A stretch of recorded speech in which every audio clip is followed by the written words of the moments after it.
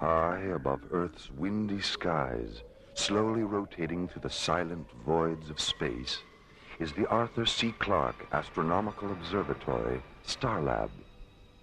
Here, the International Space Authority, ISA, watches over an eternity of uncharted galaxies and the countless planets orbiting within their starlit borders.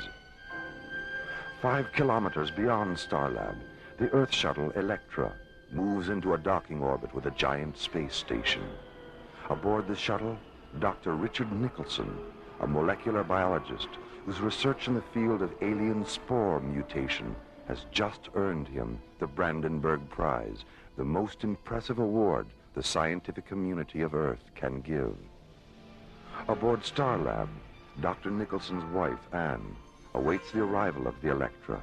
Here, the shuttle will refuel, then take them both back to Earth for the award ceremony at the International Achievement Pavilion, located in the center of New Vienna. It is April 28, 2026, a day no one on Starlab will ever forget, as this week's adventure, the Resurrectionists of Lethe, removes us from the ordinary and takes us into the mysterious light and shadow of alien worlds.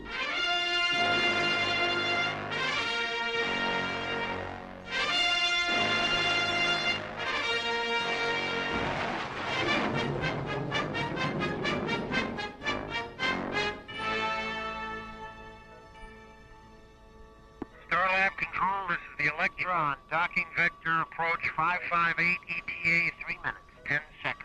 Over. Roger, Electra. You're cleared for entry into Shuttle Bay 5. The doors are open and the refueling crew is standing by. Roger, Starlab. And send the systems technician down after we dock. I've been having a little trouble with the NO3 feeder line, the number 4 retro thruster. Nothing serious, but it wouldn't hurt to check it out. Will do, Electra.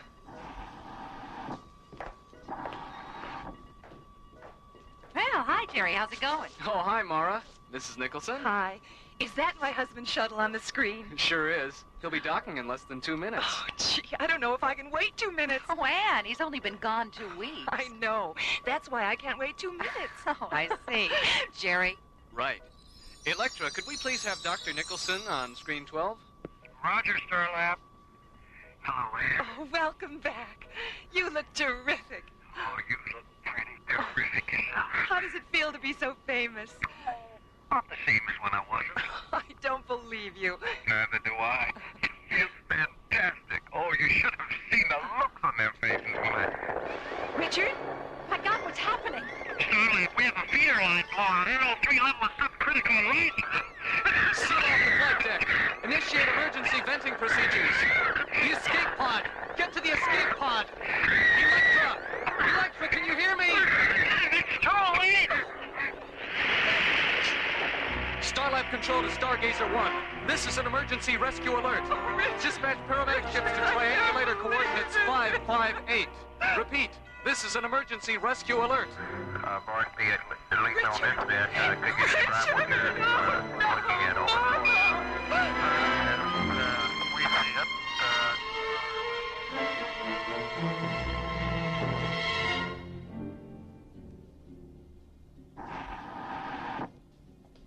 Dr. Cassidy? Come in, Carl. You look exhausted. It's been a long day. A long day. I just can't believe he's gone. He always took so much time with us at the academy, always making sure we understood things. There were times when I was ready to quit, and I would have if he hadn't talked me out of it. I know. He was understanding with all of us. Is that the accident report? Yes, I just finished it. NO3 suffocation.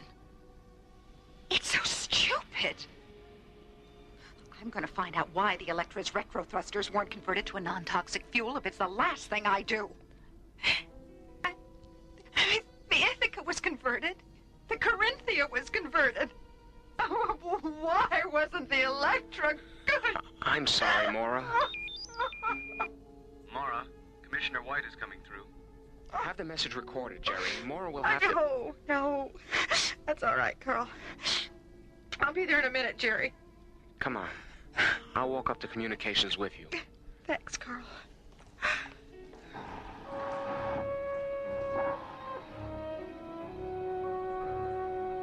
Yes, Commissioner, that's all been taken care of. Here's Dr. Cassidy now. Hello, Commissioner. Hello, Laura. Are you coming up to Starlab? I'll be up there tomorrow. I just wanted to let you know that the ISA Council has ordered an honorary internment for Richard on Lethe. Supervisor Toddmaster has already been notified, and one of his mortuary ships will be there tomorrow afternoon. Toddmaster? Simon Toddmaster? I thought you knew. He's been Lethe's supervisor for nearly 2 years now. How did a man like that ever end up on a satellite for the dead? Meanwhile, preparations are underway to transfer the body of Dr. Nicholson to Lethe, an artificial burial satellite 1,000 kilometers in diameter, created for the internment of Earth's honored dead. The casket's just arrived, Master. Good, Berkey. Very good. Let's get on with it. Lethe's supervisor, Simon Toddmaster, a man from Mara Cassidy's past, a master of the dead to whom no undertaking is insignificant. Number 6, Professor Joseph Digby Allen. Number 7, General Arnold Boom Boom Bernstein. Number 8, Prime Minister Ichiro Suzuki. My, what expensive caskets. Is this the entire manifest, Berkey? All except this one, Master. Oh, it's an interesting casket. Who's inside? Richard M. Nixon. Well, I thought he'd never pass on. Neither did anyone else. And did he leave any incriminating documents? Only an 18-minute last will and testament tape. What was on it? We'll never know, Master. There's nothing on it. I'm not at all surprised. Well, come on, Berkey. We have work to do. That is an affirmative, Master. A simple yes will do, Berkey. If you knew how I loathed affirmative, you'd be quaking in your boots. Or whatever it is you call those things on your feet. My apologies, Master. Accepted. Now, you mentioned an ISA communique. It's on the teleprinter in the control room. Shall we? After you, Master.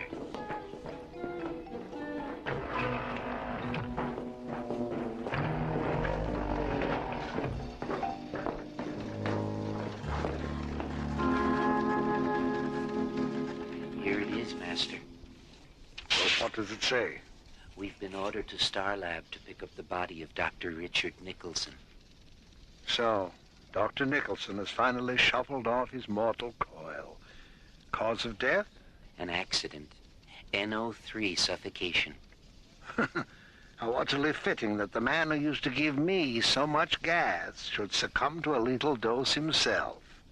I don't understand. Now, poor Richard and I worked together on Starlab once upon a time as fellow science officers. We were Professor Cassidy's golden-haired boys. Oh, you mean you used to have yellow protein filaments growing on that shiny dome of yours?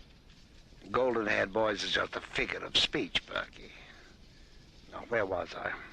Oh, yes, well, I got into some trouble while I was stationed on Starlab. Nothing serious, just a little glowstone smuggling, but they railroaded me into prison anyway.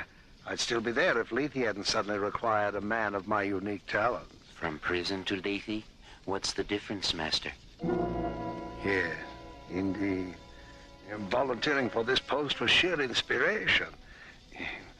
Berkey, Professor Cassidy had a daughter, Maura. Find out if she's still on Starlab. And find out if Ann Nicholson is there, too. She could be very useful to us, considering how closely she and her husband worked together. As you wish, Master. Ratchet? Master? Berkey and I are going to Starlab. Prepare the Orcus Omega. Yes, Master. By the way, Mrs. Thorndancer is waiting to see you. Well, send her in, Ratchet. My dear Mr. Toddmaster, My dear Mrs. Thorndancer. I just couldn't leave without thanking you for everything. 24 hours with my husband, alive and happy, reliving the best times we ever had. Oh, Mr. Toddmaster, it was wonderful. Well, I'm delighted that you're delighted. But remember, this is our little secret. Oh, Don't worry, I won't breathe a word to a living soul. Goodbye, Mr. Toddmaster. Oh, it's never really goodbye, Mrs. Thorndancer. Only au revoir. Ratchet, what's the progress on the Thorndancer experiment? She relived a period with Professor Thorndancer during which he was deeply involved with mind weapon research. Some of his workable hypotheses were so dangerous, he never revealed them to his colleagues, but he did confide them to his wife, and she talked her head off about them. The professor's replicant functioned so well that it had her discussing mind weapon theory within 5 minutes. The data is in the Omni Extrapolator now. Good work, Ratchet.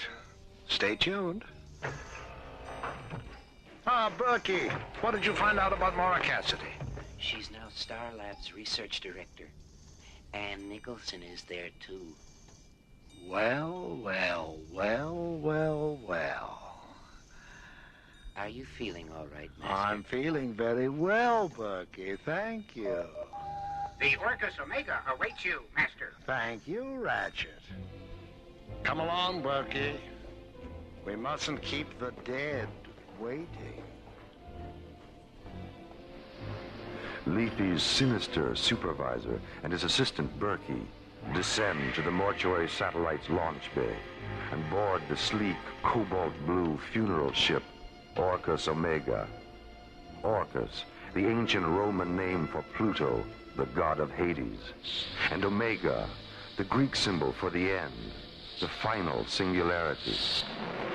Meanwhile, on Starlab, Ann Nicholson has just been told about the ISA decree to have her husband honorarily interred on Lethe. I can't help the way I feel, Maura. I am not going to Lethe, and that's all there is to it. Well, you still haven't told me why you won't go. It's grotesque. Taking him away from me like this and hiding him in a place where I'll never see him again. Couldn't he be put in cryosuspension, Maura? Have you asked the council about that? Maybe there's still a chance that Richard could be brought back to me someday. And you know it's too late for that. All right. Then you take him to Lethe, Maura. You salute all those stupid flags and smell all those dying flowers. And, yes, listen to people who never knew him lie about what a good friend he was. There won't be any flags, Anne, or any flowers or speeches or anything like that. It's a private ceremony between you and Richard. Oh, I'm tired, Maura. Will you please leave me alone? All right.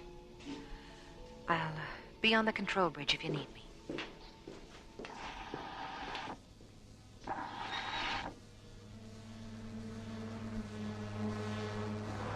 Roger, Orcus Omega. Your DV coordinates are 068 at 204.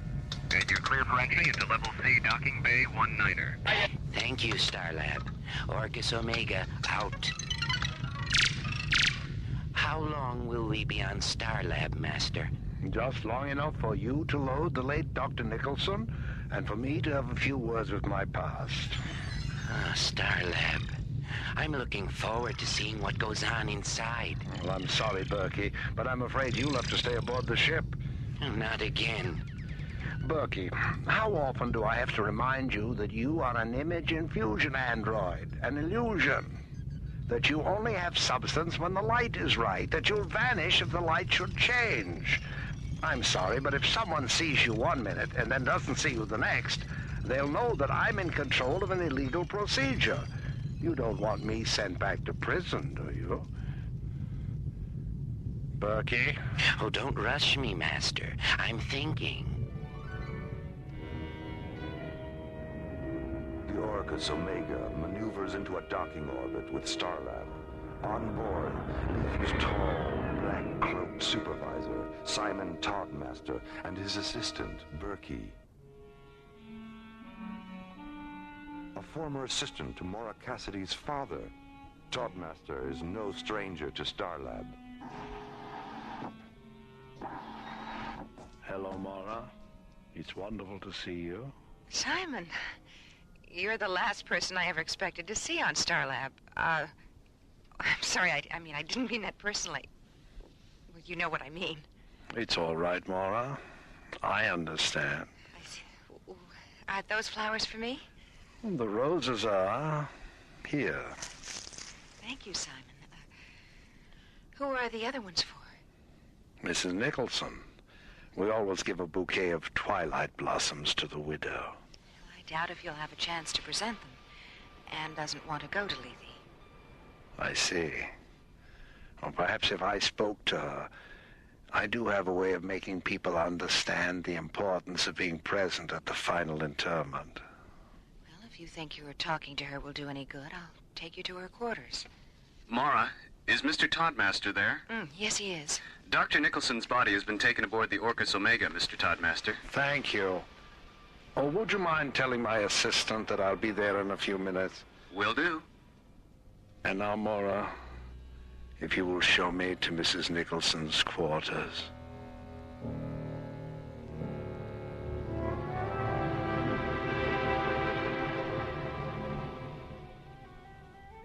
Yes, Mr. Toddmaster. The flowers are beautiful. What did you call them again? Twilight blossoms? That's right, Anne. Twilight blossoms. You know, when you first came in, I thought they were ugly. But there's something about their fragrance now that makes them seem so alive. Anne. Yes? Would you like to see Richard again? Alive? Oh, yes. Oh, yes, I want to see Richard. I want to hold him and touch him and talk to him. Then come with me to Lethe and have Richard back again. Oh, Richard, back again, yes.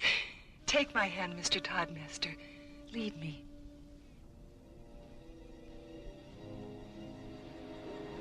We've just got confirmation on it, Mara. Toddmaster's in control of image infusion, and he's using it to create the illusion of bringing the dead back to life. The dead? But why? So he can extract classified military and scientific information from those who were at one time associated with the men and women now interred on Lethe. In some cases, it's a husband and wife would work together. In other cases, colleagues or fellow officers. I still don't understand, Commissioner. What exactly does he do? Well, he creates an image infusion replicate of the man or woman whose secrets he wants. Then he invites the husband or wife or former colleague to Lethe, drugs them, and puts them in the room with the replicate.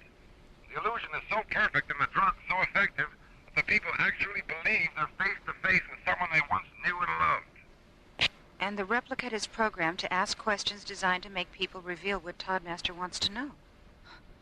It's insane. Commissioner, he's with Anne right now. Get on the intercom and tell her to stay put. I'll stand by. Anne! Anne, it's Mara. Hello, Mara. I'm feeling much better, thank you. Oh, thank heavens that you're still... You were right about Mr. Toddmaster. He's persuaded me to go to Lethe after all. Anne, listen to me. And since I'll be back in a few days and didn't really feel like seeing anyone, Mr. Toddmaster suggested I leave this recording. Recording? Jerry! Yes, Mara. Shut the doors on the Orcus Omega's launch bay. Mara, the Orcus Omega took off 3 minutes ago. Oh, God, no. Was Anne Nicholson aboard? Yes, she was. Mara, what's wrong? Jerry, what's the Delta One's ETA? 14 minutes, 50 seconds. Contact them right now. Give them the flight plan of the Orcus Omega and tell them to intercept it. Right. I was too late, Commissioner. They're gone. Gone? Damn. Is there anything you can do? Delta One is 14 minutes out. I've ordered John and Buddy to divert it and try to intercept the Orcus Omega. Stay with it, Mara. I'm coming up in a priority shuttle. I'll do my best, Commissioner. Mara, I just talked to Buddy and John. They can't do it. Delta One doesn't have enough fuel. All right. Contact the Stargazer security station. Tell them to scramble a pursuit cruiser. And find out who the pilot is. I want to talk to him.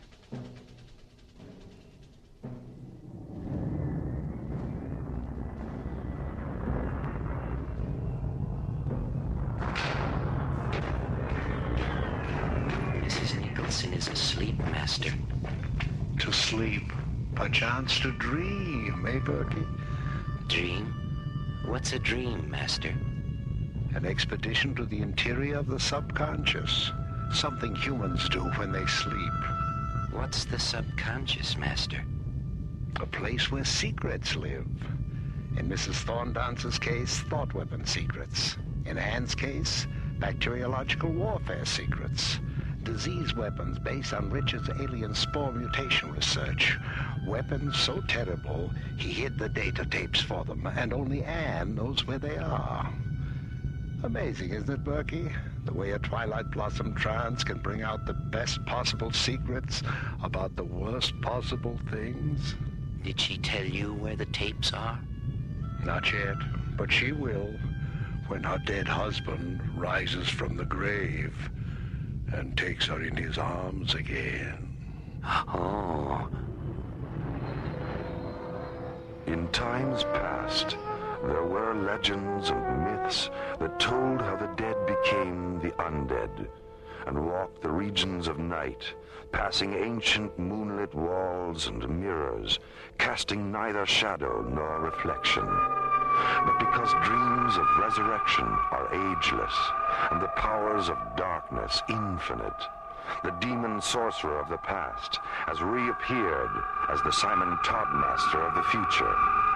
Simon Toddmaster, the resurrectionist of Lethe, a man walking the regions of night beneath the cold, moonlit skies of alien worlds.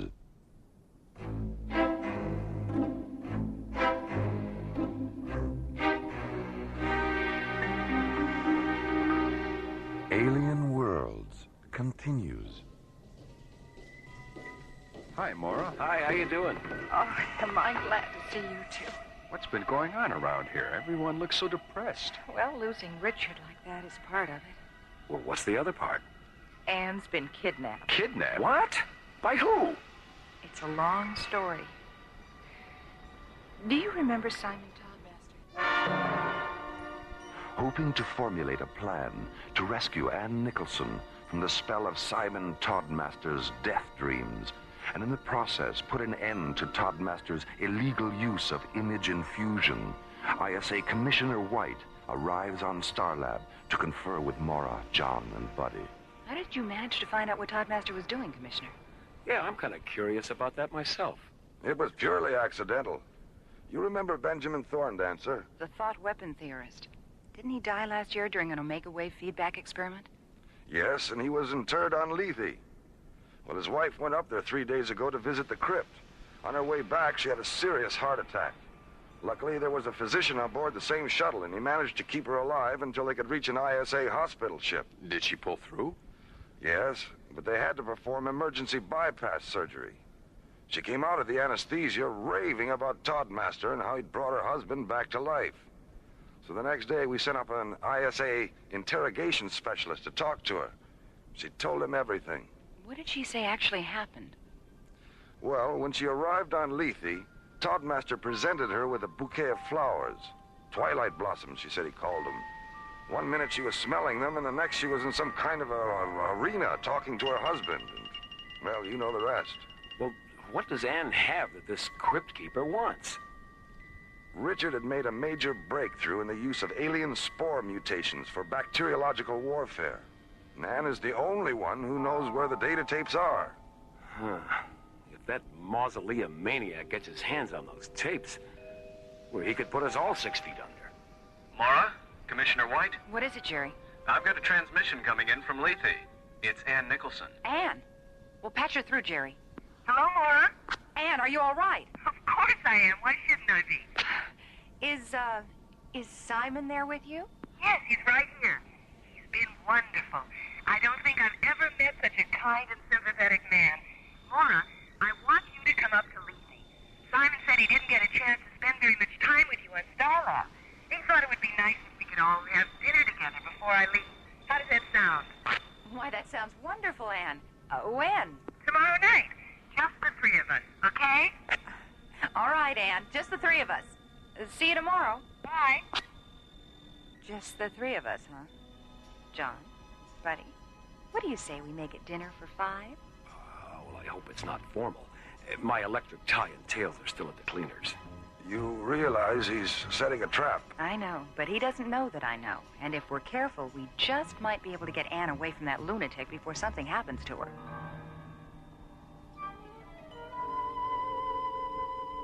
Old wine, sweet music, candlelight, delicious food.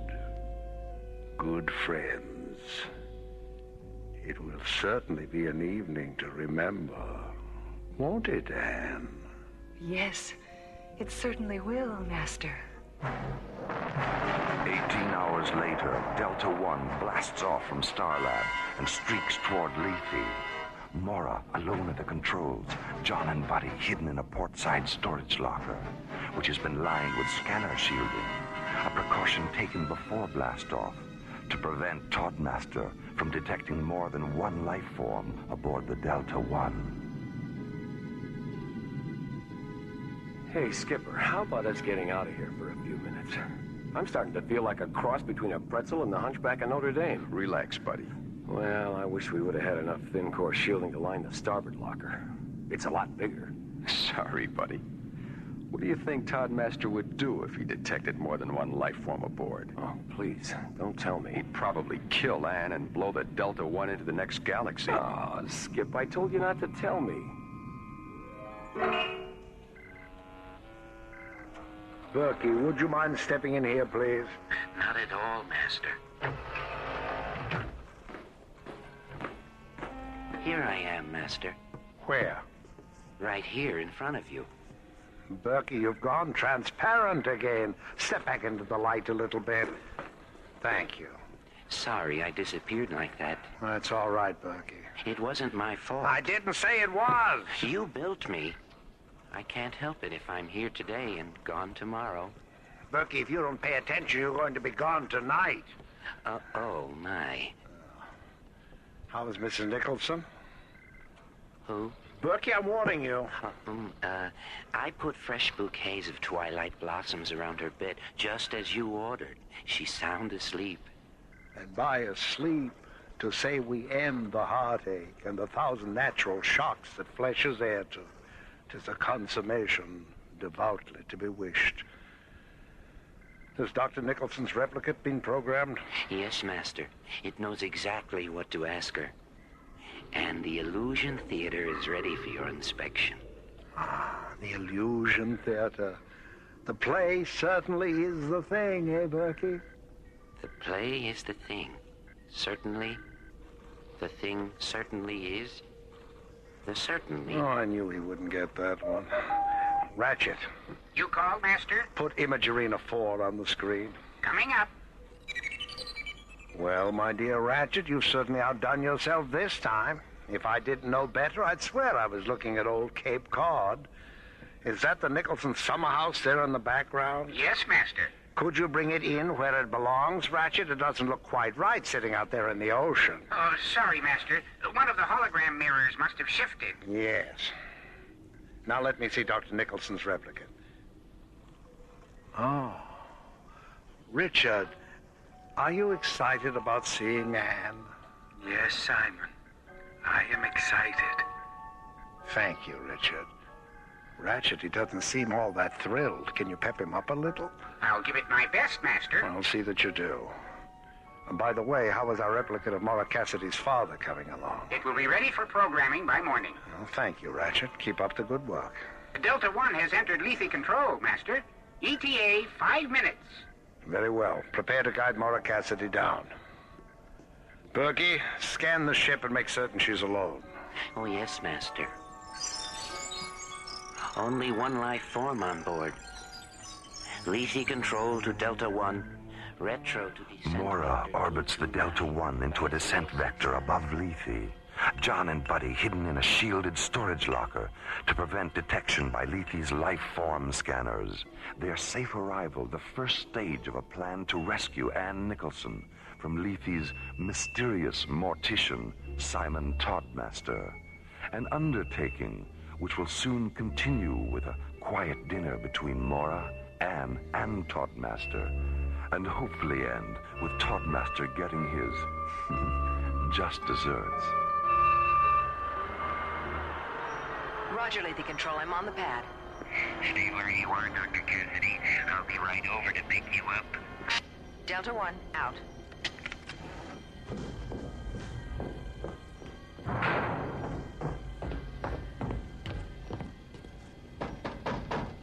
You two all right in there? I keep telling you, Sheriff, this locker just ain't big enough for the both of us.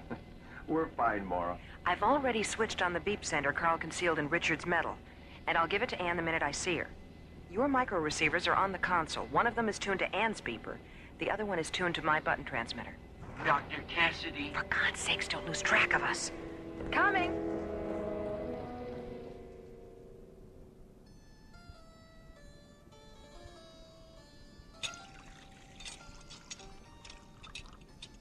Well, Simon, I see that you've managed to maintain your taste for exotic foods in spite of everything.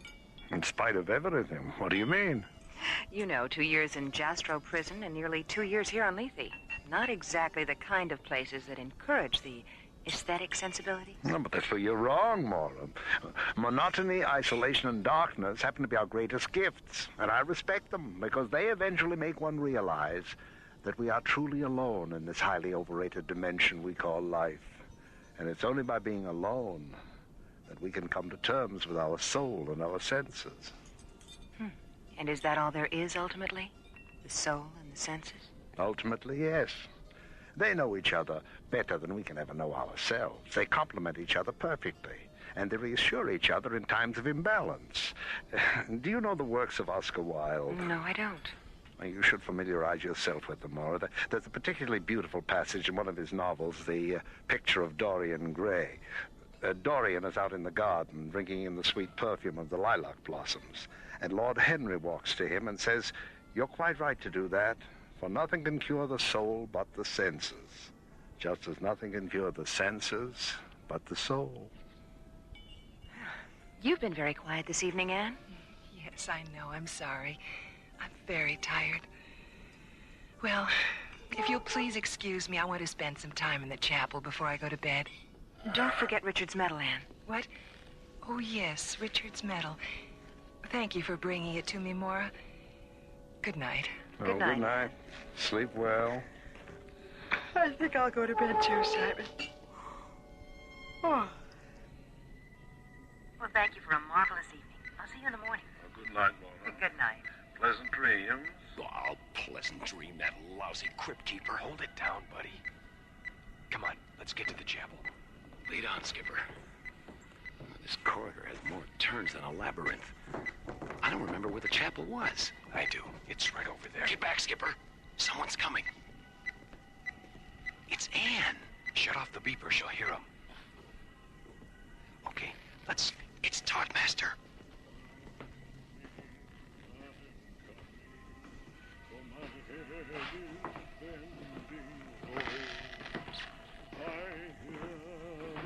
Gentle voices calling.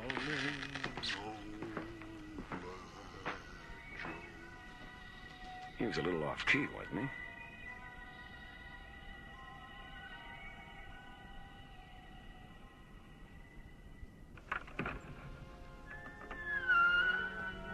Lovely, isn't it, Anne?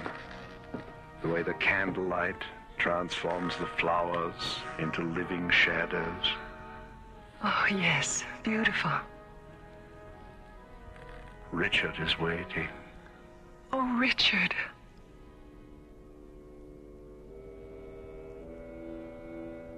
I'm not saying this place is cold, Skipper, but if I had any brass monkeys, this is the last place I'd keep them. Take it easy. Here comes Mara. Mara, over here. Where's Anne? She and Todd Master went into the chapel a half hour ago. Half an hour ago? Well, come on. Ready? Let's go. They're gone. John, the beep scanner. Over here. She's behind the wall. Well, feel around for a lever or something. Here, behind the tapestry. Hey, get this. A real-life secret panel.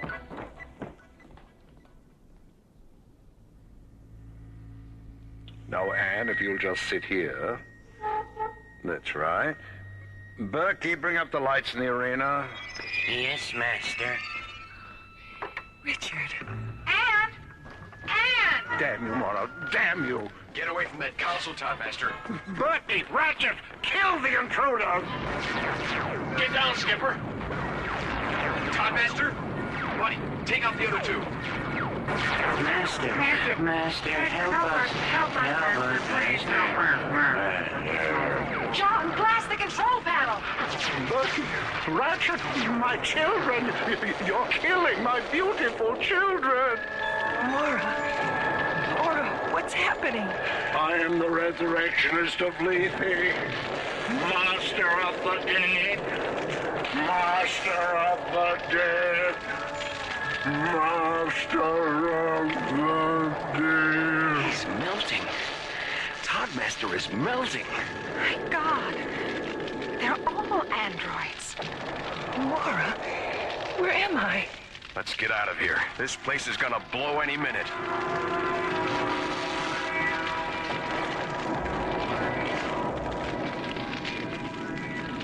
For Ann Nicholson, a narrow escape from the machineries of deception and death. For Maura, John, and Buddy, another experience to be filed away under the heading of attempted immortality. And for the android Simon Toddmaster, the sudden, disquieting stillness that visits all things electric when the power fails and the lights go out. An artificial man with a synthetic mind, incapable of knowing creation's most perfect flesh and blood law. That death, like life, is its own master. Well, how's Anne today, Maura? Oh, fine, Commissioner. Dr. Rossiter says she'll be able to go back to Terra tomorrow. Is it true about Simon? Yes, an ISA security squad found his body this morning. It was in a sealed crypt under the floor of the chapel. Spectrocyte poisoning. A laboratory accident a long time ago. Never told anyone. How did you find out? A diary in his casket. You should all read it sometime. He was an extraordinary man. He perfected image infusion for use as a holographic communicator. Nothing more. And because he knew he'd die before he'd finish it, he built a synthetic alter ego to carry on his work. Well, I've got a shuttle waiting. Goodbye for now, and again, congratulations on a job well done. Thanks, Commissioner. Goodbye, Commissioner. We'll talk to you later, Maura. I'll be here. Library. Ingrid? It's Dr. Cassidy. Will you please check and see if there's anything down there by Oscar Wilde? I'm interested in one of his novels, The Picture of Dorian Gray.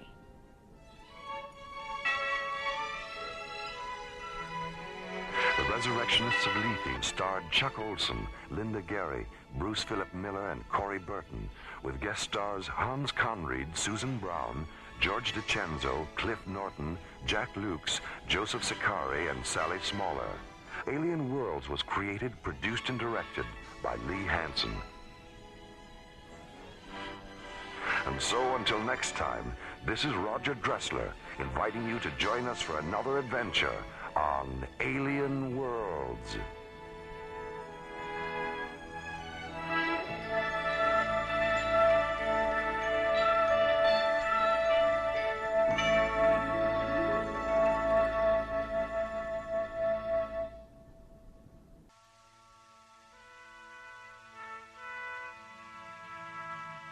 Slowly rotating at the edge of deep space, 1,000 kilometers beyond the atmosphere of 21st century Earth, is the Arthur C. Clarke Astronomical Observatory, Starlab. Here, Starlab Research Director Maura Cassidy, along with scientists and technicians of the International Space Authority, watch over the countless suns, planets, and star systems that fill the universe. This week, Space Exploration Team Captains John Graydon and Buddy Griff are hurled from the outer boundaries of space into the subatomic light and shadow of a world within a world, as the Infinity Factor Part 1 embraces the threshold of the unknown on Alien Worlds.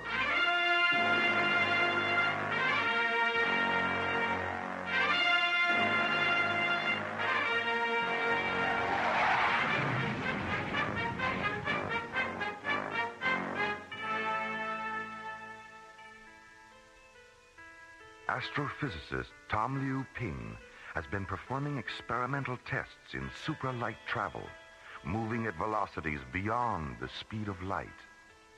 The final step in a series of tests is now at hand. A specially modified ISA Delta Series craft, the Hyperion, will be piloted by John Graydon and Buddy Griff at speeds traveled before only by an infinity of light. Startup control. This is Tom Roping aboard the Hyperion.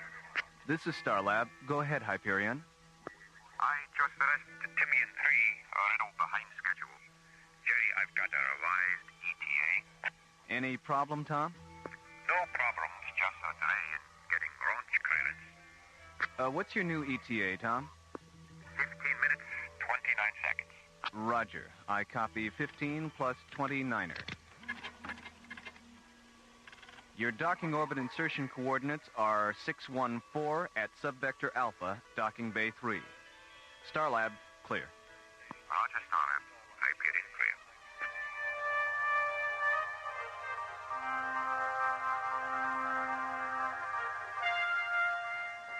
When did Tom Liu Ping arrive, Mora? He got in at 0300, John. He was late leaving Timian 3. That's why we rescheduled the briefing.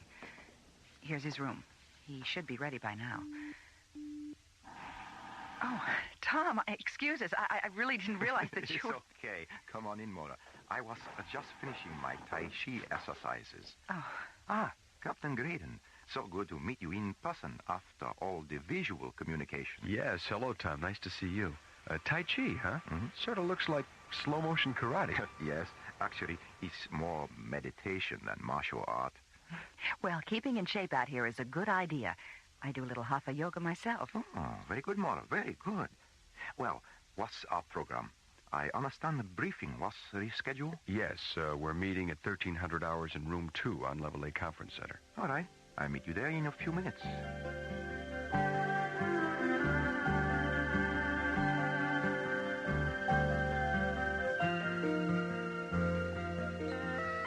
Now this diagram on screen 6 shows the final modifications we've made on the Hyperion's drive system.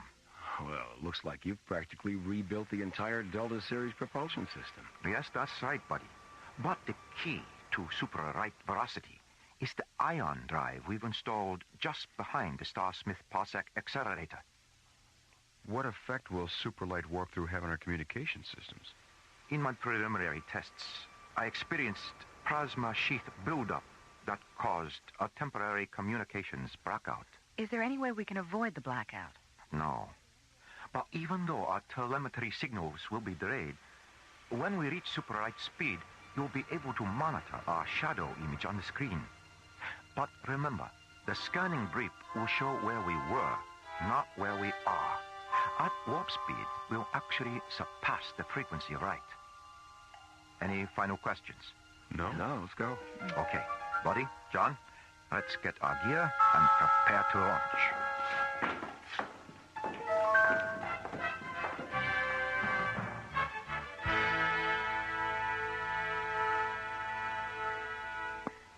Starlab Control to Hyperion. This is the Hyperion. Go ahead, Mora. Microwave confirms your calculation for reaching superlight critical at vector 098. 098. Roger. Thanks, Mora. Good luck with the test, and try not to lose touch. Don't worry, we won't, Mora. Okay, buddy, let's do it. Interface all computer functions. We have a positive decoder interlock on all data terminals. Manual launch functions are canceled. Real-time launch status, 15 seconds and counting. Okay, Hyperion, you're cleared for launch. Roger, Starlab. Okay. Let's see what this baby can do.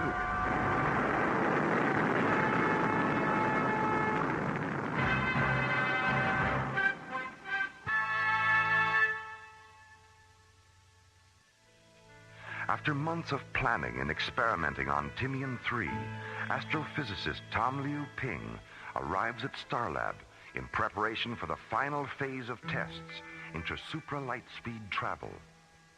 Assisting in the tests and piloting the modified Delta Series spacecraft Hyperion are Captains John Graydon and Buddy Griff. As the experimental vessel jets away from Starlab, Research Director Maura Cassidy prepares the monitoring procedure that will track the Hyperion's telemetry and progress during the multiple light-speed flight.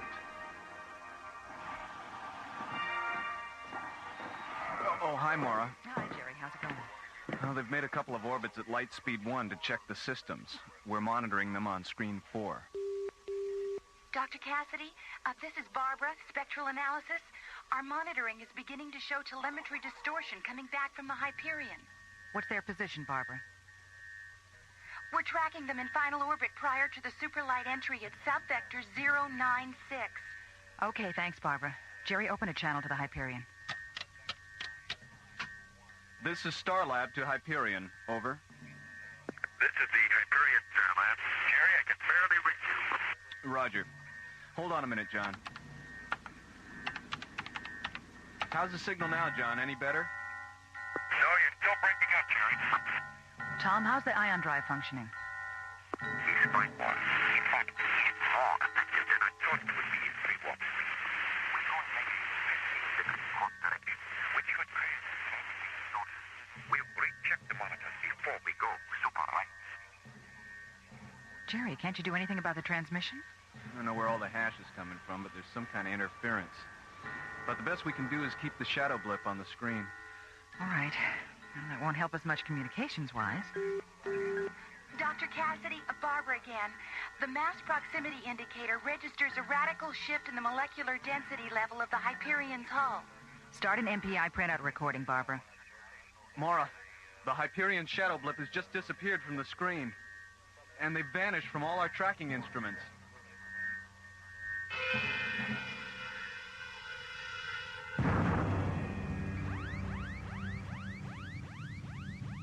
Geez, what kind of light show was that? Scanners indicate we've walked through some kind of photon barrier. Damage report, buddy. Well, the surge buffers between the ion drive and the parsec accelerator have shifted 110 degrees out of phase. And we've got heavy vibration and thermal overload on engine number 2. Reduce power, buddy. Correct to a pitch of 312. And fire yaw thruster with a 0.5 vertical correction. Let's see if we can stabilize. Right, Skip. She's coming around, Skip. Where the devil are we? Let me check the translocator beacon. That's pretty strange. What is it, buddy? The beacon draws a blank. And celestial guidance doesn't respond either. It's as if we were in completely uncharted space. Try a long-range scan. I don't think that would be necessary. You'll find an Earth atmosphere planet at vector 659 Mach 5. Where did you come up with those coordinates? I can't tell you more than that. Trust me. Program the coordinates and you'll see. Listen, Tom. If you know something we don't, you'd better come up with it right now. It wasn't supposed to happen like this. Tom, out with it. Yeah, come on, man. All right. About 6 months ago, I made breakthrough in my experiments. What kind of a breakthrough? I discovered a parallel universe during my first super-right warp-through test in Delta 5. Oh, terrific. Is that where we are now? Yes. What about the planet you just mentioned? It's a water world called Asakusha. The people of the planet live on 2 islands. I made contact with one of the islands called Adusa. What I found was a world out of balance. Out of balance? What do you mean? The Asakushans had an ion generator that kept the people of the planet in balance, physically and emotionally. They regarded this generator as some kind of holy shrine. It's a 2-piece interlocking cylinder called the Altar of Light and Dark. So what caused the imbalance? The people from the other island, Kudor, broke into the shrine 2 years ago and stole half of the altar. As a result, the ion level of the atmosphere has shifted. This shift caused the people of Adusa to become weak and passive, while those of Kudor become strong and aggressive. How did you get involved? Why did you get involved? It was my intention to return to the planet after we had completed these tests and leave my ion generator with the people of Adusa so they could restore their physical and emotional balance. But now that the generator seems to have malfunctioned, I don't know what to do.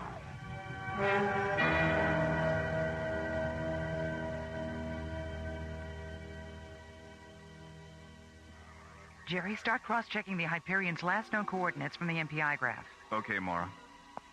Starlab, this is Echo Leader. Roger, Echo Leader. Go ahead. We've completed our Phase 2 search and reconnaissance. There's not a trace of the Hyperion anywhere. No debris? No sign of wreckage? No, apparently she didn't break up. There's nothing here. All right, Echo Leader, thanks. Return to base. Roger, Starlab, Echo Leader on the return. Out. Starlab, clear. What could have happened to them? Even at light speed, spacecraft don't just disappear.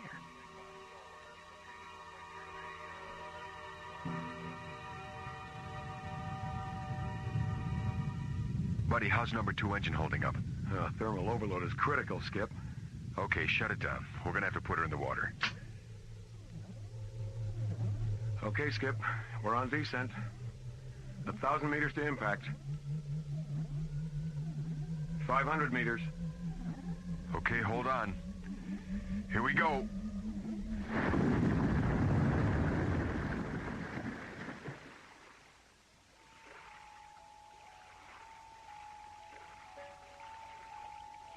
Oh, my head. Are you okay, buddy? Yeah, I'll be okay.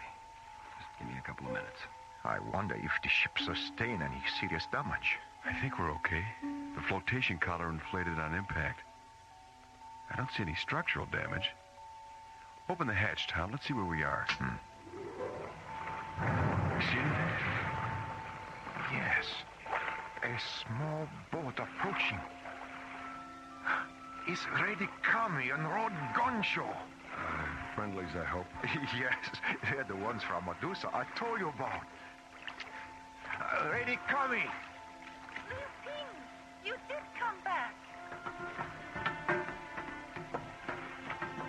Thank God you found us, and not the raiders of Kudor. You brought others. Yes, Rod Guncho. This here is John Graydon. Hello. And Buddy Griff. Pleased to meet you. You come with us. We take you to Adusa.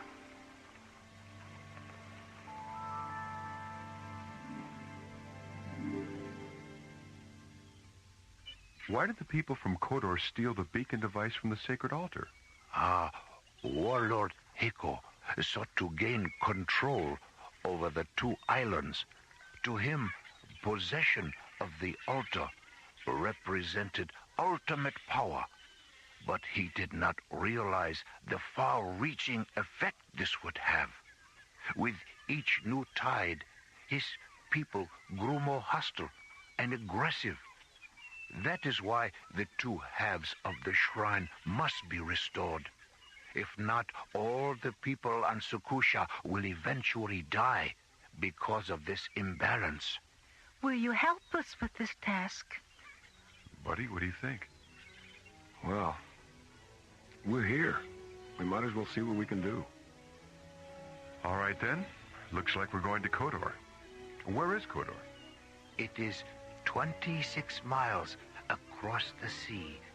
The 4 preps of 1958. What does he mean? Never mind. It's just Buddy's way of breaking the tension.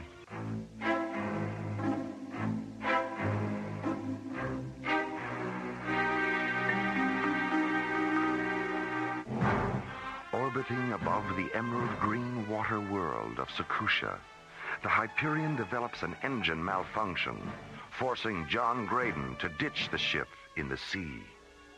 10 minutes later, John, Buddy, and Tommy Lu Ping are rescued and taken to the nearby island of Adusa.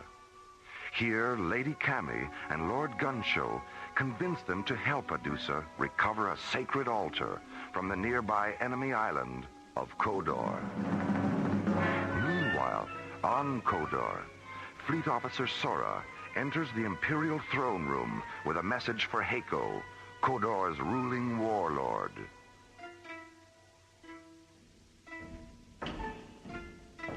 Ah, Lord Heiko.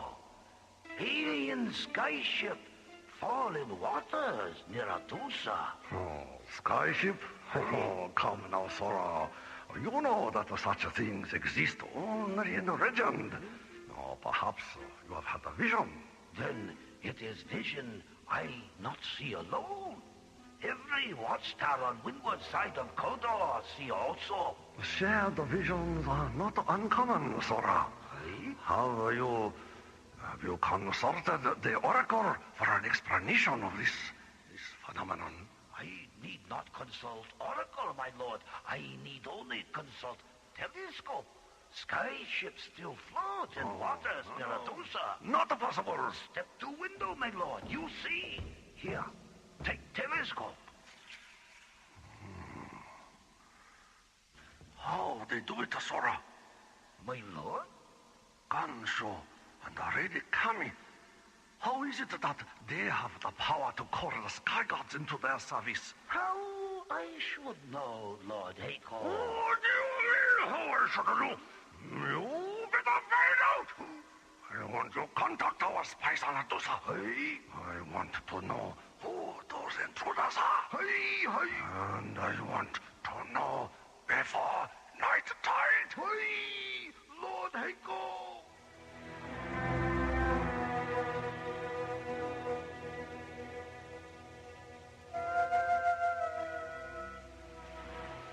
Mora must be going crazy wondering what's happened to us. Yeah. Dear Mora, we're somewhere in a parallel universe. The weather is overcast, and so are we. Your pals Buddy and John. P.S. Help. Where's the post office, Gunshaw? I want to get this off right away. What is your friend talking about, Tom? He's expressing dissatisfaction with our circumstances. Can you blame him? No, I suppose not. Look, Tom, we know that you should have told us about all this before the Hyperion took off. So we're not going to get too upset right now. But when we get back to Starlab, if we ever do, you'd better be prepared to run for your life. All right? All right. And thanks. Our ship is ready, my lord Gansho. Wait a minute.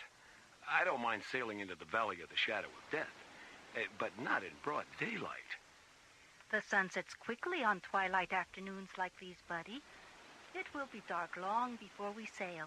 Cross your heart? My heart? That's just Buddy's way of asking for reassurance, Cammy. Oh. Yes, Buddy. Cross my heart. Tom, where's the equipment you brought ashore from the Hyperion? Over here, John.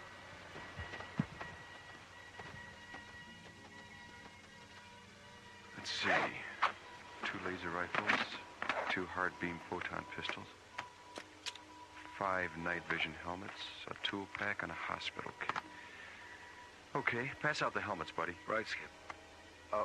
Of what use are these helmets, John? The lens on top projects a type of light that can be seen only if you look through the helmet's faceplate.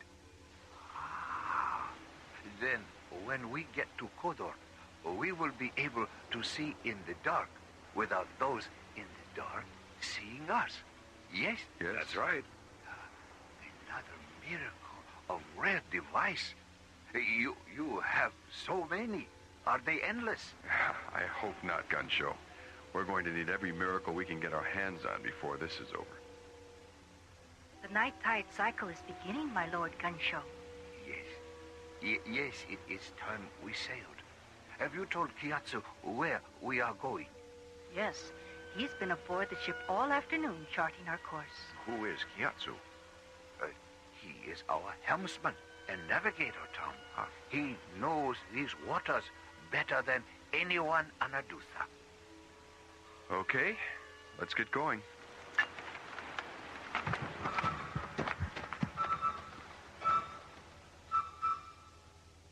Sora, do you still have the message the carrier brought this afternoon? Hey, Lord Echo? Read it to me again. But Lord Eiko, I already lead you dozen times. Freeze, Zora.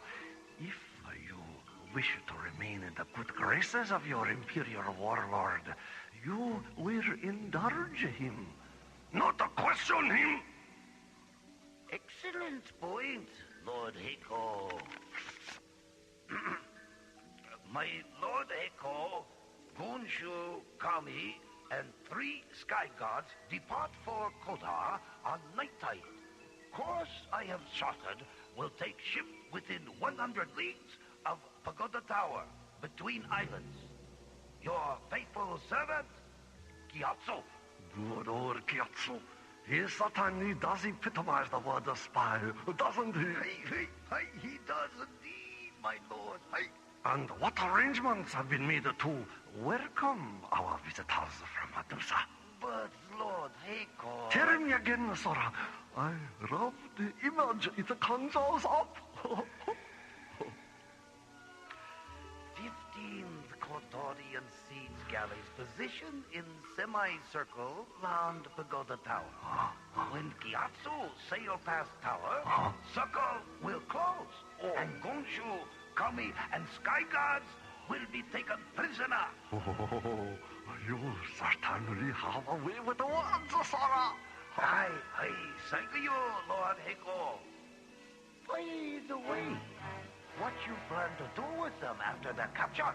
We'll try to persuade the Sky Gods to give us the secrets of their power. Aye? And if they not easily persuaded? Then we will simply feed them to the carnivore eels. And when no trace of them remains, we will tell ourselves they never existed. After all, Sora, life must go on.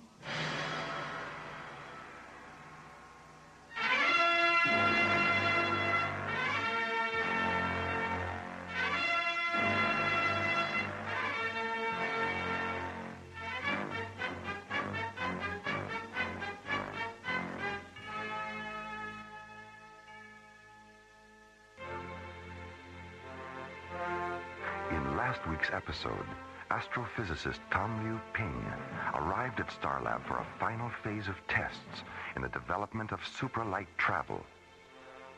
Piloting the modified Delta Series spacecraft Hyperion and assisting in the tests are space exploration team captains John Graydon and Buddy Griff.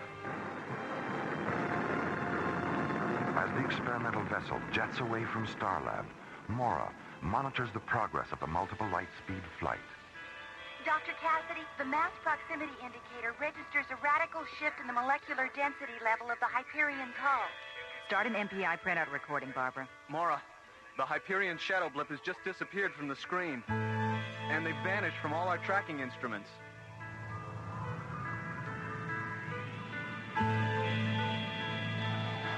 A flash of multicolored light sweeps past the Hyperion as it passes from one dimension into another and enters a parallel universe known only to Tom Liu Ping. Where the devil are we? You will find an Earth atmosphere planet at vector 659 Mark 5. It's a water world called Sakusha. The people on the planet live on 2 islands. I made contact with one of the islands called Adusa. What I found was a world out of balance. Out of balance? What do you mean? The Sakushans had an ion generator which kept the people on the planet in physical and emotional balance. It's a 2-piece interlocking cylinder they call the altar of light and dark. So what caused the imbalance? The people from the other island, Kudor, stole half of the device. As a result, the ion level in the atmosphere shifted. The people on Adusa have become weak and passive, while those on Kudor have become strong and aggressive.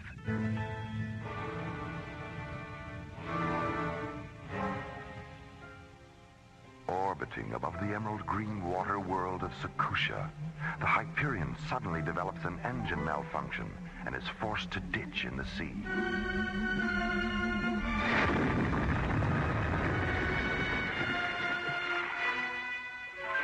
Minutes later, John, Buddy, and Liu Ping are rescued by Tom's friends, Lady Cammy and Lord Gunshow. The three are taken to the nearby island of Adusa, where they're asked to go to Kodor and help recover the cylinder stolen from the altar of light and dark. Will you help us with this task? Buddy, what do you think? Well, we're here. We might as well see what we can do. Meanwhile, on Kodor, Fleet Officer Sora and ruling warlord Heiko, now aware of the plot to regain the cylinder, discuss a counterplan. 15 Kodorian siege galleys positioned in semicircle round Pagoda Tower. When Gyatso sail past tower, circle will close, and Gonshu, Kami, and Sky Guards will be taken prisoner. And now, the conclusion of the Infinity Factor on Alien Worlds.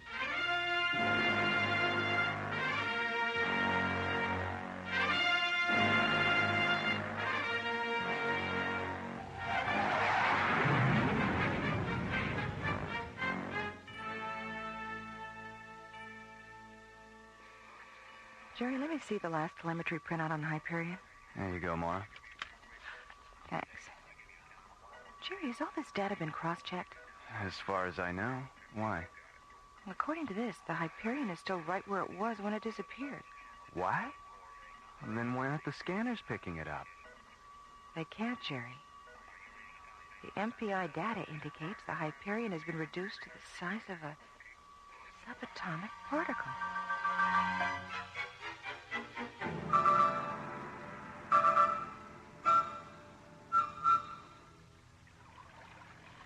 Lord Gunshaw!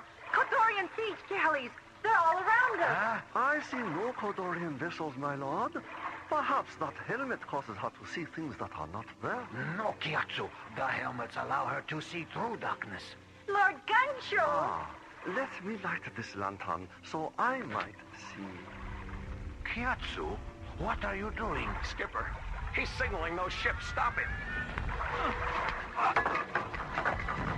I can see many boats closing in on us. What are we going to do? We're gonna take them out, that's what. Skip? Right, buddy. Fire!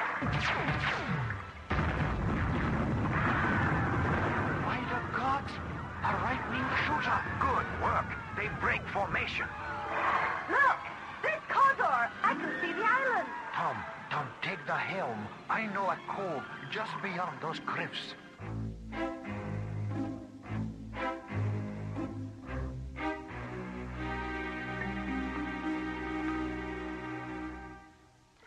As the ship carrying John, Buddy, Tom, Lord Gunshow, and Lady Cammy approaches the pagoda tower between Adusa and Kodor, Gyatso, the ship's helmsman, signals to the fleet of Kodorian siege galleys waiting in the darkness. Stop, Gyatso.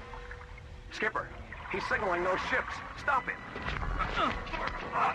Suddenly realizing that Gyatso is a Kodorian spy, John and Buddy knock the traitorous helmsman unconscious and engage the enemy warships with laser rifles.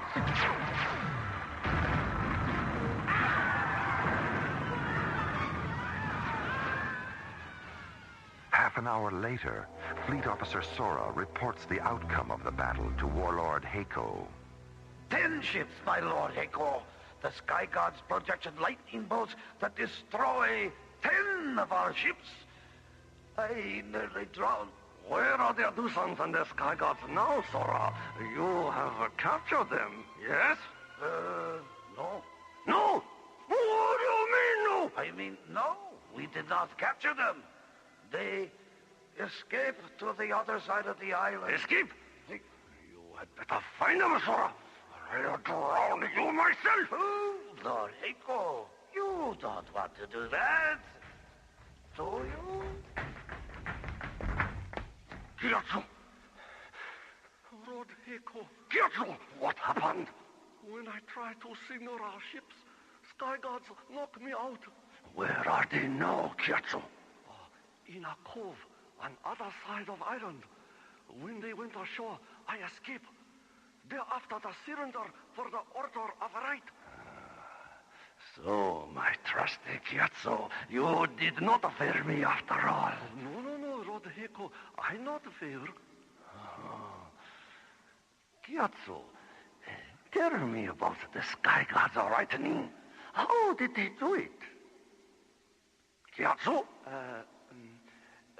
How I should know, my lord? I out cold during battle. You missed the whole thing! That will be all, Chiazzo. Yes, Roderico. Sora, you were there. You tell me about the lightning. Was it wonderful? Oh, Lord Heiko, it was so terrible. And yet, it was beautiful, too. Everywhere there was lightning. Red, orange, and purple. There was fire and smoke and the clack of wooden masts splitting, falling, and burning. It was as if the night itself had turned to fire. Oh, Sora, such a way with the words you have.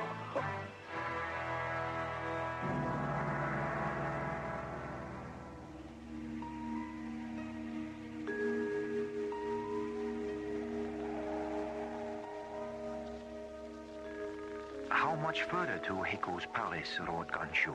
Up ahead on the ridge. Do you know where Heiko keep the cylinder? Yes, in his throne room. Do you remember how to get into the palace, Lord Gunshaw? Yes, lady. I remember. How long's it been? He was brought here 200 moontides ago and nearly tortured to death by Heiko's warriors as a demonstration of Kodor power. I used to come here often. Kodor was once the trade center for the two islands. Of course, that was before Lord Heiko became so obsessed. Yes. But we do have one advantage. Heiko must certainly know by now that we are in the company of sky gods. Everyone on Sakusha fears the sky god legends, even Heiko. Oh, I'm sure we can make that work for us. What do you mean, buddy? We'll use our lasers to make them dance a little. I mean, we don't want to hurt them. It is good you do not wish to harm anyone. We also believe this to be right. To hear you speak makes me fear for the first time since the theft of the cylinder that all is not lost. Don't worry, Gunshow. We'll get your cylinder back. And I will do my best to understand the manner in which to restore the altar. But I will need your help, Lord Gunshow. Yes, Tom. Can you tell me if there are any insignias, markings, colors, or anything like that which connect the two halves of the altar? Yes. The markings on the two halves of each disc fit together to form the law of the word symbol. Stop a moment. Just a moment. Please show me the symbol. Here, draw it for me on the ground. Oh, yes. A circle. Of course. The infinity factor.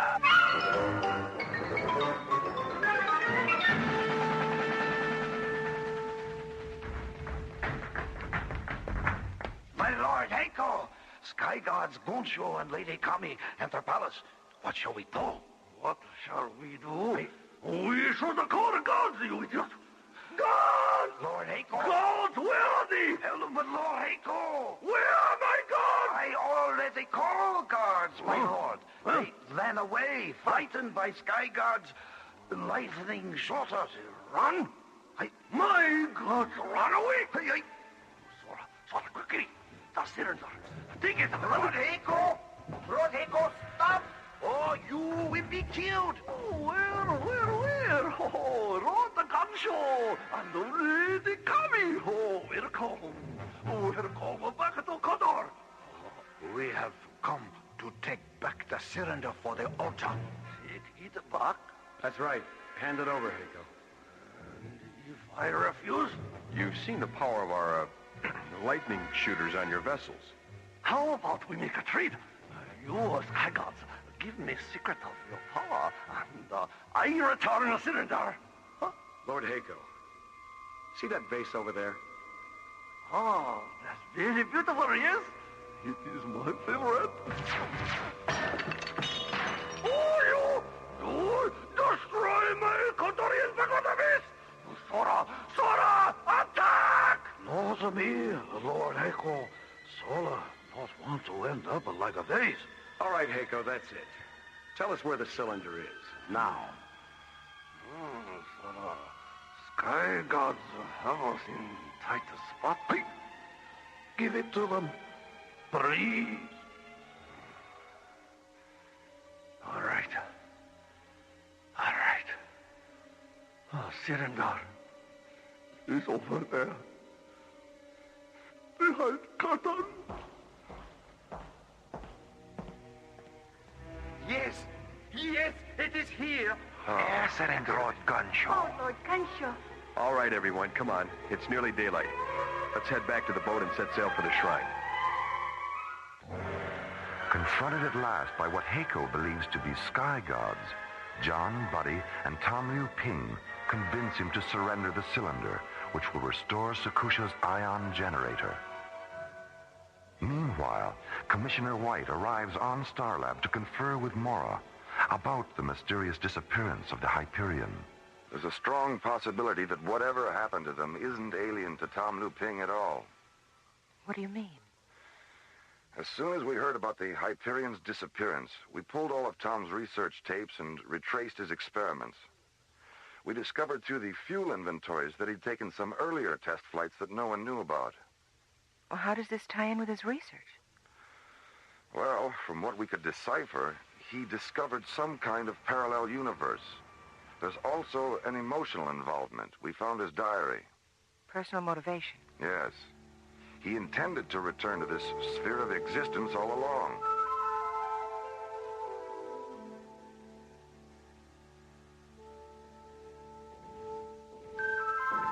I can't get over it. The shrine, it's so beautiful. Hieroglyphics. These paintings. And these. They look like formulas. The markings represent the entire story of Sakusha's great plan. It tells of how our world was to become one of perfect balance and wisdom. The altar was placed here to ensure that future. Lady Kami, Tom has restored the altar. It is working. All right. Well done, Tom. Well, I'm glad it wasn't as difficult as you expected. It was actually quite simple. Once Lord Gunshaw gave me the description of the pattern the two cylinders formed. It's a very primitive ion generator by our standards, but quite effective. How soon will the effects become noticeable, Tom? I measure the output of the ion generator as soon as it began working. I would estimate that its effect on the Sakushans will be seen shortly. Look, a ship is approaching. It's Heiko's Imperial warship. We've just enough time to reach our ship before the generator is up to full power. Okay, let's go. Remember, buddy, we don't really know what effect this generator will have on these people, or on us. As John, Buddy, Tom, Cammy, and Lord Gunshaw carefully make their way back to the ship, Sakusha's ancient altar of light and dark fills the air with an ionized aura, re-establishing the planet's balance.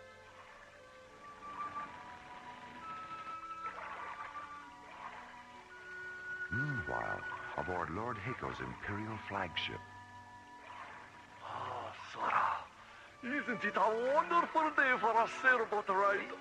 Water smooth and the wind just right. Hey, my lord, sailboat, very relaxing. Lord Heiko, huh? Didn't we have something we were going to do today? Ah, yes, Sora. I believe you're right.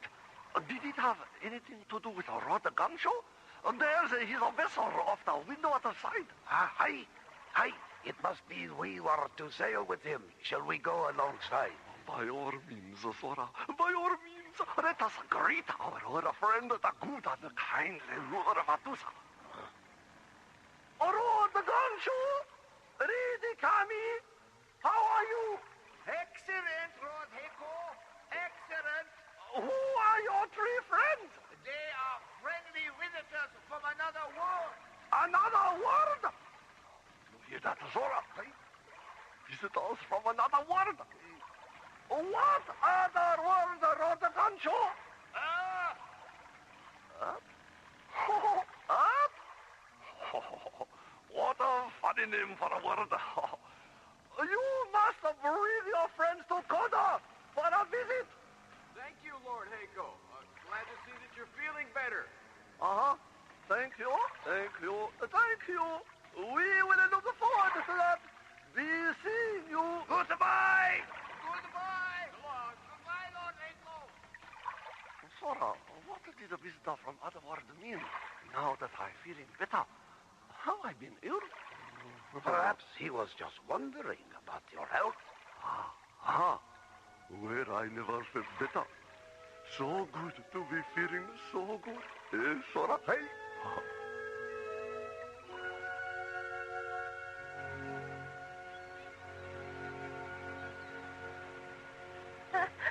I could not believe how quickly Eiko changed. Yeah, he really went from a tiger to a pussycat, didn't he?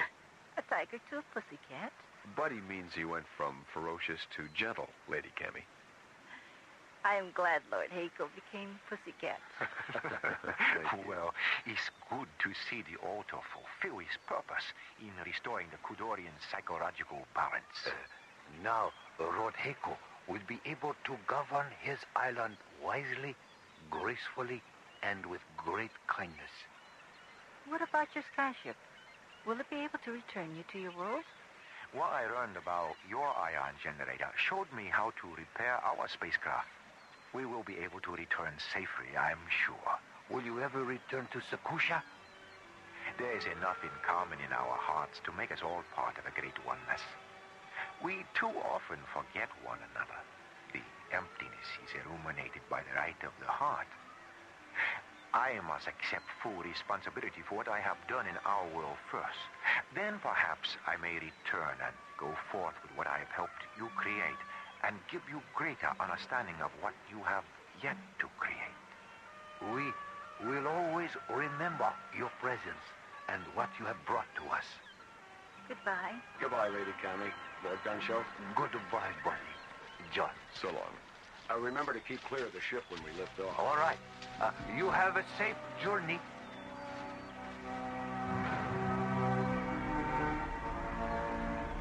As Lady Cammy and Lord Gunshow watch the Hyperion rocket away from the emerald green water world of Sakusha, John, Buddy, and Tamu Ping make ready for the critical warp back through time and space into their own universe.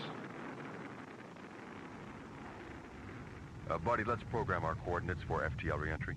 Right, Skip. Tom, that circle Gunshow drew on the ground, what was that all about? This circle, John, was the missing key to all my research. I knew that by understanding what had happened on Sakusha, I would be able to understand what I had discovered. We were reduced in time and space to an infinity where balance is restored through the cohesiveness of philosophy and science together. And the moon circle on the cylinders united the two. The moon circle? Yes, you see, the circle had been broken, separated. And the way the two cylinders fit together restored the circle and the balance of Sakusha. We're programmed for FTL re-entry at Vector 558, Mark 1, Skip. Okay. Keep your fingers crossed.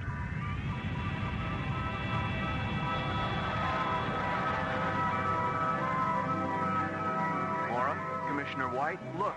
The Hyperion's back on the screen. At least I think it's the Hyperion. Wow. Looks like your theory may have been well-founded, Commissioner. Yes, it looks that way, doesn't it? Hyperion to Starlab, over. All right. It is them. We read you, Hyperion. Welcome back. Thanks, Jerry. What's going on, a party? You might say that, yes. Are you all okay? Oh, we're fine, Mora. Where have you been? Do you know what happened? Yes, we know what happened. We're still not sure how we got there, but it was an incredible experience. We'll tell you all about it soon. Jerry, give us a docking orbit insertion. And break out the Beaujolais. We're on our way home.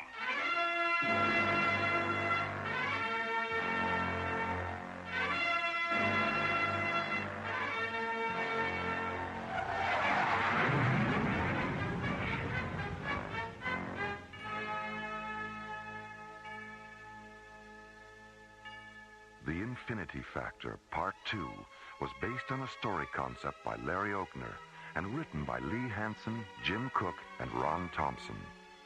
Our stars included Linda Gary, Chuck Olson, Bruce Philip Miller, and Corey Burton, with special guest stars Clark Warren, Larry Moss, Herb Ellis, Joe Young, and Helen Funai. Associate producer Ron Thompson. Music director Tom Rounds. Engineer Stu Jacobs. Assistant to the producer Jim Cook. Alien Worlds was created, produced, and directed by Lee Hansen. And so until next week, this is Roger Dressler inviting you to join us for our next adventure, Earthlight, on Alien Worlds.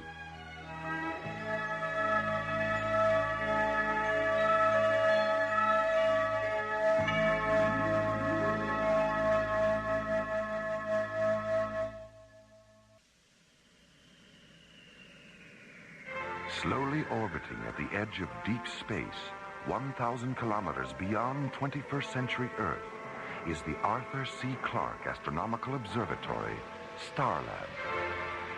Here, Starlab Research Director Maura Cassidy and scientists and technicians of the International Space Authority watch over the countless star systems that fill the universe. This week, England's most famous consulting detective, Sonar T. Foom, and his associate, Dr. MacGuffin Drone, return to Starlab and become involved in the adventure of the Parallax Deception on Alien Worlds.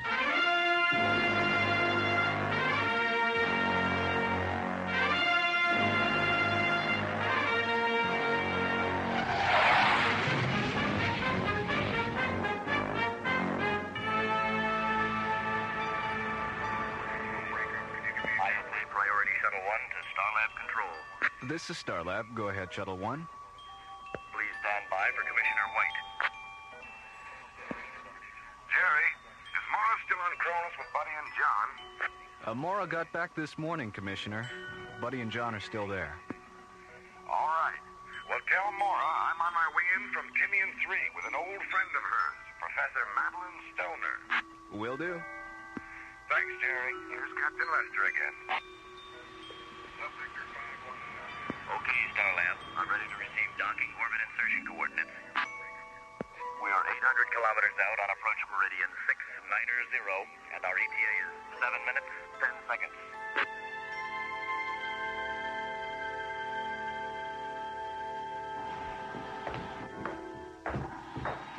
Hello, Maura. How you doing? Oh, hello, Commissioner. Fine.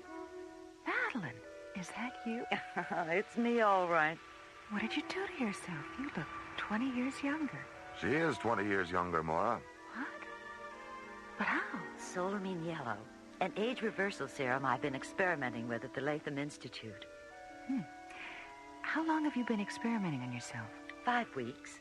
You've lost 20 years in just 5 weeks? Mm-hmm. If this isn't some kind of miracle, I don't know what is. Well, there's still a lot of work to be done, Maura. Control group studies, long-term side effects, things like that. I'm leaving for England tomorrow to work with an old friend of mine. Maybe you've heard of her, Dr. Vivian Stanchel. Sure, I know her work. Well, she owns a private research lab near London, so we're going to start conducting some advanced experiments with the serum. How many people know about Solamine yellow, besides Oliver Latham and Dr. Stanchel?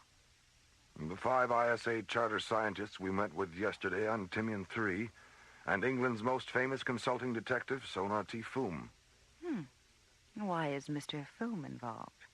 Well, since half the universe would beat a path to Madeline's door if they knew about the serum, the project's top secret. And since Foom knows everything there is to know about keeping a secret... The ISA has engaged him to work out the security arrangements for Dr. Stanchel's laboratory. Right. Foom and Dr. Drone will be here in the morning. Well, it's way past midnight. I've got a long day ahead of me tomorrow. Will you show me to my quarters, Maura? Of course, Madeline. And you, Commissioner? I think I'll wander around Starlab for a while. See you in the morning. Okay, Commissioner. Night. Night. Night, Matthew. Good night.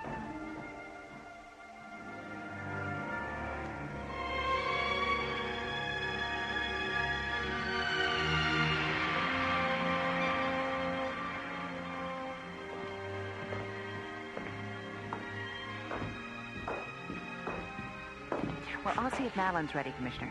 See you in a few minutes.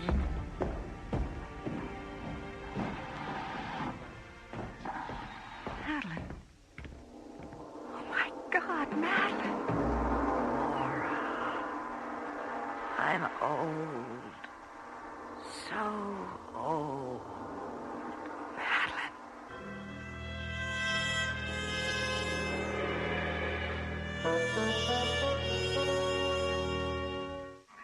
Okay, Starlab. I'm ready to receive docking orbit insertion coordinates. We are 800 kilometers out. Following a top-secret science conference on Tinian 3, ISA Commissioner White and Professor Madeline Stoner arrive at Starlab for a meeting with Maura Cassidy. Madeline, what did you do to yourself? You look 20 years younger. She is 20 years younger, Maura. What? But how? Solamine yellow, an age reversal serum I've been experimenting with at the Latham Institute. But when Maura enters Madeline's quarters the next morning, she finds her friend lying on the floor, her newfound youth gone, her eyes glazed with age, transformed overnight into a withered old woman. Meanwhile, at a small spaceport near London, England's most famous consulting detective, Sonar T. Foom, and its associate, Dr. MacGuffin Drone, board Foom's multi-atmosphere cruiser, the Bellerophon, and blast off for Starlab.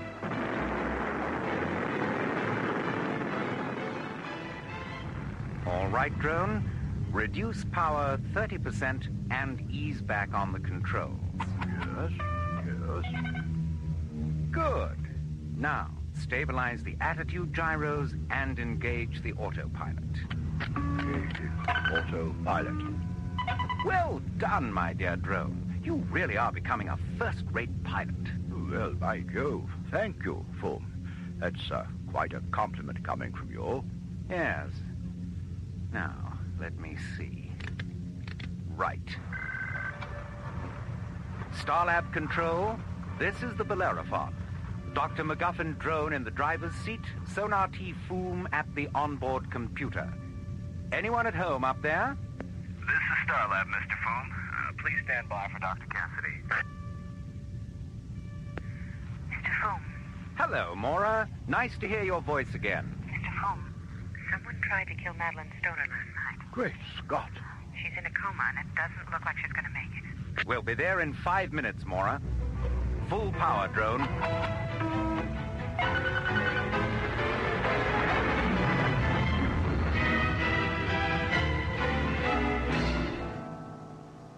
We thought at first she'd had some kind of reaction to the serum. But when Dr. Rossiter examined her, she found this in Madeline's back.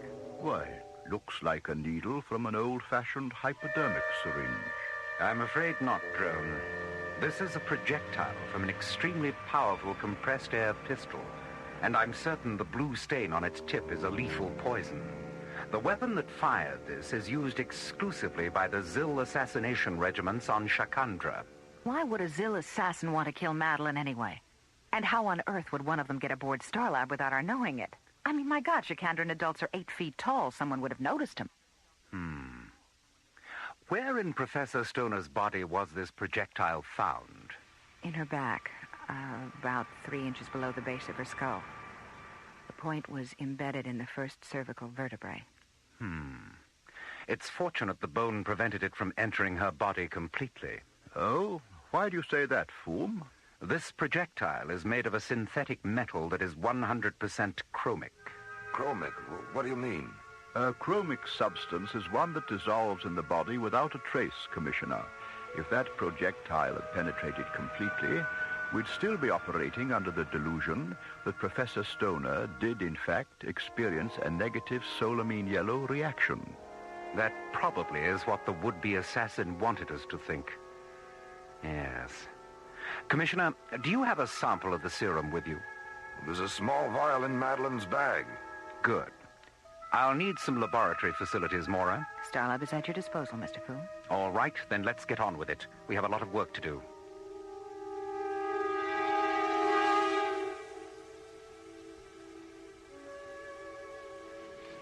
Why is this Mycroft computer of yours taking so long to analyze our experiments, Mora?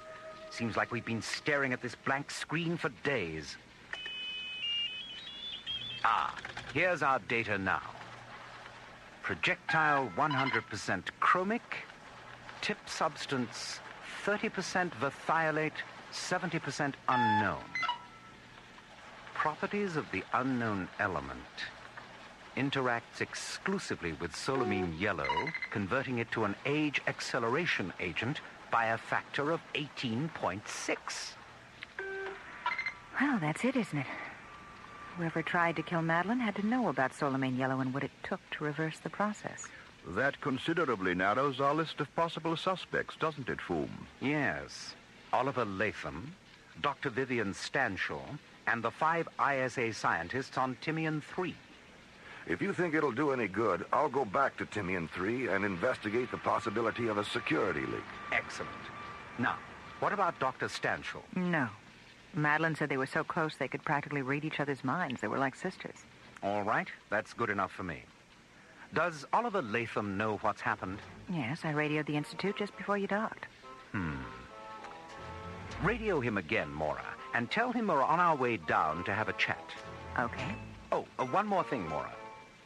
Have Jerry pull the visual scanner tapes of every docking procedure that's occurred here within the past 48 hours. This fiend had to arrive by ship and leave the same way. Perhaps the tapes will disclose something.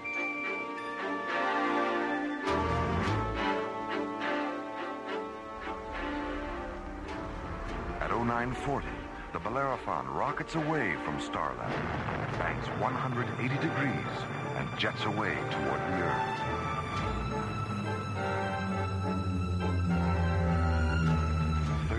Later, Foom's powerful ship enters Earth's atmosphere and approaches the Latham Institute, a complex of pearlescent blue domes situated on the Gold Coast of New California. Meanwhile, behind the locked doors of the Institute's executive suite, Oliver Latham sits behind his desk, staring up at the white skeleton-like face of the 8-foot-tall, black-cloaked alien who stands before him. It's the judgment of the Chitandran War Council that you've overextended yourself, Latham. I don't care what your War Council thinks, Brack. I'm doing the Council's ultimatum is this. If you cannot deliver the Etrusine you promised, they will terminate the flow of wealth you so desperately need to maintain this complex of yours. You have 10 days. 10 days? There's no way in the world that I can produce 200,000 liters of Etrusine in 10 days. And why not? You produced 200,000 liters of solamine yellow in only 6 days. Well, producing solamine yellow in quantity was easy. It was already developed. Etrusine is still in the experimental stage. Latham, if Etrusine is so experimental, why did it interact so perfectly with the solamine yellow in Professor Stoner's system? Well, I didn't mean that. I meant that process of converting it from a solid to a liquid is experimental. Latham, do you remember how surprised you were when your old friend Jacob Himmler approached you concerning our war with Abraxas? I was more than surprised. I was astonished. I had no idea he was involved with your... Astonished, yes. Now, multiply that astonishment by a factor of 10, and you will know how much you astonish me. Astonish you? How? By the way you confuse an issue in the hope of gaining an advantage. You said Etrusine was experimental. Now you say the conversion process is experimental. Which of the two is it? The process. It's the process. The way your mind works is an embarrassment, Latham. Oh, I see. I see. And the fact that your planet intends to age Abraxas into extinction, I suppose that's logical. Their culture is passive, Latham. Mr. Latham, Dr. Cassidy, Mr. Foom, and Dr. Drone are here. Oh, all right. Give me a half a minute. This man Foom could be trouble, Brack. I'll be the judge of that. Let them in. I'll wait in the next room. All right, Miss Fuller. Send them in.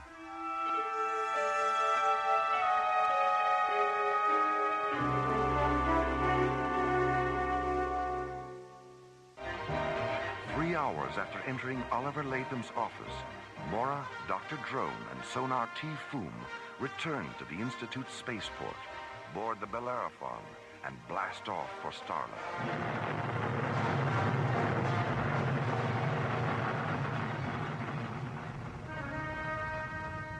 Foom, when you dropped your pipe in Latham's office and then bent down to retrieve it, I noticed you picked something out of the carpet. What was it? Evidence, my dear Drone. Evidence that will send Oliver Latham straight into Jastrow Prison for the attempted murder of Madeline Stoner. I don't believe it. Come now, Foom. You're pulling my leg. I've never been more serious in my life. But what possible motive could he have? Unimaginable wealth, Mora. A fortune in capricite gemstones, the currency of Shikandra. What makes you think Shikandra has anything to do with this? Elementary, my dear Drone. The faint, lingering fragrance of night blossom perfume in Latham's office. Perfume? Yes. The Zill assassins on Shikandra anoint themselves with it as part of a self-purification ritual. All right, let's assume Latham is responsible. How did he get aboard Starlab? And what about the fact that he was in his office from 7 last night until 7 this morning? His door was open. A dozen people saw him. Oh, they saw him, all right. The bandage on the palm of his left hand proves that. Bandage? Yes. Full speed ahead, Drone. I'm anxious to peruse Jerry's docking bay tapes.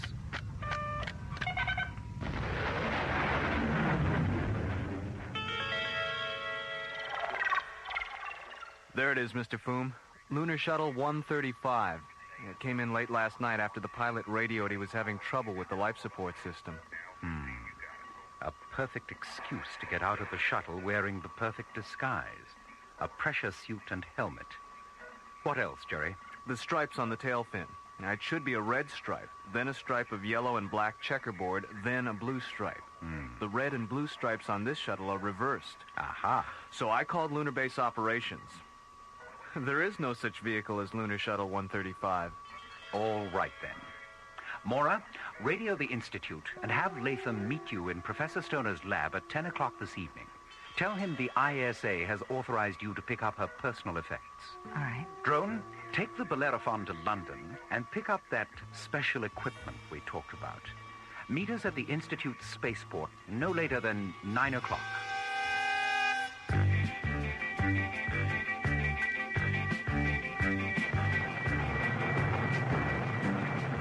As Dr. Drone banks away from Starlab aboard the Bellerophon, Mora and Foom rocket out of Launch Bay 9 aboard the ISA Interceptor Atlantis and jet toward the Gold Coast of New California.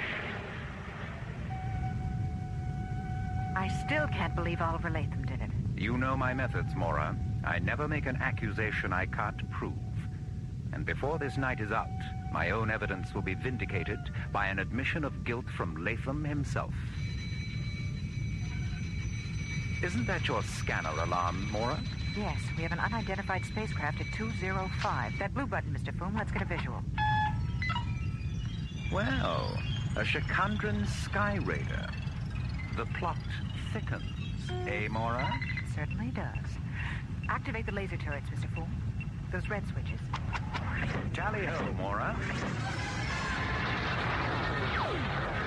Close, but no cigar. Oops, here he comes again. Not a very good shot, is he? What time is it? 8:30. Oh, gee, it's getting late, isn't it? Well, I better get this over with. Nice shooting, Mora. That's one you owe me, Mr. Fool. One what? One cigar.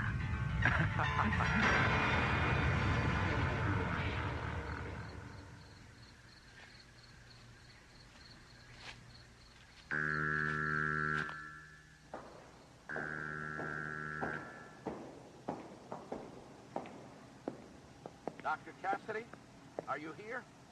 Over here, Oliver. Madeline. The needle didn't penetrate far enough. Oh, Oliver. Why? Why did you do it? The Institute needed money, Madeline. Solamine yellow and etrazine together. The perfect biochemical weapon. I could have made a fortune. But you said no. No more weapons.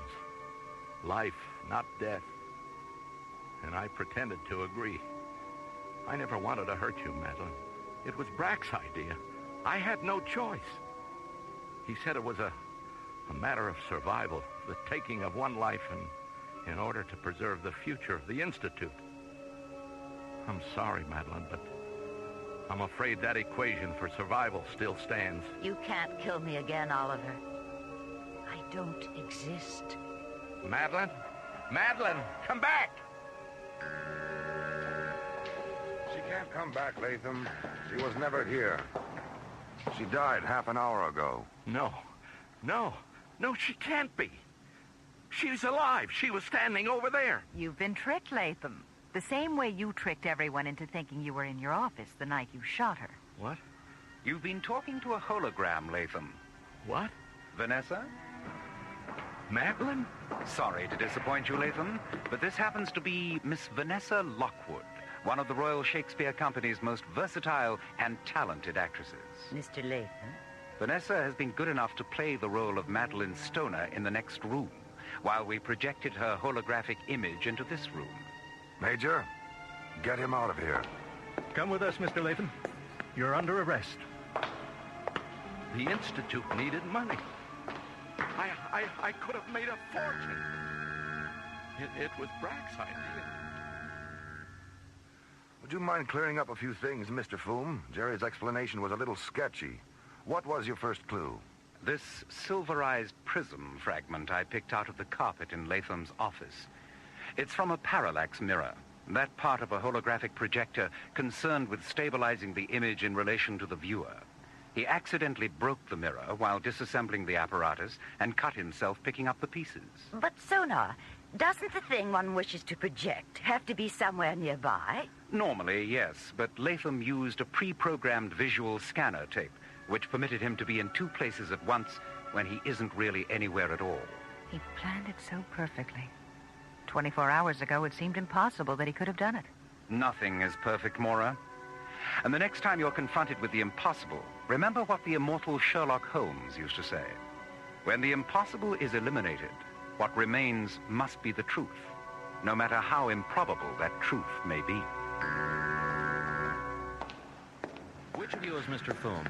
I am. I'm Abernathy, Institute Communications. This message just came for you from London by way of Starlab. May I have the envelope, please? Certainly. Thank you so much. Egad, Drone. The historical television archives of the BBC have been ransacked, and every single episode of Monty Python's Flying Circus has been purloined. Why, this is monstrous. Yes. We must recover those episodes, Drone. Come along. The game is afoot, and a new adventure is at hand.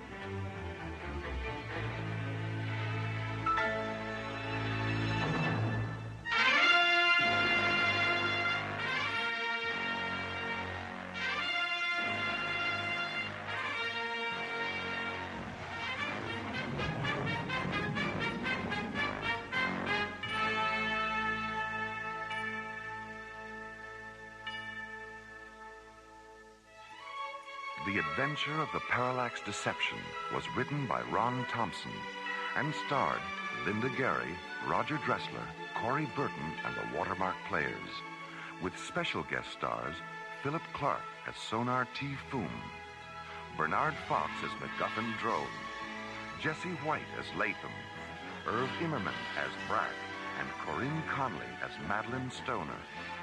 Associate producer Ron Thompson. Music director Tom Rounds. Engineer Stu Jacobs. Technical consultant Peter Sky. Assistant to the producer Jim Cook. Alien Worlds was created, produced, and directed by Lee Hansen. This episode of Alien Worlds is dedicated to the memory of Sir Arthur Conan Doyle, creator of England's most famous consulting detective. And so until next week, this is Roger Dressler inviting you to join us for a question of conscience from the elsewhere and elsewhen of alien worlds.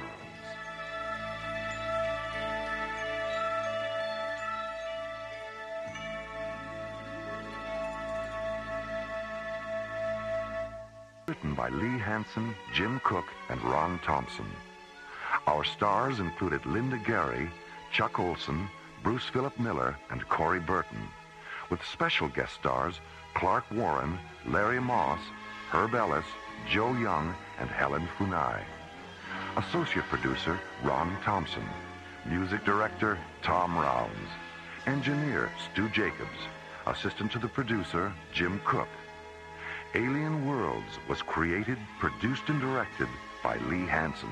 And so until next week, this is Roger Dressler inviting you to join us for our next adventure, Earthlight, on Alien Worlds.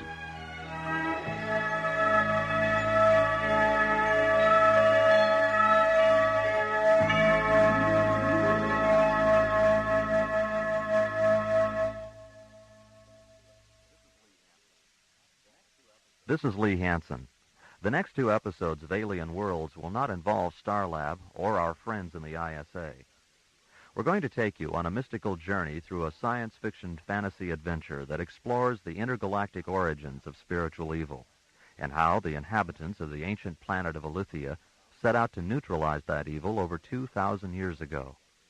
Here then are Olin Soule, Lorene Tuttle, Russi Taylor, and Roger Dressler in Part 1 of our special presentation, Earthlight.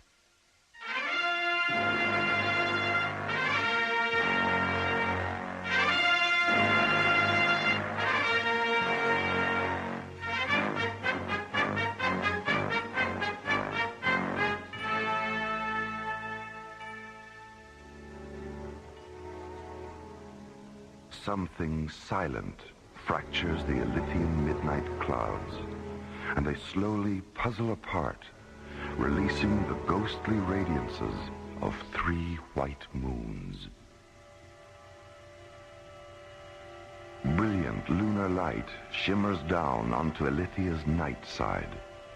Darkness dissolves as far north as the ion refineries at Lahilia, as far south as the Aviara Sun Tower complex, as far east as the Lusa Canal intersect, as far west as the domed wingship port at Darmus.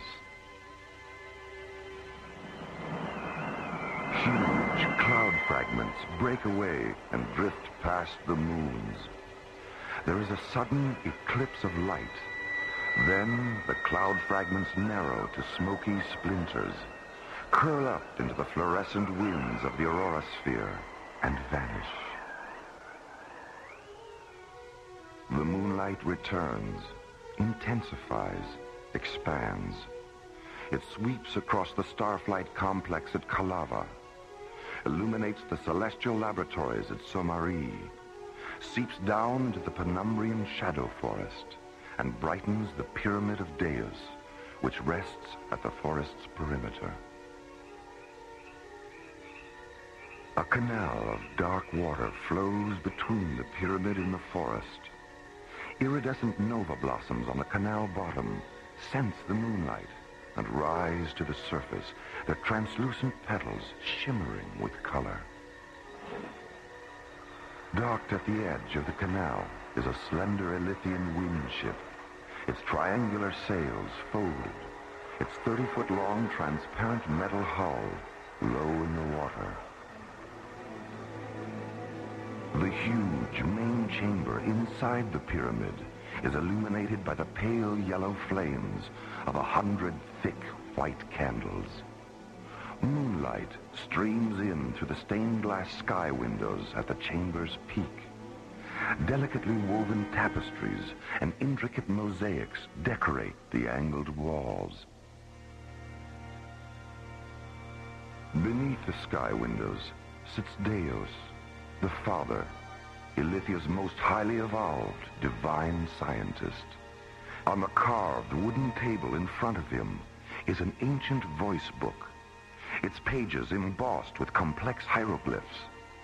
As he moves his fingertips over the hieroglyphs, the book voice tells him the future, reaffirming his dream about another expedition to the planet of Terralu. A beautiful woman is blinded by visions of immortality and falls to sleep in a flower field. A star machine floats down into the scented voids of summer. A child is born. A healer of spirits walks across the deep currents of the faraway sea. The suffering are comforted. The dying are healed. The dead are reborn. The healer of spirits ascends to the stars. Terralu sinks below the fiery horizons of an alien sun. Faces look up. The sky stands still. Terralu. So many expeditions. So little progress. So many of our sons and daughters lost. 1,000 years, and it's just beginning.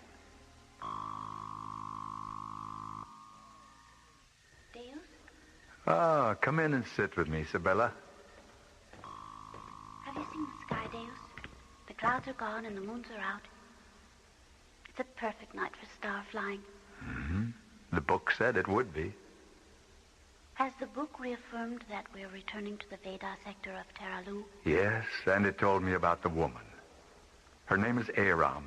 She's young and strong and beautiful, and she's never known the Darkbringer virus. Elishaba had never known the virus either.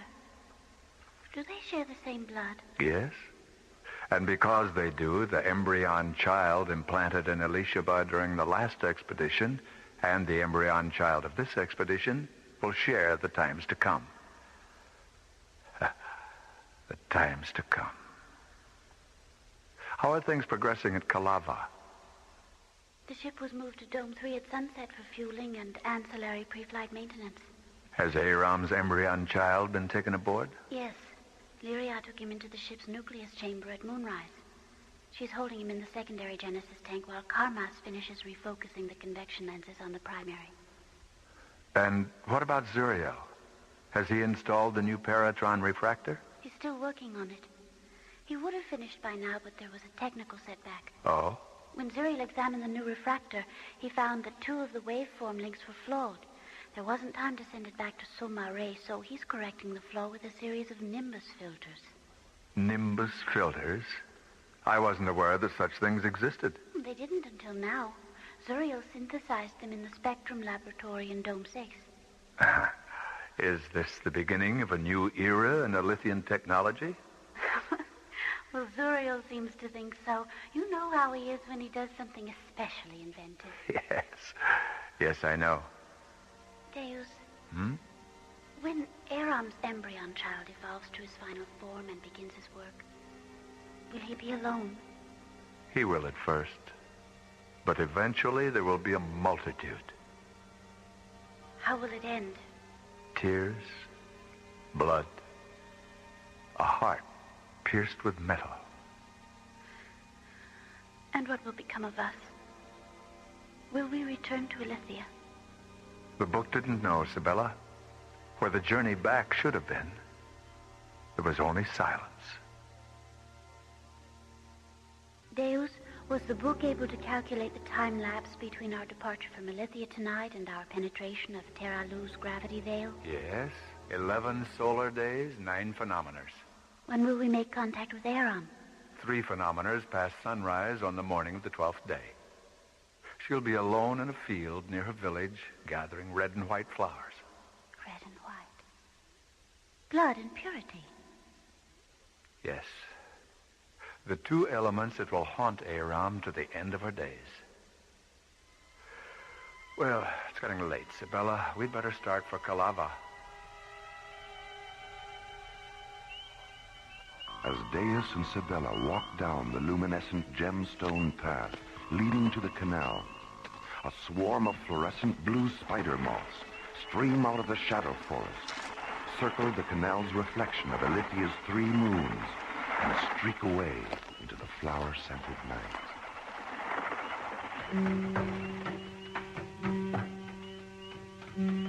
Sibella and Deus board Sibella's windship, move to the deep circular cockpit just behind the bow, and settle into thickly cushioned contour seats. Between the two seats is a narrow, transparent black systems console, its surface glittering with multiple rows of brightly colored control prisms. Sibella touches 3 of them, interfacing the windship's guidance system with the Central Canal Link encoder at Darmus, the huge domed windship port which lies 75 demivectors south of the pyramid. Your request for automatic guidance parameters has been received, Sibella. Your vessel will proceed from the Avatar Pyramid tributary through the Lusaw Canal intersect to the Tanil Imbria tributary arch. Automatic guidance will be terminated and manual control returned as you pass beneath the arch and approach the Kalava subcanal. Tiny levers fold open in the windship's thin metal masts, releasing a quiet, magnetically generated wind which swells the translucent yellow sails. The small, graceful ship drifts out into the center of the canal, turns 45 degrees, and moves forward through the clean, clear water, nova blossom particles flaring in its wake.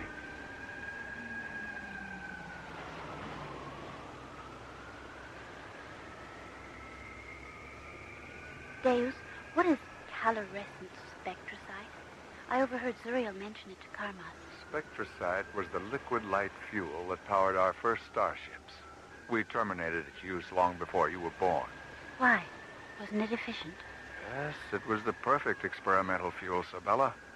Efficient, highly unstable, and extremely dangerous. During the 3rd expedition, we killed 9,000 inhabitants of Terra Lu with it. 9,000? Deus, what happened? An accident. A circuit malfunction caused a fuel bay hatch to open, and an armed spectrosite fuel pod was ejected. The pod exploded on impact between 2 wilderness cities that stood near the shore of a dying inland sea. When Karmas and Lyria went down in a lander to look for survivors, all they found was a young female in the nearby hills. Was she alive? No.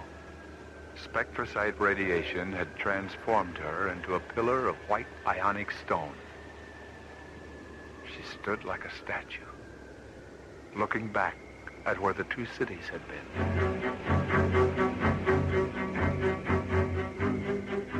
The perimeter of the shadow forest slowly fades into the night as the windship leaves the Avatar Pyramid tributary and sails out into the Lusaw Canal intersect, the vast artificial lagoon where all of Ilithia's equatorial waterways converge.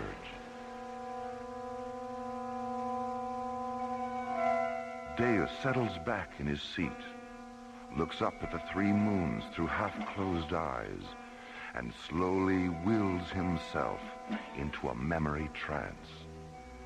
A chill surges through his body. The nuclei of his secondary blood cells divide, releasing the organically stored experiences of another time. Then a bright rushing sound only he can hear takes his mind 1,000 years into the past. Sunlight and warm winds touch his face. He glides over the sea of echoes in a small windship. In the bright, pale green distance is Reviva Island. On it stands the great white dome of Ilithia's exobionic observatory. The observatory has been receiving and analyzing scan tracings from 2 drone flyers, which are exploring the void of the 9 worlds in the far galaxy of Ciricius. Both flyers have discovered something unexpected and ominous. Diabas, the observatory matriarch, is concerned.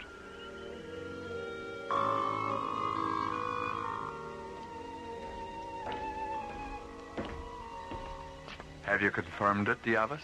Yes. Sit here beside me, Deus. I'll transfer the visual data to the wall screen.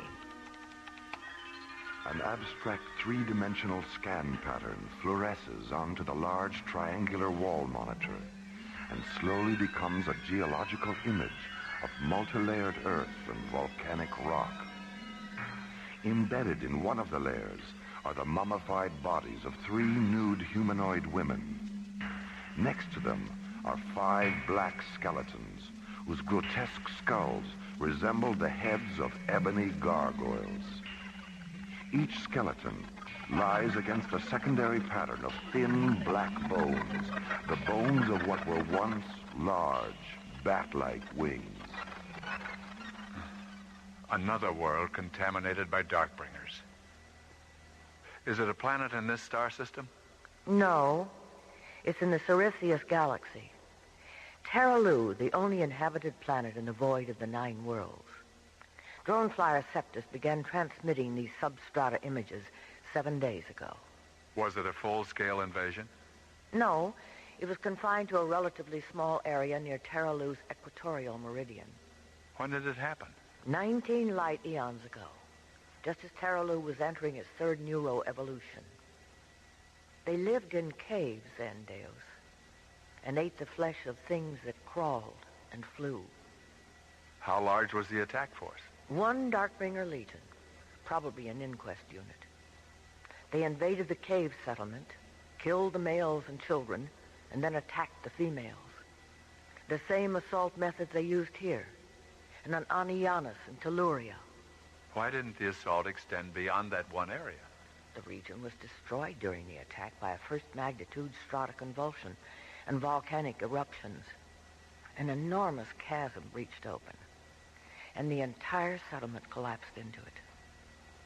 The Darkbringer Armada was probably in an observation orbit during the assault, but when they saw the instantaneous destruction of an entire legion, I think they became frightened and moved out into deep space. Yes, you're probably right. They always did become blind with confusion in the presence of unexpected planetary convulsions. Have the reproductive organs of the dead females been analyzed? Drone flyer Erebus transmitted its scanner analysis last night. The bodies of all 3 females contain traces of calcified Darkbringer insemination fluid. Have you received a retrospective survival projection? Yes. According to the residual biotime scan from drone Erebus, there were over 800 female survivors. All of them inseminated during the assault. None of their newborns had any physical Darkbringer characteristics, but they all emerged from their parent mothers, saturated with the Darkbringer anti-light virus. Has the virus evolved with them? This morning, from an orbital distance of 300 demivectors, drone Septus hemoscanned the entire population of Terralu. It saw the virus in the blood and bone marrow of every male and female, regardless of tribe or age. And has the virus affected them in the same way it affected us? There are variations, even some resistance at first. But in time, the virus flourishes, and the inner light grows dark. Without any evolutionary interference from us, how much longer will the virus control Terralu? A minimum of 500 centuries. But by the end of that time, the entire Cirrus galaxy would be contaminated. There's only one choice, isn't there? Yes, an expedition. We know the inner light can be resurrected through induced evolution meditations. We proved that here. We proved it on Anianus and Telluria. Diavus, do you see any reason why our spirit magicians couldn't teach the meditations on Terralu? I see 2 reasons. The anti-light disease wasn't as advanced on those planets. And where Anianus and Telluria were both entering an age of radiance when the invasions came, Terralu is still hyper-primitive and superstitious. It would be impossible to land ships there without terrifying. Our teachers will have to come to Terralu from within, not from without. Embryons?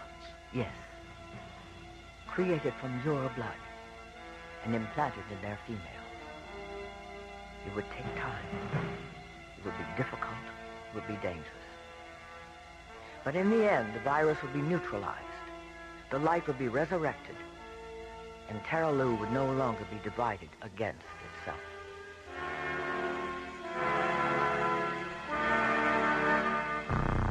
Terra Lu. Terra Lu. So many expeditions. It would take time. So little progress. It would be difficult.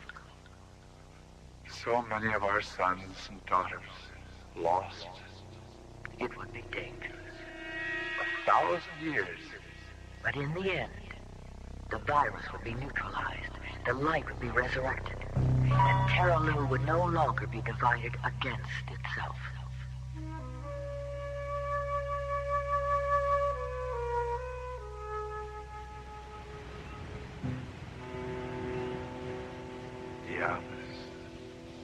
The office. Deus? Ah, Sibella. I was just remembering an old friend, and 100 other nights like this, and 100 other expeditions. So much time has passed. So many of Alithia's sons and daughters have been lost. 1,000 years, and it's just beginning.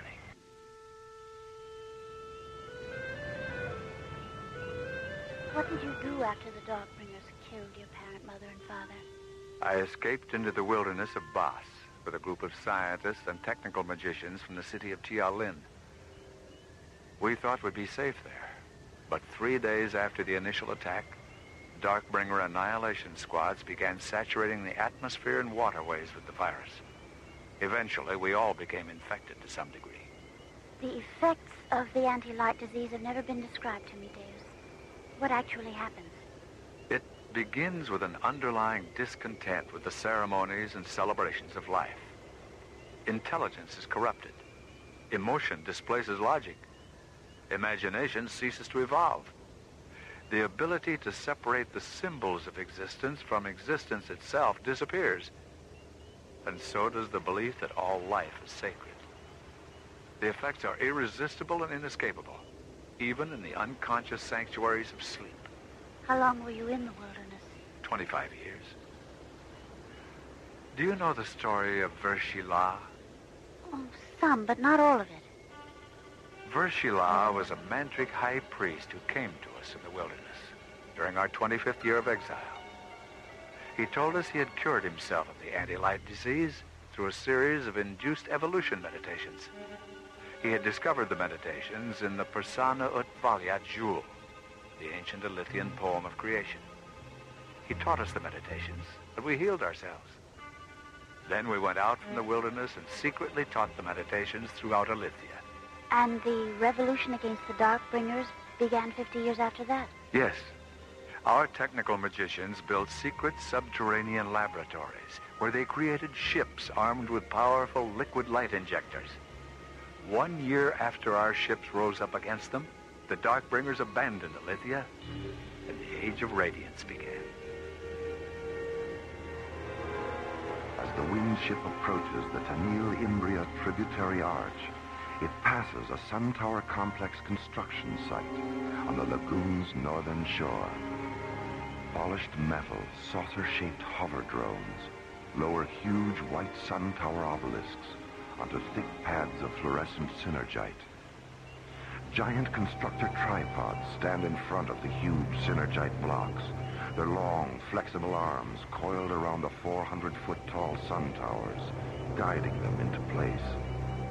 The complex is surrounded by multifaceted solar energy domes and power dispersion pyramids made of thick, white crystal. Did you see Shiva today? Yes, we walked in the forest this morning. How does she feel about the new sun tower complex? It looks as though it's nearly finished. She's delighted with its progress. The iron refineries at Lahilia and the floral hatcheries at Vianatet are already drawing power from it. She estimates it'll be fully operational in another 6 days. We'll be halfway to Terra Lu in 6 days. Sibella, are you concerned that the book didn't know if we'd be coming back? What will become of us, Deus, if the ship should fall into a star? The prospect of death doesn't disturb you, does it? No. No, I thought not. Then, what does? Rebirth. Have you ever imagined what it would be like to be reborn on some other planet? One that wouldn't care about our secrets or understand our ecstasies or forgive our failures? There's no such planet, Sabella. Not in this universe.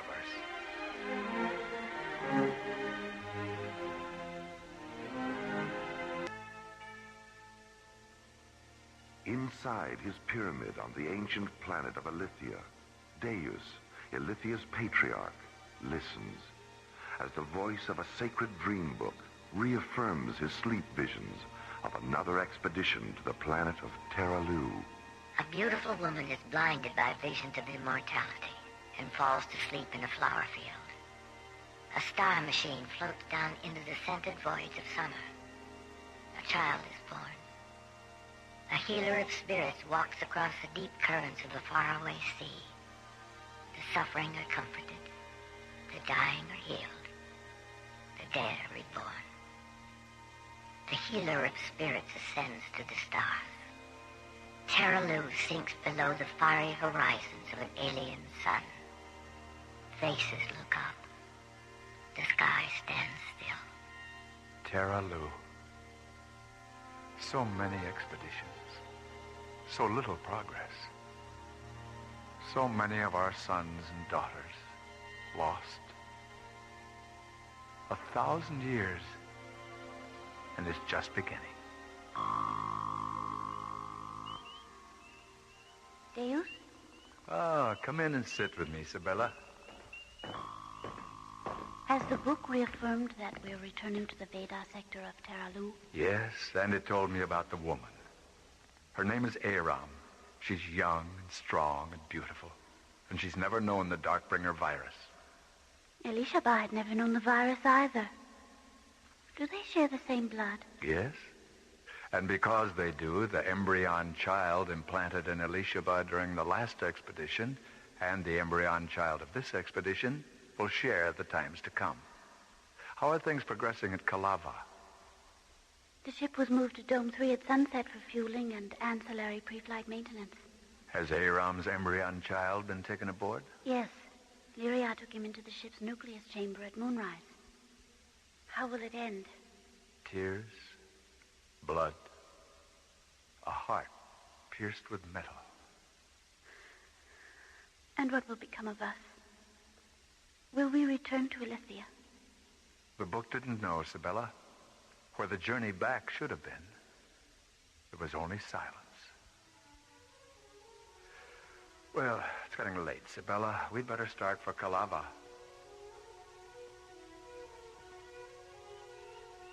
At the edge of the wide canal that flows past the pyramid, Deus and Sabella board a slender, transparent metal windship and settle into the deep cockpit behind the bow. Touching 3 small fluorescent prisms on the control console, Sabella interfaces the windship's guidance system with Ilithia's central canal link encoder. Your request for automatic guidance parameters has been received, Sabella.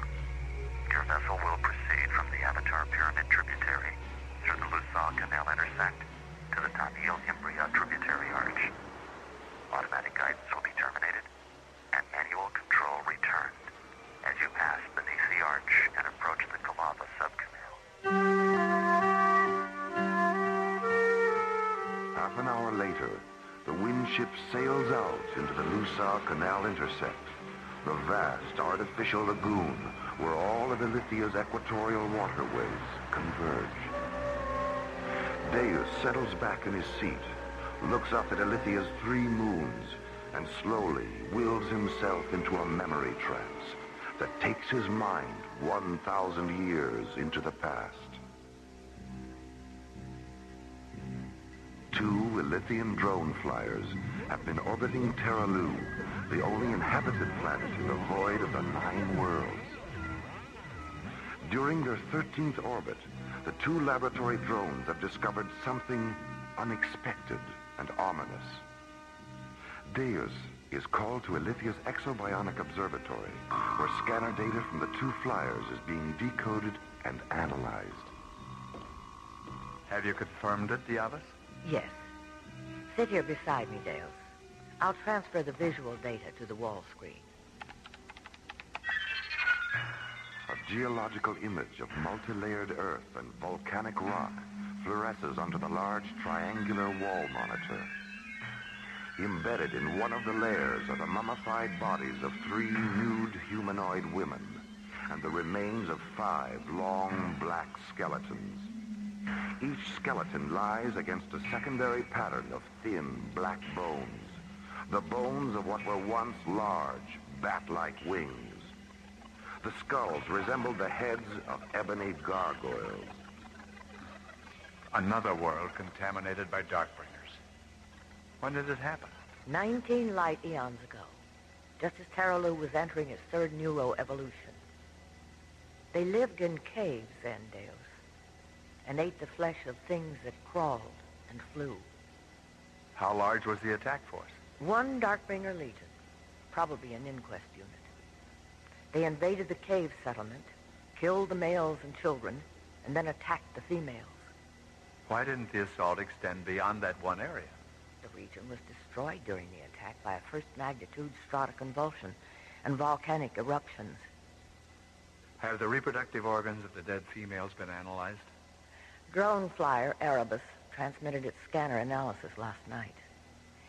The bodies of all 3 females contain traces of calcified Darkbringer insemination fluid. Have you received a retrospective survival projection? There were over 800 female survivors. All of them inseminated during the assault.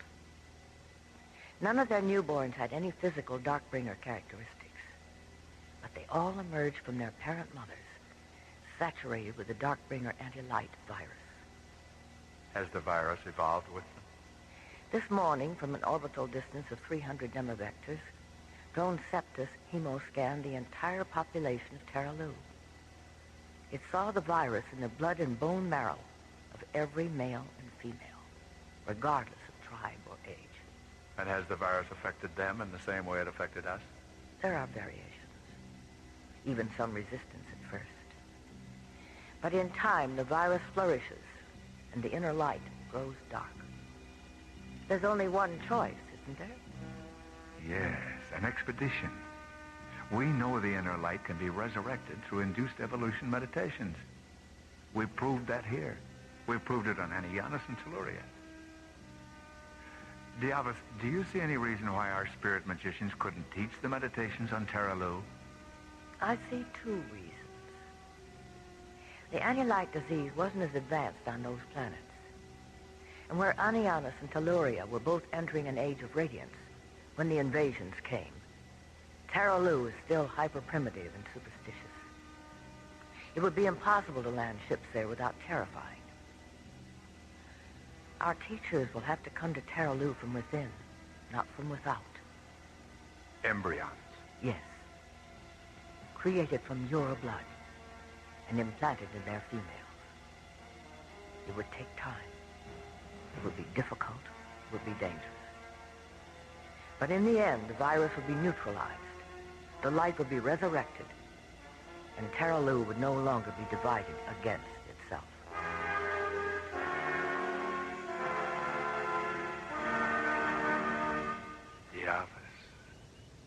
Diavas. Deus? Ah, Sibella. I was just remembering an old friend and 100 other nights like this and 100 other expeditions. 1,000 years. And it's just beginning.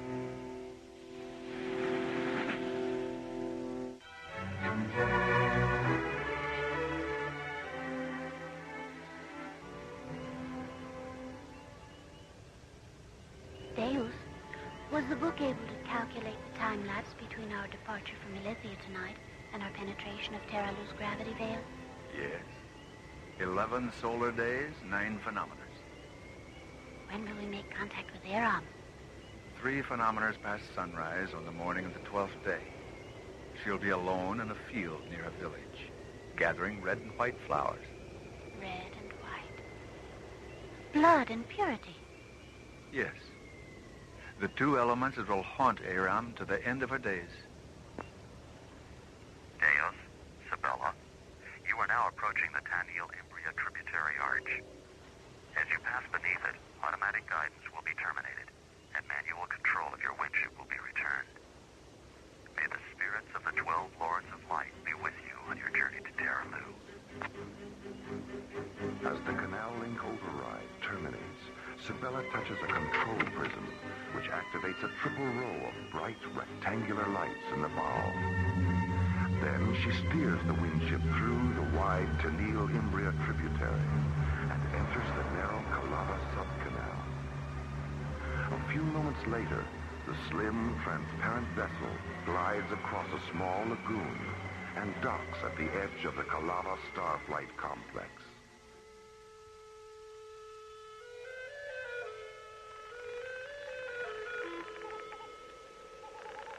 The complex is a vast, circular plain, flawlessly paved with interlocking triangles of white gemstone and red fire crystal.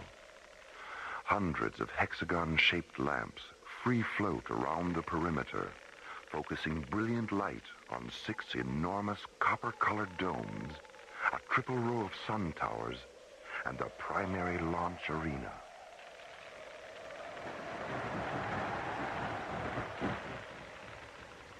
At the Calava dock, Deus and Sabella secure their windship and board a small hover drone which takes them across the gemstone and fire crystal plain to Dome 3.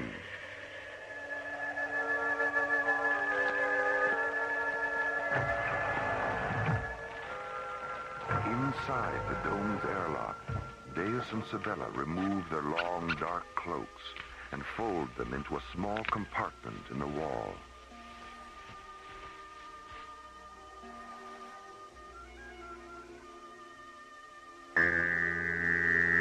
Later, they enter the dome's asepsis chamber and close their eyes and stand motionless as antiseptic light and sound sterilize their hair, skin, and outer garments.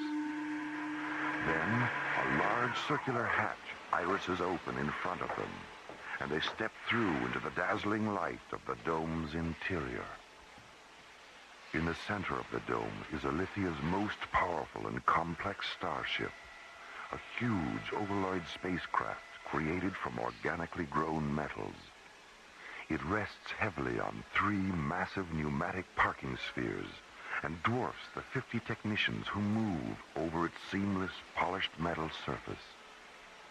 Parked in front of the starship are 3 teardrop-shaped tug crawlers, their transparent canopies slid open. 6 technicians string thin metal cables between the rear of the crawlers and towing rings on the ship. What do the inhabitants of Terralu think happens to them after death? They believe that if they live lives of kindness and affection, their dream selves transmigrate to the serenities of Imperia.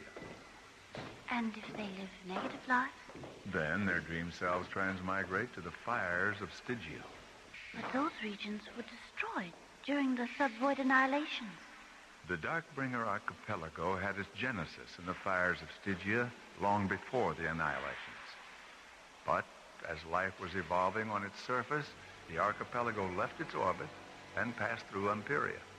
And in this passing, Imperia's light began to destroy the Darkbringer primitives. But they survived and continued to evolve under the delusion that physical and spiritual light were their deadliest enemies.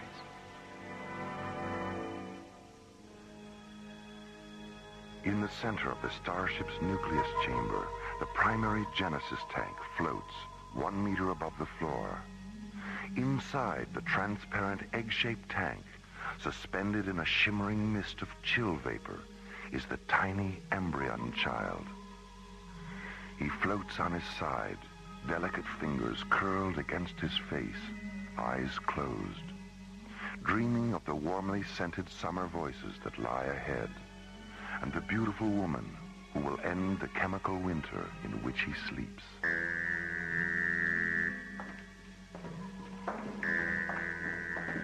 Just look at him, Sabella. He's beautiful. He takes after his father, Deus.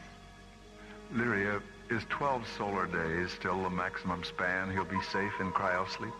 I was able to extend it to 15 days by altering the inversion factor of the chill vapor crystals. But 15 is the zero-time maximum. Any longer, and the altered crystals will begin to neutralize his cellular divinity. Zuriel, have you calculated our time to Terra Lu's gravity veil? 11 solar days, 9 phenometers. Is that an absolute calculation? Absolutely. Why are you so amused, Deus? 11 solar days, 9 phenometers is precisely what the book said. It also said we're returning to the Vita sector for an encounter with a beautiful young woman named Aram. Zuriel, have you synthesized a copy of the book? I don't synthesize books, Sabella. I only synthesize Nimbus filters. So I've heard. Zuriel, how did you know about Aram in the Vita sector? Aram's neuropulse is the only one in the bioindex terminal free of viral contamination. When I scanned the pulse, I found a first magnitude Vita sector imprint. It seems you've finally become as wise as the book, Zuriel. Zuriel, are we coming back from this expedition? I don't know. You're right, Lyria. He has become as wise as the book. It didn't know either. Deus, may I see you for a moment? Yes, Carlos. Where are you? I'm in the systems index chamber. Zuriel, you and Sabella go into the guidance chamber and begin the pre-launch procedures. Lyria, we'll have our usual talk after void entry.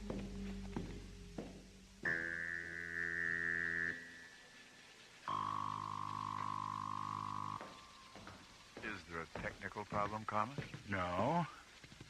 The problem isn't technical, although technology was involved. I don't understand. I know we're returning to the Vita sector of Terra Lu, and I know the woman's name is Aram. Zuriel? No, I knew before Zuriel did. I was so curious to know where we were going that I got carried away and synthesized a copy of the book last night. Carlos. Yes, Deus. Is nothing sacred. Inside the dome, the 3 tug crawlers inch forward, tightening the thin towing cables that connect them to the ship. A huge section of the dome wall slides open. The tug crawlers move through the opening toward the brightly lit launch arena. Behind them, the giant starship rolls forward on its massive parking spheres.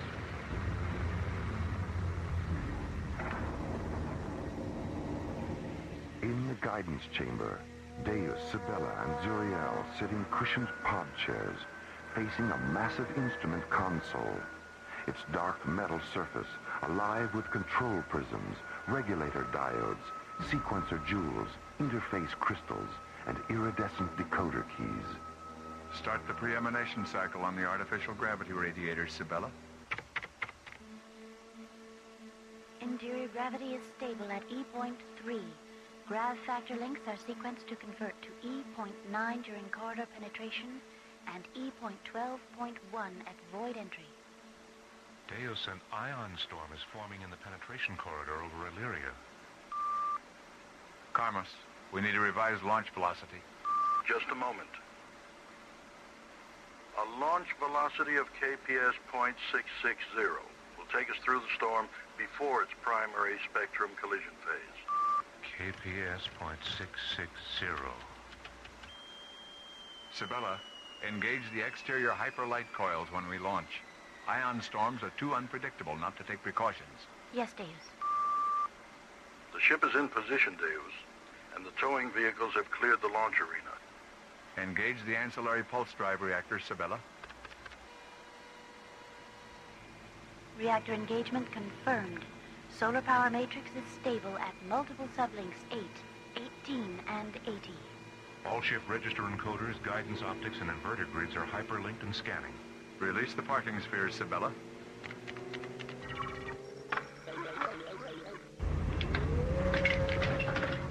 hexagon-shaped hatch irises open in the bottom of the ship, and a huge gleaming tripod slowly telescopes down. Thick, metal-flecked shock pads unfold from the tip of each tripod leg and press against the launch arena's white gemstone floor. The ship raises slightly, releasing the parking spheres which slowly roll away into the anchoring depressions at the arena's perimeter. Pod chair emergency ejection hatches are armed. Pod chair floater cone nozzles are in phase. REM scale time to launch is Tricon 0.3.1. Retract the tripods, Zoriel.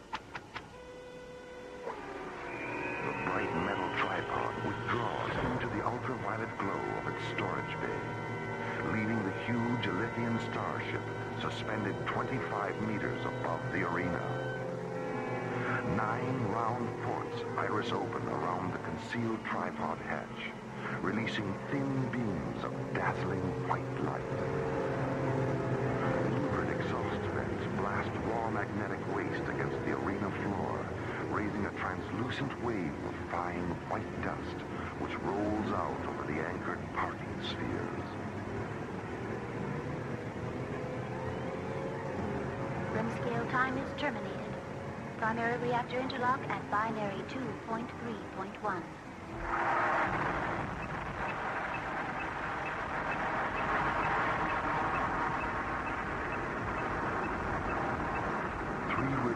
Crimson hyperlight blink on around the edge of the ship. Then the huge spacecraft slowly rotates 90 degrees and begins its majestic ascent.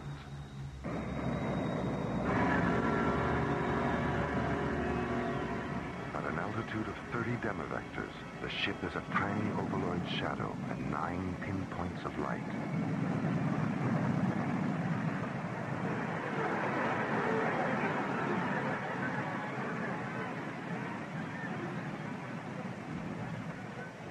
At 120 demivectors, the starship banks 18 degrees, angles up, and races toward the penetration corridor over Illyria.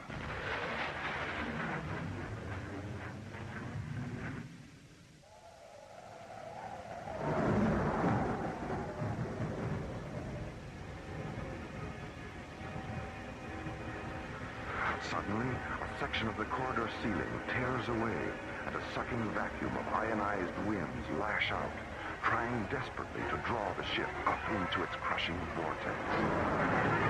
Then, as suddenly as it began, the crisis is over, and the ship accelerates out through Ilithia's shimmering aurora sphere into the starlit serenity of deep space.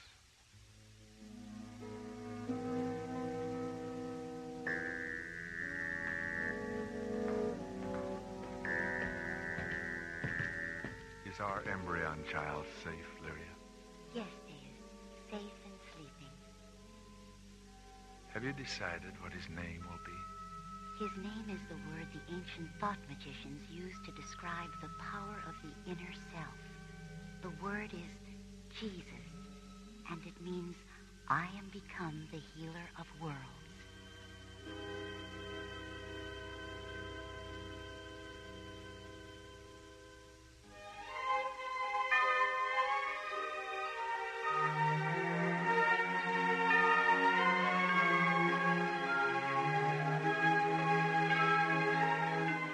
Earthlight was written by Ron Thompson and starred Olin Soule as Deus, Lucy Taylor as Sibella, Mel Wells as Karmas, Byron Kane as Zuriel, Susan Silo as Lyria, and Lorene Tuttle as Diabas. Associate producer Ron Thompson. Engineer Stu Jacobs. Music director Tom Rounds. Assistant to the producer Jim Cook. Technical consultant Peter Sky. Alien Worlds was created, produced, and directed by Lee Hansen. And so until next week, this is Roger Dressler inviting you to join us for our next adventure, The Seeds of Time, from the elsewhere and elsewhen of Alien Worlds.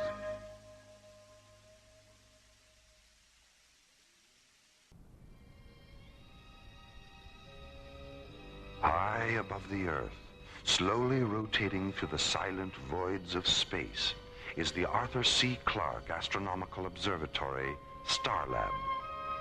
Here, the International Space Authority, ISA, watches over an eternity of uncharted galaxies and the countless planets orbiting within their starlit borders. For 6 days and nights, 2 drone laboratory pods, the Osiris and the Anubis, have been floating in a safety orbit 1,500 kilometers beyond Starlab. Aboard the Anubis, physicist Paul Kramer is completing a dangerous hydrogen plasma experiment.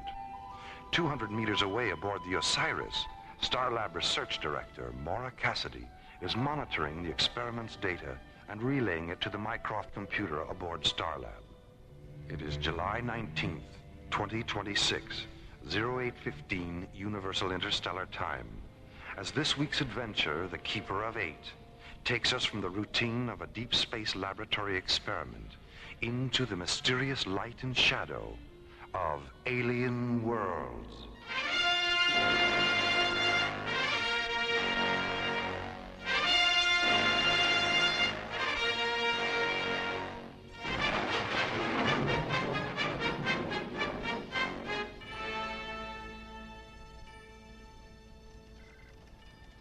Paul, check the plasma chamber seals again. I'm still getting a red light on number 4. I read 000 across the board, Maura. There must be an indicator malfunction on your end. Let's cross-check it. Osiris to Starlab. You there, Valerie? Valerie? Oh, Dr. Reed, good morning. Oh, sorry, Maura. You caught me with a mouthful of toast. Anyway, Paul's right. Mycroft also reads 000. Oh, you mean I've got a short circuit? Oh, how embarrassing. Well, do you think you could stop blushing long enough to spacewalk on over here? Just as soon as I get my helmet on. Why, what's the problem? The valence analyzer I brought up from Terra was a gift from the Institute, and I sure don't want to leave it behind. Maura, I'm going to need your help taking it apart so we can get through the airlock. Okay, shoot the umbilical over and I'll show you why I almost ran away with the circus to be a tightrope walker. Here it comes. Umbilical secure. I'm on my way.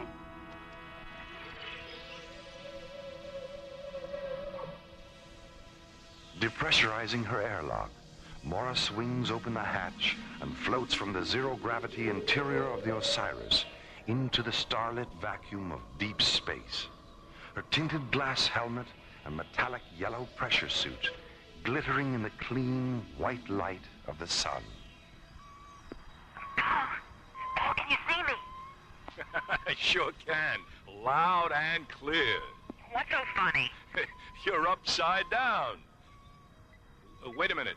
Maura, I'm reading a ship in the area, 057 and closing. Do you see it? Hold on. Let me get turned around. Yeah. Yes, I see it. It's black. There aren't any markings. It's shaped like a bat. Tremendous wingspan. It's moving into a parking orbit directly above us. Something's coiling out of one of those nose vents. Looks like a metallic black snake. Oh, it's moving toward!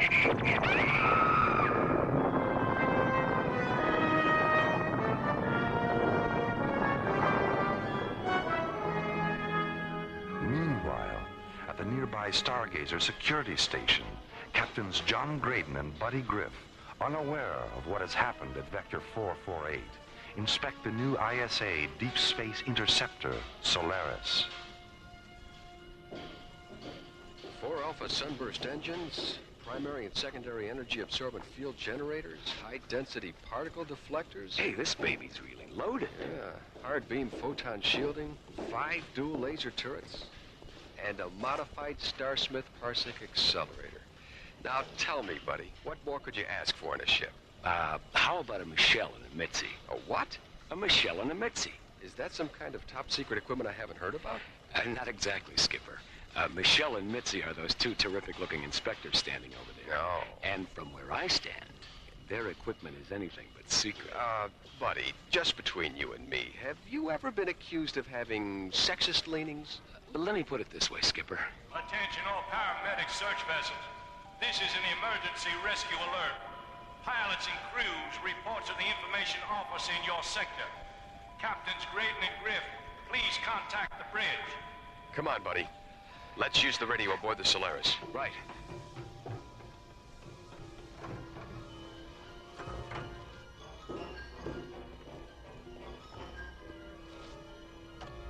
Solaris to bridge, this is Captain Graydon. I have some bad news, John. The Anubis laboratory pod exploded 5 minutes ago. Dr. Kramer was inside. Exploded? Dr. Kramer. What about the Osiris? What about Dr. Cassidy? Is she all right? We don't know, John. She was EVA when the Anubis blew up. Well, for God's sake, what happened? We don't know that either, buddy. They finished their experiment, and Star Lab was about to launch a shuttle to pick them up when an unidentified ship came into the area.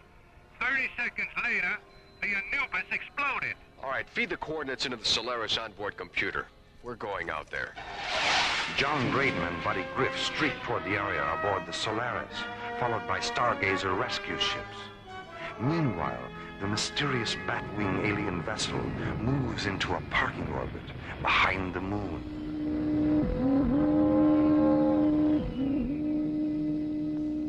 What quantity of hydrogen plasma was withdrawn from the Earth probe by our penetrator before the explosion?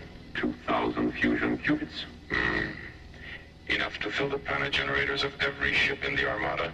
Enough for every Shadow Sentry, Light Assassin, Scan Watcher, and Penetrator Guide who wears the dark armor of Draconia.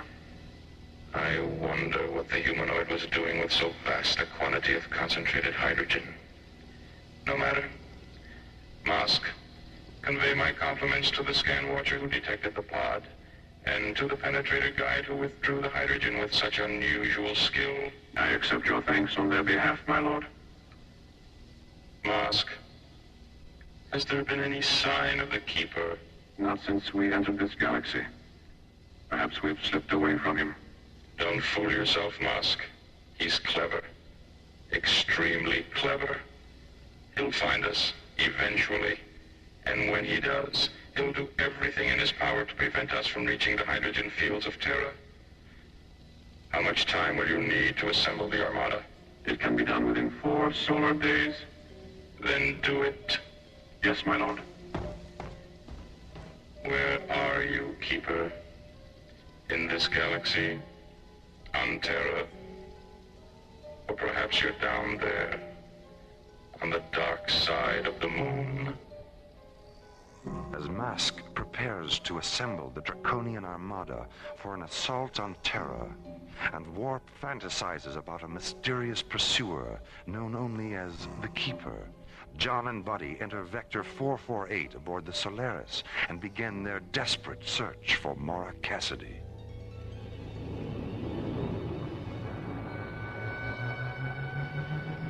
Buddy, what's that on screen 6? Take it easy, Skipper. Let's magnify it and have a look. It's the plasma chamber from the Anubis. Damn it. Wait, something's not quite right here, Skipper. What do you mean? The chamber's still intact. If the hydrogen plasma didn't explode, what did? I'll tell you what. I'll stay here and watch the lifeform scanner screen. You get down to the recovery bay and take the chamber aboard with the grapplers. We'll turn it over to the spectrograph on Starlab. They can analyze it. Maybe they can tell us what happened. That's good. John, about Maura. She's alive until we prove otherwise, okay? Of course. I'll talk to you from recovery. Starlab to Solaris. Solaris, go ahead, Starlab. John, it's Valerie. Anything? We found the plasma chamber from the Anubis. It's completely intact, isn't it? Yes, it is. How did you know? I've been scanning the area on the elemental spectrum analyzers.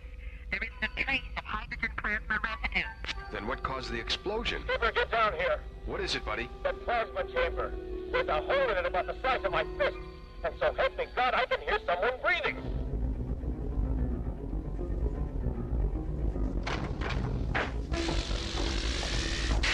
Buddy, Skipper, grab that other pulse wrench off the wall. We've got to get this thing open.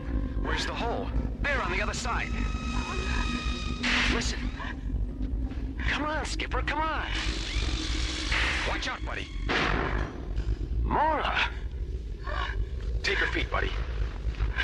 Easy. Skipper, the whole left side of her helmet is split open. Mora, can you hear me? Get her gloves off and check her fingernails. They're normal, Skipper. No sign of anoxia. Her lips are normal, too. Let's get her out of the suit. Light. All around. Right. Blinding. Take it easy, Mora. You're safe now. Oh, safe. I'm safe. Inside. Now. Buddy, hasn't it hit you yet? What? We just took Mora out of a 1-ton plasma chamber, hermetically sealed from the outside, with no way in except through a 6-inch hole. Now, how in the name of God did she get in there?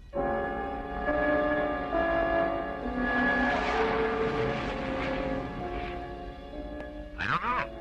And Mora doesn't know either. She keeps talking about how some kind of vampire ship came up on them and did something to the Anubis that made it explode. Then there was a brilliant white light all around her, and well, that's all she remembers. You're sure she's all right? Positive.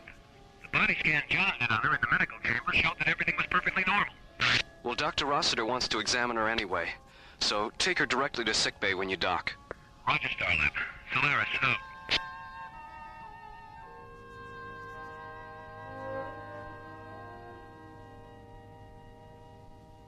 I know what Dr. Rossiter said, Mora, but I think you should take it easy for a day or two.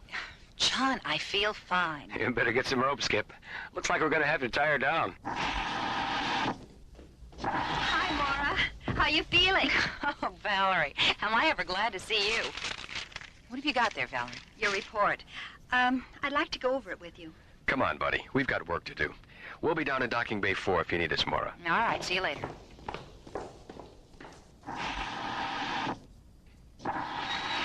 You look more serious than usual, Valerie. What's on your mind? How you got inside the plasma chamber.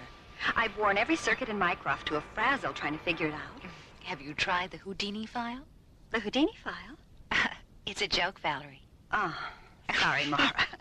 My sense of humor escaped me there for a minute. Oh, yes. Well, maybe we can get a volunteer from the audience to help you find it. Dr. Cassidy, is Dr. Reed with you? Oh, yes, I'm here, somewhere. The Mycroft's printing out the results of your molecular transposition program. Oh, I'll be right there. Be back in a few minutes, Mara.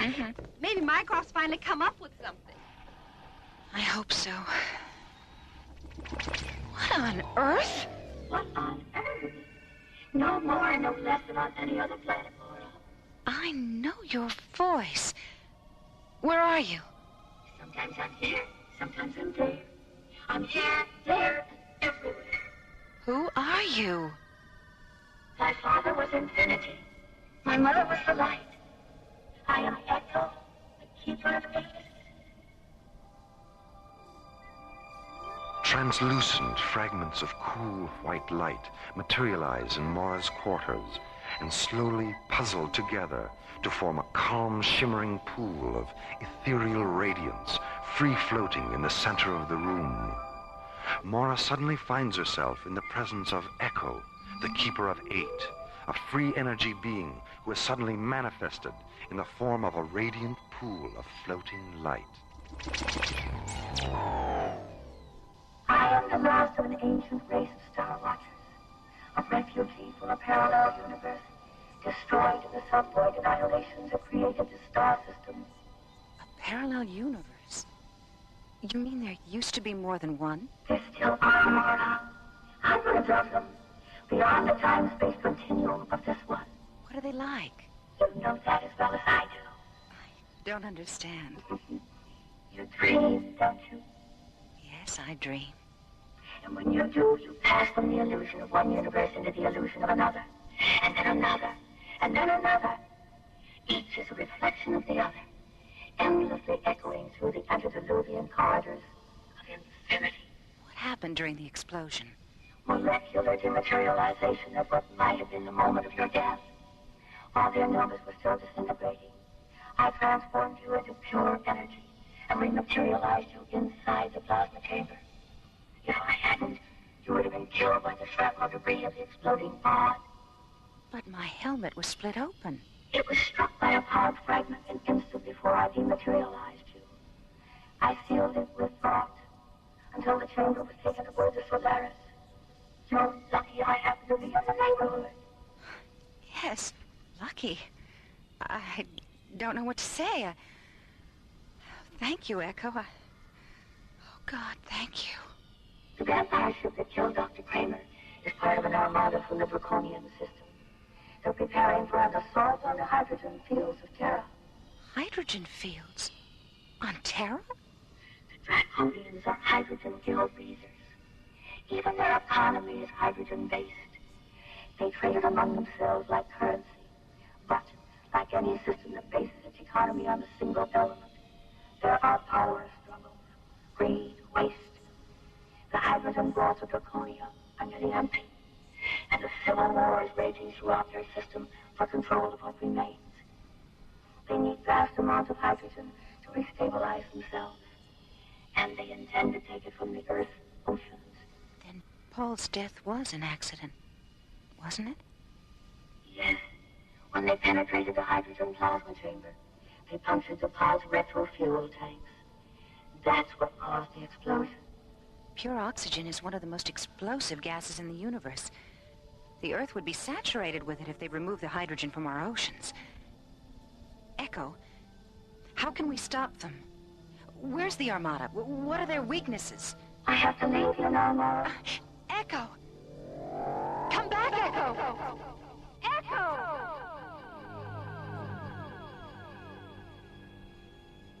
Echo? He called himself Echo? Are you absolutely certain you weren't having some kind of delayed stress reaction? John, you know me better than that, and I know me better than that. I believe you, Mora. I just wanted to be sure that you believed you. It all fits, Skipper. The problem now is how to deal with the Draconians. We don't even know where they are. I don't think that Draconian ship is very far away. Oh, Valerie, I forgot you were listening. Why? What makes you say that? The element scanners are reading a first magnitude concentration of hydrogen somewhere behind the moon. That might be it. Well, there's only one way to find out. Mora, do you feel up to a little ride in the Solaris? I certainly do. I'll meet you in the launch bay after I talk to Commissioner White. Hey, what about me? I don't know, Valerie. It could be dangerous. Danger is my middle name. Oh, I thought Daphne was your middle name. Oh, Mara. Okay, you can come along. Meet me in the communications center. Mora, is her middle name really Daphne? I was just kidding, buddy. Her middle name really is Danger.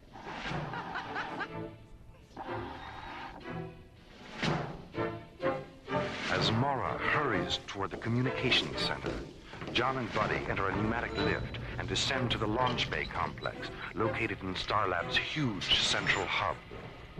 Meanwhile, 250,000 miles away, the Draconian vampire ship continues to drift in a parking orbit 1,000 kilometers above the dark side of the moon.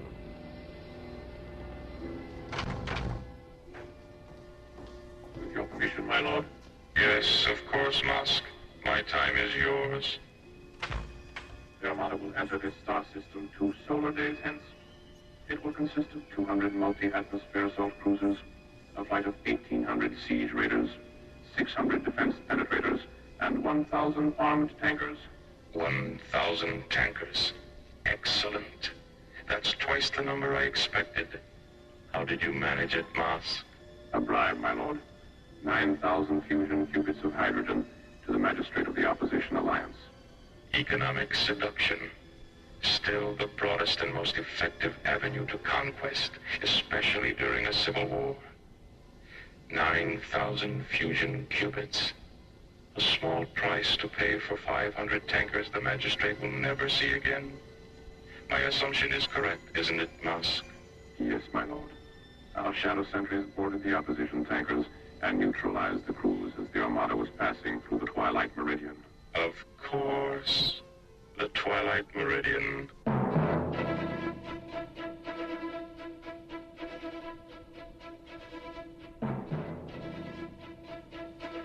Are you two strapped in back there? Anytime you're ready, John. All set. Okay, buddy. Let's do it. Synchronize all computer functions. We have a positive decoder interlock on all data terminals. Manual launch functions are canceled. Real-time status is 20 seconds to ignition and counting. Buddy, you know we don't know what the Draconians are going to do when they see us. So as soon as we get a fix on their ship, lock in our photon shielding and energy-absorbent field generators, and activate all laser turrets. Okay, Skipper. Come on, Solaris. Let's go! Behind the moon, a Draconian command ship floats in orbit, waiting for the armada it will lead in a vampire assault against the hydrogen-rich oceans of the Earth. Aboard the Solaris, Buddy, John, Mora, and Dr. Valerie Reed, jetting toward the moon to investigate the bat-winged alien vessel from what they hope will be a safe distance. Solaris to Starlab. Starlab, go ahead, John. Our scanners have just locked onto the Draconian ship. It's hovering 50 kilometers above the Lucas Kubrick crater chain. THX coordinates 1138 at subvector 2001. We're locking in now. Thanks, Jerry. Solaris out. John, Valerie and I are getting a little edgy back here. Isn't there something we can do? How about a snack? Oh, buddy, how can you think of food at a time like this? It's easy. I'm hungry. Skipper, is there an echo in here? There is now. Mora? Incredible. What is it, buddy? Would you believe a mysterious pool of talking light? Echo? Hello, Mora. Hello, Valerie. We'll be there in a flash. You certainly will. Mora! Valerie! Oh, Echo, that was fantastic. Wow, what a rush. I'm glad you enjoyed it. Echo, how do you get people from one place to another so fast? Laura, darling.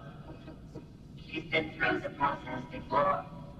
Echo, I'm beginning to feel a little strange. So am I. Me too. What's going on? You're all about to enter a metamorphic coma. And when you return to consciousness, you'll discover that in addition to being oxygen breathers, you'll be riding over the hydrogen environment as well. But why? You'll see. Pleasant dreams.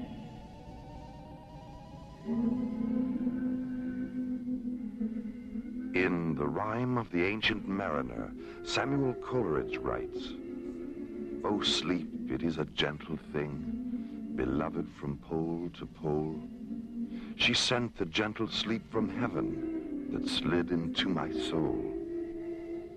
A poem from the distant past, perfectly echoing the deep metamorphic future sleep that silently enfolds Mora, John, Buddy, and Valerie on the extraterrestrial frontier of an alien world.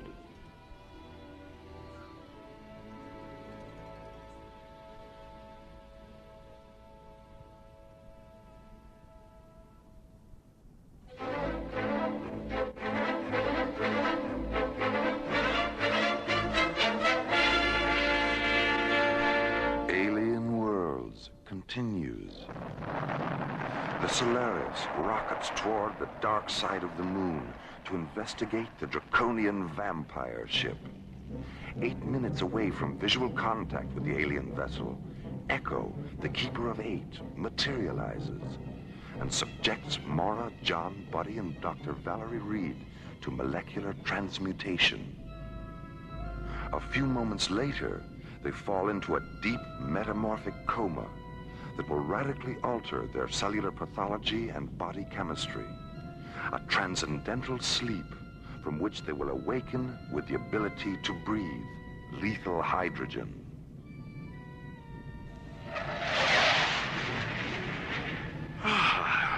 What year is it? It's still 2026, buddy. How do you feel? Well, that's the best news I've ever had. Echo, why have you made it possible for us to breathe hydrogen? So you can survive aboard the Draconian vampire ship. Oh, yeah? And me without my wooden stake. And me without my Christopher Lee outfit. Echo, what do you want us to do? The very thing you all want to do. Go aboard their vessel and meet them face to face. Well, that sounds very dangerous. The Draconians have planned to withdraw all the hydrogen from the oceans of Earth. It's a final, desperate attempt at survival. They're not an aggressive race. They only use their armada as a bluff toward hostile intruders.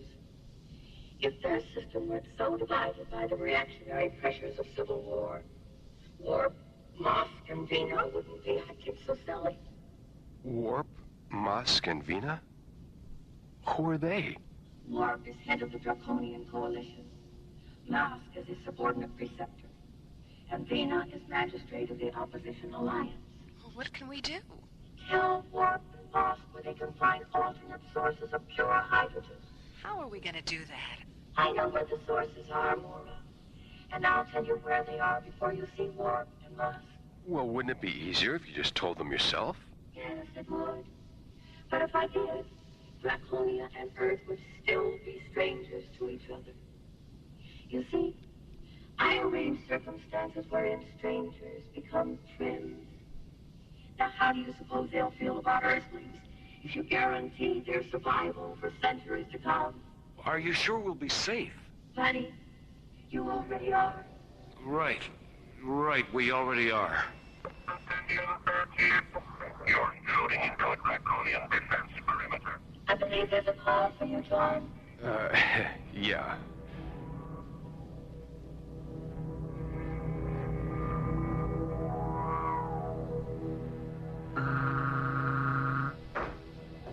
With your permission, my lord. My time is yours, Musk. The Earth vessel is holding its position. Is it a fighting ship? Yes, my lord. 5 binary laser turrets and an ancillary system of particle beam injectors. Then our destruction is a certainty. The Earthlings don't wish to engage us, my lord. They've asked permission to come aboard. For what reason? They claim to have information that will ensure the survival of Draconia. Without going to war? Yes, my lord. Without going to war. What is your opinion, Musk? They know why we're here. They even know our names. Those 2 facts alone lead me to believe they've had a visitation from the Keeper. The Keeper wasn't always our enemy, Musk. Yes, my lord. Chaos. Desperation. Oh, this terrible civil war. We've gained more than we've lost, my lord. Yes, but our methods. Why were we so blind and arrogant, Musk? We should have begun our search for alternate sources of hydrogen half a century ago. Yes, we should have listened to the Keeper then. Perhaps the Earthlings are giving us one final chance to listen now. Have them come aboard, Musk. Yes, my lord.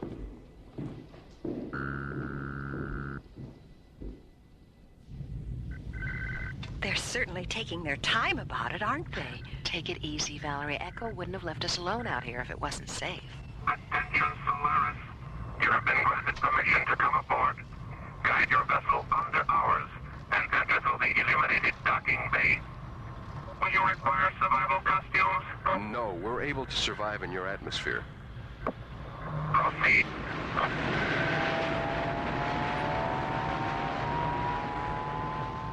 Firing the inertia rockets of the Solaris, John slowly guides the sleek white interceptor under the huge black Draconian ship and enters a docking bay illuminated with diffused violet light. As the shadow sentries stand silent, Mora, Buddy, John, and Valerie move into the airlock of the Solaris. Warp, head of the Draconian Coalition regime, has decided to reconsider his attack on Earth's hydrogen-rich oceans. A decision based on a mysterious series of star charts Mora has given him. Forgive my skepticism, Mora. Are you absolutely certain these star charts are accurate? I'm positive, Warp. Well, we'll know soon enough.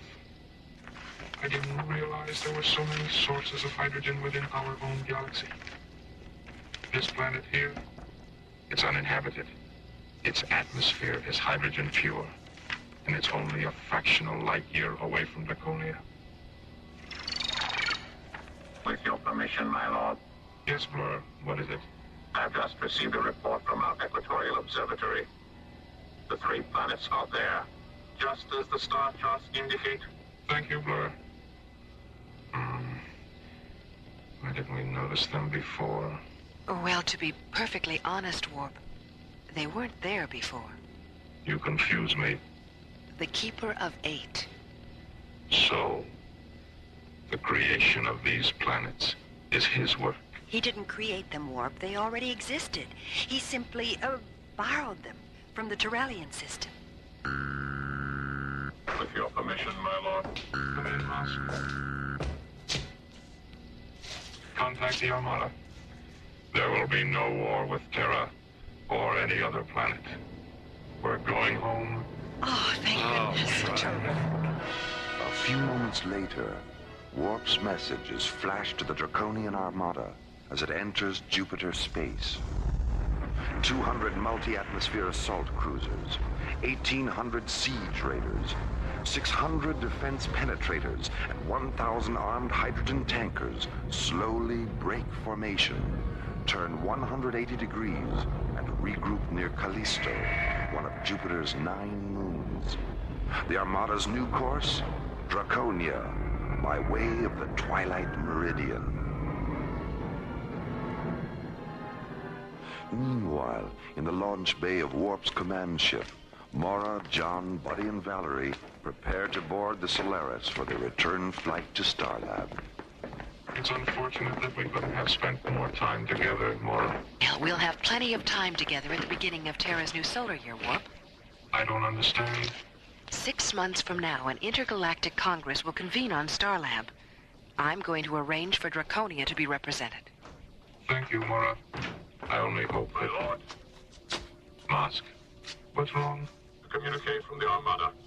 As it was leaving Jupiter space, it passed a flight of Opposition Alliance tankers and siege raiders. Vina is proceeding with the assault on Terra. Wasn't she told the Keeper has provided?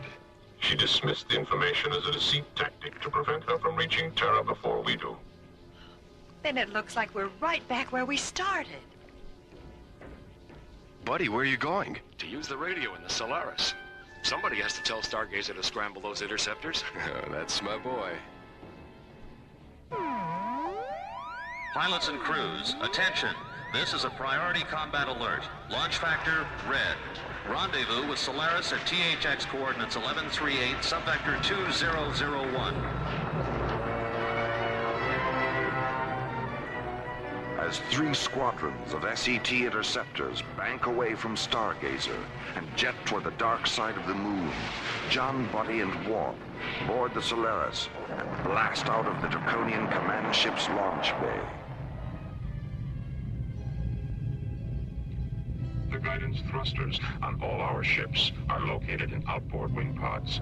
By disabling any 2 pods on either wing, the ship will be unable to maneuver and will be forced to withdraw from combat. SET leader to Solaris, we have you inside, over. Max, is that you? In person, John, what's happening? There's a flight of Draconian ships between Jupiter and Mars. Subvector coordinates 047. Target grid Alpha 9 or 6. Attack pattern Omega Blue. Now this is a non-lethal engagement, Max. Direct your fire at their wing pods only. Roger, wing pods only. Okay, let's go.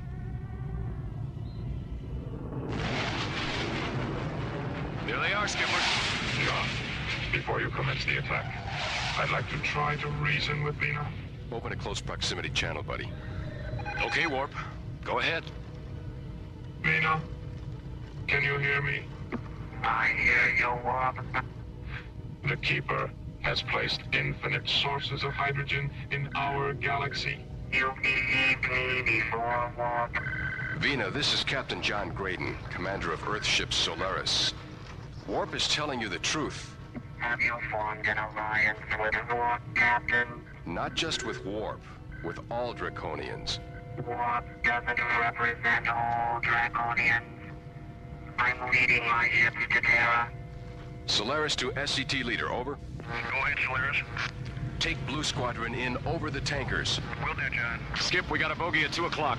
Yellow Squadron, circle the perimeter of the tanker formation and watch for targets of opportunity. Roger. Red Squadron, behind us, 2 by 2. Roger. Remember, wing pods only. Let's go.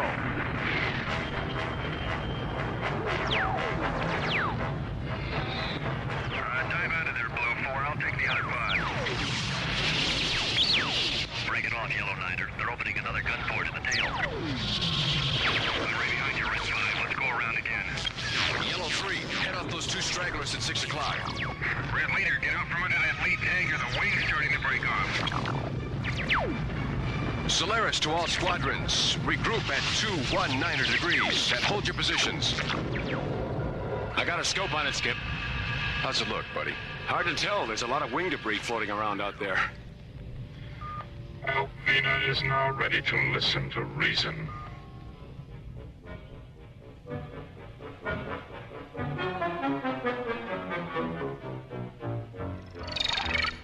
Vox, have you a casualty report? There are no casualties, Vina. Neither death nor injury. It appears that the attack objective was to disable our ships, not take lives. I don't understand. You haven't understood for a long time, Vina. Echo. Vina. Vina, Vina, whatever am I going to do with you? You're such a fool. Am I? Yes. And a stubborn one at that. The Earthship attack wasn't calculated to destroy you. Only your belief in armed force and your conceit that you are right and Warp is wrong. War never determines who's right, Vina. Only who's left. Now, if you really care about the future of Draconia, you'll return to Warp ship with Captain Grayson and stay there until you and Warp resolve your differences. I'll go, Echo, but I... No buts about it, Vina. Remember, those 3 hydrogen planets are a gift. And what the Keeper giveth, the Keeper can darn well remove it.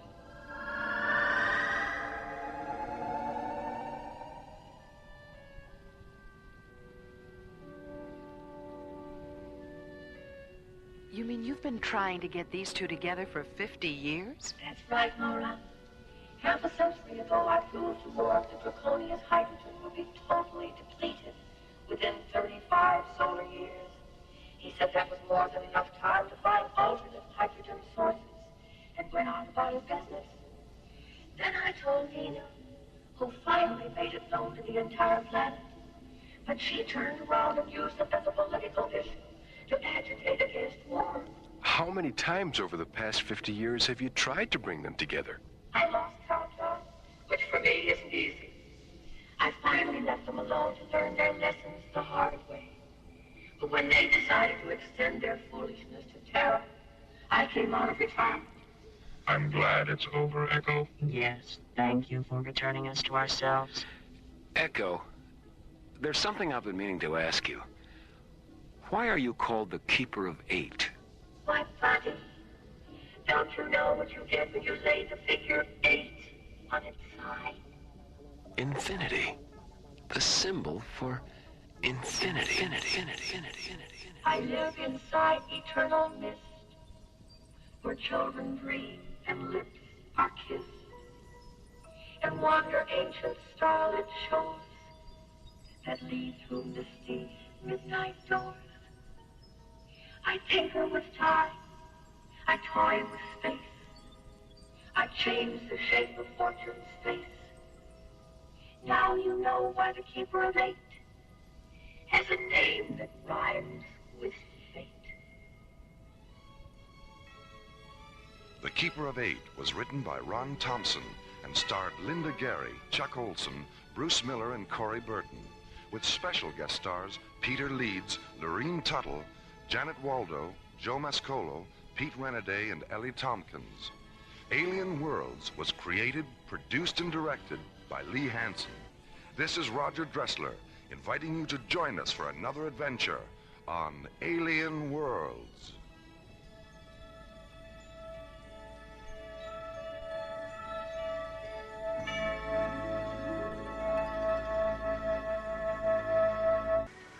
interstellar exploration is the newfound adventure. On the asteroid Vesta, halfway between the orbits of Mars and Jupiter, is the small spaceport of Kronos, supply center to space miners. Here, in this isolated watering hole, exist prospectors, gamblers, pirates, and cutthroats of every persuasion.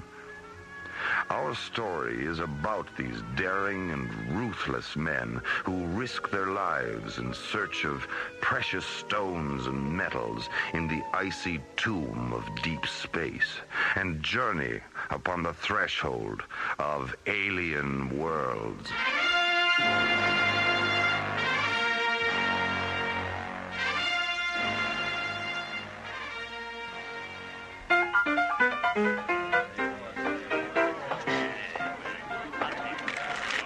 Spaceport Kronos, the Rising Star Saloon, Saturday night. Raise 300. I'm out. Oh, me too. Well, that leaves just you and me, dude. Like I said before, my name is Silverthorne. Travis Silverthorne. Sorry, dude, I'm not much good with names. You might want to remember mine. I see your 300 and raise you 3,000. What? You heard me. I only have 2,000. Too bad, dude. Wait a minute. I have a ship. I have a 98 Dart. What do you say? For 1,000? Where is it? It's out in the lot, number 4. That clunker? Hey, look, it needs a little paint. That's all. It's got an FTL overdrive. Faster than light? That's right. The FTL unit alone is worth 1,000. All right. You calling? You know it. 3 queens. Damn. Well, gentlemen, thanks. Not bad for the first part of the night. Whose deal is it? What the hell was that? That old scrounge over there. He just came running into this place and shot off his blaster. Shh. He's trying to say something. Glowstone. Did he say glowstone? Well, there goes the game. Glowstone. Glowstone's been discovered on Calamar. Glowstone? Discovered on Calamar? Meanwhile, high above Earth, Starlab, the spinning observatory wheel, drifts silently, peacefully through space. Aboard Starlab, Research Director Maura Cassidy and her assistant Tim ready the giant telescopes for a close-hand look at the new frontier. Dr. Cassidy, you're early. I know, Tim, but I'm anxious to get a look at the planet. Besides, Commissioner White has ordered a 24-hour surveillance of Calamar. Mycroft is moving the 900-inch scope into position now. The 900? What's wrong with the big one? It's working on spectral analysis. 2 more hours. Oh, well, we can't wait.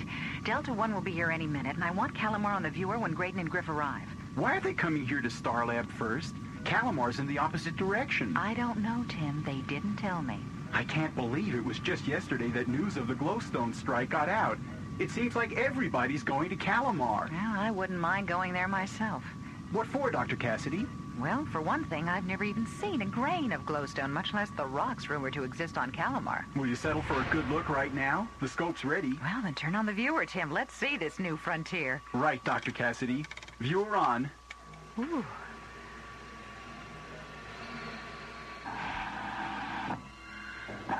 Is that what all the fuss is about? Captain Griff. Well, that's it, all right. That's Calamar. It hardly looks worth the effort. Well, what about you, John? What do you think? It looks hot. Just 200 degrees at noon is all. Oh, and I forgot to pack my cocoa butter.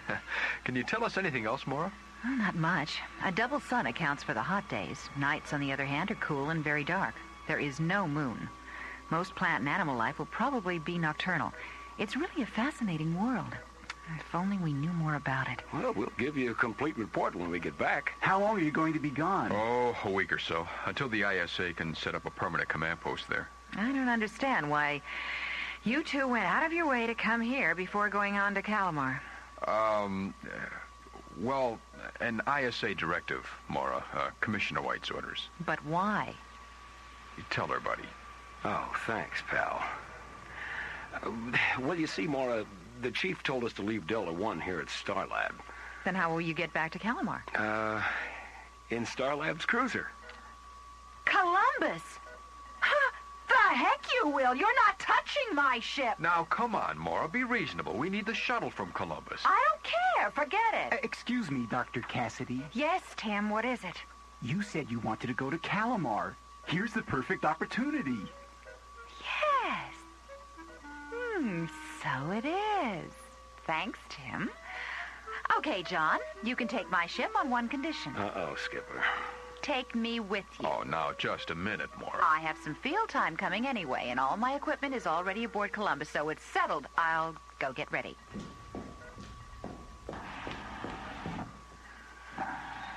Hey, Skipper. We sure handled that well. Yeah, well, maybe it's a good thing she's coming along, buddy. We can use the help.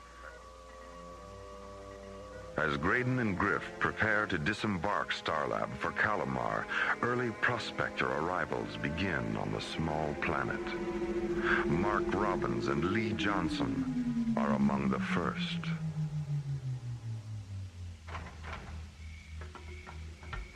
Good thing we left the landing lights on. It's really dark out here. Yeah, but we have to work at night. It's too hot during daylight, you know that. Besides, we've already lost time, so we better get busy. You sure these hills are the best place to look for glowstone? I think they're a good place to start, Lee. Hey, you unpack the scanner, and I'll set up the auxiliary Wait a lights. minute. Shh. Shh. What's wrong? I thought I heard something. Well, I don't hear anything. There, listen. Yeah, I do hear it now. Sounds like a herd of animals or something. Don't worry about it. Oh, there's something eerie about that sound. I said don't worry about it. Come on, let's get to work. From the blackness of Calamar's night comes an omen. What lies ahead on this tiny, distant planet remains an unknown, shrouded in mystery on Alien Worlds.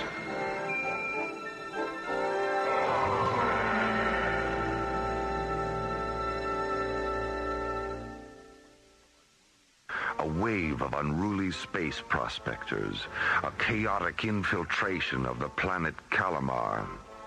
Anticipating the outbreak of lawlessness, the International Space Authority intervenes. Acting on ISA orders, a space exploration team is sent to Calamar to begin preparations for the arrival of an ISA security fleet and the establishment of a permanent command post. Starlab's interstellar cruiser Columbus is en route. SET commanders John Graydon and Buddy Griff, along with Starlab research director Maura Cassidy, are on board. Skipper, we're getting a distress signal, heading 049er. Open channel 8, buddy. ISA cruiser Columbus calling vessel at 049er. We read your flag. Open communications on channel 8. Over. What's going on? Oh, some idiot probably ran out of photons. Thank God you guys showed up. I'll bet 50 ships passed me by without even slowing down. I'm sorry, pal, but we'll be doing the same. What? Oh, come on, you can't leave me. Hey, Skipper, I think I know that guy. Do you mind? Okay, buddy, go ahead, but I'm not stopping. Hello, Travis.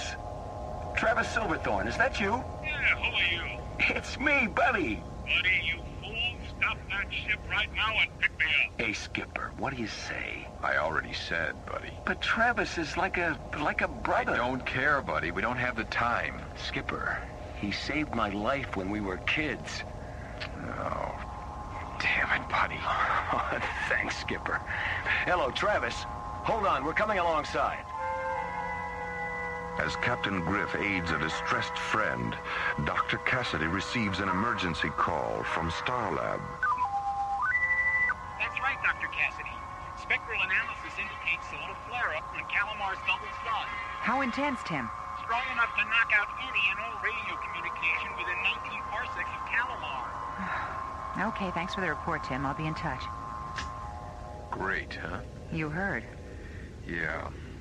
Without any radio communication on Calamar, things could get sticky. Any idea how long the solar flare-ups might last? I'd just be guessing. John, Maura, I'd like you to meet my old friend Travis Silverthorne. Travis? Appreciate the ride, Captain. It's all right, Travis. What happened to your ship, Travis? Oh, it was a piece of junk I won in the card game on Cronus. Not worth going back for. Say, you wouldn't be headed for Calamar by any chance, would you? We sure are. Fantastic. Back on Calamar's night side, prospectors Mark Robbins and Lee Johnson continue their search for glowstone. Out of the black depths, a mysterious sound draws closer. I think they're getting closer, Mark. You stop worrying about that noise. It's probably a natural phenomenon. Well, natural or not, I got a bad feeling about it. Hey, what do you say we break camp and set up in another location? Oh, Lee, come on. You got prospector jitters. Listen, the sound, it stopped. You see there? Nothing to worry about. Like I said, it's a natural phenomenon. Natural phenomenon, yeah, sure.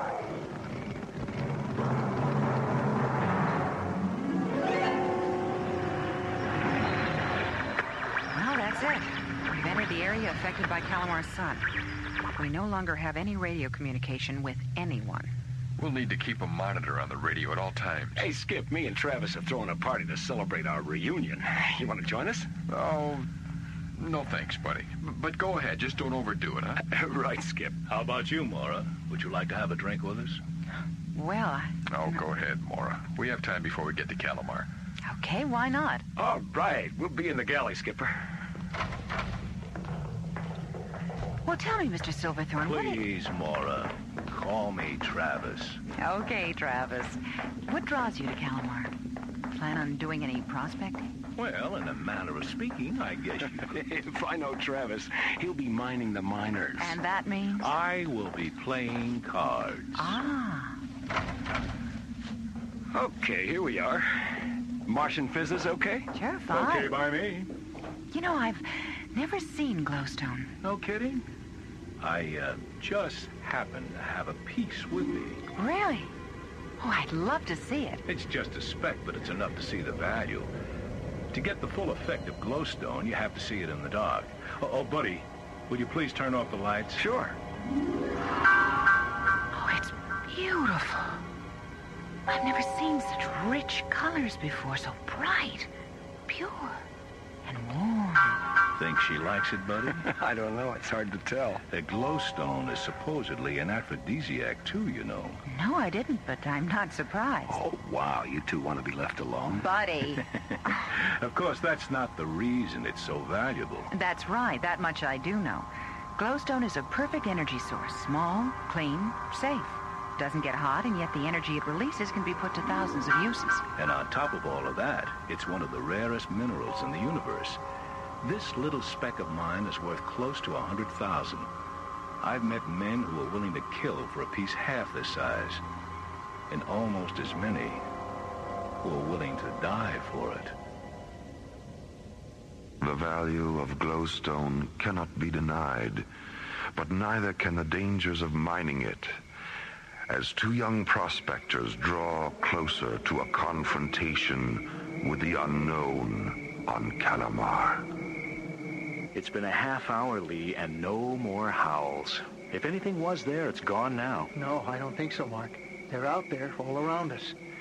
I can feel them. Maybe we should just get back to work, Are you kidding? That's just what they're waiting for. Well, we can't sit here all night. Besides, I've scanned the whole place. There is nothing here to fear. But, Mark... But nothing. Now, give me that blaster and wait here. Where are you going? I'm going to prove my point. I'll fire the blaster a couple of times over by that rock. If nothing happens, then maybe we can get back to work, okay?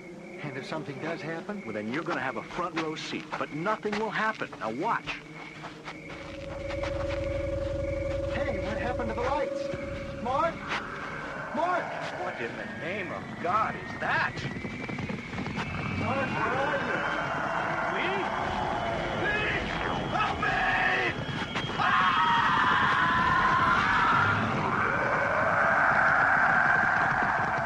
From the deep darkness of a mining camp on Calamar, a scream of terror and silence of death.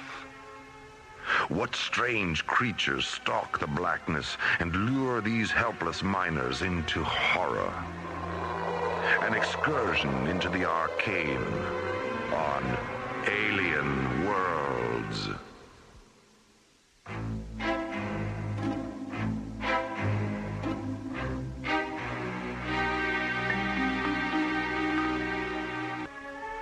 Mysterious, hostile creatures attack a prospector camp on Calamar.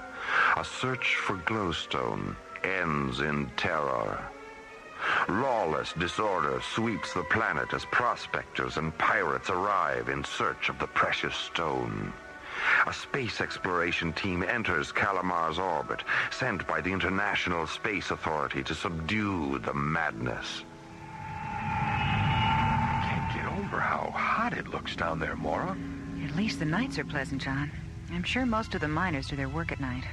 What about solar screens during the day? Even under a solar screen, it would still be 120 degrees or so. A little hot to be doing hard labor. Yeah, I'll say. You know, I never liked the desert, even on Earth. I think I'll stay up here and let the rest of you take the first EVA. So now all I have to do is find Buddy and Travis. I think they went up to the launch deck. In just a minute, I'll go with you. Okay. You know, Travis, seeing you again reminds me of the first time we left Earth together, remember? Oh, how could I forget? I can't believe we ever got past the moon and that old government surplus. A wombat, wasn't it? It was a wombat, all right. That old fossil fueler. I'll bet they're still talking about our last night on Mars. Well, I know I am. Excuse us, you two. If you're looking for a shuttle crew, we're ready. Good, because we're going down. Oh, right. But wait, Skipper. Someone has to stay. Yeah, I'll stay, Buddy. The three of you can go. Right. Well, come on. Buddy? Yeah? Listen, whatever you do, don't land. Why not? With the radios out, I just don't want to take any chances, that's all. Just look around and then report back here after your EVA. Okay, Skip. Boy, you sure know how to take the fun out of an EVA. As the EVA crew prepares to descend from the cruiser Columbus, other preparations are underway on Earth. An ISA security fleet, commanded by Captain Richard Baker, prepares to depart for Calamar and set up a permanent command post. Captain Baker. Yes, Lieutenant. What is it? I have that recording of the last transmission from Calamar, sir. Just before the signal faded completely. Good, Lieutenant. Let's hear it. Mayday, mayday. Coordinates 1906. We're under attack. Coming out of nowhere. Weapons aren't effective. The light. It's the light. It's the light. That's where it ends, sir. Was he saying light? Apparently. But we can't figure out why. The coordinates are from Calamar's dark side.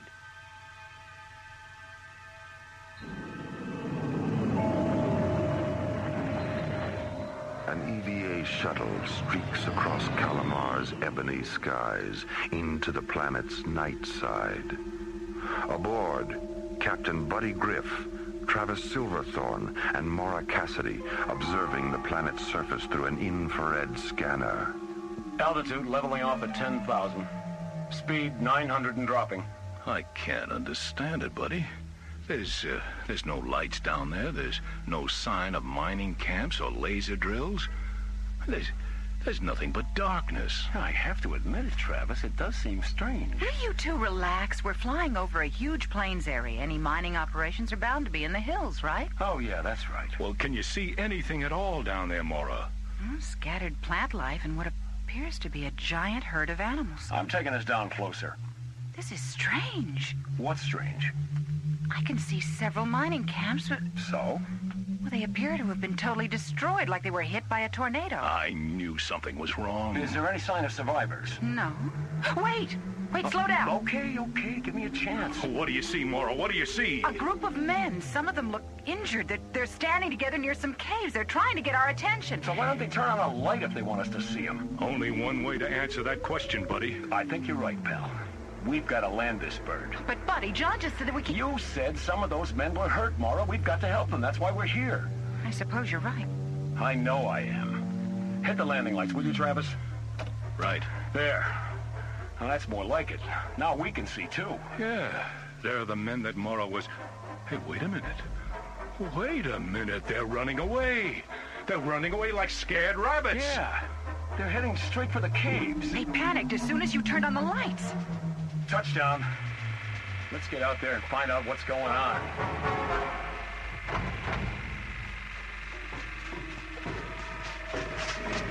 Turn off your lights. The creatures are coming. Who are you? What are you talking about? You're in great danger.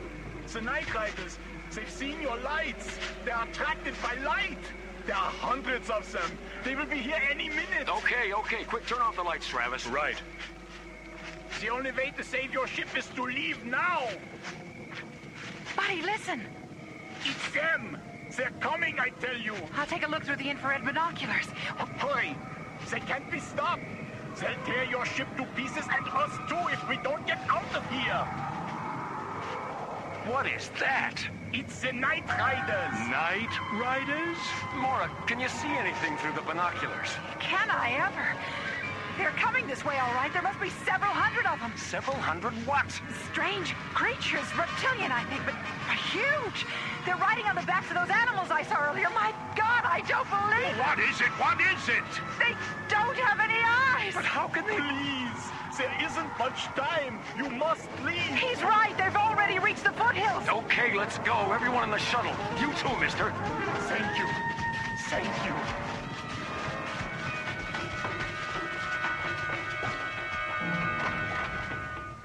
All systems on, buddy. All right. Preliminary ignition. Set. Uh-oh. What's the matter, buddy? Misfire. Again. Let me out of here. I want out. Relax, will you? All right, baby. Come on. Damn it. I'm getting out of here. Now. All right, that's it. Abandon ship. Head for the caves. Right, buddy. Okay, be careful, Mora. Watch your step. Come on, buddy, hurry. Okay. My God! Look at them! What are they? I don't think they're Indians, Mora. I don't believe it. Look, they're tearing the shuttle apart. What are we gonna do, buddy? How are we gonna contact John now? Let's worry about that later. Quick, let's get under cover. In here, in the caves. Buddy, Mora, and Travis find themselves trapped, overrun by strange, sightless alien creatures. Unable to contact John Graydon high above them, aboard Columbus, they appear to be hopelessly stranded in darkness. Their shuttle has been torn to pieces by the Night Riders of Calamar. Indeed, a phantasm of consternation on alien worlds.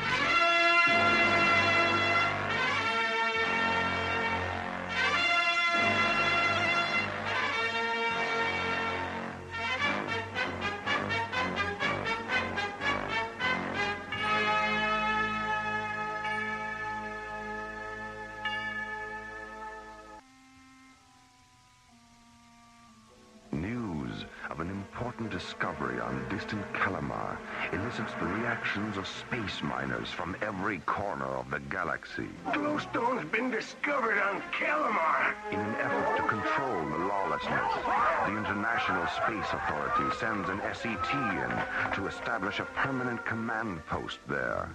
Deciding to shuttle down, Mora, Travis, and Buddy depart the mothership, Columbus, aboard a small craft. What do you see, Mora? What do you see? A group of men. Some of them look injured. They're standing together near some caves. They're trying to get our attention. So why don't they turn on a light if they want us to see them? Only one way to answer that question, buddy. I think you're right, pal.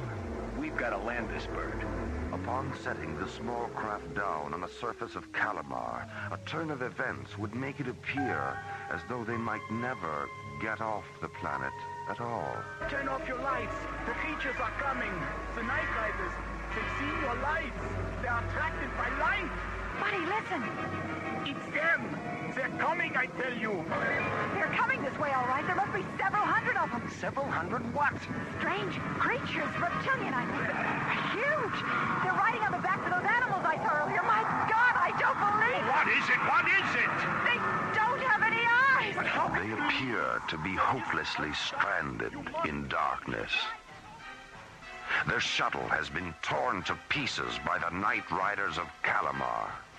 Indeed, a phantasm of consternation on alien worlds.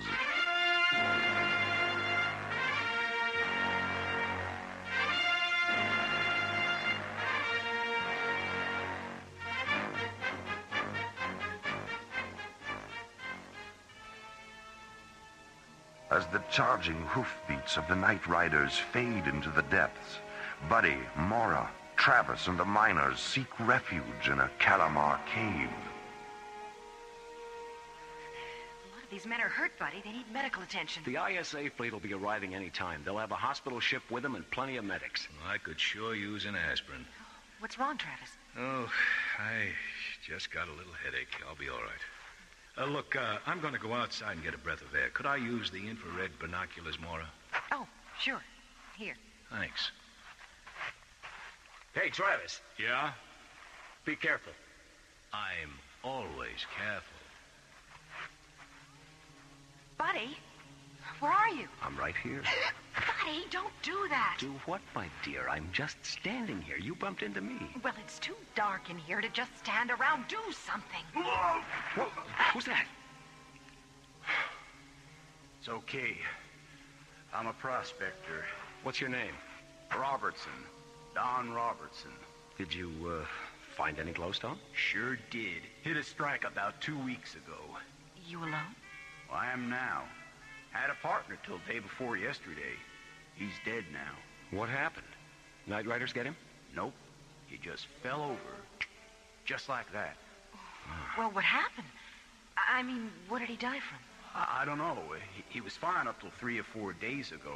Started complaining of headaches. Then he started getting dizzy and falling over things. Next thing I knew, he was laying dead on the ground. Then I got overrun by those freaky lizards, busted up our ship, lost all the glowstone. Oh, I wish I'd never come here. Who's that? Who is it? Oh, it's only me. Travis, what happened? Well, I tripped. No big deal. It's not easy walking through this cave looking through these binoculars at the same time, you know. Hey, guess what I found outside? A poker game. Oh, nope. A shuttle truck. A land shuttle? That's right. One of the miners must have abandoned it. It's a little banged up, but I think I can make it run. Run? Run where? Well, we could follow the Night Riders. What? Follow them where? Why? 'Cause it's better than sitting around here in the dark. That's why. Wait! Maybe following him is a good idea. Wait, what is this, mutiny? No, in fact, we should follow them. Well, look, don't you see? We need to study them, learn about them, find out why they're destroying the mining camp. Sounds like you're planning to tag Oh, along. of course I am. I'm a scientist. I didn't come here to ignore the native life. I came to study it. All right. All right, I'll stay here and see what I can do for these people. You two go ahead. But try and be back before dawn, okay? Otherwise, you're liable to get a real mean tan, you know what I mean?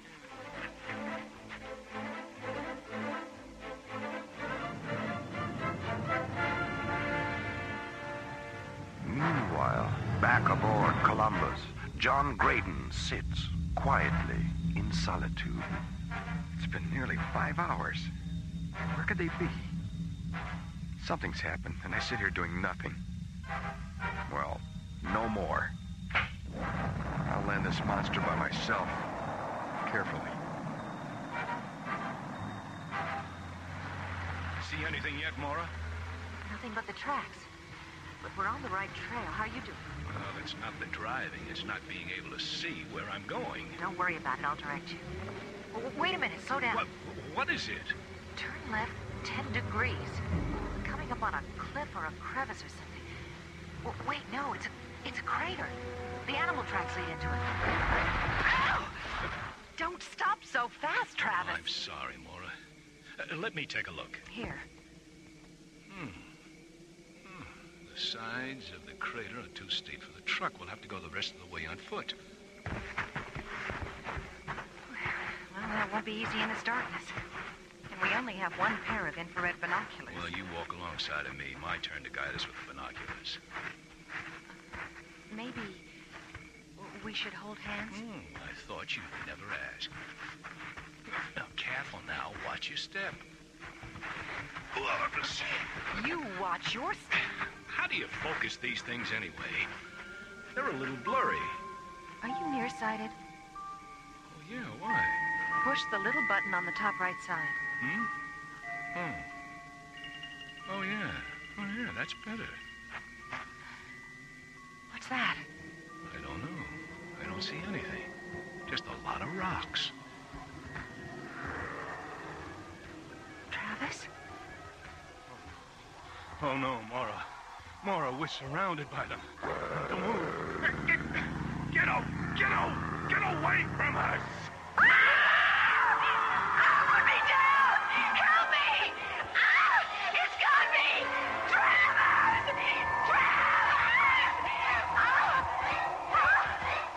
Large, two-legged, reptilian creatures drag them helplessly into the dark abyss, deep into the underground, and into the dominion of alien worlds. An SET crew of 4 arrives on Calamar. A 3-member group sets down on the planet's surface and are overrun by strange, sightless alien creatures. The 4th crew member, John Graydon, having not heard from the others for several hours, decides to solo fly the giant ship in for a landing. Infrared scanners up. Good. Okay, between those hills, I'll try and land there. Big and flat. What? Instruments are picking up debris. Uh-oh, it's a shuttle wreckage. Coordinates 893. Oh, no, I'm coming in too fast. I'll reverse thrusters.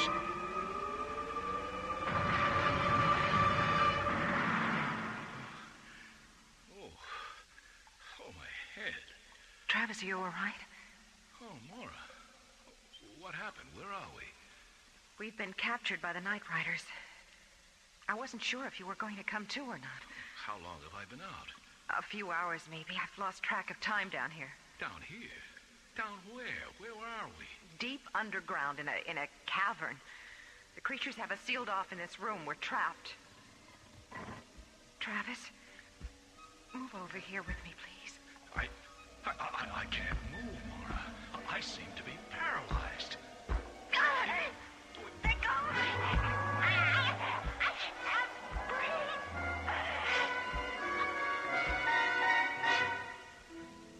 Skipper, up here! This way, John!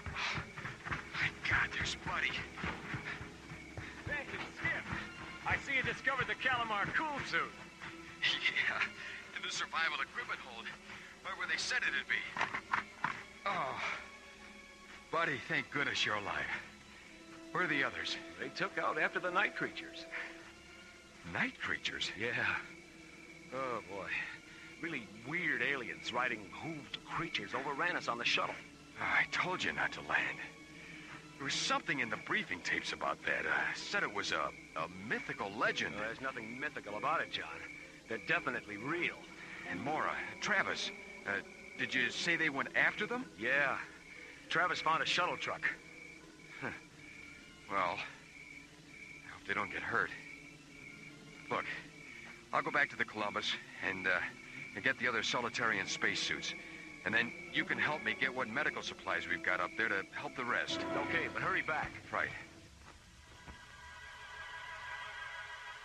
Put the Earth people down, Cardos. Oh, my head. My head hurts. Mara. Mara, he talked. Mara? Mara, are you there? Yes. Yeah, I'm here. I'm just trying to get my breath back. Quiet. Do not move, or we will kill you. Oh, don't worry, pal. Don't worry. We're not going anywhere. I can't see a thing in here. See? Ah, yes. Earthlings can see. A most bizarre ability. We've come to learn about you. You've come to this intentions of harming you. I am Cregan, leader of Trollmen. We are of this world, not you. You speak English. How? Our translatory linguistic ability is of your galaxy. You are not the first of your kind to enter our world. Why have you attacked our people? You bring the great pain. Whose pain you talking about, pal? What you call light, to us is pain. It is the poison of our wavelength. But how do you perceive light if you're blind? Blindness is relative only to your spectrum of perception. We are of telepathic senses. You are disrupting our wavelength, altering our sensibilities. You must leave Calamar. But what about sunlight, a glowstone? Enough talk. Wait, you don't understand. We represent the... You are an invasion to our universe. We are not compatible. Well, what do you plan on doing with us? We will display your death to your people without mercy. Then they will know our power, and they will leave. Oh, come on, pal. You don't want to do that. I've got too many poker games left. Besides, the miners won't leave. They could care less about us, believe me. Silence. It is done. We ride when nighttime is again full. A terminus planned by the leader of the Trollmen promises the doom of Mora and Travis at sundown. An exhibition in death by the Night Riders of Calamar as darkness slowly overcasts this alien world.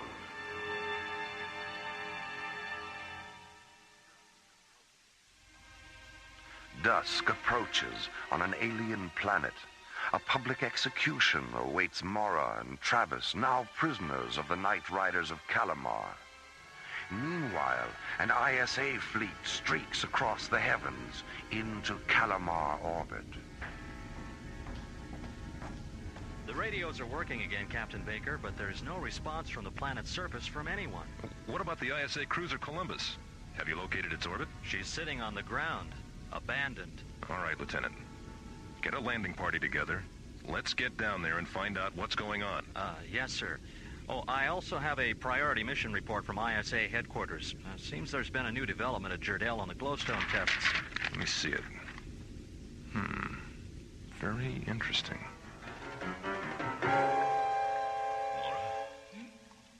Mora, I just had a realization. About what? Glowstone. What? I'm going to reveal it to the Night Riders. I have a feeling glowstone is different from other forms of light energy. It's true. We know it's in a spectrum of super high ultraviolet energy, much higher than synthetic light. That's right. It could affect them totally different. Go ahead. It could save our skins. Here they come. And here goes. Put the glowstone away, Earthman. What? What do you mean? I said, put the glowstone away, out of exposure. It is very dangerous to us. We will die in minutes. I've got a full hand, pal. I'll put it away when you ensure me you'll listen to what we've got to say. Go on, it's your deal. All right, Earthling. As you wish. We will listen. Hey, Mora. Look, the glowstone went out. It's no longer emitting any light. Do as he says, Travis. Put it away. Oh, all right. I wonder why it stopped glowing. It didn't, Travis. What do you mean it didn't? Hey, wait a minute. You mean... You're going blind, Travis. Oh. Travis, what is it? My head, it's exploding. Mora, I feel like I'm dying. You're not dying, Travis. I can't stand the pressure in my head. Travis! Don't touch touch me, Mora. Don't touch me. Oh, I can't believe it. I just had a full hand. I had the game. What happened, Mora? What happened? Travis. Travis. Your friend is dead. Yes, he's dead. We have heard of these effects on your kind from exposure to glowstone, but I have never actually been witness to this. What do you mean you've heard of this? How? It is the legend of the Light Plague. Our glowstone is what the Troman use for guidance. The deposits of glowstone on Calamar emit a wavelength that is perceived by our senses. That is why we attacked your people, for destroying our wavelength.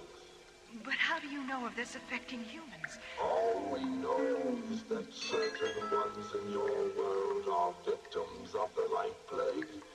It is a weakness in the eyes of humans that causes death. Cregan, please, you've got to help me get back to my people, so that I may warn them of this. I am with the ISA. I can put a stop to all this and help your Troman as well. I have observed you, Earthwoman. You show compassion. I am also quite fascinated by your reaction to your friend's death.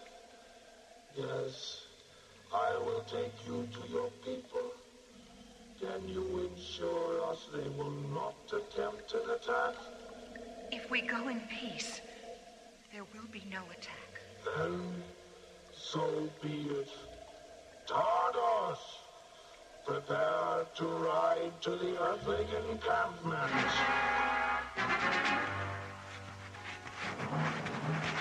Captain Baker, SCT Commanders John Graydon and Buddy Griff.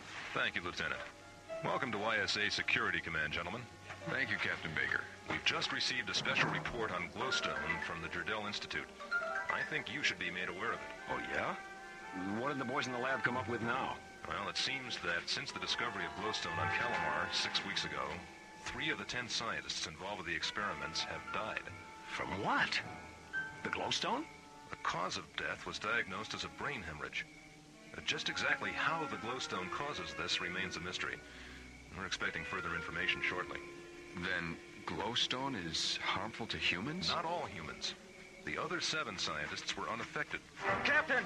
Captain! They're here! The Night Riders are approaching from the southeast quadrant, sir. Let me have those glasses, Lieutenant. There are several hundred of them. Wait! In the lead formation. I don't believe it.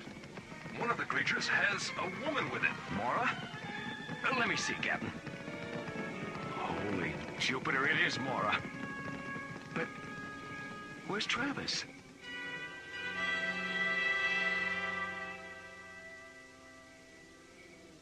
Mora, are you all right? Yes, buddy, I'm fine. Where's Travis? He's dead. Travis? Dead? Oh, come on, Doc. You're putting us on. That old buzzard will live to be 100. I'm afraid it's true. But how? What happened to him? I'm not sure. But he had all the symptoms of a brain hemorrhage. What? Captain, we've just gotten another report from Jardel. I think you should take a look at this, Dr. Cassidy. It may answer a few questions. Well, what's in it? What's it say? The scientists that died had a vision deficiency. They were nearsighted.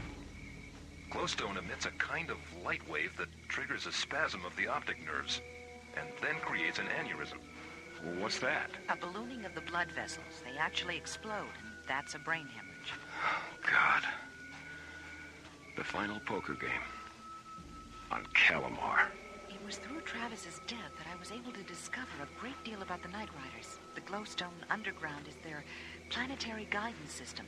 It's how they see. And our mining it has disrupted that? That's right. We're initiating martial law here. The planet will be closed off to all incoming personnel, probably open only to scientific studies, provided we can reach an accord with the aliens here. That won't be a problem now. The ISA has issued a search and seizure of all glowstone in the star system. Until we better understand its effect on people with eye deficiencies, it'll have to remain on Calamar.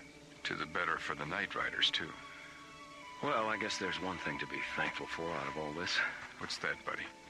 Well, as SET members, we all have 20/20 vision.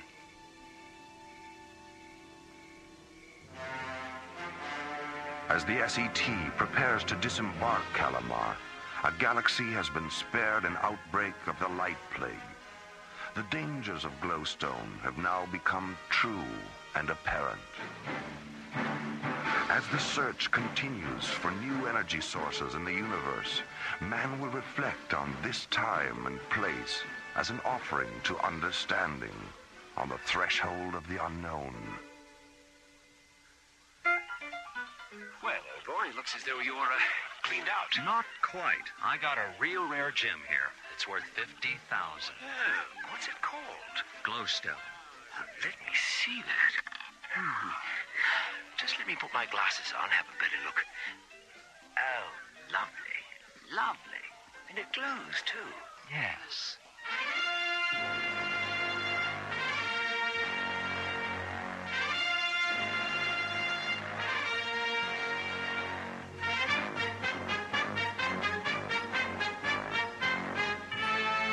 The Night Riders of Calamar was written by Dudley Brown and Lee Hansen and starred Linda Gary, Chuck Olson, Bruce Miller, Phil Diskin, and Corey Burton, with special guest Peter Leeds. Associate producer Jeff Allen. Music director Tom Rounds. Our engineer was Stu Jacobs. Assistant to the producer Laurie Tyler. Technical consultant Peter Sky. Alien Worlds was created, produced, and directed by Lee Hansen. And so, until next time, this is Roger Dressler inviting you to join us for another journey into Alien Worlds.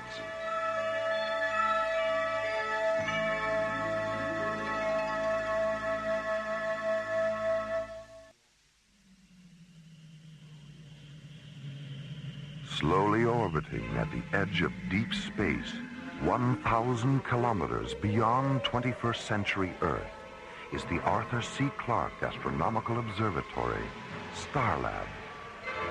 Here, Starlab Research Director Maura Cassidy and scientists and technicians of the International Space Authority watch over the countless stars and planets that fill the universe. This week, Space Exploration Team Captains John Graydon and Buddy Griff encounter a massive, shapeless organism in the silent distances beyond Starlab. An organism whose power and pathology forced John and Buddy to instigate the leukocyte maneuver on Alien Worlds.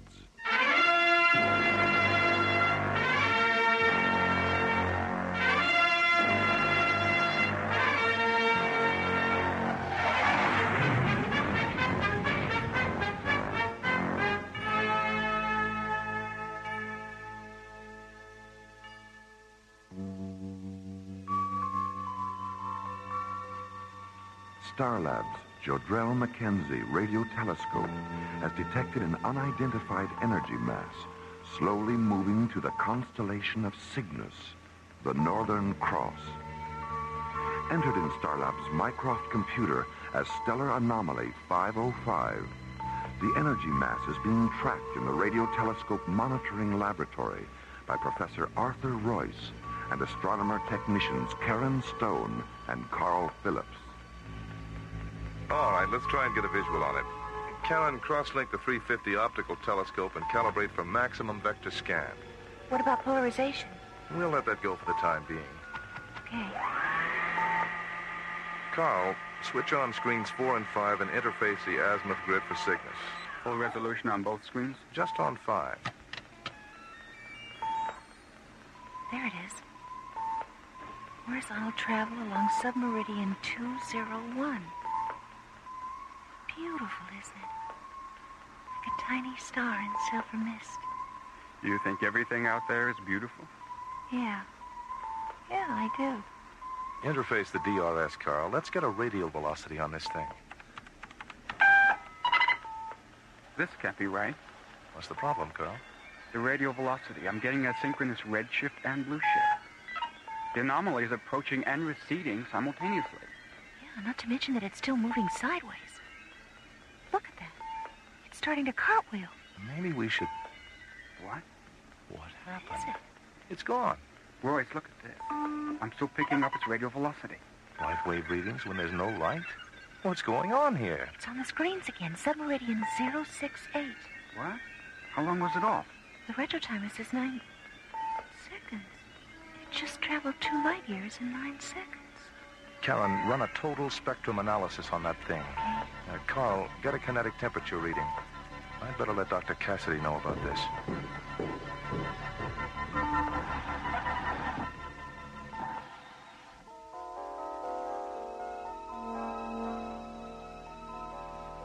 After a 20-minute conference with Professor Royce, Dr. Maura Cassidy decides to have the anomaly investigated at close range by space exploration team captains John Graydon and Buddy Griff. Half an hour later, John and Buddy enter Docking Bay 16, where they board the SET interceptor Solaris and stand by for launch clearance. Oh, sorry about that, John. I must have got something in my nose when we walked through the maintenance section. You sure you're not coming down with a cold? No, I think it's the primer they were using on that shuttle. Every time I get within 10 feet of spray painting, my nostrils backfire. Well, keep them open. You know the rule. If you're not 100% sensory and paranasal, you're grounded. If you get too stuffed up, we'll have to cancel the mission.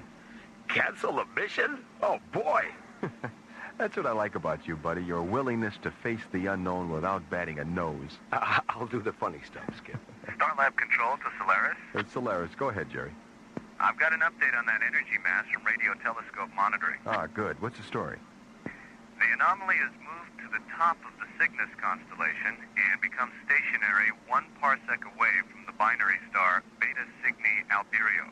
Is it still generating second magnitude alpha waves? No. When it became stationary, its wave frequency changed. What's it generating now? They don't know. There's too much interference from the binary to get an exact reading. Hold on, John. Here's Maura. John, don't take any unnecessary chances out there. Just get as close to the anomaly as you have to in order to scan it. And transmit the data back here. We'll analyze the scan and let you know if there's anything else you have to do, okay? Okay. Okay, buddy? Okay, Maura. John, what's wrong with Buddy? Nothing that can't be fixed. His sense of humor is taking a nosedive, that's all. Oh, boy. Welcome to the worst pun of the century. We'd better get this show on the road before you come up with another one. I'll certainly buy that. What's the traffic situation, Jerry? We've already handled our pre-flight procedures. 30 seconds, John. 30 seconds. Okay, Jerry, we're online.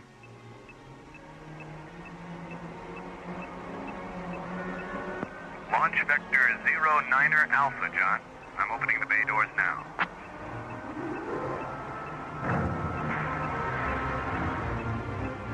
Remember what I said you to. No unnecessary chances. Scan it and transmit the data. That's all. Got that, buddy? I've created a monster.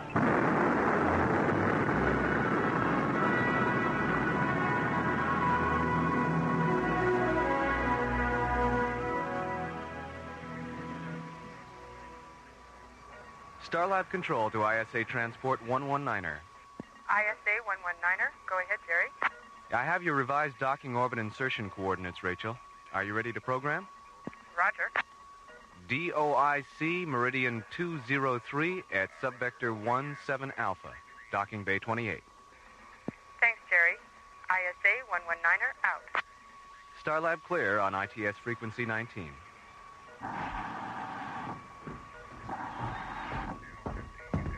Hi, Jerry. How are John and Buddy doing? Everything's okay. They checked in at 13:30, right on schedule. Good. Where are they? Between Pluto and Neptune. They should reach their warp-through coordinates in about 6 minutes. Well, keep me posted. I'll be up in radio telescope monitoring. Okay.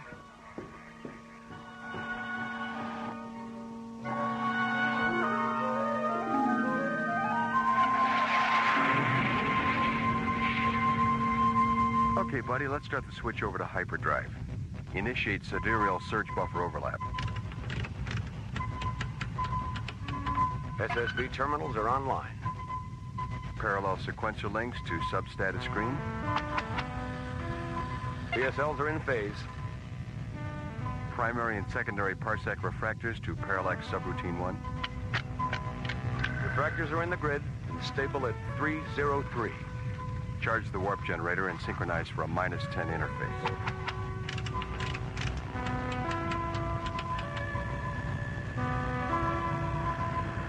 Here we go.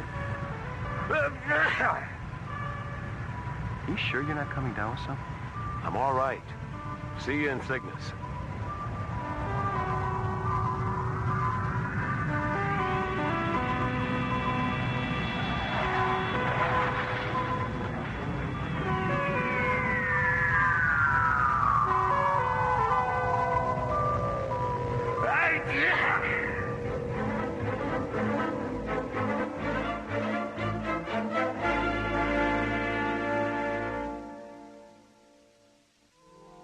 Starlab's giant Jodrell-Mackenzie radio telescope has detected a massive energy field in the constellation of Cygnus, 10.6 parsecs away.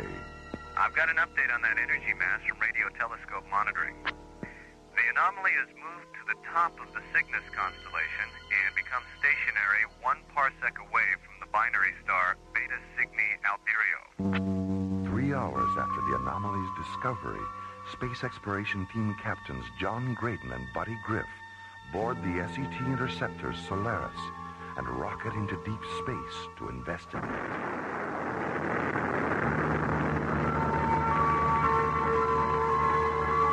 Six hours later, the Solaris warps through the time-space continuum and arrives in the constellation of Cygnus, near the anomaly's last known location. I don't get it, Skipper. Nothing on the spectrometer, nothing on the gas amplification sensors, and nothing on the radiation scanners. Maybe it moved up into the Veil Nebula. Open the parsec frequency. Let's see if they're still tracking it on Starlab. Solaris to Starlab control. This is Starlab. Is it you, buddy? Oh. Yeah, it's you, all right. I'd recognize that phase anywhere. What's happening out there? Well, that's just it, Jerry. Nothing's happening. There's no sign of that, whatever it was. Are they still tracking it up in radio telescope monitoring? Stand by. I'll check. You know, I was just thinking, buddy. Maybe that thing's some kind of an organism. Well, I don't think so, John. I mean, a 2,000-kilometer wide living organism that's invisible? I know it sounds pretty far-fetched. But if it were some sort of organism, that would explain why we aren't picking it up on the... Starlab control to Solaris. Solaris, go ahead, Jerry. Radio telescope monitoring says the anomaly went off their screens at about the same time you got there. Mara wants you to come back to Starlab. Okay, Jerry. Oh, by the way, have Dr. Rossiter break out some of her little yellow pills, will you?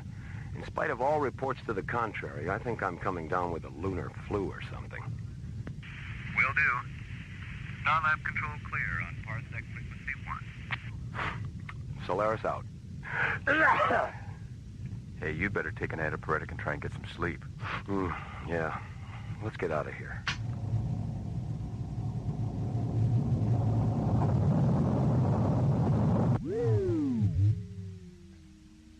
What's wrong, Skipper? I don't know. Give me a status read on the ignition generator. The computer says it's okay. Try it again. Thruster malfunction. Shut down the system, buddy. Let's have a status readout on the thrusters. Physical obstruction. Something's blocking the nozzles. It's got us. Something's got us. Hull integrity subcritical. It's crushing us.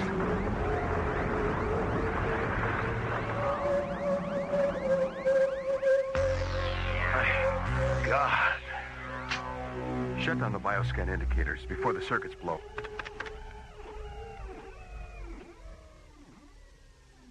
Don't be afraid.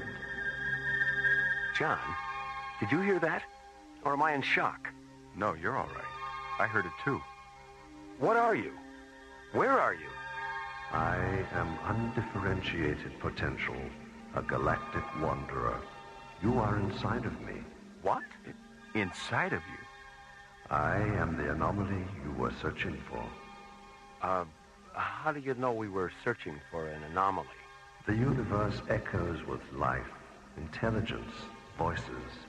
Yours, others, I sense it all. Our bioscanners. You're not an energy field anymore, are you? No.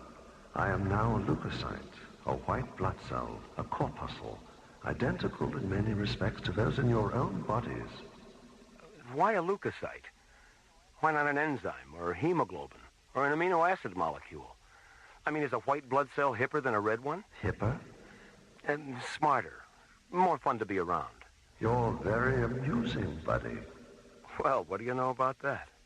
A corpuscle with a sense of humor. Yeah, well, don't get too carried away. Remember, he's 2,000 kilometers wide. If he laughs, we're finished. You are sick, buddy. Oh, you mean I'm not amusing? I mean you're ill. Physically ill. Yeah, I know. And because you are, the leukocytes in your immune system have energized to resist the illness. I sensed this when your vehicle penetrated my other form. And because I have great compassion for suffering, I effected a sympathetic metamorphosis. You're communicating with us through our immune systems, aren't you? Yes. But I'm the one who's sick. Why is John able to hear you? Does that answer your question? Yeah. Sorry, Skipper. Oh, that's okay. There's nothing like a cold in the heat of an emergency. Emergency? Look at the life support annunciators, buddy. Uh-oh. What's wrong? Well, the shaking we took when you materialized around the ship damaged the primary oxygen flow matrix. The backup system's on, but there's only enough oxygen in that for 7 hours. And after we warp back to our original parsec coordinates, it's going to take at least 6 hours to reach our home base. I think you'd better release us. I can't release you. Why not? Why don't you just reconvert yourself to energy? I was devitalized when you encountered me. And because I was born in this star region, I had come back to rest, perhaps to die. What's the problem? Maybe we can help. The leukocyte transformation process has depleted certain light wave frequencies necessary for my reconversion to energy. Well, then why did you transform yourself in the first place? I've never encountered beings like yourselves. I wanted to know you. Are you angry with me? No, I guess not. You may lose your lives because of me. Well, getting mad about it isn't going to help. Do you share Buddy's feelings, John? Yes, I do. What remarkable creatures you are. Open the Parsec channel, buddy. We'd better let them know it's Starlab. Yeah. Solaris to Starlab control. Starlab. Go ahead, John.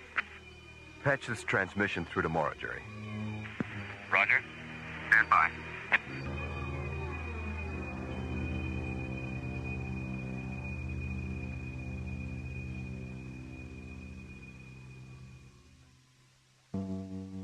Ordered to investigate a massive energy field 10.6 light years from Starlab, Buddy and John warp the Solaris through the time-space continuum into the constellation of Cygnus.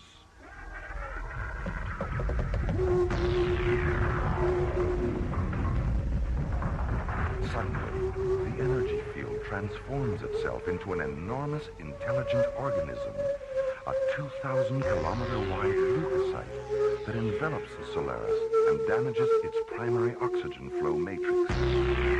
Meanwhile, on Starlab... That's right, Commissioner. The Solaris is impacted right in the middle of it. Well, if it was energy to begin with, why can't it transform itself back? Well, according to John, the light wave frequencies it needs for reconversion are exhausted. How much oxygen do they have? Less than 7 hours. I just had a thought, Mora. The Solaris is outfitted with a whole arsenal of military and scientific lasers. Maybe they could use them to restore the light wave frequencies the organism needs to reconvert. You must have read their minds, Commissioner. That's exactly what they're going to try.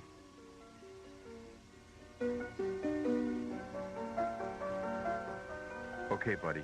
Let's put the laser generators online. Normal sequence. LG 1, 3, 5. Okay, Skip, they're hot. LG 2, 4, 6.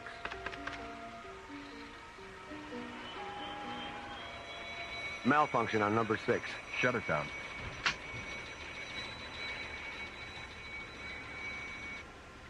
Okay, put them in the grid. We have positive grid interface. Open laser port 1 and calibrate for a 5,000 angstrom green light discharge, soft beam.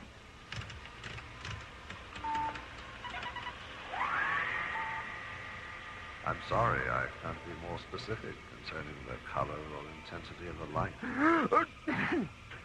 Well, that's all right. We'll figure that out by trial and error. The only thing I'm worried about is if our lasers have enough saturation potential. Well, fire number 1, buddy. I feel it, but it's not having any effect. Well, maybe green isn't your color. Can we show you something nice in red? Why not? Open laser port number 2, buddy, and calibrate for a 6,000 angstrom red light discharge. Right. Fire. I'm sorry, but red isn't my color either.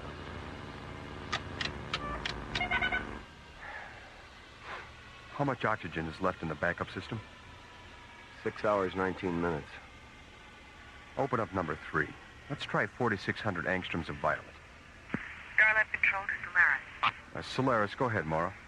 Passing out there, John. Any luck with the lasers? No, not yet. We've tried green and red, and we're getting ready to try violet. What's your life support situation? Critical. If we don't get out of here in 19 minutes, we won't have enough oxygen to get back to Starlab. What about the O2 packs and your pressure suits? There's only an hour of oxygen in them, Mora. And I don't think an hour is going to make that much difference. But what? God, I feel so helpless. It's not over yet, Mora. We've been in worse situations than this. As long as we've got oxygen and lasers and our wits about us, there's still a chance. Way to go, buddy. Mora? I hear you. Mora, does Commissioner White know what's going on out here? Yes, I talked to him a few minutes ago. Number 3's ready to fire, Skip. Oh, good. Mora, we'll call you back when we finish the laser procedures. All right. Starlight clear.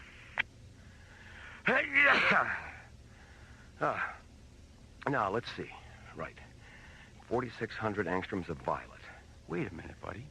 Come on, Skip. Minutes are at a premium. I was just thinking about Commissioner White. So? White, buddy. White. I still don't follow. What happens when you spin a color wheel? All the colors blend together, and the wheel turns white. And what do you see when you look at the stars? White light. What did the anomaly look like on the screens at Starlab? White light. Right. That's it, buddy. That's our leukocyte maneuver. If we run all the lasers through a spectrum filter, we'll get pure white light. And if we interface all the laser generators, we'll have 5 times the discharge and saturation power. Yeah. Okay. Cross-link all laser generators and open the rest of the laser ports. All right.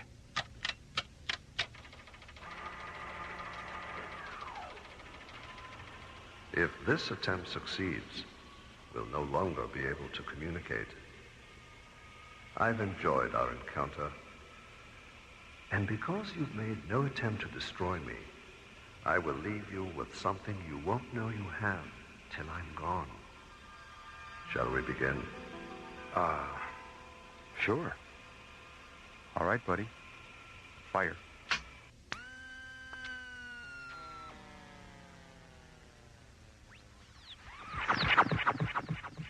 I am the firstborn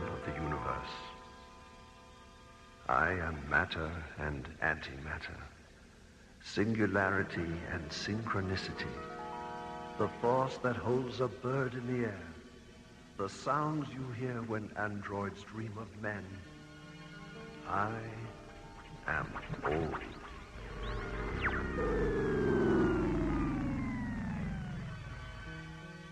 How do you feel, John? I don't know. I feel good. I mean, my body feels good. I'm not sick anymore. Yeah, neither am I. Whatever it was that made us sick, he took with him. He healed us.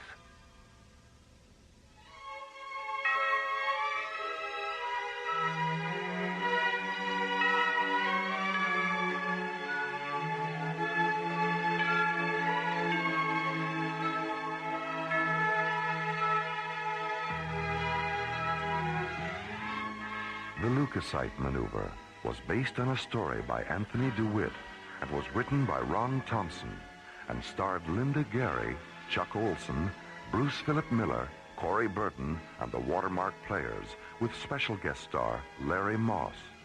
Associate producer Ron Thompson. Music director Tom Rounds. Engineer Stu Jacobs. Assistant to the producer Jim Cook. Technical consultant Peter Sky. Alien Worlds was created, produced, and directed by Lee Hansen. And so, until next week, this is Roger Dressler, inviting you to join us for our next adventure from the elsewhere and elsewhen of Alien Worlds.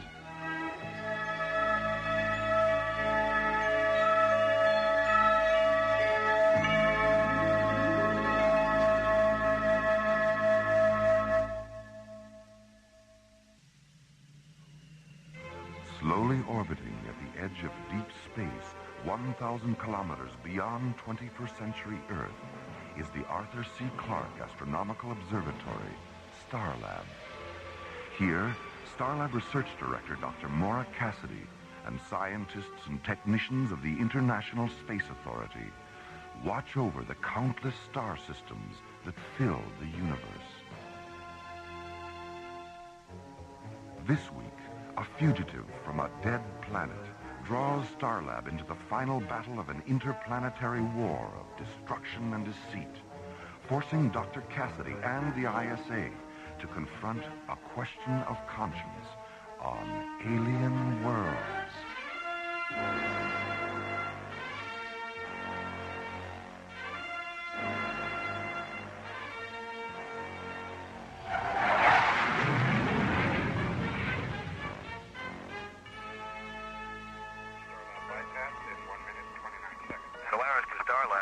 This is Starlab. Go ahead, Solaris.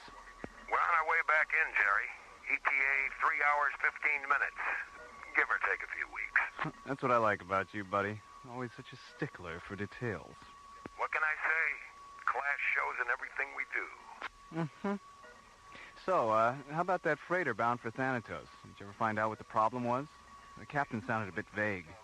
Well, it seems the captain signed on a crew of Semenians. So? So, Malakara, the holiest of all the Semenian sacred days, just happened to fall today. And Jerry, the Semenians consider it sacrilegious to work during Malakara. You mean they just stopped working right in the middle of the flight? You got it.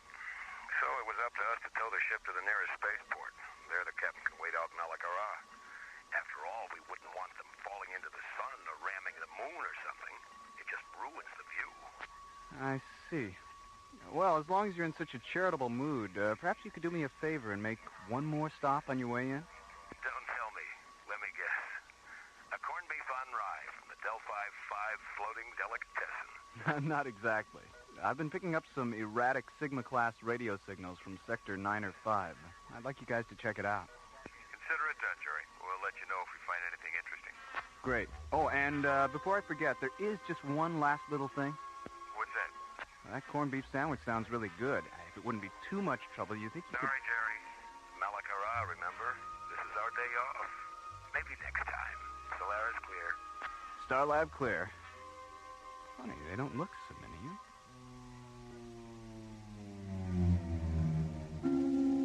1 hour later, the Solaris comes to a stop, 500 yards from a small, needle-shaped craft hanging motionless against the star-shot curtain of deep space.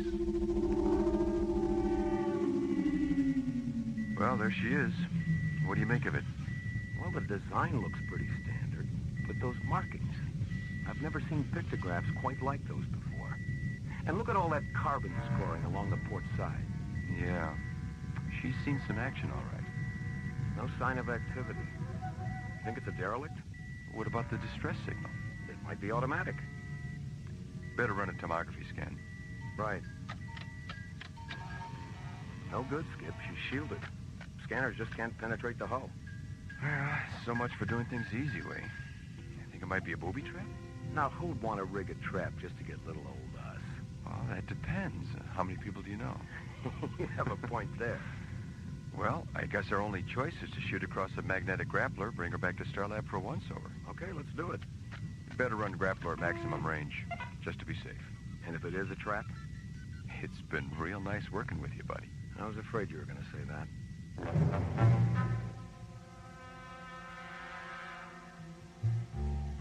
2 hours later, the battle-scarred alien spacecraft is maneuvered into the outboard airlock of Isolab 7, where it's carefully lowered onto a brilliantly illuminated observation pad located beneath a circular gallery of smoke-colored windows.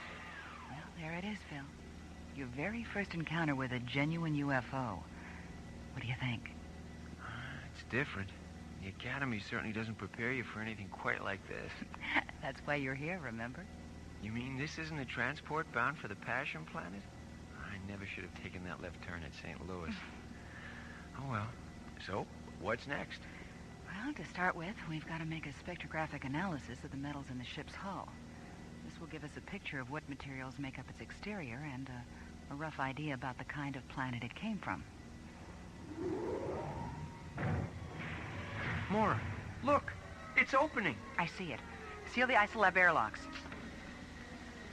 Something's coming out at the base of the ship. There, do you see it? My God. Medical team alert. Get a bioexamination chamber down to Isolab 7 as fast as you can. I've never seen anything like it before. A large reptilian alien rises to its feet, its scaled turquoise skin glimmering against the dull gray of the spacecraft.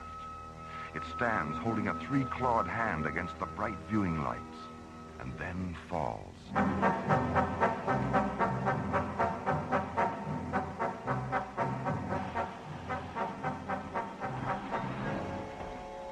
How is he, Maura? Well, according to the report, he's been in a state of extreme oxygen deprivation for several weeks. They could only find scattered traces of oxygen in his entire bloodstream. How did he manage to survive? Probably by going into a kind of hibernation. As you can see, he's still in something of a comatose state. Now, Dr. Cassidy, the time of non-life is over. You can understand us. Your language is not unknown in the universe. I am called Isu of Nakaresh. Nakaresh? I don't think I'm familiar with that system. And with good reason. For there are none left, save myself to speak of it. There was a war, a terrible war, between my planet and another. The reasons are no longer important. Both our worlds shared the same last breath, and now live no more. You mean the war left everyone on both sides dead? All save two, yes. For as I survived, by chance, so too did the last enemy battleship Urcus, which to this day pursues me. But what can they hope to accomplish? Nothing. Everything. It does not matter. Theirs is an unreasoning, an irrational hate for my people that will not let them rest until the very last member of my race has been totally and utterly exterminated. Maura, Right here, Jerry. Go ahead. I'm picking up a ship 5 kilometers out. I think you better take a look at it. It's big. Real big. We're on our way. And so it begins again. Can you not feel them? I can. I can sense their presence. Yes, it is them. The enemy. They have found me at last.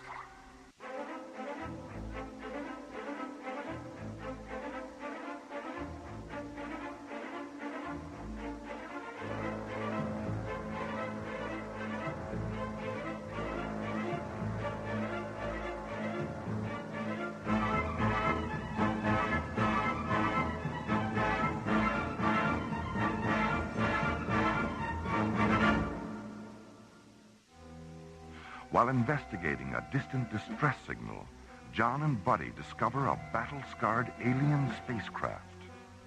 Returning to Starlab, a large reptilian alien crawls out of the ship, sways for a moment, then falls unconscious to the floor of Isolab 7. Later revived, the alien reveals that he is the last surviving member of a race totally annihilated during an interplanetary war. Suddenly, a second vessel, a giant crimson-colored battle cruiser, appears near Starlab. And so it begins again. Can you not feel them? I can. Yes, it is them, the enemy. They have found me at last.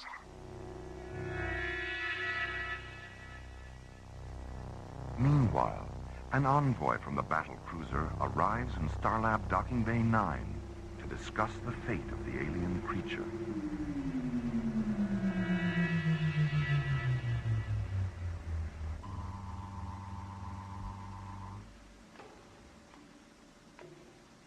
Well, would you look at that? Did you say something, Mara? Huh? Oh, no, I just meant I didn't expect him to be so... Handsome? Good-looking? I meant tall, Phil. I'm just trying to help. Welcome to Starlab. Who's in charge here? I am. I'm Dr. Mara Cassidy. My name is Andrus of Belshazzar. I wish to thank you for capturing the creature, Isu. It's comforting to know that there are others in the universe that recognize the depravity of his crime and will assist in the administration of justice. Now, if you will please, turn him over to us. Wait a minute, back up. I'm afraid we don't know anything about any crimes. The one you want, Isu, claims to be the sole survivor of a great war, and as such has requested sanctuary. Sanctuary? From a war that never was? I'm not sure I understand. Isu had isolated a plague bacteria against which our people had no defense. He used the threat of unleashing this disease as a form of blackmail in order to further his own twisted dreams of power. But my people refused his demands, and they died within the day. But if what you say is true, then why are you and your crew still alive? We were on a deep space probe when the plague was unleashed. And by the time we returned, all life on our planet was gone. At that moment, we vowed to bring this murderer to justice. That's where we run into a problem. Both you and Isu tell different stories, while each claiming to be the last of his kind, leaving no one to verify either story. You don't seriously mean to say that you equate my credibility with his lies? My job here is to find out the truth. Isu has requested sanctuary, and I am obliged to give him that until his guilt in this crime, or at least the crime itself, can be established. And how long will this take? A few days. A few days? That's impossible. Well, I'm sorry, but we do have certain procedures for dealing with this sort of thing. We are not interested in your procedures. Every moment that he lives further increases his chances of escaping us. My response to your suggestion is simple. You have 5 of your hours in which to turn him over to us. That sounds a little like a threat. It's a very disagreeable term. Let us instead call it a strongly voiced suggestion. Oh, but you can't expect us... I repeat, 5 hours. This discussion is concluded.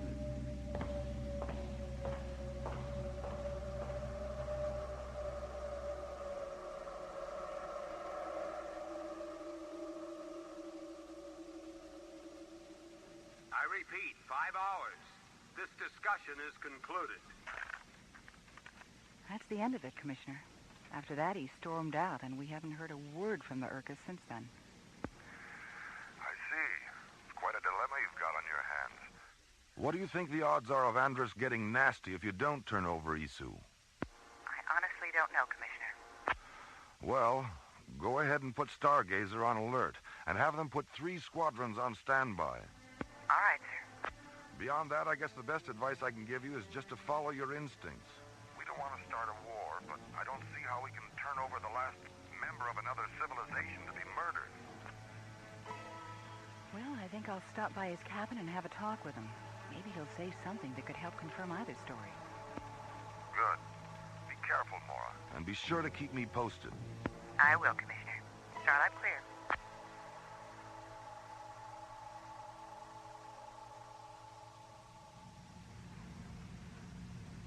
How long, Andrus? How long until Isu is ours? Soon, Meshach. Soon. We've come too far and searched too long to let him slip away. But how can you be certain they'll release him? They're a reasonably intelligent race.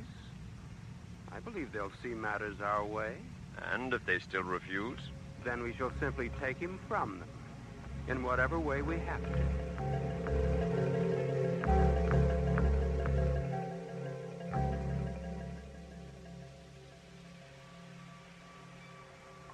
You would have liked my world, Mara. What was it like, Isu? Oh, it was beautiful. Crystalline flowers that reflected the emerald sunlight into a thousand dazzling patterns. Cool, quiet forests. And sleek silver birds with soft golden eyes. Then the war began. My task was to seed the space between our two planets with antimatter modules which would detonate whenever an enemy cruiser approached. In fact, I still carry a full load of them in my ship. Then it happened. The fools finally used it. Used what? My people and the Belshazzarians both possessed radiation weapons of incredible force, capable of wiping out an entire planet. We thought that neither would dare use it. But the Belshazzarians did, and we retaliated, and that was the last day. The emerald sky turned red, then black. The ground trembled, and the crystal flowers shattered into a million splinters. Birds fell lifeless from the sky, their golden eyes empty. I then realized that even though my world had died, if something from it could survive, myself, a bird, or even a simple flower, perhaps my world could continue.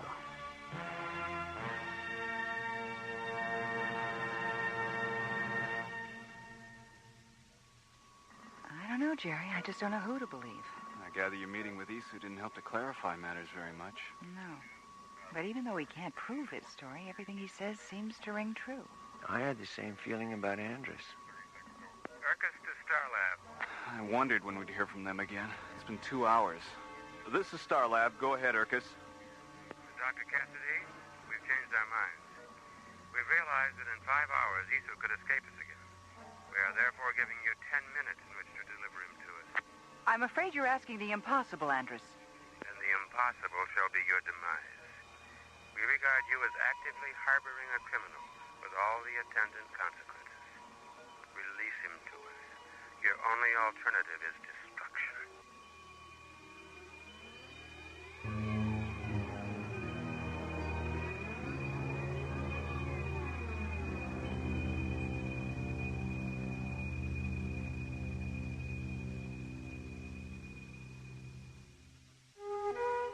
Following the rescue of the reptilian alien Isu, who claims to be the sole survivor of an interplanetary holocaust, Andrus, Isu's pursuer, contacts Starlab.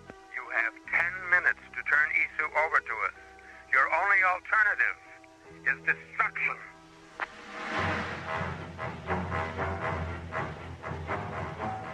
Stargazer Security, this is Starlab. Please scramble a squadron of Zodiac fighters.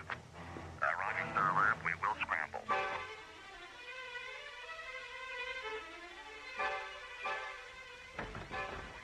All interceptors, this is a priority 1 alert. Scramble all Stargazer fighters immediately.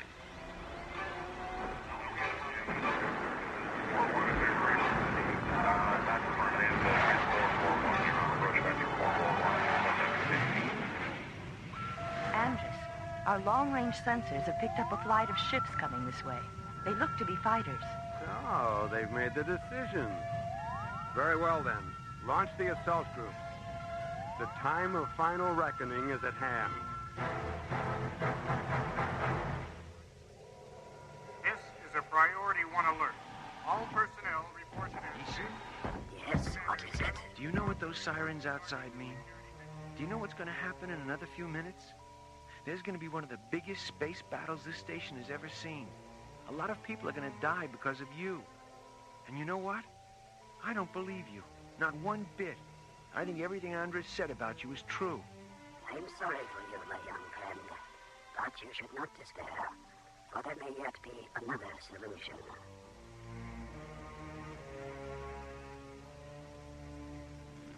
Meanwhile, 10 kilometers beyond Starlab, ISA Zodiac Squadrons 1, 3, and 6 rocket into battle against 5 flights of Belshazzarian fighters. Zodiac 1 to Zodiac Squadron leaders, target sighted. Approximately 4 squadrons, type of weaponry unknown. Activate laser turrets and shielding generators on my mark. Mark. This is Zodiac 3, laser and shield functions confirmed. Zodiac 6 here, laser turrets and shields all go. All right, let's go in.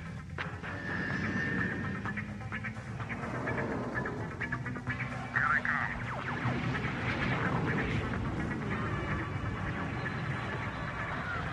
You're breaking through.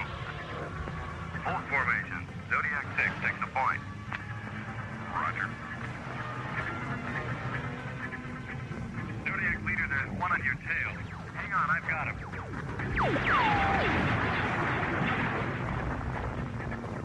One down. Get him later, Zodiac 6. Zodiac 6, do you copy? They got him. All right, Delta Wing formation. Let's make another pass.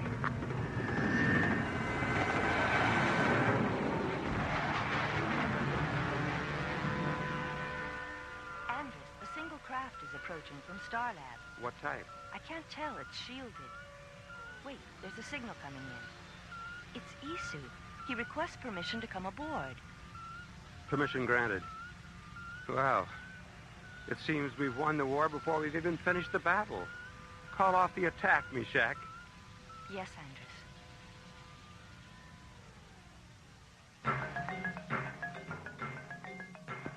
Zodiac leader to Starlab. Go ahead, Zodiac leader.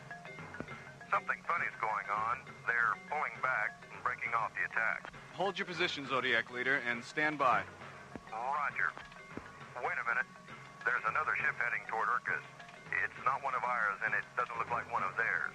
1 second, Zodiac leader. I'm putting it on the screen now. Oh, no. Isu. Dr. Cassidy, can you hear me? Yes, Isu, I hear you. What are you doing? Too many have died, Mara. And for me, it is the end of the running. And perhaps the beginning of peace. In the years to come, watch for silent silver birds in flight. And think of me. Silver birds. Starlab to Zodiac leader. Get those ships out of there fast. Roger, Starlab. Mora, what's happening? My God, Jerry, I know what he's planning to do. Remember me, Dr. Cassidy. Remember me. The Urkus! It's gone up like a Roman candle. Or like someone set off a shipload full of antimatter modules inside of it.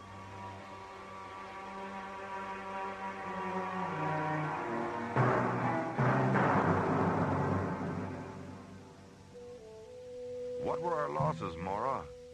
3 Zodiac interceptors. And the Urkus? No survivors. It's too bad. It seems now we'll never know who was really telling the truth. If Isu was lying, this could have been his final, ultimate act of destruction. Then there's always the possibility that he was telling us the truth after all. There's always that, yes. Well, I suppose I'd better file my own report on all this.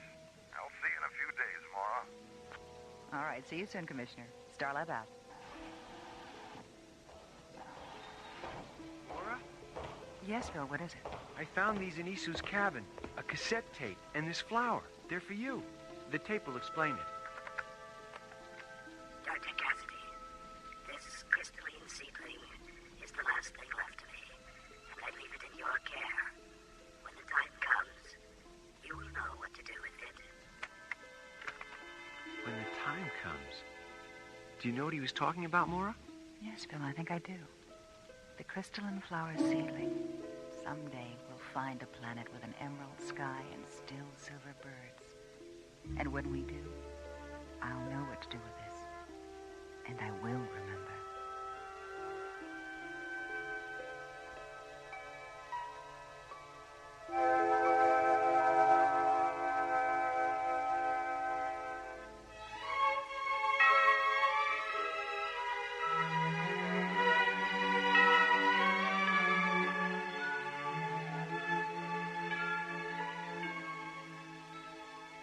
A Question of Conscience was written by J. Michael Straczynski and starred Linda Gary, Chuck Olson, Bruce Philip Miller, and Corey Burton, with special guest stars Dawes Butler as Andrus, Joe Young as Isu, Michael Bell as Phil, and Tina Holland as Meshach. Associate producer Ron Thompson. Music director Tom Rounds. Engineer Stu Jacobs. Assistant to the producer Jim Cook. Technical consultant Peter Sky. Alien Worlds was created, produced, and directed by Lee Hansen. And so until next week, this is Roger Dressler, inviting you to join us for our next adventure from the elsewhere and elsewhen of Alien Worlds.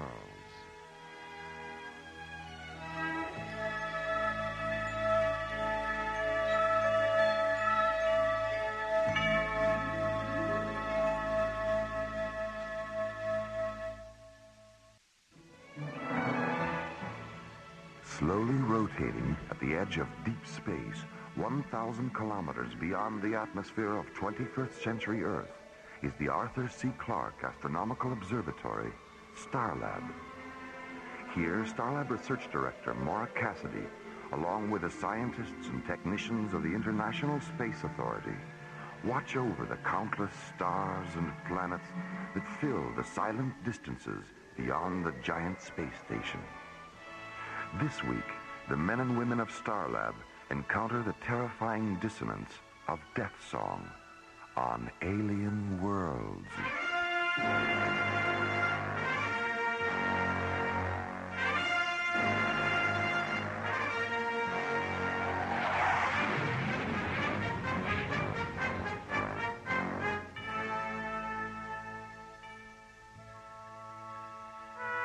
After spending 5 days at the Sealab 7 underwater research station in the South Pacific, ISA Commissioner White arrives at Starlab aboard Earth Shuttle 1.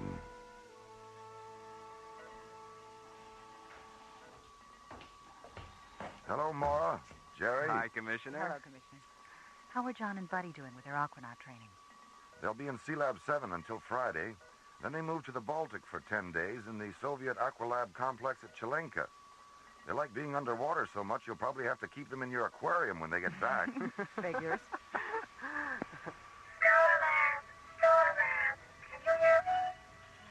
This is Starlab. Please identify yourself. We are Zeta and Lizzie, two Optimon physicians from the planet Aragon. Please give us sanctuary. What's your situation? We are being pursued by a hostile renegade spacecraft, which has already damaged our ship. If you don't give us sanctuary, the renegade will destroy us. Get a visual scan on them, Jerry. Right. There it is. My God, it's enormous. Starlab, this is Whitney again. Did you understand our last transmission? Be careful, Jerry. That ship doesn't look damaged to me. Withy, we have your spacecraft on visual as a large corrugated black disc with red, yellow, and green markings. And we see no sign of damage. That's not us, Starlab. That's the renegade. Our ship is bell-shaped and silver. There it is. Lower left-hand corner of the screen. It's so small. No wonder we didn't see it. Magnify it, Jerry. Jeez, look at that.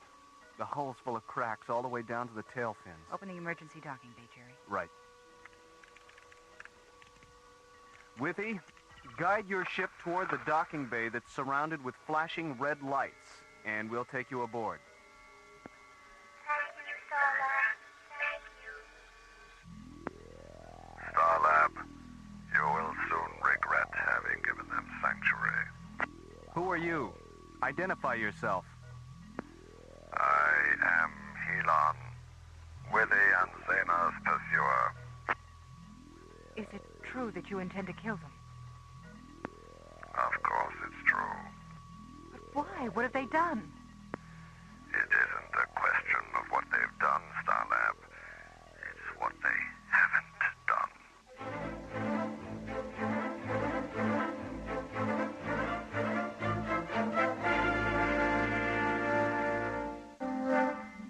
The routine of Starlab control is suddenly interrupted by an emergency transmission from an incoming alien starship.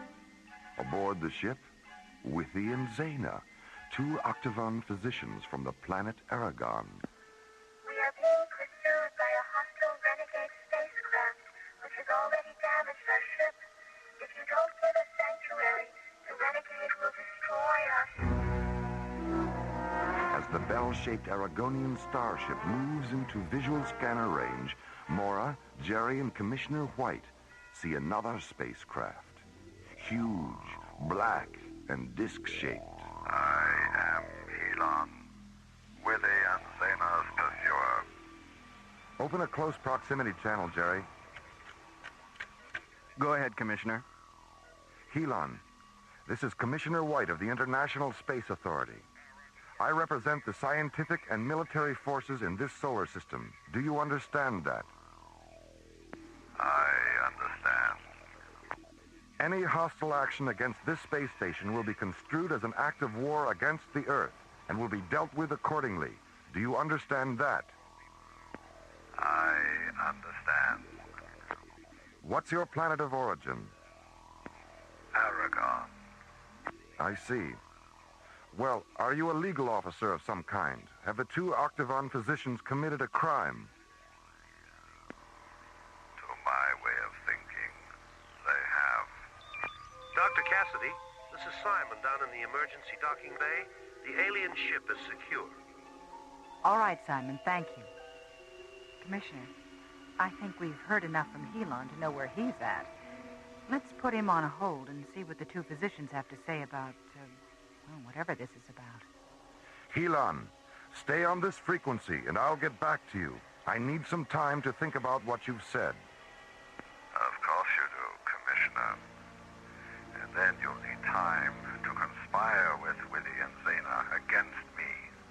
And then there will be no more time, Commissioner. And the last thing you'll hear is the sound of your own screaming.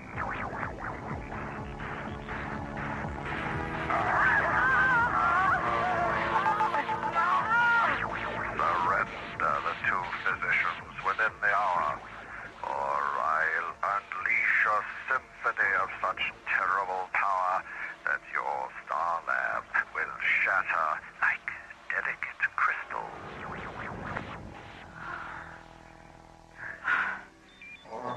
Dr. Cassidy, Simon again. The 2 aliens have come out of their ship. Bring them to my quarters right away, Simon. Let's go, Commissioner.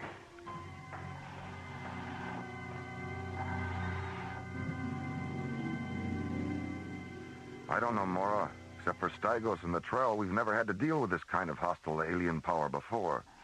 Dr. Cassidy? Hello, Simon. Where are the 2 aliens? Well, they're kind of shy. Have them come in, Simon. We won't bite. Withy? Zena? It's all right. You can go in. Gosh, they're elves. Little blue elves. It's obvious what a surprise we are. All in concept and size we are. But just because you're tall and pink and we are short and blue, the fact is you are as strange to us as the 2 of us are to you. The 2 of us are to you.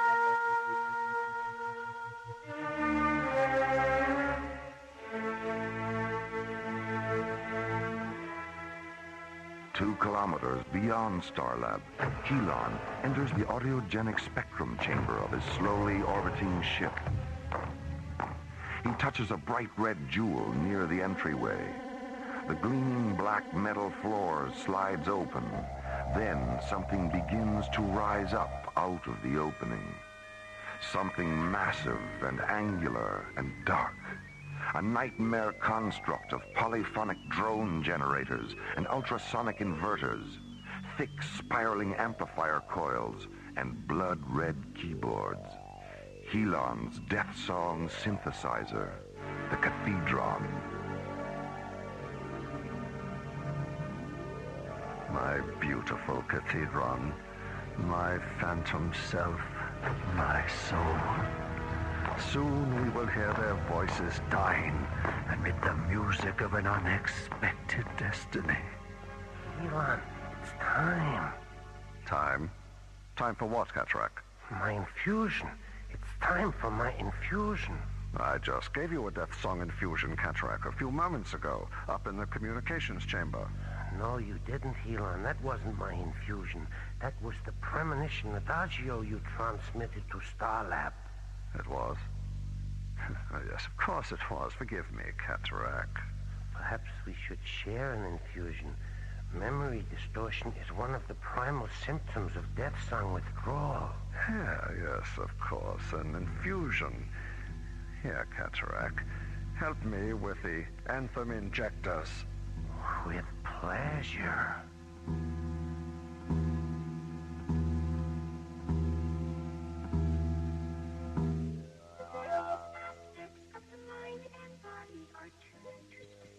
Vibrational frequencies, Mara.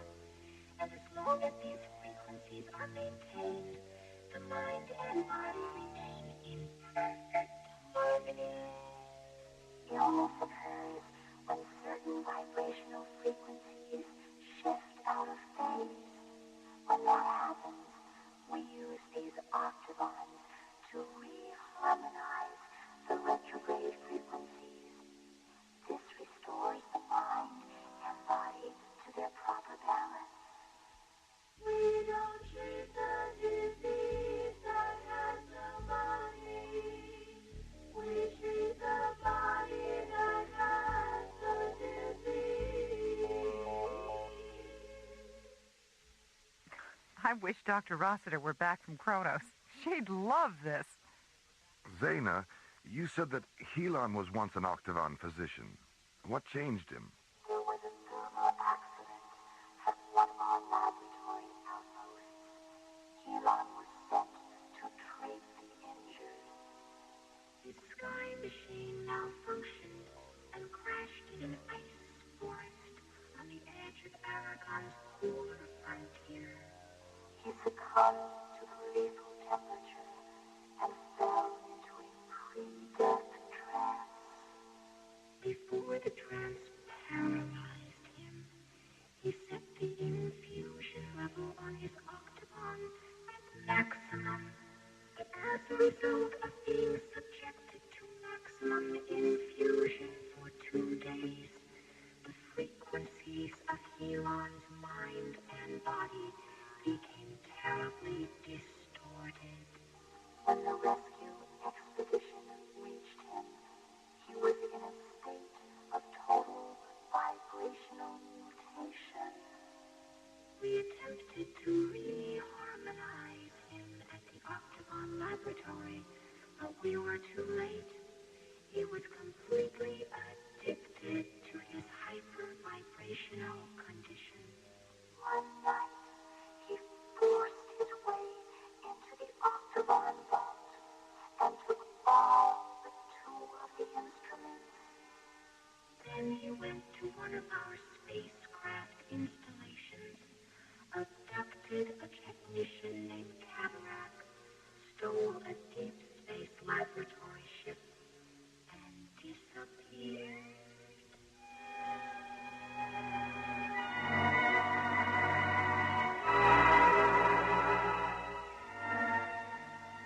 Helon, when Witty and Zaina are dead and their octavons are interfaced with the Cathedron, where will we go?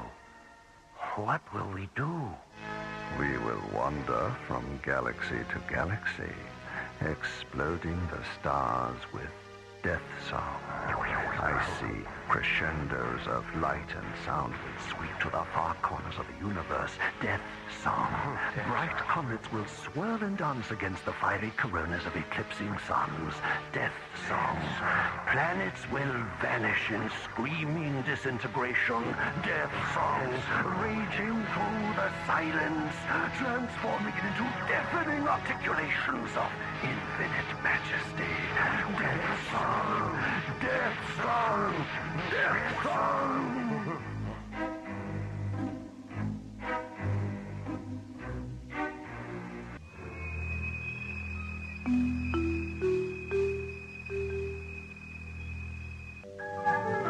Kilometers beyond Starlab, Helon's huge, black, ovaloid spacecraft continues its slow, concentric parking orbit.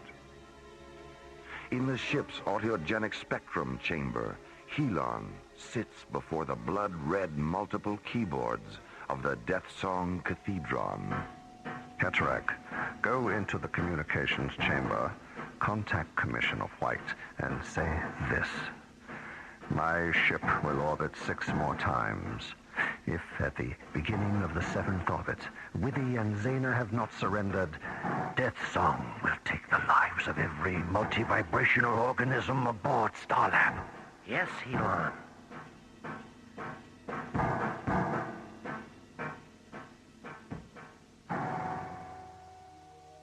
And because there have never been more than 12 octagons in existence at one time, there have never been more than 12 octagon physicians. 12 physicians for an entire planet? 12 are enough more. Injuries are rare on Aragon, and illness is relatively non-existent. What was Aragon like before the octagons were created? We treated the diseases of the mind and body with narcotic chemicals. As a result, the people of Aragon were in a constant state of neurotic irresponsibility. Mara, are you there? What is it, Jerry? I have a transmission coming through from Helon's ship. We'll be right there.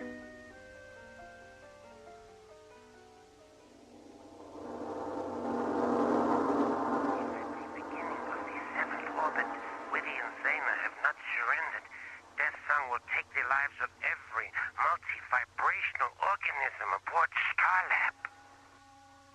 6 orbits. How much time does that give us, Jerry? Less than 8 minutes.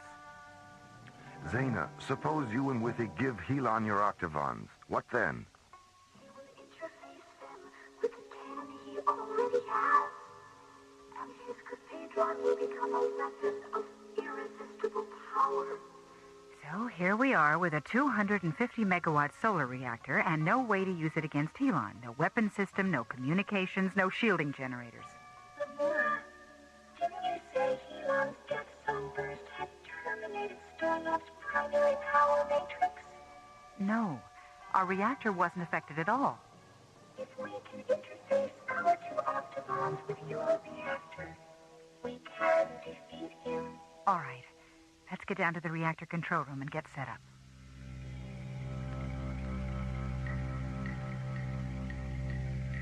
How much time do we have, Jerry? 1 minute, 30 seconds. Helon just started his 5th orbit. Withy, what effect will this have on Helon? He will die. Die? But you said you wanted to help him. Taking his life is the only way that we can recall him to life, Laura. Our octagons will terminate him and then infuse him with the frequencies of his earlier life. How will you know if you've been successful? His voice, Commissioner. You will hear it in his voice. Harmonize the octagons, Zena, and tune for maximum pulse inflection. Harmony achieved, please. Engage the primary and ancillary subarticulations. Multiphonic articulations are in cadence. Cross-link reactor output subterminals, Jerry.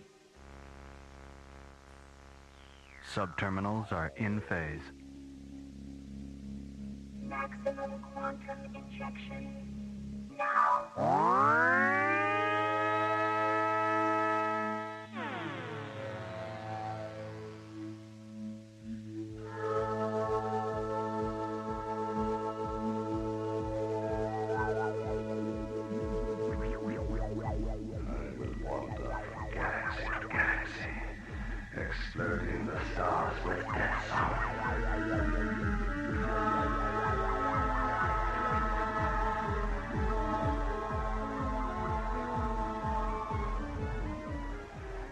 say pressure, nerves of light and sound will penetrate to the far corners of the universe.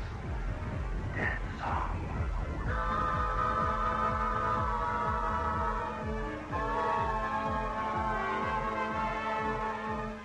Comets will swirl and dance against the fiery coronas of eclipsing suns.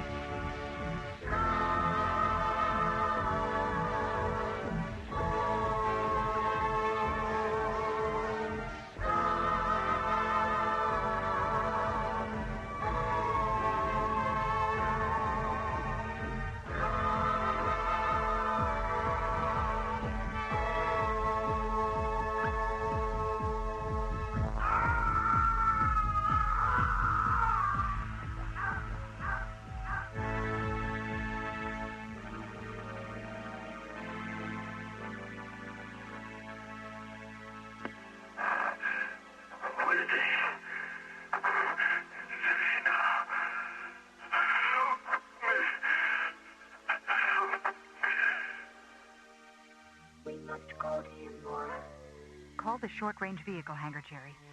Tell them to get a shuttle ready. Elon. Cataract, my friend, forgive me. Please forgive me.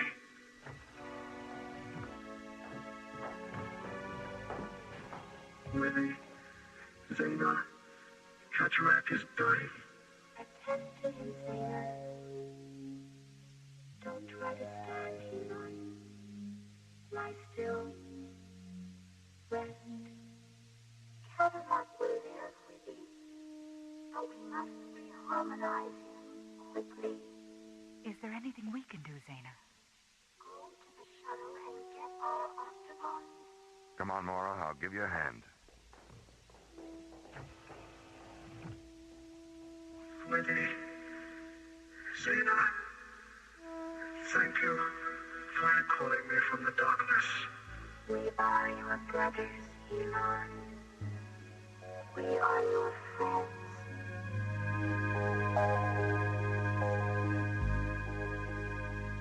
We are the spectrum travelers, enemies of darkness, seeking ourselves in the many colored mists that lies between the twilight and the wind.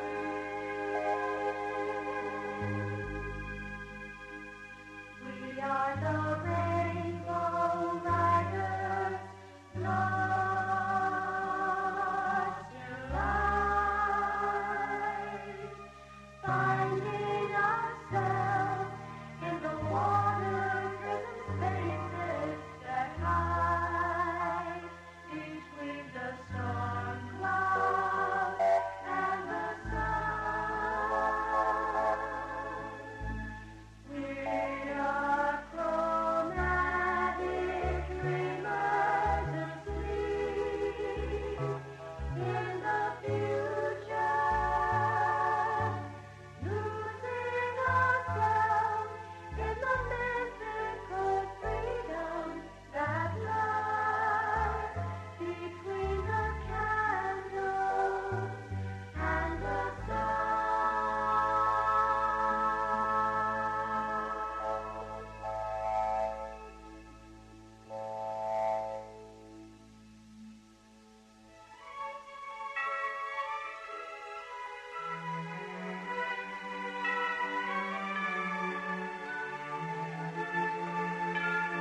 Death Song was based on a story by Ken Ross and written by Ron Thompson and starred Linda Gary, Roger Dressler, and Corey Burton, with special guest stars Larry Moss, Joe Baker, Michelle Goodman, Lindsay V. Jones, and Tony Walters. Music director Tom Rounds, with special music effects composed and performed by Rick Kellis. Associate producer and song lyrics by Ron Thompson. Engineer, Stu Jacobs. Assistant to the producer, Jim Cook. Technical consultant, Peter Sky. Alien Worlds was created, produced, and directed by Lee Hansen. And so until next week, this is Roger Dressler, inviting you to join us for our next adventure, The Infinity Factor, from the elsewhere and elsewhen of Alien Worlds.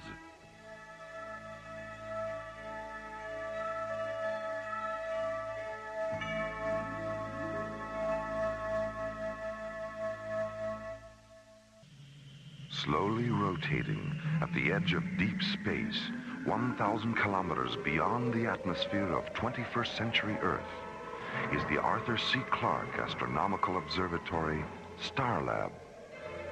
Here, Starlab Research Director Maura Cassidy, along with scientists and technicians of the International Space Authority, watch over the countless suns, planets, and star systems that fill the universe. This week, Space Exploration Team Captains John Graydon and Buddy Griff experience the dislocating shock of time clash and discover how suddenly the here and now can be transformed into the now and then on Alien Worlds.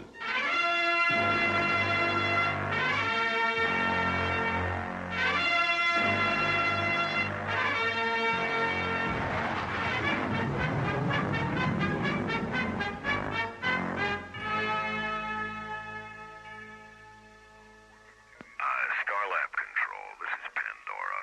We seem to be having a receiver malfunction. Would you repeat that? Correct your approach vector, Captain. You're 19 degrees off course. All right. I'll see what I can do. Don't just see what you can do, Captain. Make a decision. You're running out of time. What's going on, Jerry? We've got a problem, Maura. If that petroleum tanker on screen 6 doesn't correct its approach vector, it won't clear the docking bay. How's that, Starlab? Any better?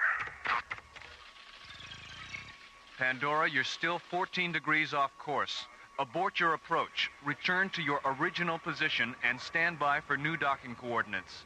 Roger. Why are you guiding him in, Jerry? Is there something wrong with their navigational computer? It blew a decoder module 5 minutes into the approach. And that guy is the worst pilot I've ever... There's no way we can abort our approach, Starlab. We've got a retro malfunction. Hit the collision alert, Maura.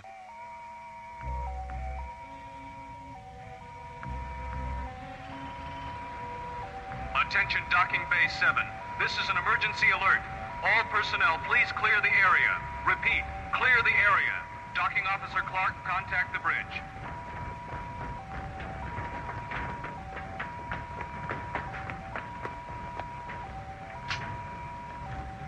Jerry, it's Bill Clark.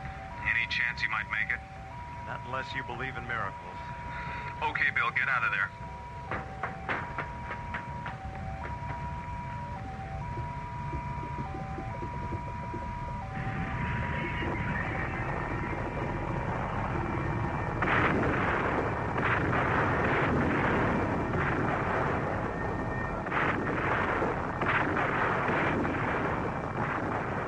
Attention all emergency fire crews.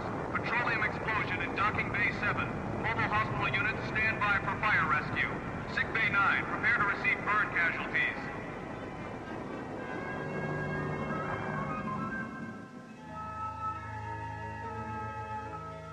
That's right, Commissioner.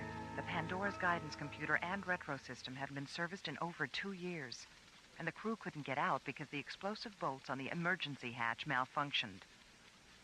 If our EFC crew hadn't put out the fire so fast, everyone aboard the Pandora would have burned alive. Commissioner, when is the Xeon Corporation going to forget about petroleum and wake up to the fact that this is the 21st century? They can't afford to wake up, Maura. Their 20th century petroleum investments still account for 60% of their assets. The only way they can make a profit on that petroleum is by selling it on Stella Vista. But Xeon owns Stella Vista. What are they doing, selling it to themselves? No, they're selling it to the independent mining companies out there. Xeon has it all figured out, Maura. If a company wants to lease mineral rights on Stella Vista, they can do it, but only if they agree to use obsolete fossil fuel equipment. This way, Xeon not only makes money on their mineral leases, but they have a captive market for their petroleum. Well, if that isn't extortion, I don't know what is. Ethically, it is extortion, Maura. Legally, it's known as taking care of business. The good news is that Xeon will have to keep its tanker fleet grounded until we finish our investigation of what happened today. Don't worry. Xeon won't be putting up any more tankers like the Pandora. Do you know about the original Pandora, Commissioner? The one in Greek mythology? Well, my Greek mythology is a little rusty, but I believe Pandora was sent to Earth to punish mankind. I don't remember why, but I do remember she had some kind of magic box. The fire of heaven, Commissioner. She was sent to punish mankind for accepting the fire of heaven from Prometheus. And when she opened that box, she released an eternity of human suffering. You know, I thought about that today when the Pandora split open in the docking bay. What happened was so ugly and terrifying. For a split second, I saw everything mankind had suffered during the last century. All because the oil of the earth, like the fire of heaven, had been used to make people small instead of great.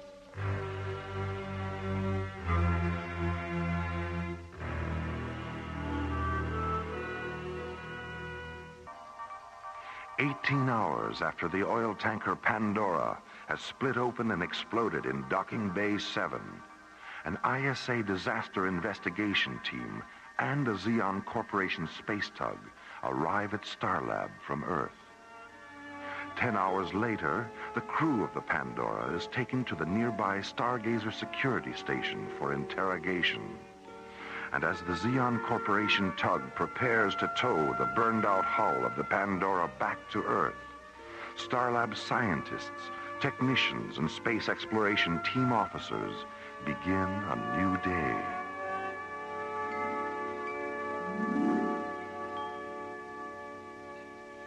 Skipper, when we get to Valaria this afternoon, let's ask their science master, what's his name again? Galen Virago. Yeah.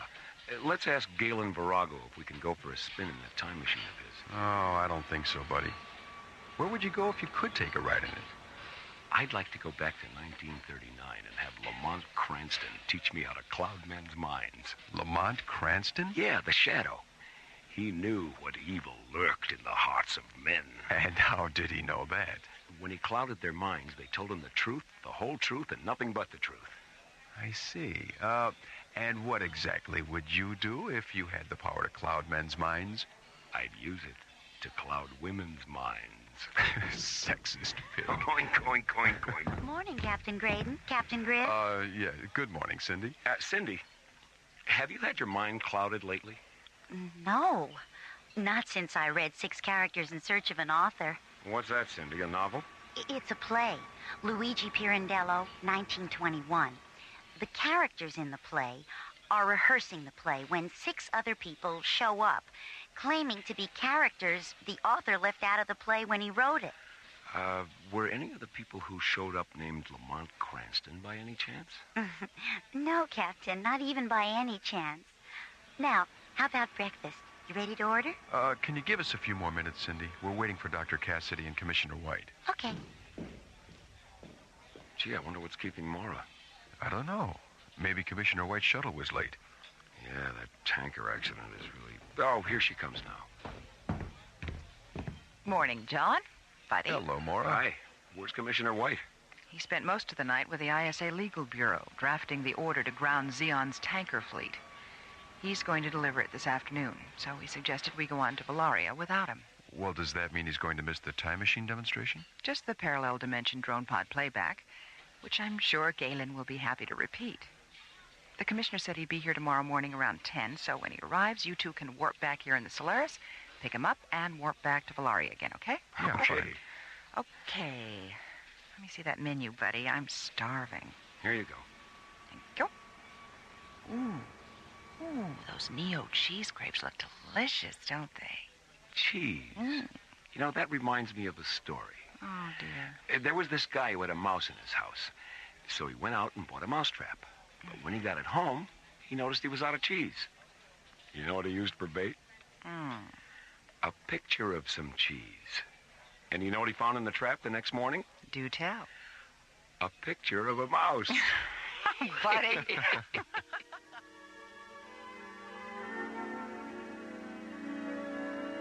Meanwhile, on Valaria, science master Galen Virago and his apprentice Marika Zarnos enter the chronology pavilion of Valaria's Magnitude 5 research complex.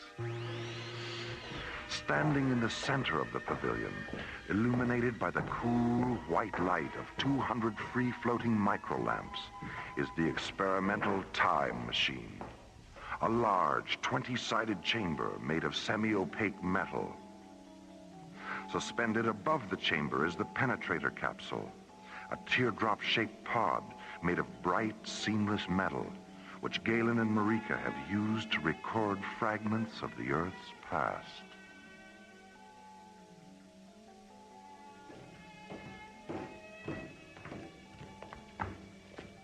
Marika, I want to conduct one last test before Dr. Cassidy arrives. Lower the pod into the chamber.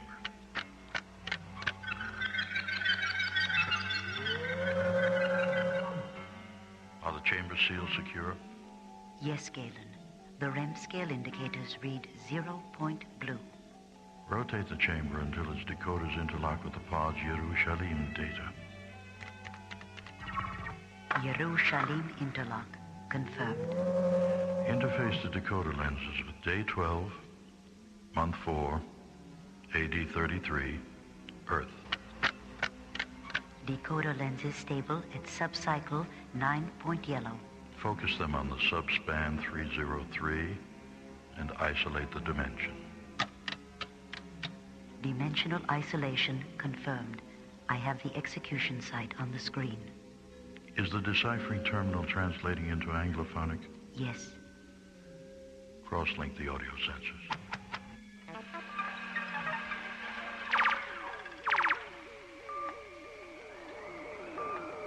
Father, forgive them, for they know not what they do. It is finished.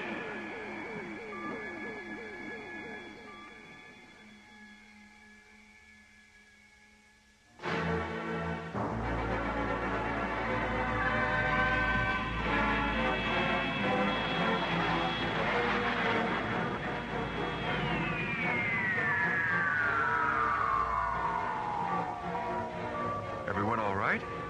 Yeah. How about you, Maura? Fine, buddy. Fine, buddy. Fine, John. Fine, John. What's the problem, Maura? I still have double vision from the warp-through. Oh, so do we, Maura. Terrific. So, here we are. 6 characters in search of Valaria. Oh, speaking of Valaria, there it is. Screen 9, Skip. Solaris to Valaria Comm Center. We're tracking you, Solaris. Reduce speed to 1,200 kilometers per hour and maintain present course for 3 minutes, 16 seconds. At 0 plus 316, terminate your engines and lock your controls. One of our pilot drones will guide you down. Roger. Take it down to 1,200 kph, buddy.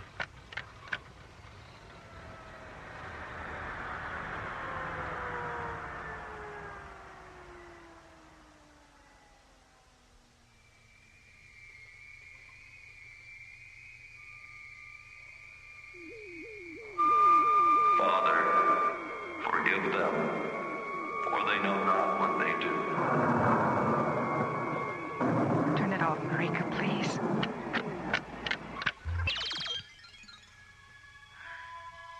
If I'd seen that when we first got here, I really don't think I could have made it through the day. They all just stood there and watched him die. Someday you must tell me about that holy man and why he was submitted to such torture and pain. We will, Galen. May I be permitted to say something about the 3 of you? Of course. The way you've reacted to the tragic events of your planet's past leads me to believe that if the Earth had always been inhabited by spirits like yours, much of what we've seen here today would never have happened.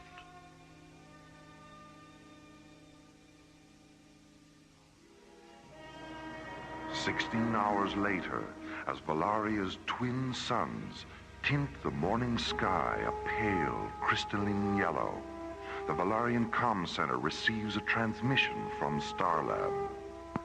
Please inform Dr. Cassidy that Commissioner White has arrived and that he'll meet Captain Graydon and Captain Griff in Docking Bay 31. Half an hour later, Buddy and John board the Solaris, and as Mara and Galen watch from the Valeria Tracking Center, the sleek white SET interceptor blasts off for Starlab.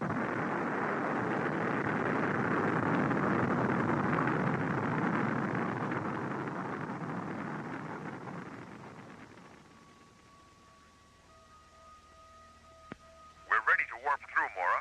Can you still see us? Affirmative, John. The resolution on this screen is so good I can practically see into the cockpit. How many fingers am I holding up, Mora? 13? Gee, Skipper, she really can see into the cockpit. All right, here we go. Warp through in 5 seconds. Mora, it's all turning inside out. Mora! John! Buddy! Galen, what's happening? Just a moment. Just a moment. The Parsec device. The Parsec device aboard the Solaris has experienced a primary decoder malfunction. The ship is passing through the time-space continuum in reverse. Galen, the ship's back on the screen. John, Buddy, do you read me? Yes, Mara. I read you. John? Mara, help us. We become children.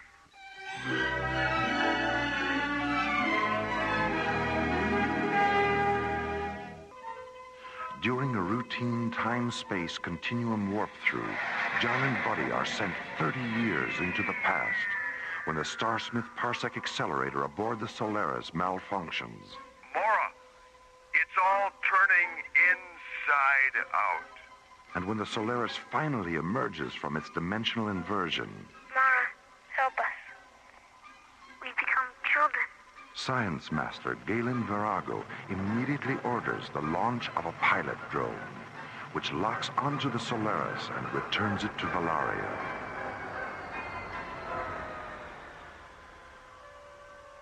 Two hours later, Buddy and John are once again standing before the Valarian time chamber.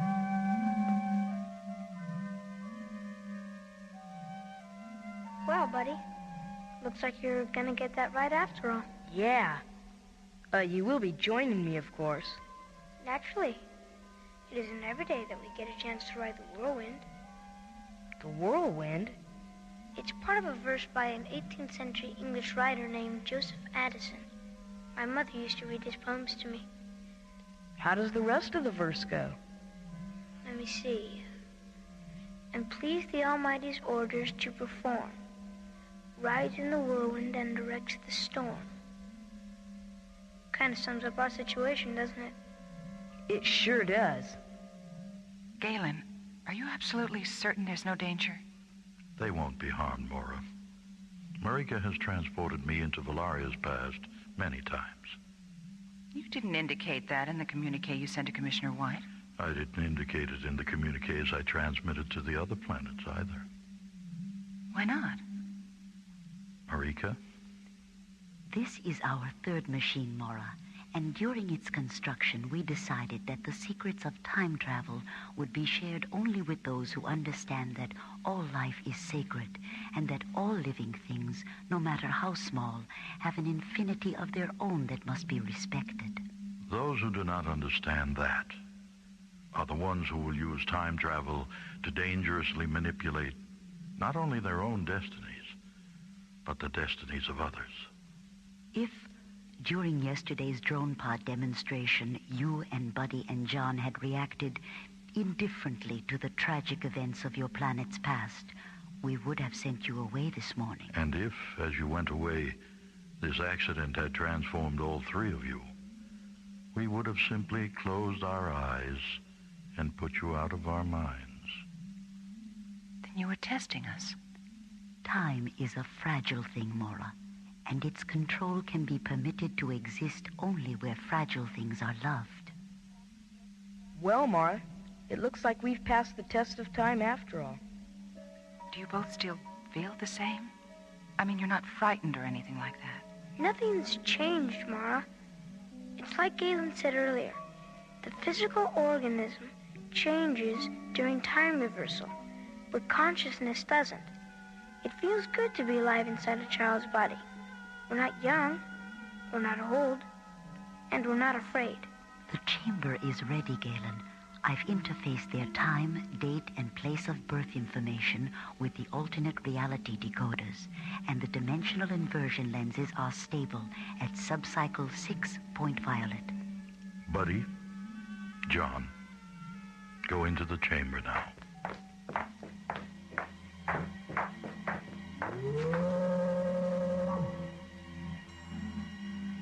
Cross-link the audio sensors, Marika.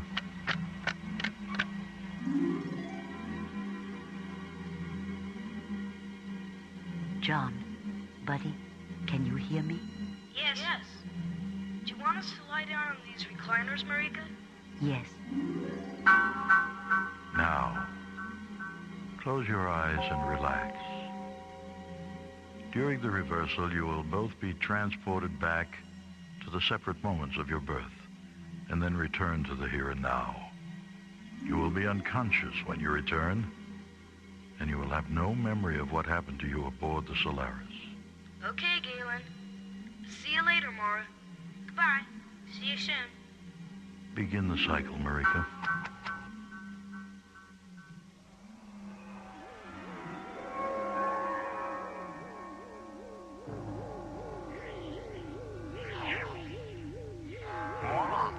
It's all turning inside out. Mara, it's all turning inside out. Shapes. Forms. Shadow. Color. Don't be afraid. Don't be afraid. Don't be afraid. Time is a fragile thing. Its control can be permitted to exist only where fragile things are loved.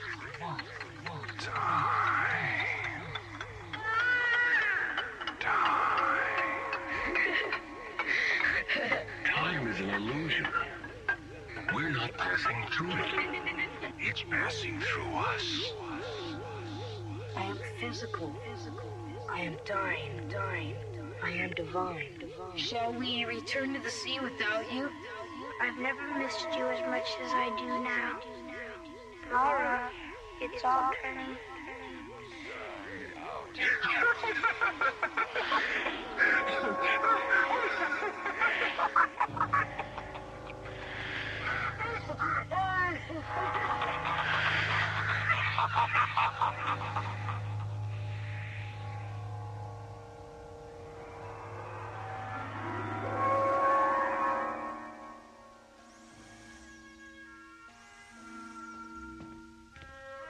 Hi, buddy.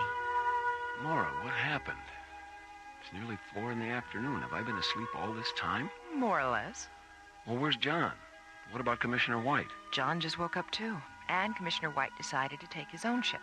He'll be here in about half an hour. How do you feel? Like Rip Van Winkle must have felt when he woke up. Spaced out and hungry enough to eat a kangaroo.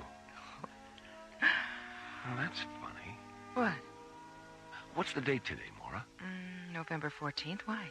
Well, the calendar on my watch. I just noticed it. It says May 23rd. My birthday.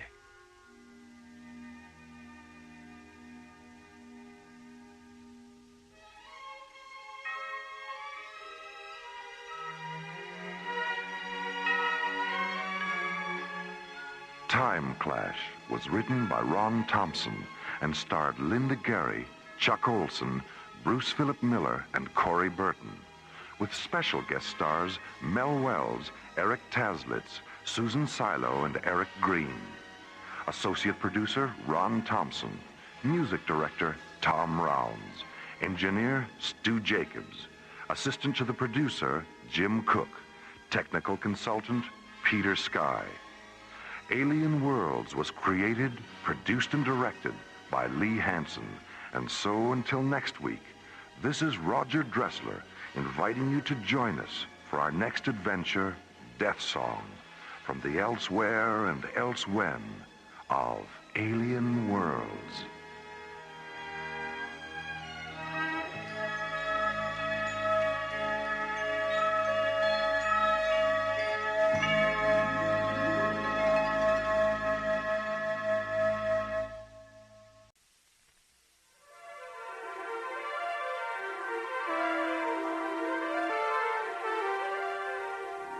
Within the far reaches of deep space, there remain unknown planets, journeys into galaxies yet uncharted. Stellar exploration is the newfound adventure. High above Earth's windy skies, 1,000 miles in space, a large wheeling disk lazily drifts in orbit. A space station whose official designation is the Arthur C. Clarke Astronomical Observatory. To those living and working aboard, it is simply called Starlab. Their lives and adventures become our story on the threshold of Alien Worlds.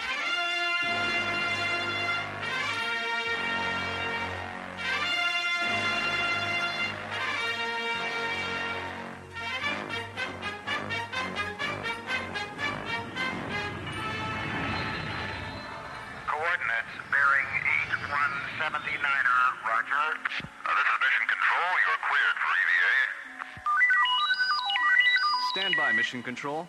We have a red code report from Level C radio telescope. Roger, Starlab Control. Go ahead. Starlab Control, this is the Spectral Analysis Officer, Level C. Our radio telescope interferometry has detected unusual sunspot activity at a bearing of 409er. Thanks, Bill. Keep us posted. What's going on, Jerry? I'm not sure, Tim, but we're gonna find out. Starlab Control, this is Telescope 4, Level D. We're tracking with Level C. Yeah, Ken. The solar graphs show high-density activity. All right, Level D. Print through the data on the ICM recorder, please. Right, Control. It's online.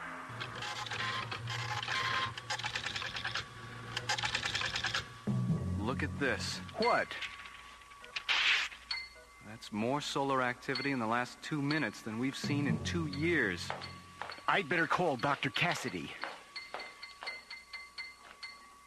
Meanwhile, on Earth, the effect of the sun's strange activity begins. Kansas City, Missouri, 8:05 p.m. Good evening, Mr. Jennings. Good to see you again. Thanks, Ron. Now, would the two of you care for a bottle of wine? Yes, yeah. I think that's a good idea. Great. The usual, Ron. All right. Well, I'm certain you'll love the food here, Sylvia. It's a very special place. It's been a favorite spot of mine for years. I've known the owner a long time, too. What's that? Huh, that's strange. Probably just a heavy truck going by on the street outside. My God, Roger! It's an earthquake!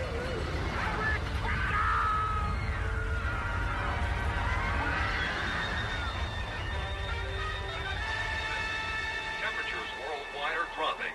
Anchorage, Alaska reports Earthquakes, tidal waves, and temperature shifts around the globe slowly intensify. A solar mystery unfolds. And back on Starlab, the disorder becomes even more apparent. 21:30 hours. The Starlab Control, this is Scope 4, Level D. We've just tracked a third major flare-out on the sun's Earth side. Level D, begin all radio telescope recorders. Feed us an audio scan. Plug in the Mycroft computers. Roger. Mycroft on. Log on scanners.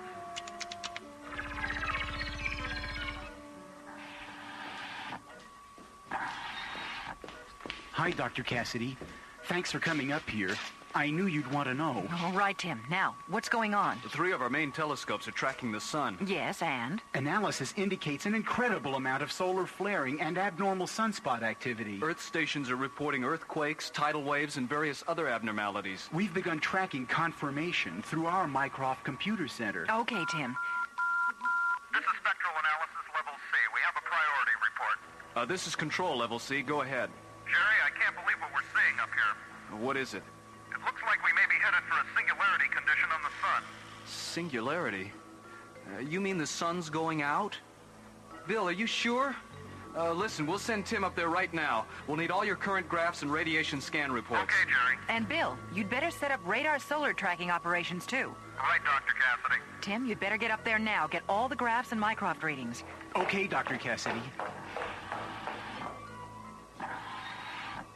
I'm not looking forward to telling the ISA the sun is going dead. Knowledge concerning energy had become an important property to man. But the idea of the sun going out prematurely represents a new and very unusual situation for Dr. Cassidy and Starlab's research people. The beginning of a dark nightmare in the light of alien worlds.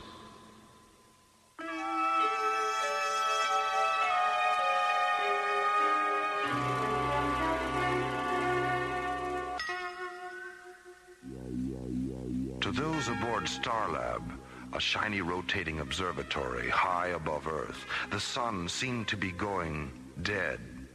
Radio telescopes reveal a once fiery sun darkening. Research Director Mara Cassidy contacts the International Space Authority. This is the ISA, Dr. Cassidy. Are you there? Yes, Commissioner.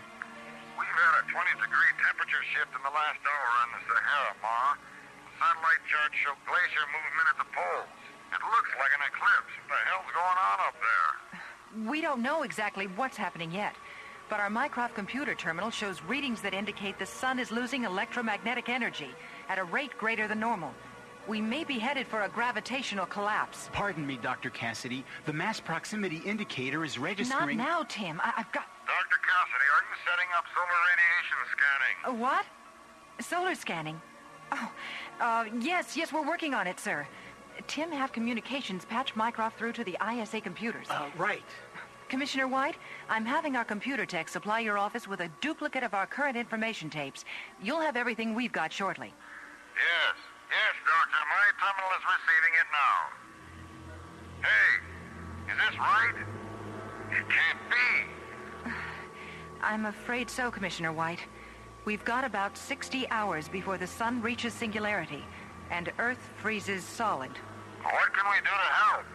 Well, first of all, we need you to send an SCT up here right away. We need to make a house call. Well, the only space exploration team I've got for immediate launch that can handle this is Delta 1. Delta 1? Oh, wait a minute. That's Graydon, right? Captain John Graydon? And Buddy Griff, that's right, Ma. Oh, no, Commissioner. Isn't there anyone else you could send us? I'm sorry, Doctor. That's the team. We'll launch immediately. Their ETA is 3 hours, 10 minutes. Keep us informed, Ma. Out. Yes, sir.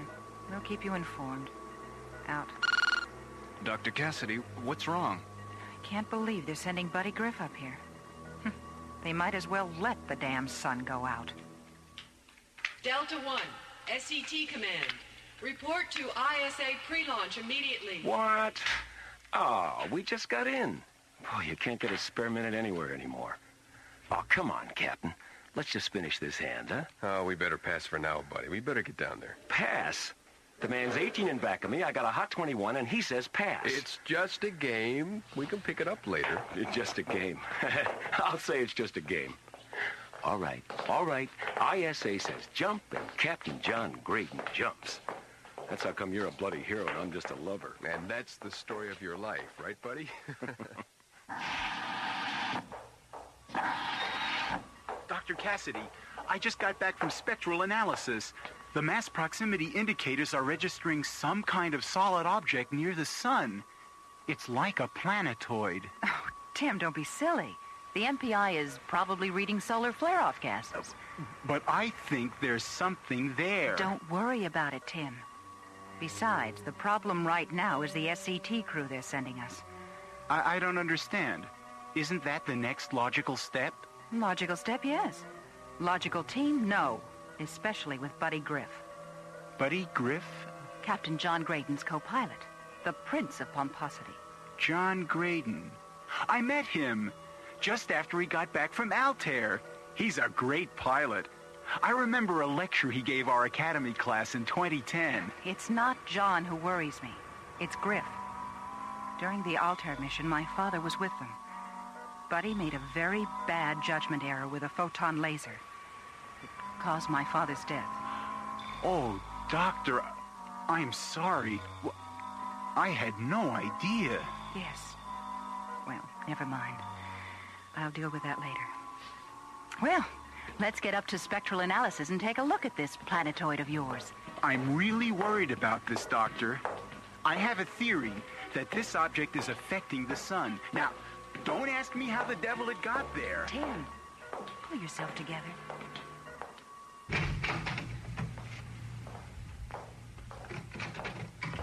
Hi, fellas. Graydon. Commissioner White. Griff. Hey, ¿qué pasa, Chief?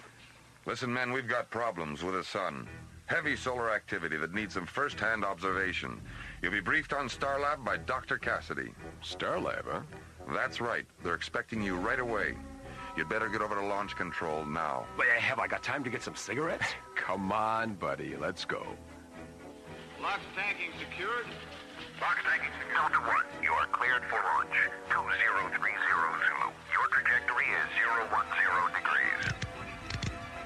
Market control, 010 degrees. Give my regards to Earth Control. 5, 4, 3, 2, 1. Roger,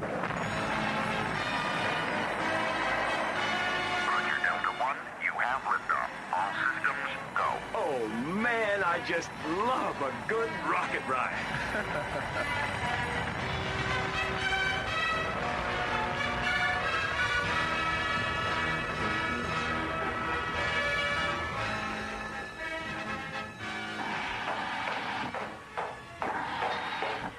ISA Launch Control reports Delta 1 liftoff, Dr. Cassidy. Their ETA is a little less than 2 hours. All right, Tim, keep me informed. Yes, Doctor. There's more data coming in on the mass proximity indicator. What do you mean? Instruments show a planet-sized mass does exist. It's roughly on the same plane of the ecliptic, someplace inside the orbit of Venus. A planet? In the orbit of Venus? You're crazy, Tim. I realize it sounds bizarre. Look, Tim, we both checked the radio telescope reports from spectral analysis. There were no visible signs of any planetoid. Well, there must be something wrong with the MPI. Have the technicians CompuScan the circuits. But, Dr. Cassidy... And when Delta 1 docs, bring them to my office. Yes, Doctor. As the sun's unusual activity continues, Starlab researchers work around the clock to unlock the mystery. Tim has found a clue, which Dr. Cassidy believes to be a fluke. Computer error? Maybe. But what Tim may have found could be the first sign of alien worlds.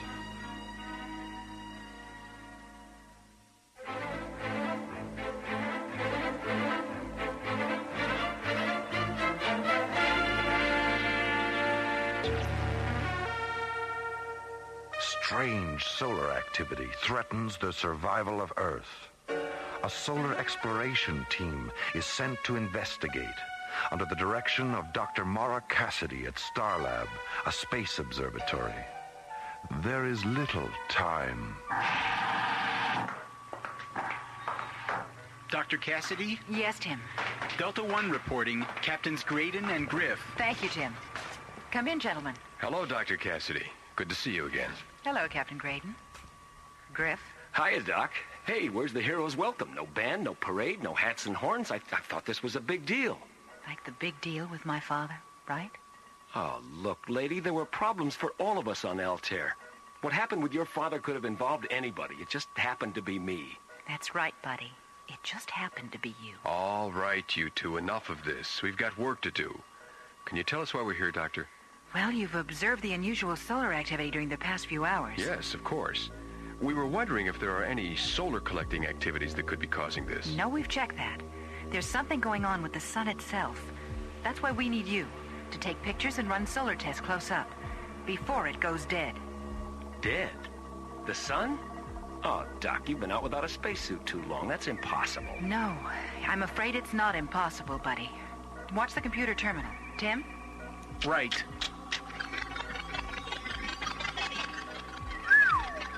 That's frightening. Wow. What's our bottom line? I want you to get as close as you can. We'll have you patched into the Mycroft computer. We can then direct you from that point as to what to do next. Oh, just what I need to end up as barbecued spaceman. We better get rolling. Right. Tim, take Captains Graydon and Griff down to mission control. All right. Good luck, you two. We'll get the story for you, Mora. Yeah, and if you're real good, we'll sell you the rights. Bye. I didn't expect you two at Starlab so quick. Oh, we didn't either, Tim. But we had this tailwind. A tailwind? Right. By the way, Captain Graydon, I feel I should tell you there's something out there by the sun. Oh, really? What do you mean, Tim? I have a theory about all this. Theory? What theory? About what? Well, I'm certain there's a planetoid out there next to the sun, drawing off energy. A planetoid? You think it's alien? Well, let me put it this way. It's not ours. We haven't been able to track it visually because of the glare from the sun's rays, so I can't prove my theory yet.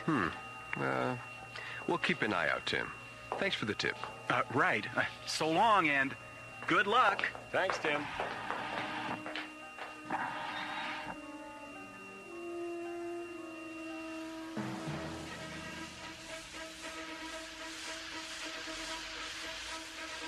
Delta 1, you are at T-minus 30. Launch. Roger, Starlab Control. T-minus 28 and counting.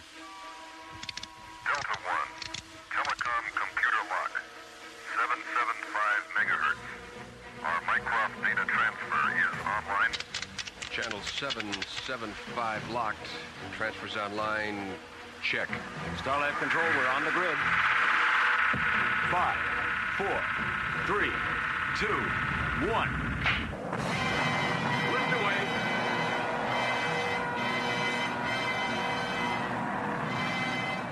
As Delta One moves into the black depth of space, Captains Graydon and Griff set a course for a dying sun. We're getting close. Is shielding operational? It is now, Captain. Delta 1, this is Starlab. We scope you at 214 degrees, bearing 030. We have visual radio telescope contact with you. MPI shows a planet-sized mass close to your present position. You are off course by 02.5 degrees. Have you visual Starlab. Starlab, this is Delta 1. Do you receive? Over. What the? Skipper? What's happening, buddy? Where's our power? The main rockets just went brenchless, flame out. We've lost our maneuvering power. The radio's gone, too. Fire retros. I am, Skipper. Nothing. They're like a plate of cold spaghetti. We're being pulled off course. The compass has gone berserk. What is happening? Buddy, what the devil is that? What? Where? Look. Over here, through the infrared viewing screen, off the port side. Where did that come from? It's huge. It's definitely not an asteroid. No, it's too spherical. Well, whatever it is, we're being pulled towards it. Look at the size of that thing. I wonder if that's what Tim was babbling about. You don't suppose... What, Captain? Never mind it. That's the strangest looking thing I've ever seen. It's gotta be some kind of a giant vehicle. Like a planetoid, Captain? I didn't really want to say it. Yeah, I know. Well, hang on, Captain. We're on a collision course with it. Dr. Cassidy, look! On the tracking screen, Delta 1. It's gone! What's happened to them? They vanished! Right off the screen, the scopes, the radios, everything. They're gone. I knew it! Keep trying to establish contact. We've got to locate them.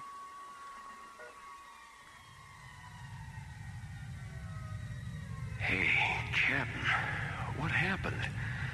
Who turned out the lights? Buddy, we're inside Tim's planetoid. What?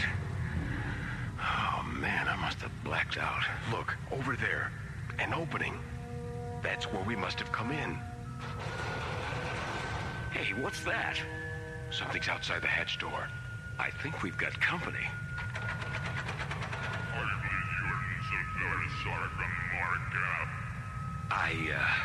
I hope that's the name of the hotel. Disembark your craft. You are under Markup control. Do not resist. Guess we better do as he says, buddy. They look pretty gruesome. Really? Alien beings. We've made contact with aliens. I am Gargon of the Markup Confederacy. Come with us! I'm Captain John Graydon, ISA Terra. Where are you taking us? I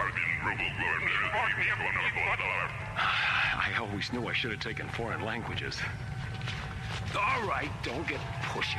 Get your claws off me. Boy, are you weird looking. I know of no Markup Confederacy, at least in this galaxy. Well, me neither, Chief.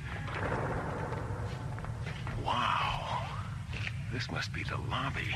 Commander Konar, we have intruders on Voltar. Intruders? By what reason do you come to Voltar?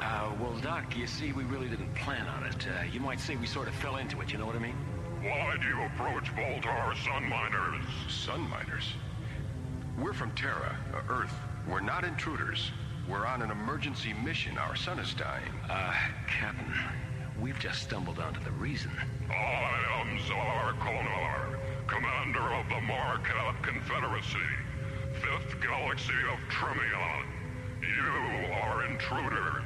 Look, Commander Konar, we were pulled off our mission by you. You have entered forbidden space.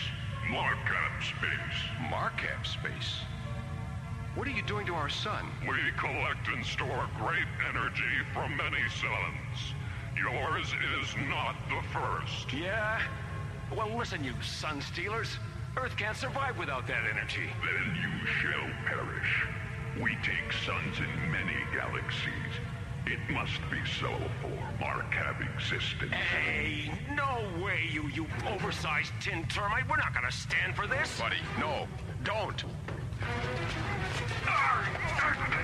Buddy, are you all right? It's all right, Captain. Run for it. I'll handle these things.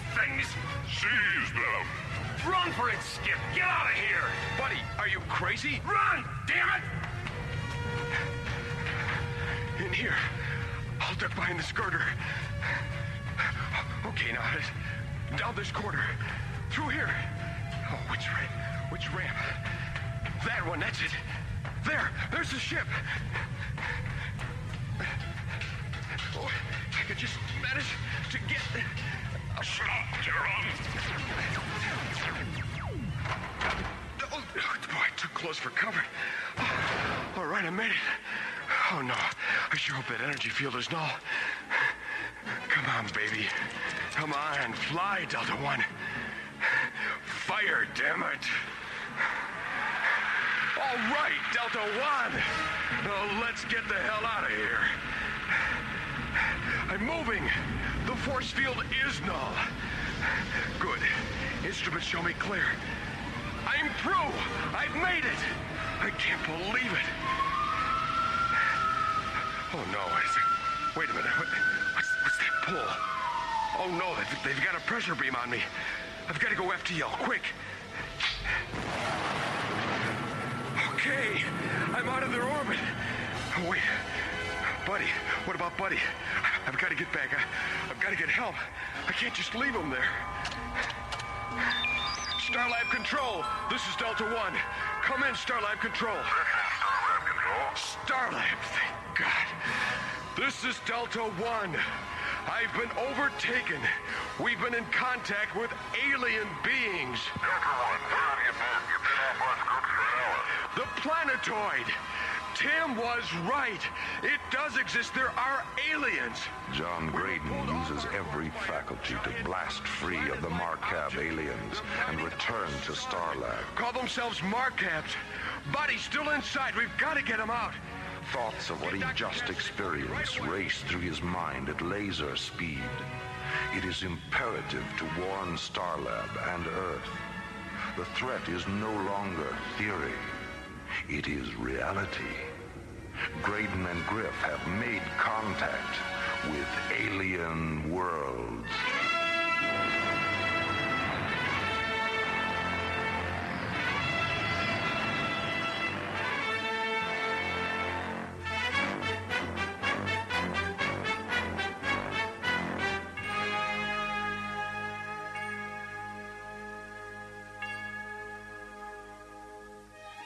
This is Roger Dressler, inviting you to stay with us for the conclusion of The Sun Stealers after a brief intermission on the world premiere of Alien Worlds.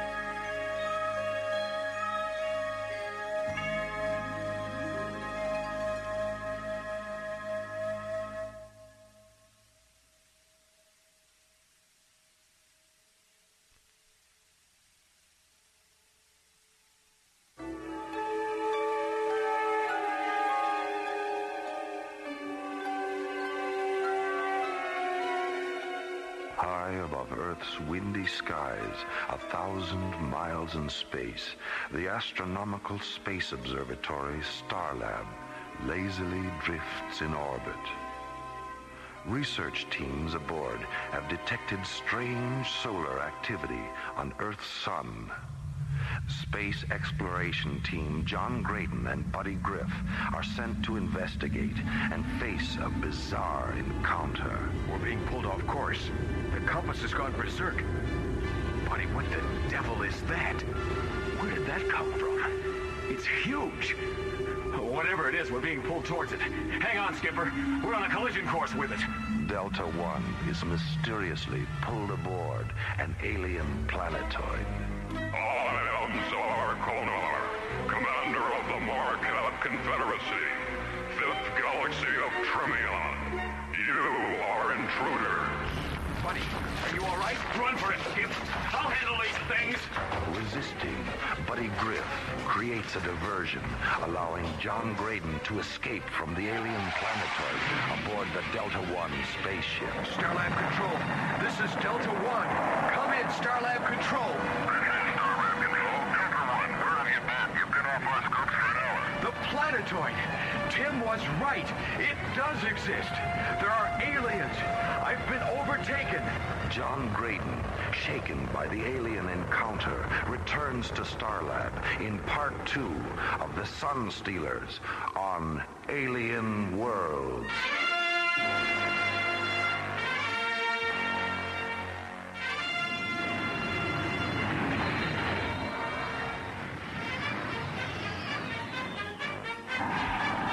He's here, Dr. Cassidy.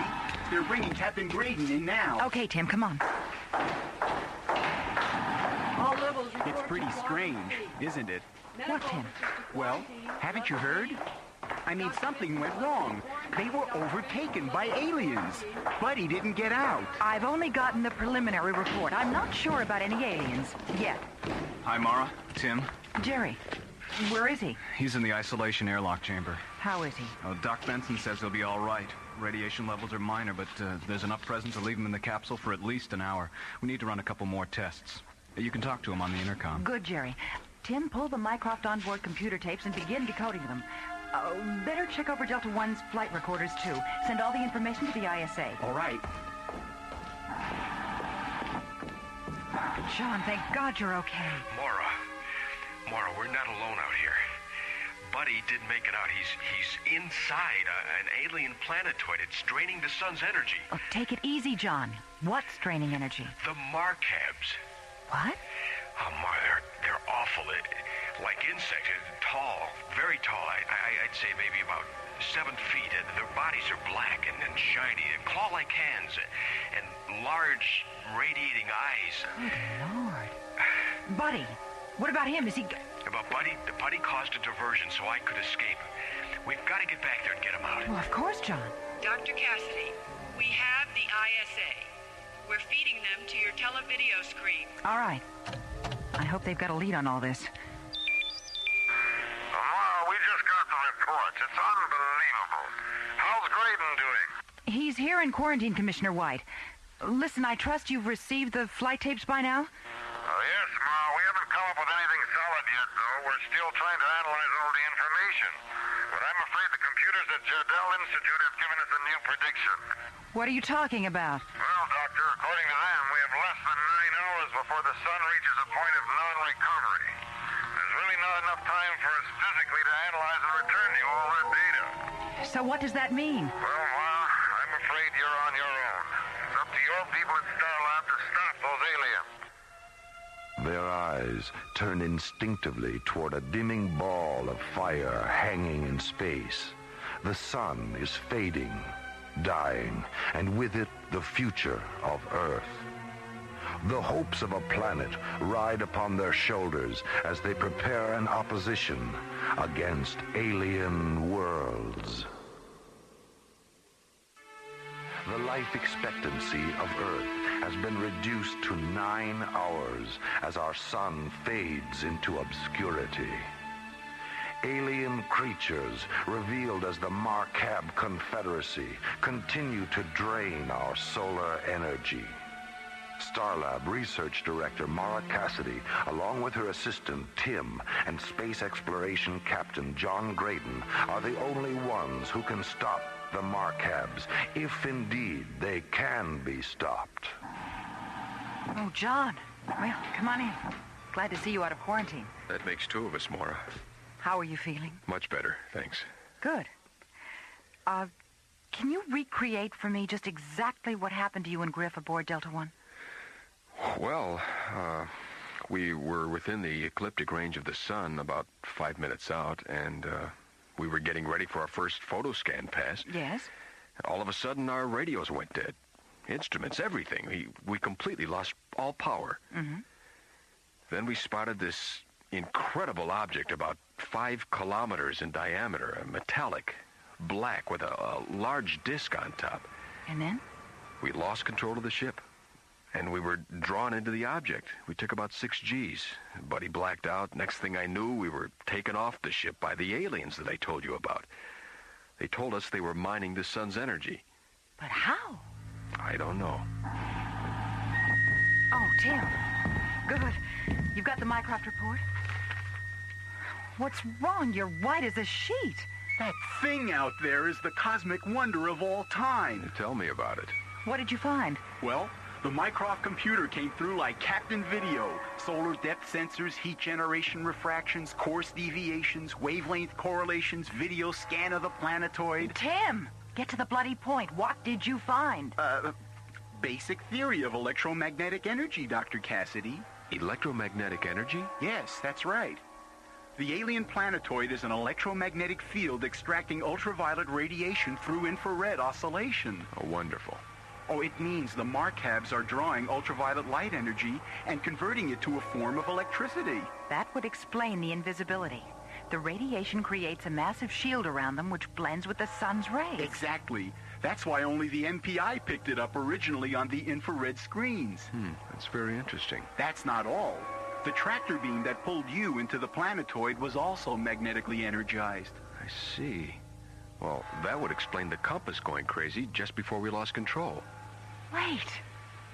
That's it. What? We haven't got much time. Tim, get over to the hydro lab. Have them assemble a 50-megawatt portable CMG. We'll use the Michelson interferometer principle. A counter-magnetic generator, of course. A beam splitter. Oh, brilliant, Doctor. I'll meet you two in the briefing room in 20 minutes. I think you two blew a capacitor in your brains. You've lost me. I'm just a space pilot. And that's just exactly what we need you to be, John. It's a long shot, but it's the only one we've got. An 1880 theory that could put the Marcabs right out of business. Come on. I'm going over to the lab. We need to get together Delta 1. We're going into that planetoid. If this works, John, we may be able to turn the Marcab energy field back on top of them. If I can figure out a way to deactivate the pressor beam. Do you think you can get us back in? Yes, I'm sure of it. But we'll need some kind of an escort to create a diversion. I'll go up to Mission Control and recruit a few pilots from Stargazer 1. Okay. I'll meet you in briefing within half an hour. As time continues to slip into the past, the future draws closer. They're designed to dethrone the Marcab power. A tenuous betide to the indelible. Meanwhile, planetoid captive Buddy Griff remains a solitary man to an alien world. Earthman intruder, your resistance to our way is useless. You don't give us any choice, Konar. By our very nature, we're survivors. We must resist. Ours is to destroy that which resists. Why do you have to destroy everything? Don't you guys know how to create? Our system of long ago was the victim of devastating destruction. We have long since created the power to never again be victims. It is the way of the Cord. The Cord? The rule of Marcab supremacy in the universe to destroy. Oh, it sounds like a case of bad karma, Doc. I do not understand. I can't believe I've actually gone over your 7-foot head. Karma is the... Take him away! Hey, what are you doing? You too shall be destroyed. We are the rulers of the light. Yours shall be the world of darkness. Ah, you'll never get away with this, Konar. My people will be back. You're all lunatics. Can't be a no ground table. That's what this is all about. All right. You fellas have been asked to fly this mission based on your experience as fighter pilots. Now, we've programmed D-28 missiles aboard your ships for a diversion ploy on the Marcabs. Hopefully, the counter-orbital passes will cause enough confusion to allow us time to land Delta 1 inside. Now, if we're not out by the 20-minute limit, you're instructed to launch full Titan Helitrobus missiles into the side of the Marcab planetoid, and then return to Starlab. Any questions? Okay. We'll launch in 8 minutes. Synchronized watches, 1600 hours, 22 minutes, and 15 seconds. Mark. See you guys on the 50-yard line. Well, let's get out of here. As Starlab pilots prepare the final assault on the alien encounter, a galaxy clings to the hope of triumph on alien worlds.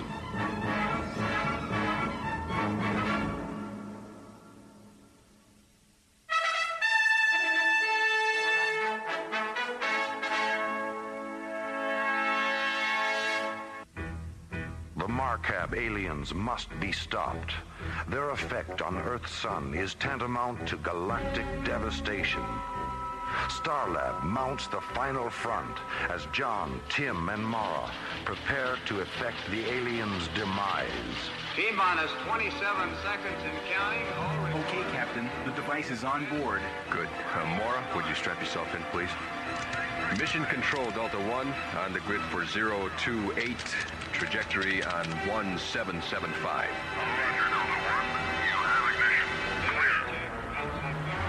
Mission Control, this is Firefly 2. We're interdict on 505. Locked on configuration 1520 with Delta 1 leader, Vector 9. Captain John Graydon prepares the leading assault on the Marcab Confederacy. Mara Cassidy and Tim ready themselves for the alien confrontation. All right, Tim, let's go over the mechanics of the CMG beam splitter. I have the timing device set for 18 minutes on the detonator. When it triggers, it'll pull every bit of energy within a radius of 5 kilometers into the magnet center. The energy overload will create a chain reaction. As the alien storage collector beam split, it'll blow them right out of the galaxy. Good. John, during the time the device triggers, we'll lose all magnetically operated instruments. You mean I should be ready to fly Delta One by the seat of my pants, so to speak? Hey, I like that. By the seat of my pants. It's an old term used when flying airplanes without instruments, Tim. You used to fly airplanes? Oh, John's a pilot of many experiences, Tim, including pilot commander for the Jupiter 1 mission. Really? Oh, gee, that must have been some flight. Yeah, Maura remembers that one, don't you, Maura? She was our science officer, and a good one, too. That was my introduction to the ISA, and the last time I saw my father alive. Pardon me for asking, Doctor, but what happened to your father? On Altair, I mean. My father was chief science officer for NASA. They were conducting neutron laser tests in zero gravity. He was setting up the guide path for the beam's target. Buddy Griff pre-detonated the laser's timing mechanism. My father was killed. Maura, listen, it's time you knew. That's not really what happened. It wasn't Buddy's mistake. What are you talking about? The report said that... I know all about the report. It was an accident, that's true. But your father miscalculated the laser's initial impact strength on the beam's path. The device was hot, overheated from testing all day. The heat triggered the premature detonation, not Buddy. How do you know all this? From Dr. Solomon, the project coordinator. He told me the whole story shortly after it happened. But he never said a word about it to anyone, including me. But it wasn't in the report. Why? Because Buddy wouldn't allow it in the report. Since your dad was a notable scientist, Buddy took full responsibility for his mistake, to clear his record. Why didn't Buddy tell me the truth? He's a strange guy. Buddy's a rebel, but he's also guided by a strong sense of honor. I see. All right, if you two are ready, I've got to get our act together before our Marcab madmen discover we're here.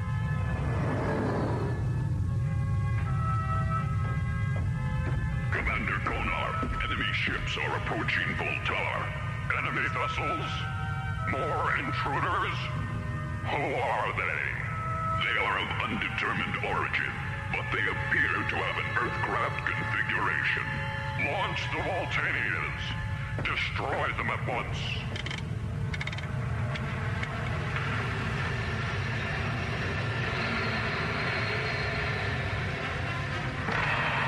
Interceptors launched on enemy targets. Closing. Captain, on the probe screen. Good eye, Tim. The Marcabs have obviously spotted us. This is Delta One leader to strike force. Okay, you guys. Looks like this is the 50-yard line. Execute ZK-15s now. Got him, Captain. Got you covered. Now fly that rascal right down their throats. This is Firefly 2, on the lead. Okay, boys, slow your computer better. 095.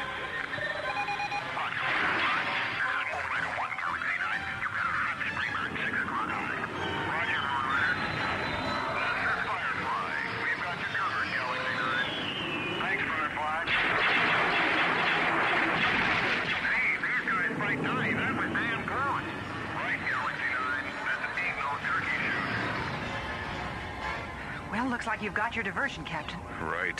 And there's the planetoid. Really is incredibly large. Oh, my God. Hang on. We're going down. Maura, I sure hope your rig nullifies that tractor beam. Tim, program the key code. 5513. Lock. Energize. Locked, Captain. We should be clear of any field wave. Good. So much for part one. Now all we gotta do is find the right place to sit down. There's the opening. Radar configurations check out. Here's the coordinates given on the open side. Mycroft's computations are correct. I love you, Mycroft. Not bad for an expensive adding machine. Mycroft's a lot more than that, Captain. Just kidding, Tim. Hang on. We're setting Delta One right in that pigeonhole.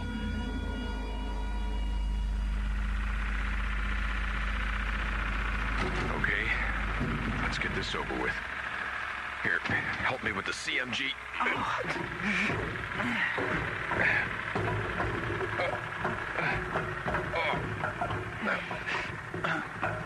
Okay.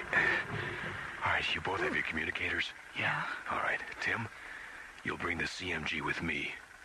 Mora, you guard Delta 1. And if you run into any trouble, you call us. You've got your lasertron, right? Right. All right, don't be afraid to use it if you have to. I'm ready, Captain. We'll set up the jamming device. Then I'm going to try and find Buddy. Okay, Tim, let's go. Good luck. Good grief. Did they have to make this thing so heavy? Oh, God, it's cold in here. This place is amazing.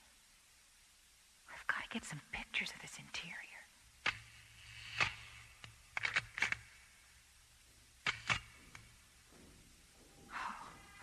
Someone's coming. We'll look down this corridor. Let's look over here. Very well. The Earthcraft, it's back. And the prisoner has escaped. Where is he? Somewhere in this quadrant. I'll look for him. Call the guards. Find the other Earthlings. Quick, the alarm.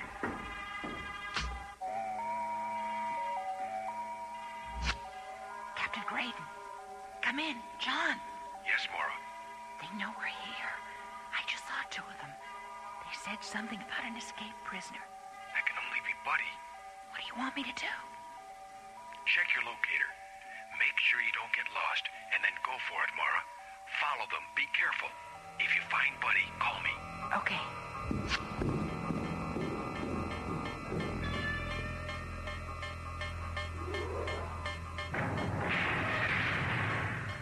Earthman, so you think you can escape? You cannot hide from Gargon. Oh, hey, hiya, Chief. Hide me? Nah. I was just giving you a little exercise, you know? It's sort of keeping you on your toes. Your spacecraft has returned. Returned?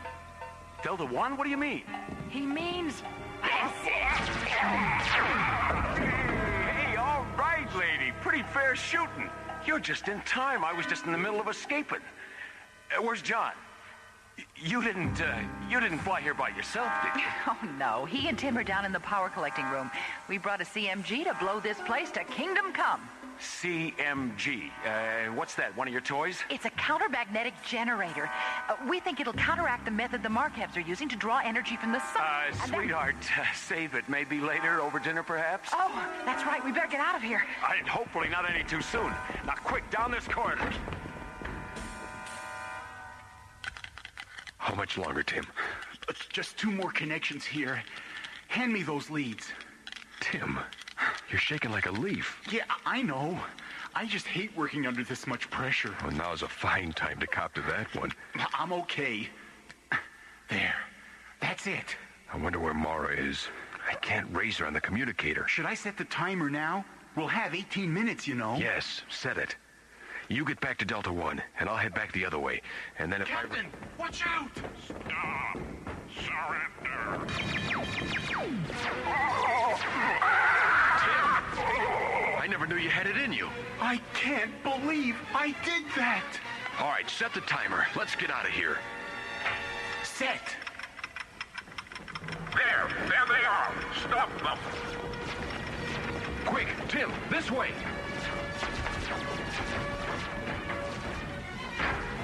John and Tim find themselves trapped by the Markevs. The CMG timer has been set. Only precious moments remain before a deadly explosion. Look! There's Buddy! Hey, all right, John! Buddy, thank God. Where's Mora? Back at Delta 1. We've only got 2 minutes. Hurry! Get on board, Mora.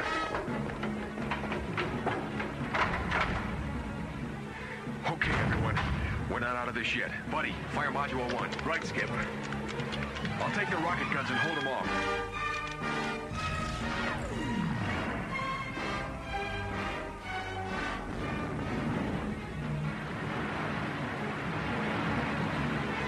Lift. We have main ignition. Clearing the planetoid. Oh, yeah! CMG detonation, 15 seconds. Telemetry 4+4. Stand by to hit faster than light speed. Check. FTL, primary ignition. 10 seconds to detonation. FTL, main power. Now! We're clear! We've made it! Oh, thank God! CMG detonation, 5, 4, 3, 2, 1. There they go. It worked! Of course it worked! And so we bid farewell to the Gusamines as they and their planetoid sink slowly into the west, and the east, and the north. Together, a small group of people with tremendous courage and confidence have saved Earth from the threat of eternal darkness. The Marcab sun miners have been destroyed soon enough to allow the sun's own energy to regain its mighty power. The heroism of Delta One's mission has relieved a galaxy from the peril of alien worlds.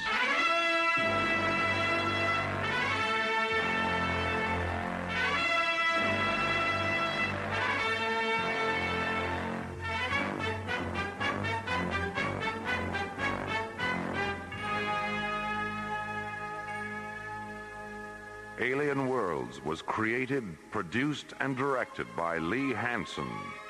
Associate producer, Jeff Allen. Music director, Tom Rounds. Original music by the London Symphony Orchestra, composed by Jim Kirk and Rich Fox. Story by Lee Hansen and Mike Hodel. Alien Worlds starred Chuck Olson, Linda Gary, Bruce Philip Miller, Phil Diskin, Corey Burton, Bob Taylor, Graydon Gould, and Pat Paris. Our engineer was Stu Jacobs. Production coordinator, Erin O'Neill. Assistants to the producer included Johnny Krajewski, Lori Tyler, Sue Cohen, Randy Blotke, and Roger Helms. Technical consultant, Peter Sky. This is Roger Dressler. Thank you for joining us for the world premiere of Alien Worlds.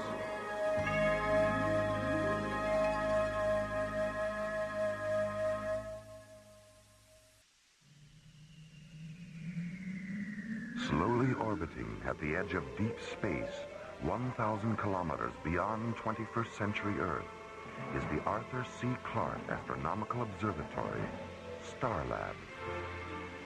Here, Starlab Research Director Maura Cassidy and scientists and technicians of the International Space Authority watch over the countless star systems that fill the universe.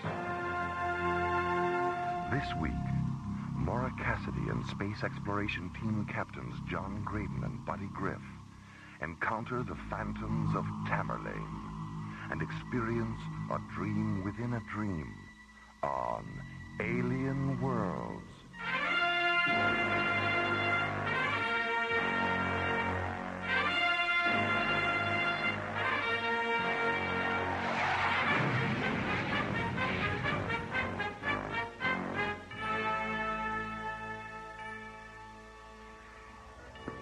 Starlab Control. This is the Galileo. Do you read me? This is Starlab. I read you, Galileo. What's your situation, Captain Egan? Where are you? We're 200 kilometers out at Vector 205. And this isn't Captain Egan. It's Lieutenant Becker. Egan is dead. Lieutenant Becker, this is Dr. Cassidy. What happened to Captain Egan? He died in the maelstrom, Dr. Cassidy. A whirlpool in the universe. Captain Egan fell into it and drowned in the stars. He's either tripped out on something or he's in shock. Lieutenant Becker, what's the condition of your crew? Sleeping. They fell asleep on Tamerlane. They're still dreaming. Call the short-range vehicle hangar, Jerry, and order a couple of tugs out to tow him in. Right. And all my days are trances, and all my nightly dreams are where thy dark eye glances, and where thy footstep gleams. In what ethereal trances?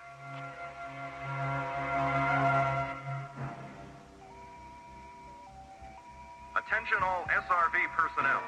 This is a priority rescue alert. Prepare 3 Magnum class tugs for immediate launch. Utility pilots Haskell, Shaw, and Henning. Please report to the SRV operations officer. Leader, Vector 9. Roger, Firefly. Vector 9. Check. You have it now. Mission Control, Galaxy 9. Roger, Starlab. We have the Galileo in sight, and she is damaged. Looks like the starboard thruster housing's ripped open, and she's leaking fuel. Tug 17. 17, go ahead, Lee. Yeah, Jimmy, see if you can check out that fuel leak, will you? Roger. Tug 9. Tug 9. Come on, Ron, I know you're there. I can hear you swearing at your receiver in my headphones. Sorry about that, Lee. I had to switch to another channel. Your transmission was breaking up. Okay. Get around to the Galileo's port side and see if you can get a grappler pad on her. Use the standard placement. Roger. I have grappler contact, Lee. Pad magnetism stable. Okay, Lee, I've closed off the leak. All right. Now let's get a grappler pad on her starboard side. I'll stick one on the nose. Roger.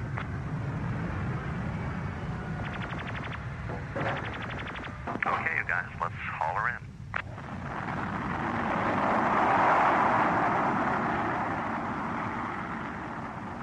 Minutes after launch, Space Tugs 2, 9, and 17 returned to Starlab with a damaged laboratory ship in tow and guided into Docking Bay 14.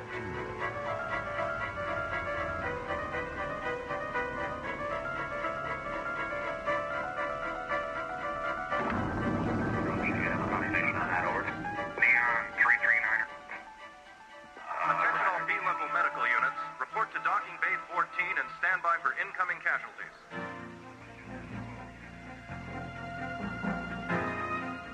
Minutes after the Galileo's arrival, Starlab's executive physician, Dr. Diana Rossiter, begins a computer-assisted examination of the ship's unconscious crew.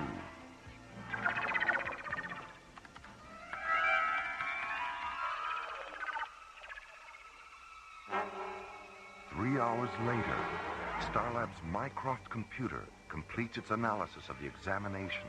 Look at the waveform patterns here on screen 3. These are the electroencephalograms of the Galileo's crew. You notice anything unusual?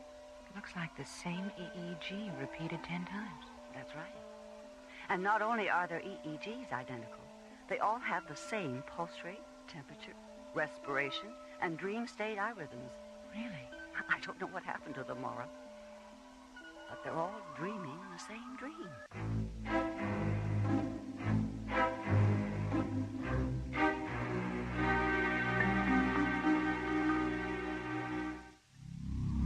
6 weeks after its disappearance during a routine mission, the Deep Space Laboratory ship Galileo returns to Starlab, its captain missing and presumed dead, its first officer in a state of second-degree mind shock, its crew asleep and dreaming identical dreams. What about Lieutenant Becker? He talked off and on during his examination, but he was getting so anxious I thought it best to sedate him for a while. Diana, did you record what he said during the examination? Maddie's making a copy of the tape now. You want to hear it? Mm-hmm. Have her send it up to my quarters. I'll listen to it when John and Buddy get here.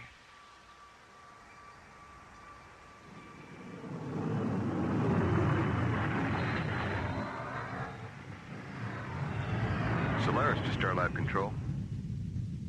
This is Starlab. Go ahead, Solaris. We've picked up some time, Jerry. Our revised ETA is 4 minutes, 13 seconds. 4 plus 13, roger. Okay, John, your revised docking orbit insertion coordinates are 196 degrees at subvector 20 alpha, docking bay 9. See you in a few minutes, Jerry. Solaris out. Starlab clear on ITS channel 096. You have that look on your face, buddy. What are you thinking? Remember what Maura said about Lieutenant Becker? You know, that verse he quoted when she asked what happened to Frank? Yeah? What about it? Well, it's part of a poem by Thackeray or Tennyson, one of those guys. It's from that period, anyway. I know I've either heard it or read it. Wait a minute.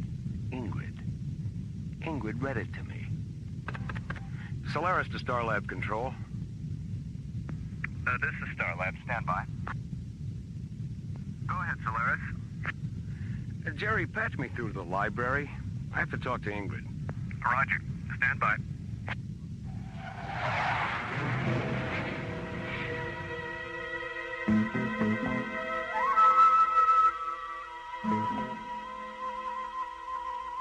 And all my days are trances, and all my nightly dreams are where thy dark eye glances, and where thy footstep gleams, in what ethereal dances, by what eternal streams. Oh, that's it. What's it from, Ingrid? It's the last verse of a poem called To One in Paradise by Edgar Allan Poe. And that isn't Lieutenant Becker's only reference to Poe. Buddy, play back the last part of Dr. Rossiter's tape again. Okay. They're almost finished, Lieutenant. Now, look into the light. No, it was dark. It was always dark. Mm-hmm. Then Captain Egan wanted to explore, so we went out in the crawler. I see. Now, the other eye, Lieutenant. The whirlpool started. I got scared and I jumped out of the crawler, and it was swallowed up in the maelstrom. I didn't mean to leave him there. I know you didn't, Lieutenant. My hands. When I look at my hands, I see sand. Grains of golden sand. How few, yet how they creep through my fingers to the deep. While I weep. While I weep. No, lie down, Lieutenant. Come, that's right. Now, I'm going to give you something to make you feel better. Well, anyway, the whirlpool he mentioned coincides with one of Poe's short stories, A Descent into the Maelstrom. And the reference to grains of golden sand? A poem Poe wrote in 1847 after his wife died. A dream within a dream. Mora. What is it, Jerry? You better get up here. I have a transmission coming through on the Mayday frequency. It's Captain Egan. Egan? How can that be? We're on our way, Jerry.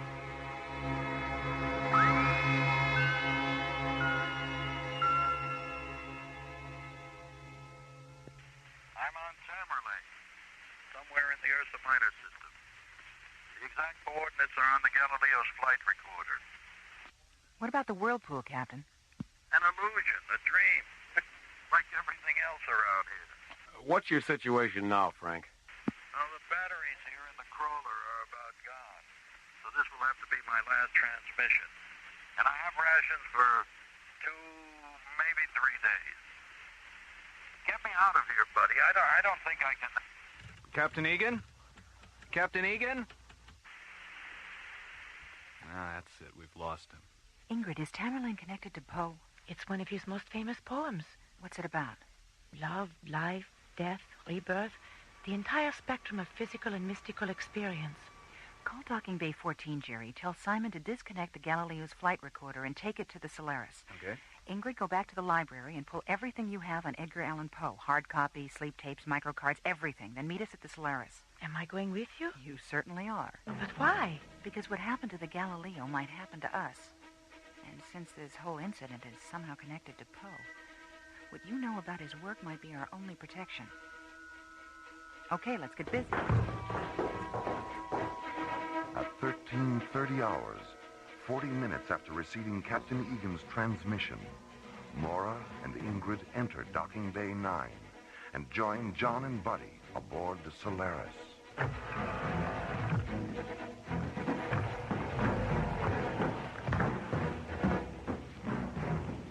Is everything programmed and ready?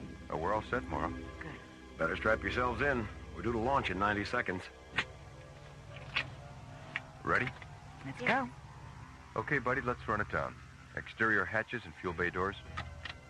Pressurized and locked. Environmental control systems. Green across the board. ECS backup terminals. In phase and programmed for zero-time emergency interlock. Microwave antenna function. Positive. Digital auto guidance and inertial gyro integration. Auto guidance in phase. Gyro integration at 0 minus 3 seconds. Tank pressure. Maximum, 1 through 6. Cancel the ignition safety terminal. Positive function on IST lockout.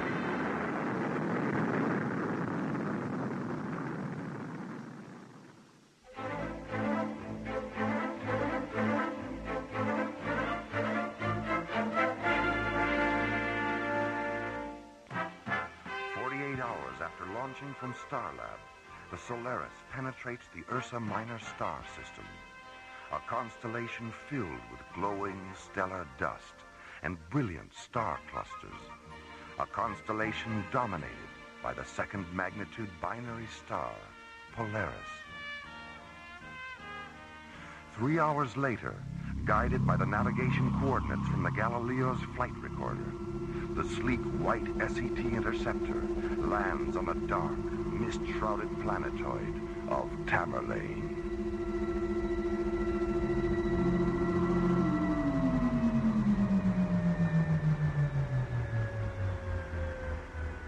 Open the visual scanner ports, buddy. Let's have a look at this place. Okay. There's nothing but mist and shadows. Can you move a little to the right, buddy? I can't see the screen from back here. Oh, yeah, sorry. How's that? That's fine. It looks like the landscape in the fall of the House of Usher. Wait a minute. What's that in the corner of the screen? It's a cat. Yeah. A black cat. It's... Wait a minute. What happened? Where'd it go? It's gone. Was it really there? It's gone. Maybe it wasn't really there. It had to be there. Oh, buddy, I'm so sleepy. We all saw it, didn't we? Where's Frank? Oh, we have to find Frank. Go to sleep. Don't go to sleep. We can't go to sleep. Don't go to sleep.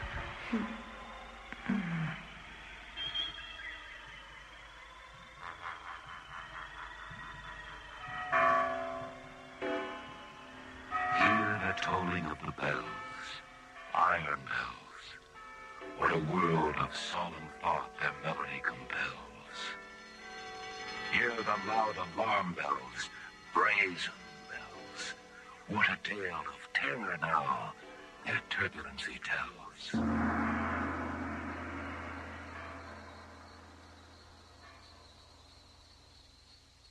In there, Fortunato. The cask of Amontillado is in there.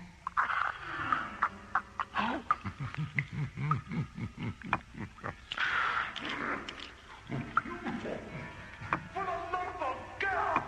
He forced the last stone into position and plastered it up.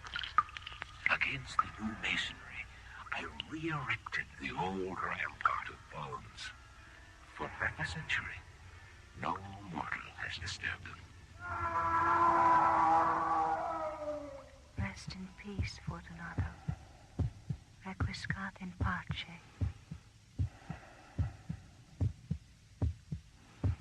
Under the floor. He's hidden the old man's body under the floor. Louder. Louder. I admit it. Tear up the planks.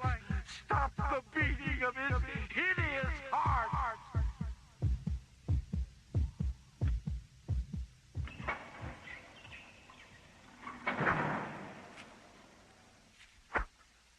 The vibration of the pendulum was at right angles to my length.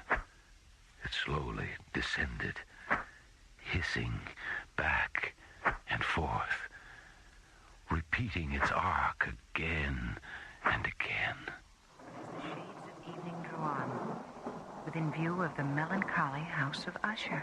And the raven, never flitting, still sitting, on the pallid bust of Pallas, just above my chamber door.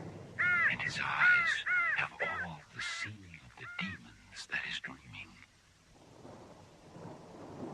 How shall the burial rite be read?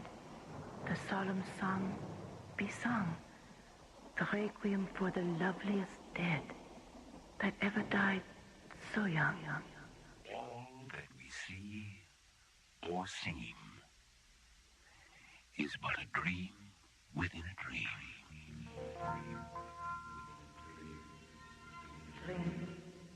Dr. Cassidy. Buddy. John. Buddy. John, wake up. Dr. Cassidy, wake up. Frank. I saw you land about an hour ago. I've been trying to raise you on the crawler's short-range transmitter ever since. Bells. I was dreaming about bells. And some kind of terrible razor swinging back and forth. And there was a murder. An old man was killed. His body was under a floor, but his heart wouldn't stop beating.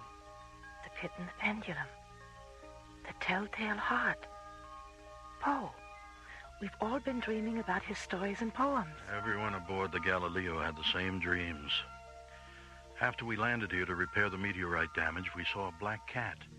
When it ran into the mist, we all fell asleep. But you weren't asleep the whole time you were here. What woke you up? Earth tremors and storms.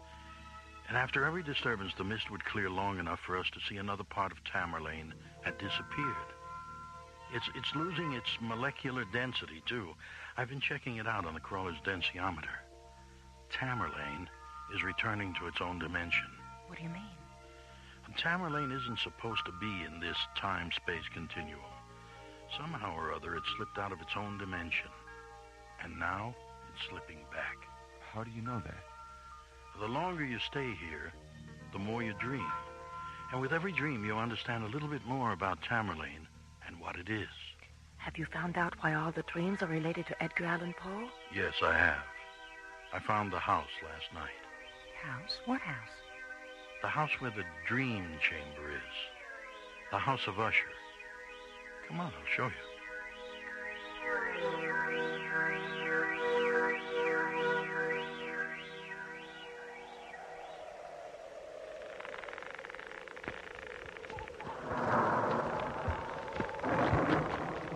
The House of Usher.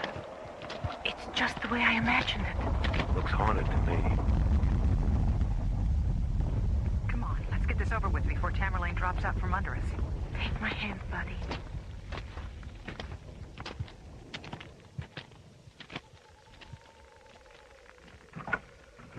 Where to, Frank? Up the stairs, then turn left. It's freezing in here. Help me with the door, John.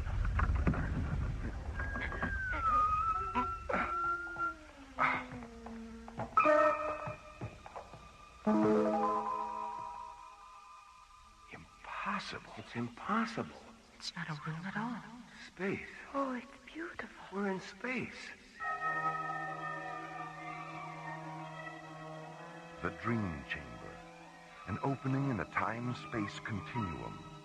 A place enclosed not by walls, but by the golden light and phantom shadows of a parallel universe.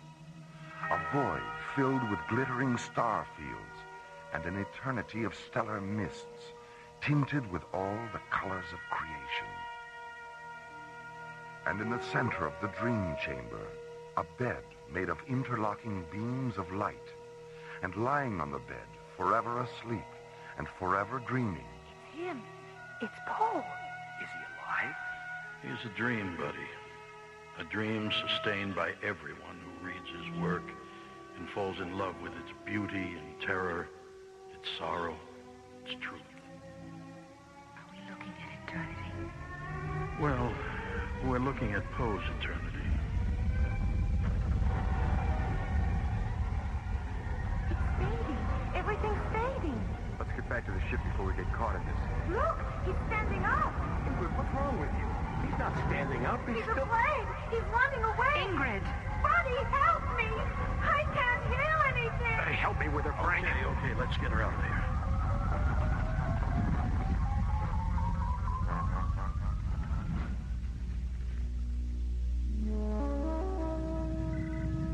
All right, Ma. Thanks for letting me know. I'll notify Starlab and tell them you're on your way in. Thanks, Commissioner. Oh, by the way, I heard from Dr. Rossiter. Lieutenant Becker's all right, and so's the Galileo's crew. They woke up about a half an hour ago. All right, Commissioner, thank you. See you tomorrow. ISA comm center clear. Half hour ago. That means they woke up the instant Tamerlane disappeared. What are you doing, Ingrid? The hallucination I had in the dream chamber and that terrible stillness afterwards. I know it's related to one of Poe's stories. I remember something... I remember. Here it is. Silence. A fable. And mine eyes fell upon the countenance of the man, and he was afraid. He raised his head and listened. But there was no voice throughout the vast, illimitable void. Only silence. And the man turned his face away and fled into the distance. And I beheld him no more.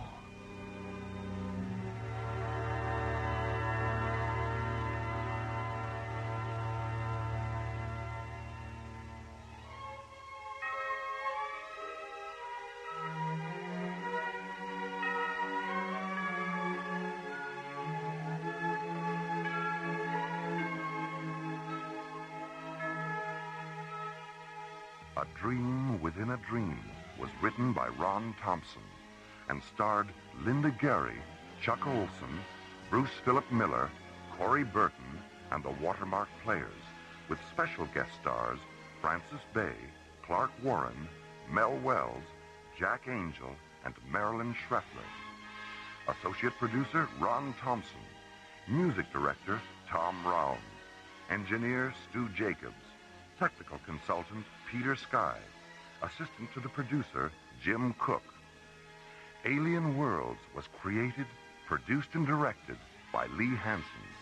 And so, until next week, this is Roger Dressler inviting you to join us for the adventure of the Parallax Deception from the elsewhere and elsewhen of Alien Worlds.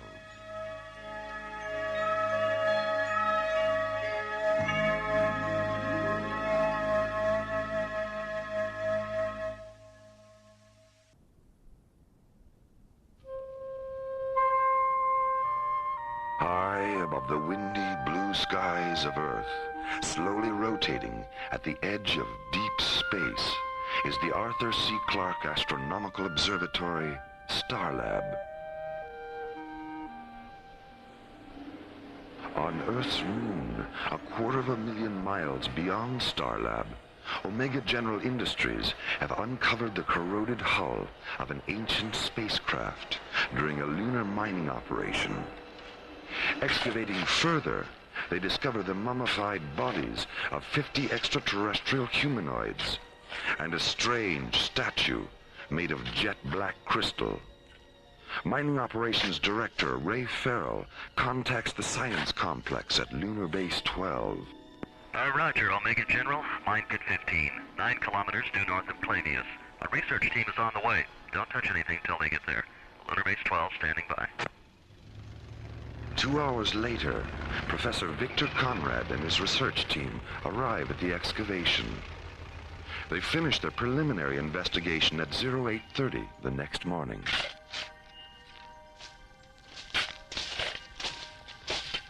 Hey, how's it going, Professor? Well, the spacecraft's been under the lunar surface for close to 1,000 years, and the aliens were killed by something that turned their eyes and nervous systems into black crystal. Black crystal? Like the statue? The body samples and the statue samples are identical. Well, what do you make of that damn statue anyway? The thing gives me the creeps. I've seen that image 100 times, Mr. Farrell, carved in stone on most of the Gothic cathedrals of Europe. It's a gargoyle, a supposedly mythical creature that symbolizes ultimate spiritual evil. 1,000-year-old alien spacecraft buried beneath the lunar surface, and with it, a 4-foot-tall gargoyle made of black crystal. Mysteries from a forgotten time, waiting for a solution as part 1 of the ISA conspiracy, The Darkbringers, takes us from the bright side of the moon into the unearthly light and shadow of Alien Worlds.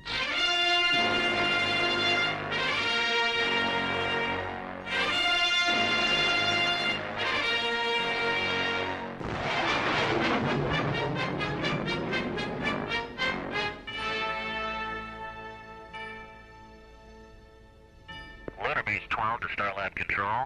This is Starlab. Go ahead. Professor Conrad is standing by for Dr. Cassidy. She's right here, Professor.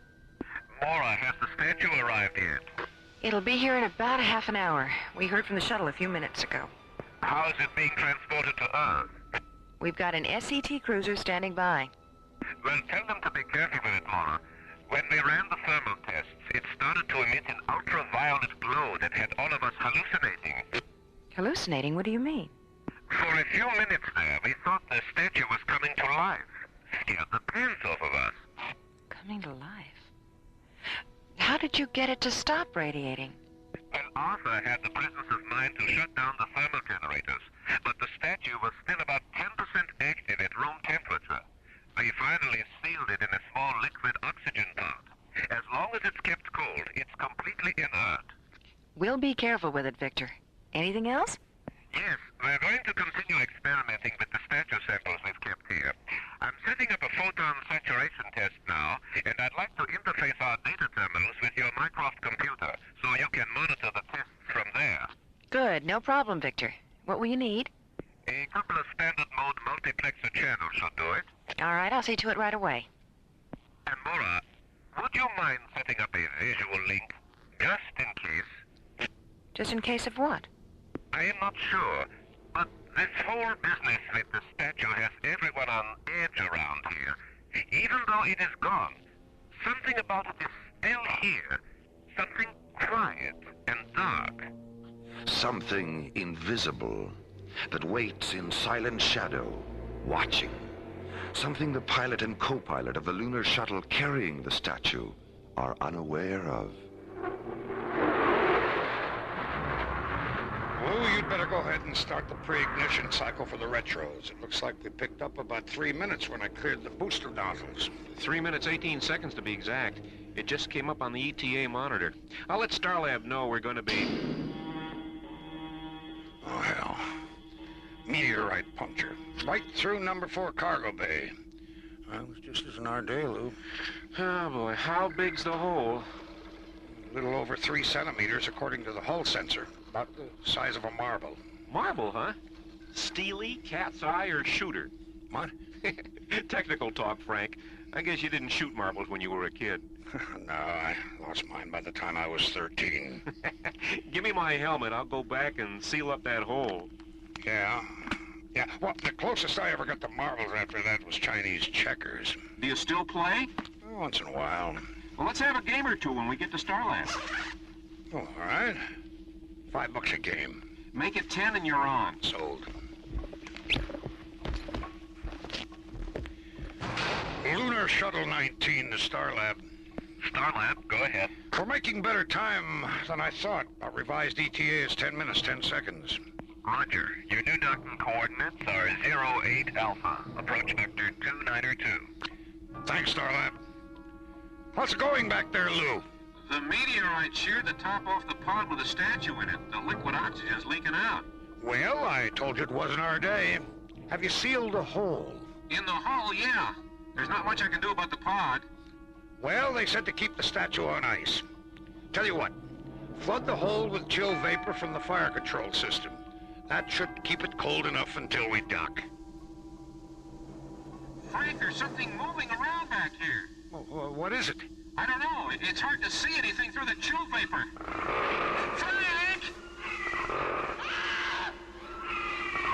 No!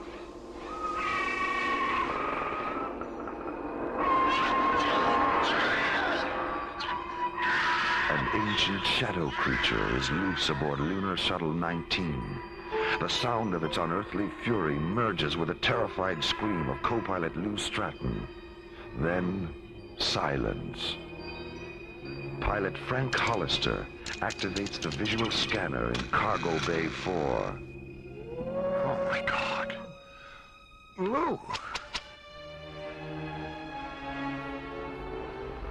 Firing the shuttle's booster rockets, he accelerates toward the safety of Starlab, bringing with him the demon spirit of an alien world.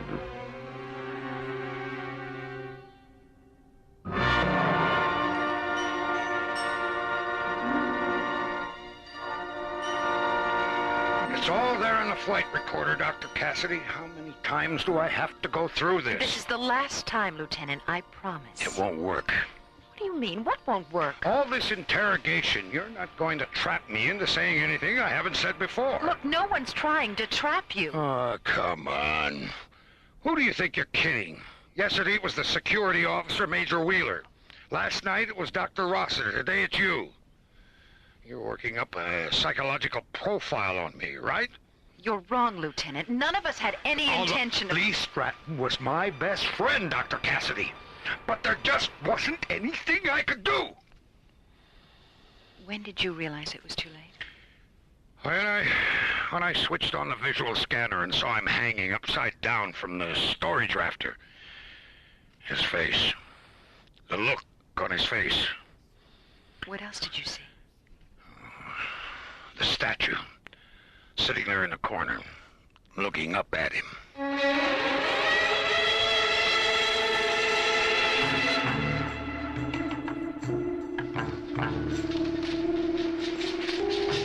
Professor Conrad?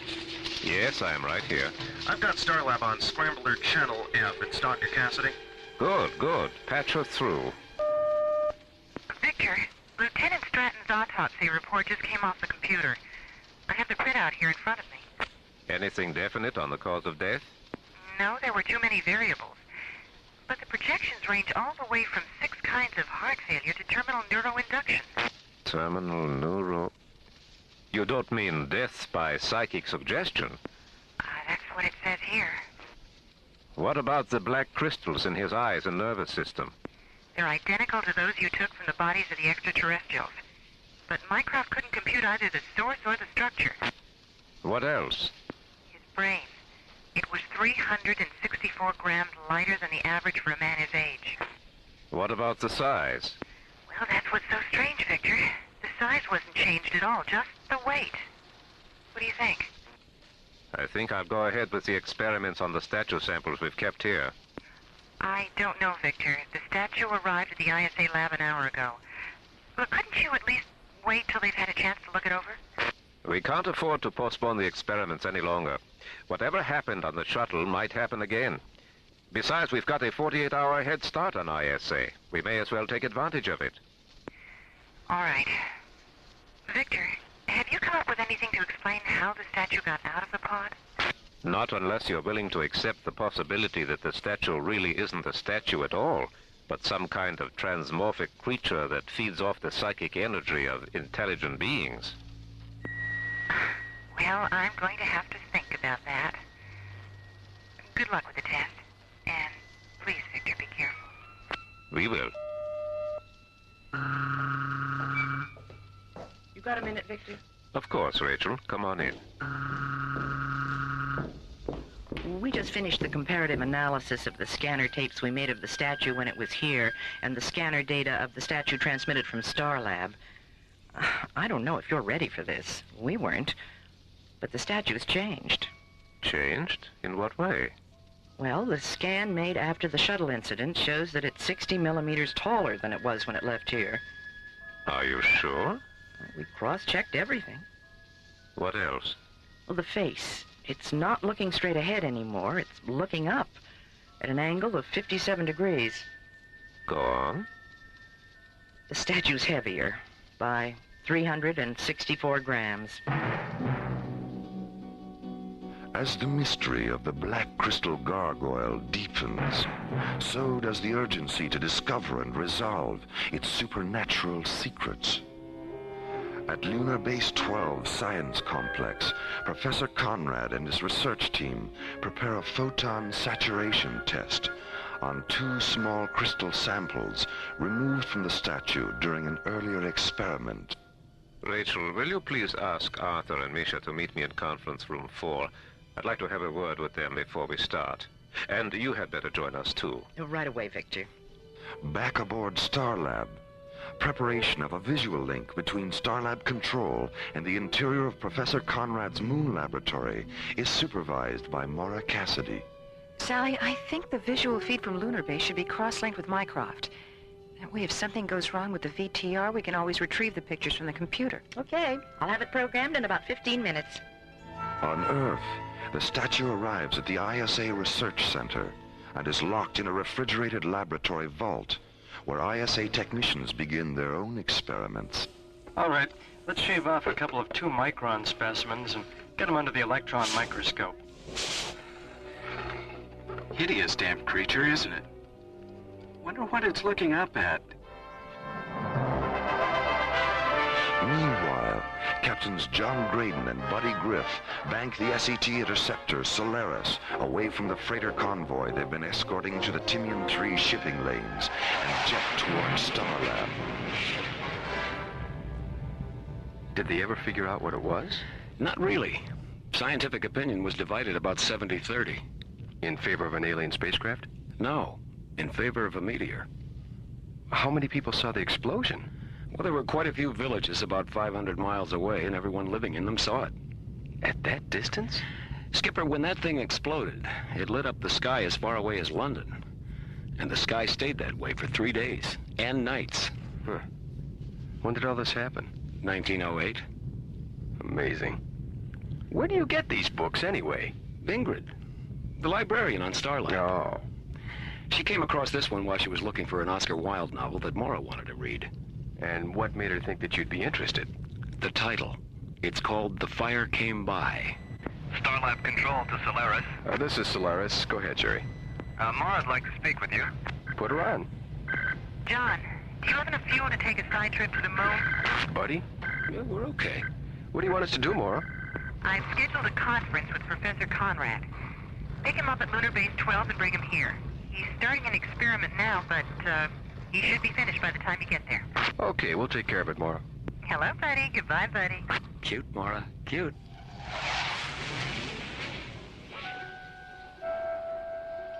In the science complex at Lunar Base 12, Professor Conrad places a sample of the statue into a Stellatron Systems PC-80 photon chamber.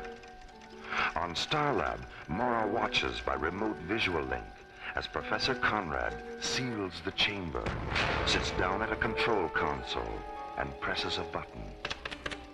Radiant white light illuminates the chamber's observation ports as the needle-thin beams of 6 neothane Zelium lasers penetrate the statue's specimen. On Starlab, Maura monitors the experiment by remote visual link. On one screen, a wide-angle interior view of Professor Conrad's moon laboratory. On a second screen, the bright metal pyramid-shaped photon chamber.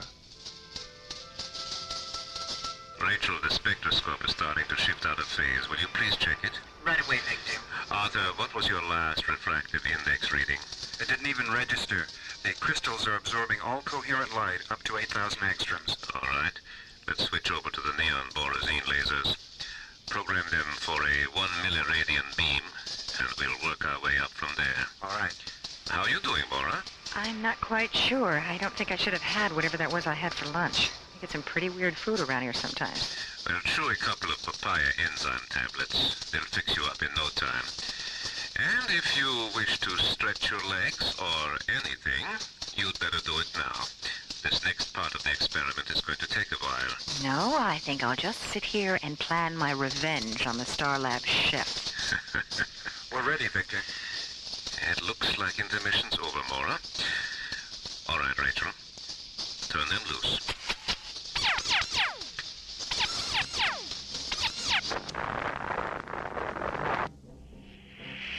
Oh, my God. Victor! Victor!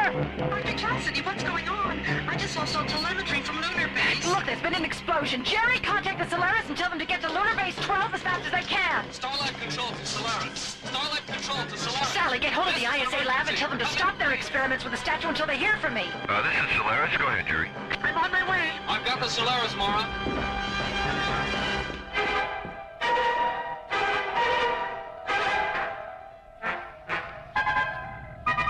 We're coming up on it now, Maura. Have you had any radio contact with them? No, not a word. Even the microwave safety beacon has stopped transmitting. Skipper, screen 5. My God, what happened? John, buddy, what is it? What do you see? Mara, Lunar Base 12 no longer exists. What do you mean? It's been blown to pieces, completely leveled. The entire base. Skipper, screen 6. Buddy, what is it? What's happening? A ship, just above the horizon. It's moving away from us. Magnify it, buddy. Looks something like an old Tarantula-class gunship, except it's about 5 times bigger. Jerry, record this. We're rolling. It's black. Stacked wings angled down about 60 degrees. Yellow markings that look like Cyrillic script, only upside down. Geez, Skipper, what do you make of that? Keep talking, buddy. Short black spikes are starting to bristle out all over the hull. Uh-oh, Skipper, it's turning around. Mara, stand by. We're going in for a closer look at that ship. Open a close proximity channel, buddy. Let's see if they'll talk to us. You're on, Skipper. This is Earthship Solaris. Please identify yourself. Skipper, let's get some altitude before their aim improves. This is Earthship Solaris. Our intentions are not hostile. Please... All right. I'll try it one more time, but that is it. You better let me do it, Skipper. Every time you talk to them, they shoot at us. Solaris, there is still time. Time for what? Escape. From what? Ask your dead brothers and sisters on the wasteland below us. Damn you. You did that? You murdered all those people? But why? They were committing sacrilege. Just who are you? Disciples. Of what? Lightlessness. I've had about all of this I can take. Hold on, buddy. Skipper, lightning is pouring out of those spikes and crawling all over the hull of their ship. Activate the rest of the laser turrets, buddy. We're going around again.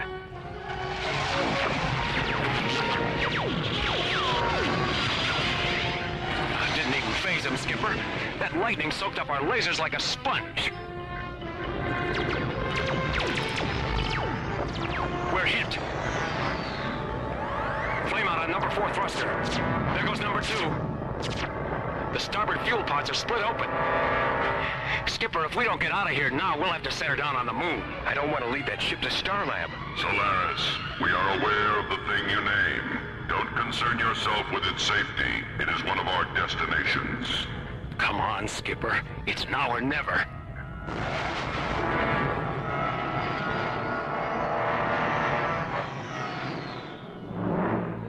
Use docking bay 4, John. The crash barriers are up and the fire control crew is standing by. John, where's that ship? Right behind us. Turn your seat around, buddy. Here we go.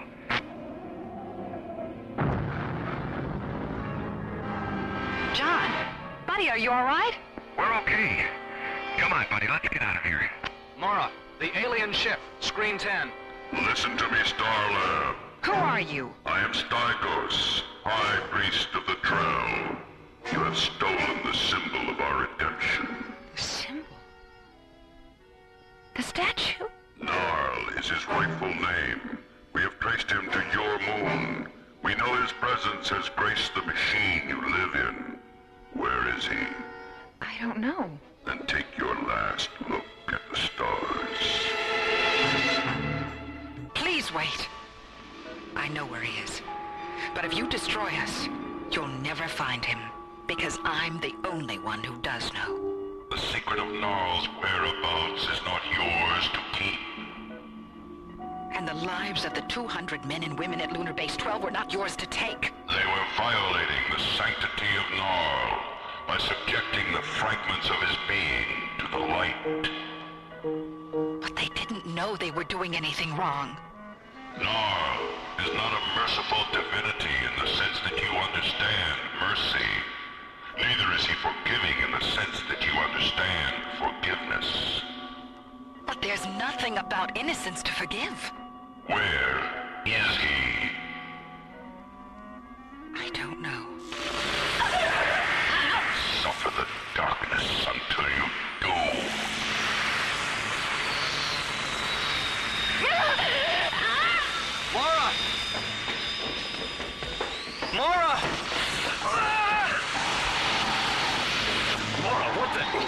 anything to her. Don't touch her! Don't touch her! Buddy, pneumatic alert. Which one? Which button? Sector 4, buddy. The yellow one. Mora, don't try. Just lie still. This is Medical 4. Stay where you are. An emergency unit is on the way. Jerry, your hands. Are you all right? I guess so. What happened? Well, she was watching the screen, talking to the alien. And then the screen threw off a tremendous burst of color. And then the lightning was all over her. It was so cold, it burned my hands. John? I'm right here, Mora. And so is Buddy. Dr. Rossiter's on her way. John? I'm blind! When the lashing ribbons of lightning finally release her, Mora falls, blind. Your blindness is just a warning, Mora. How long it lasts depends upon how soon you tell me where Gnarl is. Shut down all the transmitter frequencies, Jerry. Now run a check on Screen 10's receiver circuits. Whatever they use must have come in through the outside lens. Okay. What are you going to do, Mora? If they find out where the statue is, God knows how many more people they'll kill. I can't tell them. I just can't. Are you sure? Yes! No, I don't know. Why does everything depend on me? Can't anyone else make a decision? John, the receiver circuits on Screen 10 are completely burned out. Okay. Shut the louvers and all the outside scanner lenses. They're closed. Oh, Dr. Rossiter, I'm ever glad to see you. Diana. Mora, what happened? I've been blinded. Oh, my dear God. There's a hostile alien ship outside. It fired some kind of energy beam in through one of the scanner screen lenses. All right, Mora. Now let's have a look. I'm shining the light directly into your eyes. Can you see it? No. But I think I can feel it. I'm taking the light away. Now, I'm shining it into your eyes again. Yes. Yes, I can feel it. Let's get her on the stretcher and take her up to sickbay. Take her feet, Sandy. Okay. Jerry, you better have Dr. Rossiter take a look at your hands. Nah, I'm okay now. What do we do now, Mora? Tell Stygos you know where the statue is, but explain that it's going to take time to get it back here. If that doesn't work, use our photon injectors on his ship. Maybe they'll be able to do what the laser cannons on the Solaris couldn't. I'll contact Commissioner White and tell him what's going on. Now, come on, Diana. Communications first, and then sickbay. Sound General Quarters, Jerry. Okay, open a close proximity frequency. Let's see how good we are at telling the big lie. Stygos, this is Captain Graydon. Have you made a decision? Yes, we've decided to give you the statue. Our sensors indicate that Gnarl is no longer aboard your machine. No, he isn't, but we've contacted the laboratory where he was taken, and our scientists are sending him back. You're lying, Captain Graydon. We've monitored no transmissions. Close the channel, Jerry. Now open number 8 scanner lens, and project a target grid onto the screen. All right, interface the coordinates of their ship with our photon injectors. We have a target interlock. Stand by. And for God's sakes, keep away from the screen. 3, 2, 1. No good, Skipper, no good. The force field is deflecting everything. The ship's coming around. Jerry, shut down screen 8. Too late. There. Buddy, hit the deck. Crawl away from the lightning. It stopped. What happened? Jerry, let's see what's going on. Skipper, the ship's moving away from us. Buddy! Look! What is it? Magnify it, Jerry. My God. It's a city. A floating city. As the black metal insect ship of the Trell stalks away into the dark distances of deep space, A huge floating platform appears and slowly moves toward Starlab. On the platform, a dazzling architectural phantasm, a dream city of white crystal towers, transparent steel minarets, gleaming arches, and pale metal domes. As John, Buddy, and Jerry stand silently in Starlab control, watching the approach of the shining mirage-like metropolis, Mora tries desperately to contact Commissioner White at the ISA Command Center on Earth. I'm sorry, Dr. Cassidy, but it's a top security conference. Commissioner White left strict orders that he wasn't to be disturbed. Listen, we've got an emergency situation up here. I'm only following orders. Yeah, right. That's what they all say. Now, Mora, if you don't change your tune, I'm going to be forced to stick a tranquilizer syringe in your backside. ISA, please have them contact me as soon as possible. I will, Dr. Cassidy. ISA out. If I could only see. Mora, we haven't even examined you yet. And already you're acting like a poor little orphan child who's got herself lost in the woods. I am? Yes, you am. Don't start feeling sorry for yourself now. We have too much to do. Attention all Starlab personnel. The emergency alert is terminated. Stand down from general quarters and return to your stations. Dr. Cassidy, please contact Captain Graydon and Starlab Control. John, it's Mara. What's happening? The troll ship has broken off its attack and left the area. What did you do to get him to back off? It wasn't anything we did. It was something else. What? A city. A what? A floating city. Are you serious? Mora, he's serious. It's holding a position 2 kilometers off Starlab. A huge space platform with a fantastic white city built on it. It looks like something out of a futuristic Arabian Nights. I'll be right there. Come on, Diana, take me back up to the bridge.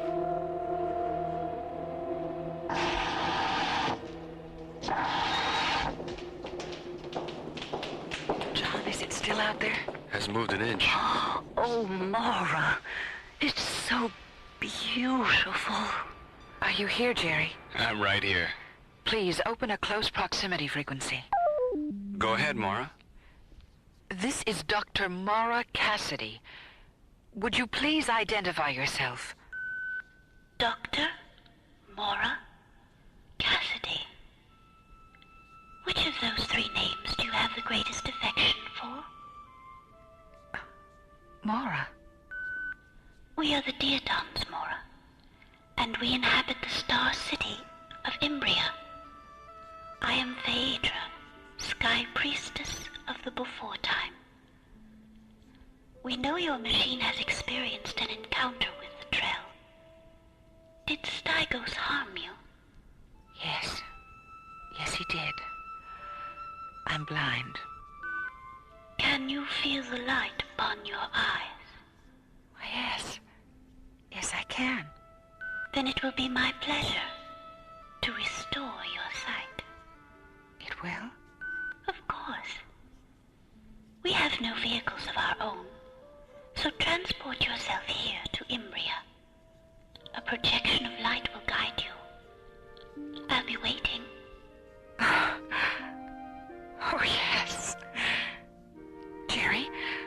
Jerry, call the short-range vehicle hangar and tell them to get a shuttle ready.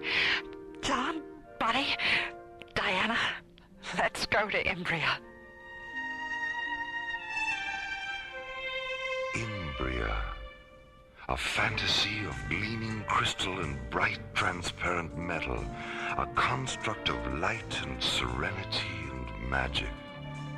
A floating star city, casting its radiance over all who grope their way along the blind corridors of alien worlds.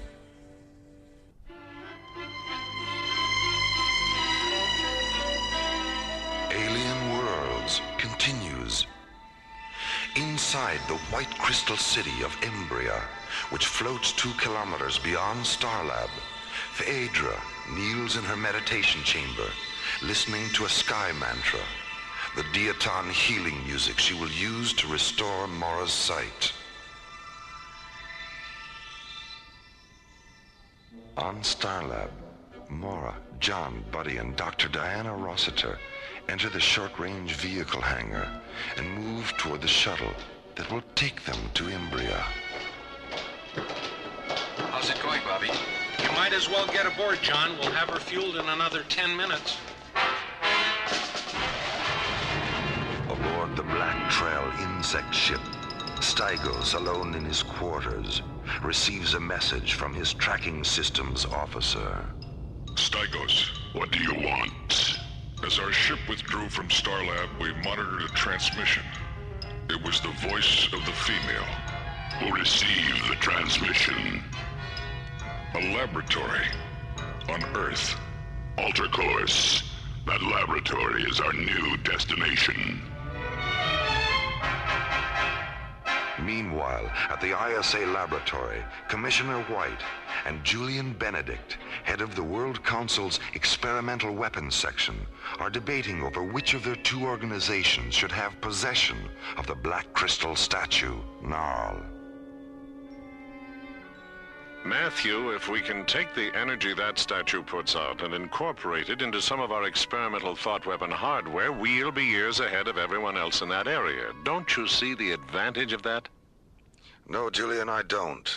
This is a science complex and not an arsenal. Matthew, weapons development is as much a part of science as molecular biology or celestial mechanics. Is it? When was the last time you heard of someone being killed by a microscope or a mathematical equation?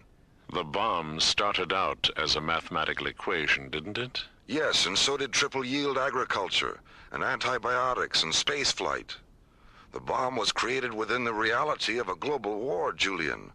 That reality no longer exists, and I see no reason to encourage its return. The last thing we need is a repetition of the arms race of the 60s, 70s, and 80s. Didn't the Petroleum War teach you anything? That had nothing to do with us. It had everything to do with this, Julian, and you know it. I want that statue.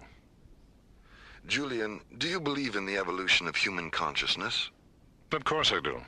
And what about immortality? Do you believe in that? Yes, I suppose so.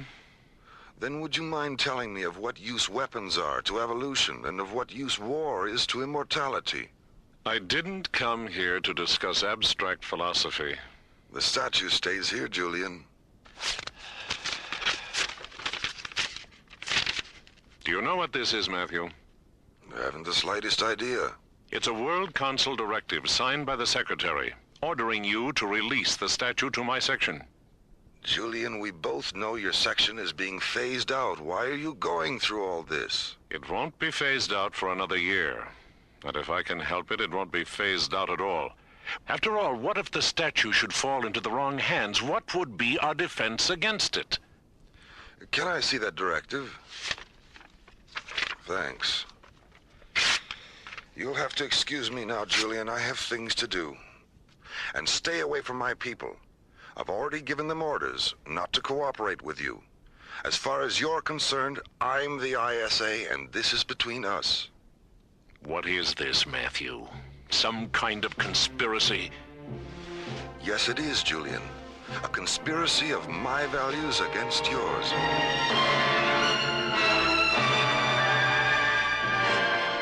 Everyone strapped in?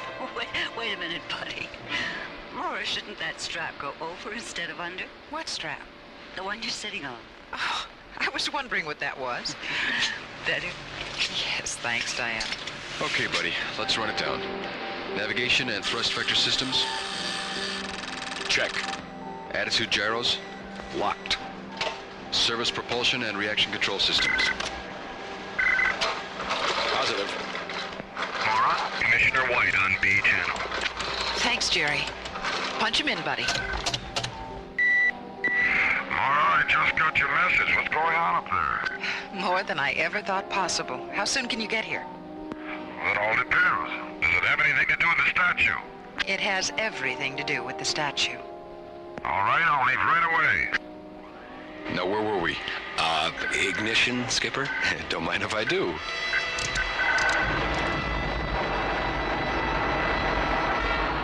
As John, Buddy, Mora, and Dr. Rossiter jet toward the Diaton Star City, Imbria, Commissioner White enters the short-range vehicle dome near the ISA laboratory and boards a priority shuttle.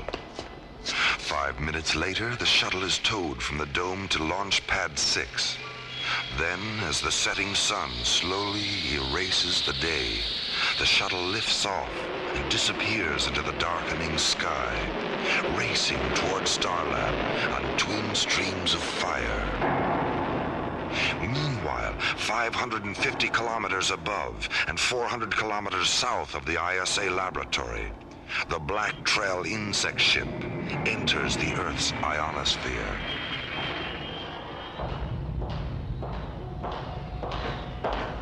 We are approaching the laboratory, Stygos. Have precautions been taken? Our impulse deflectors will confuse the echo patterns of any detection beam that touches us. We will appear to them only as a flaw mirage.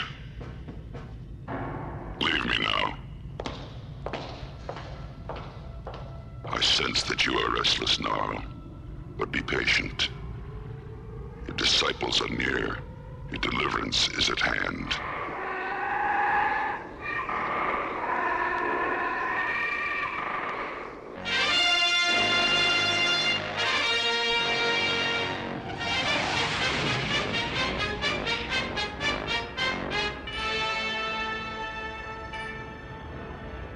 Where are we now, buddy? How close? We're 1,700 meters away, Mora. There's the beam, bright and beautiful. Who is with you, Mora? 3 friends, John, Buddy, and Diana. Who is your pilot? I am Phaedra. John. Just a moment. John, our scan tracings indicate that your propellant emits a lethal mist. Will you please terminate your engines? Our atmosphere is delicate. If I shut down the thrusters, we won't be able to maneuver. The light will control your vehicle and guide it safely down. All right. Shut them down, buddy.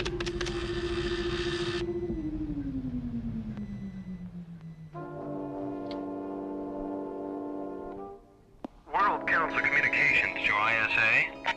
This is the ISA. Go ahead. Is Mr. Julian Benedict still there? Secretary Stone is returning his call. Yes, he is. He's in the laboratory complex. Stand by, please. Mr. Benedict, I have Secretary Stone on the line. I'd like to speak to him privately, if that's possible. Conference room 6 is empty. Thank you.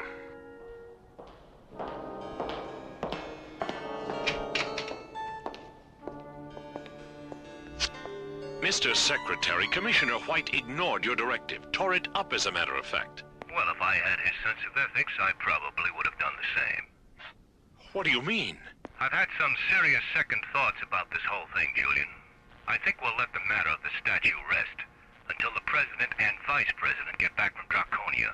But, Mr. Secretary... Was there anything else, Julian? No, sir. Thank you. You can let it rest if you want to, but I can't.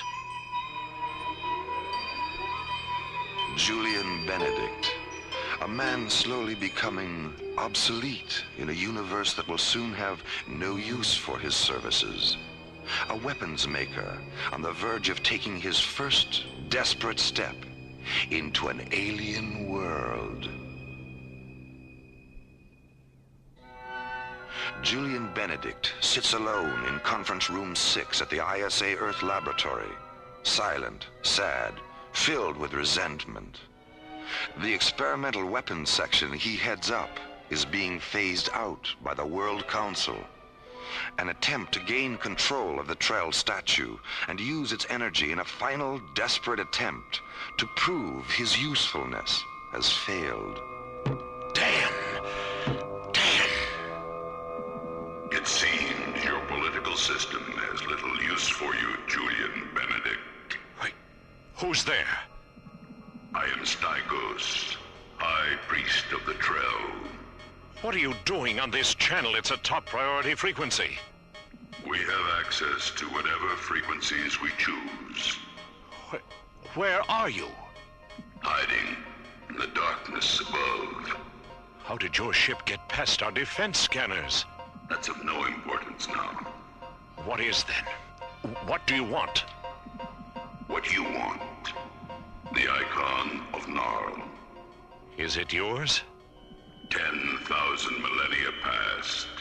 Our planet was visited by a nameless race of darkling beings with magnificent wings and eyes of fire. We were without intellect then, nothing more than restless shadows, hiding in the sea, crawling out at night to feed off the night mists. The darkling priests gave us the gift of Gnarl, and through him flowed the powers of redemption that transformed us. Then, a nomadic stealer ship came down from the air and took Gnarl away, thinking he was a construct of a precious gem called Nightstone. We know now that the stealer ship malfunctioned, causing it to impact on your moon. The violators built a dome as protection from the lunar cold, but they made the mistake of taking Gnarl into the shelter with them. How did you know he'd been found? Our parsec scanners have been probing the universe for centuries. Do you have access to Gnarl? Why don't you just take him? That was our intention. But now we know the chamber that imprisons him is small. If we destroy it, Gnarl may be harmed. Suppose I do have access to Gnarl. So what? Free him, and I'll give you the secret of his power. It'll take time. I understand. ISA Communications. Please put me through to the Security Bureau in my section. Right away, Mr. Benedict. Security. This is Julian Benedict. Find Major Ripley and tell him to meet me in my office in 15 minutes.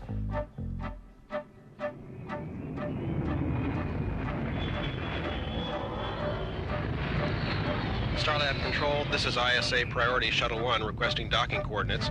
Roger, Shuttle 1. What's your ETA? 10 minutes, 30 seconds. 10 plus 30.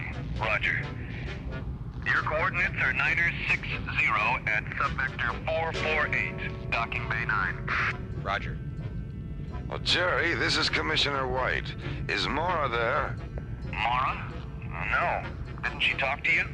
Well, it was a short conversation. An alien ship attacked us about an hour ago. Mara was blinded. Blinded? Well, how is she? I don't know. She's not here. Where is she? On Imbria, the Diaton city that's floating just about 2 kilometers off Starlab.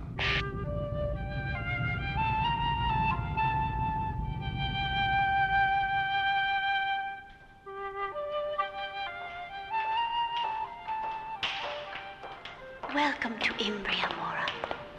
Phaedra, you don't know how glad I am to be here. I'm Diana, Phaedra. This is John. Phaedra? And this is Buddy. Wow. Are you ready, Mora? Yes, I am. You can't imagine what it's like being blind. Yes, I can, Mora. I'm blind. What? Oh, I'm sorry. All Diatons are blind. It's our legacy. But how can you see us? How did you manage to build this city? I sense you, as clearly as if I had sight, Diana. And as for Imbria, it was dreamed into existence. Dreamed? No. When? During the final century of the before time, an age of radiance unified the minds of all Diatons and transformed us into Shiva, the dreamer who never awakes. When did this age of radiance end? It ended with the coming of the Trell. They burned our fields and forests with terrible fire weapons. They suffocated our cities and canals with poison mist. 2,000 legions of Trell warriors. And before they went away, they blinded all of us. Oh, Phaedra. Why did they do that? The icon of their god had been stolen. They were angry. That damn statue again. Did they think you'd taken it? No. We were made to suffer their rage because we represented everything Gnarl had taught them to hate. Why didn't they destroy this city? It was orbiting behind one of our moons. Those of us who survived the Trell invasion came here, when we realized we'd never be able to rebuild our planet. Not even by dreaming? A dream can't always change what is, Mora, but it can create what isn't.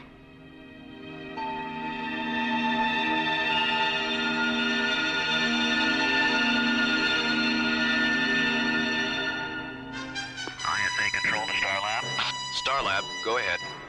Has Commissioner White arrived here? It's urgent. I'm right here. What's the problem? A security police unit from the experimental weapons section is in the laboratory. They say they have orders to take the statue.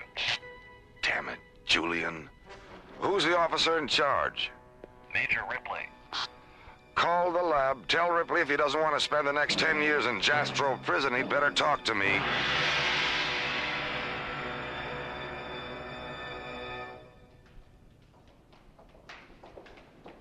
Where are we, Phaedra? The Synergy Chamber. Who else is here? Hold out your hands. Oh, who are you?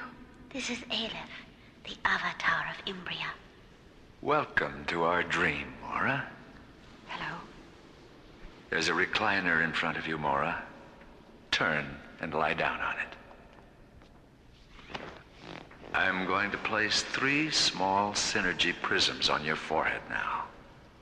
Oh, they're so warm. In a moment, you'll hear the sound of a sky mantra, the music we use to heal those outside the dream. When the music begins, think only of your eyes and how they looked out upon the various dimensions of your life.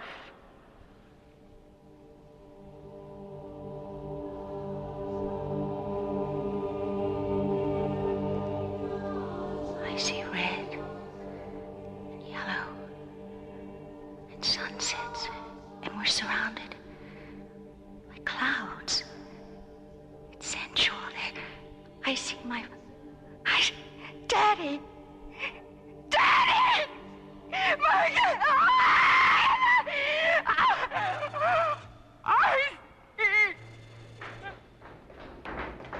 What's going on? Mora, what happened? I can see! Thank God, when we heard you scream, we didn't know what to think. Oh, no, I wasn't afraid, but everything, it was so beautiful. It was just so beautiful. I thought I died. Deep within the star city of Imbria, Mora lies sleeping, exhausted by the Diaton Sky Mantra ritual, which has not only restored her sight, but for one fantastic moment has opened her mind to eternity.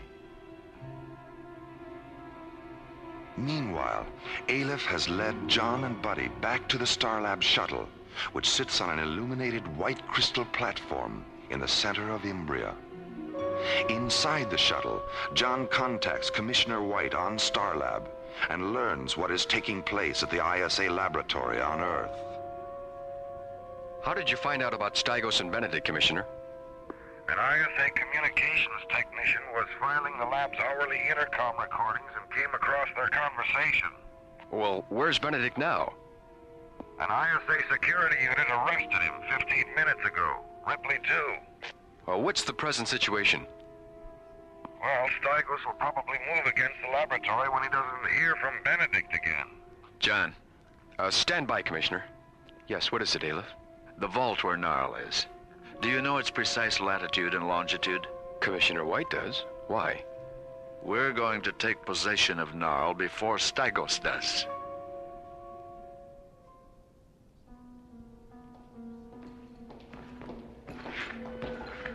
Mora. Hi, Mora. How are you feeling? I feel wonderful. What's going on? Why are you two wearing your pressure suits? Well, we just talked to Commissioner White. Stygos is about that far away from attacking the ISA lab. We're going down for the statue. You'll never make it in time. Earth's an hour away by shuttle. We're not going by shuttle. We're going by light. Teleportation.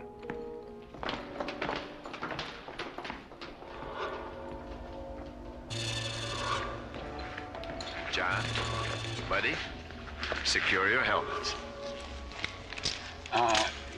This isn't gonna hurt, is it? I think you'll find it a rather pleasant experience, Buddy. Phaedra. Lower the cylinders. The dematerialization thresholds have integrated, Aleph. Purge the cylinders.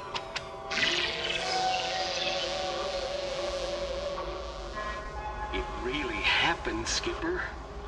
We're here. God, this thing is heavy. Come on, let's get a harness around it so we can pick it up. Okay, let's pick it up. Here we go.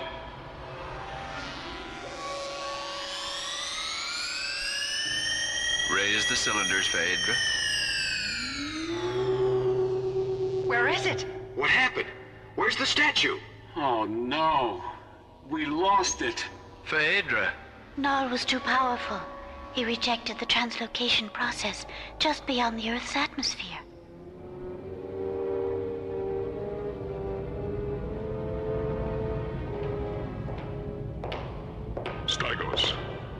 Stygos. Gnarl is free. A Deaton translocation beam tried to take him, but he escaped. Gnarl. Take him aboard and bring him to me. Then set a course for Imbria.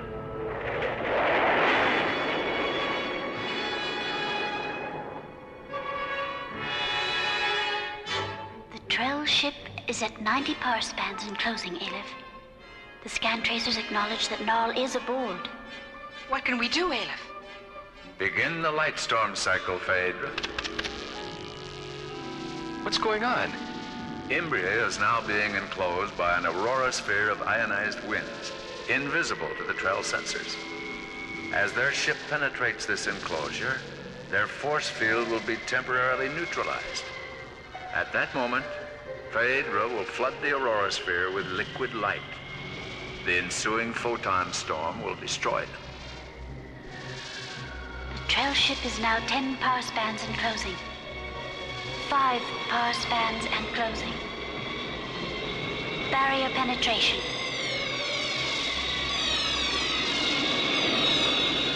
Gnarl is free! Gnarl is free! Phaedra, the liquid light injectors.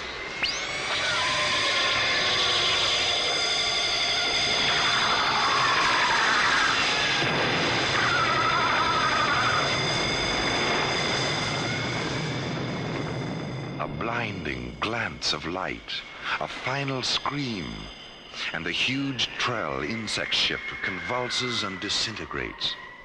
Its luminous fragments growing cold and dark as they pass like demon whispers into the deafening silence of the void.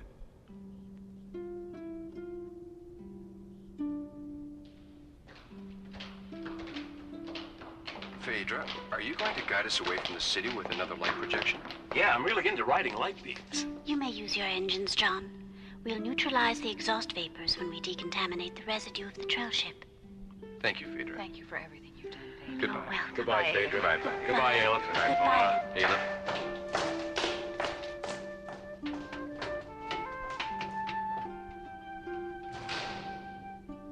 You didn't tell them, did you? I saw no reason. If they knew that we alone survived the Trell invasion, and that our blindness makes the generation of life impossible, it would only make them sad.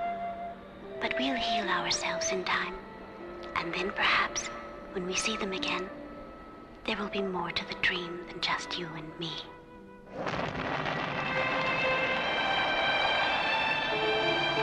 As the Starlab shuttle rockets away from Imbria, the radiant Dream City slowly drifts away into a universe of stars and suns and secrets. Inside the city, a man and a woman in search of the miraculous, moving through the invisible dimensions of time and space toward other, more distant celebrations.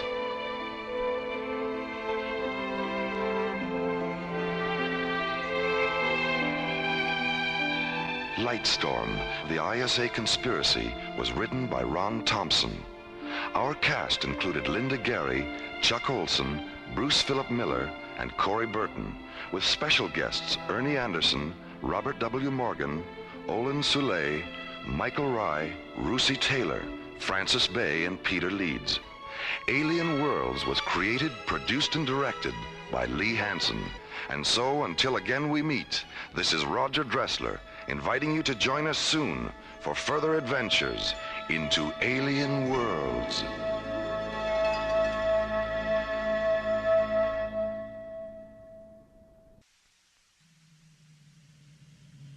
Slowly rotating at the edge of deep space, 1,000 kilometers beyond the atmosphere of 21st century Earth, is the Arthur C. Clarke Astronomical Observatory, Starlab. Here, Starlab Research Director Maura Cassidy and scientists and technicians of the International Space Authority watch over the countless stars and planets that fill the silent distances beyond the giant space station.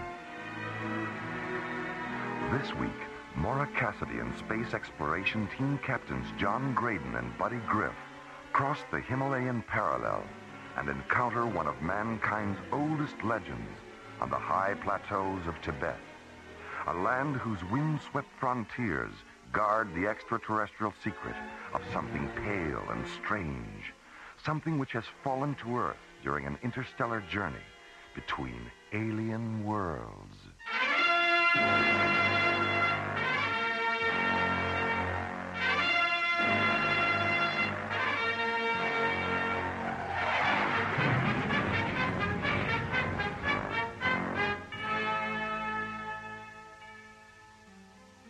At the International Space Authority Command Center on the North Shore of New Chicago's Lake Michigan, ISA Commissioner White sits in his 21st story office discussing the construction of a new spaceport with ISA Project Director Brian Phillips.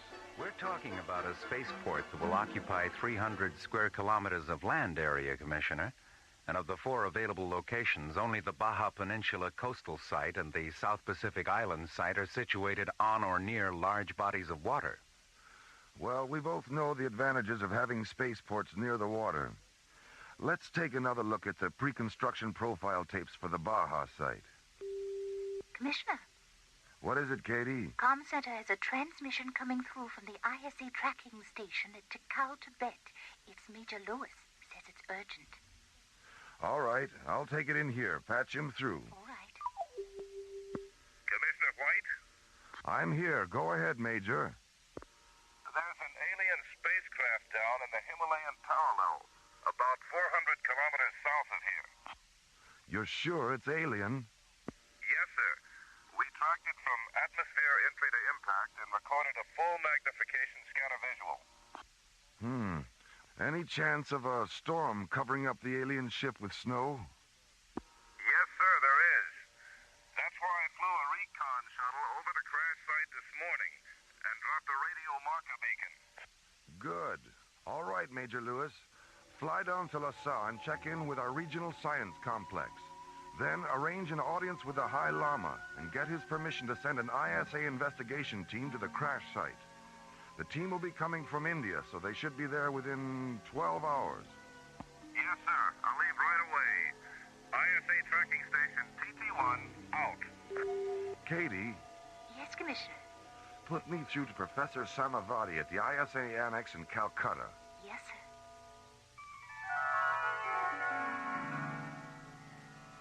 Half an hour after receiving Commissioner White's transmission, Professor Samavati sends an ISA security officer to Calcutta's Royal Hyperion Hotel with a message for Starlab Research Director Maura Cassidy. Who is it? Lieutenant Chapman, ISA Security. Dr. Cassidy? Yes, I have a message from Professor Samavati. thank you. Well, that's the end of our vacation. Has transportation to Lhasa been arranged? There's an ISA priority shuttle waiting at the Rasalila spaceport. Good. We'll be there in half an hour. Goodbye, Dr. Cassidy. Have a pleasant journey. Thank you. Tibet. We're going to Tibet. Come in. Good morning, Maura. Good morning, Buddy. John. We just passed an ISA security officer in the hall. What's up? We're going to Tibet.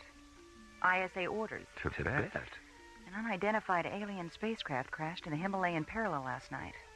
Commissioner White wants us to investigate. Oh, but we're on vacation. I know how you feel, buddy. I had the same reaction. Then I started thinking, this might be the only chance we'll ever have to meet the High Lama. Yeah. And maybe find out how he got so high. Oh, buddy.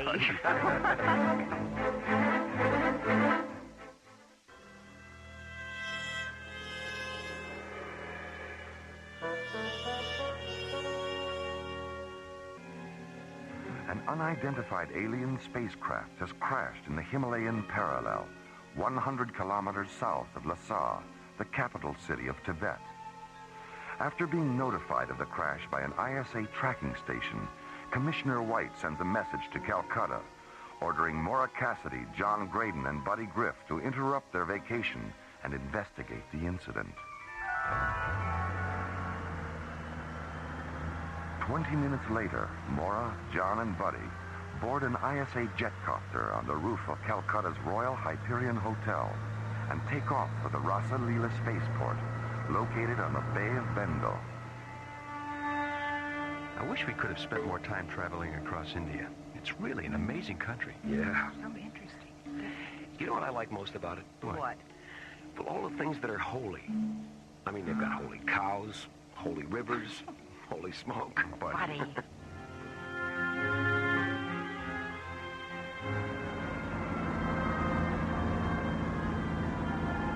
10 minutes later, the jetcopter lands at Calcutta's Rasa Leela spaceport, where Maura, John, and Buddy board ISA Priority Shuttle 19.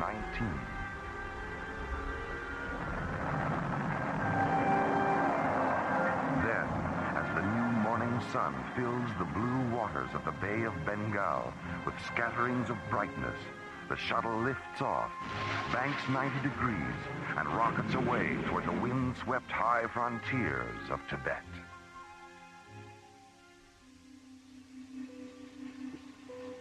Lhasa Control, this is SCT Captain John Graydon, piloting ISA Priority Shuttle 19. Are you tracking us? Affirmative, Captain.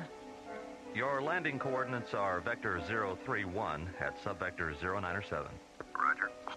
Come in on auto guidance and stay aboard after you set her down. Major Lewis will pick you up in a snow crawler. Roger. Shuttle 19 out.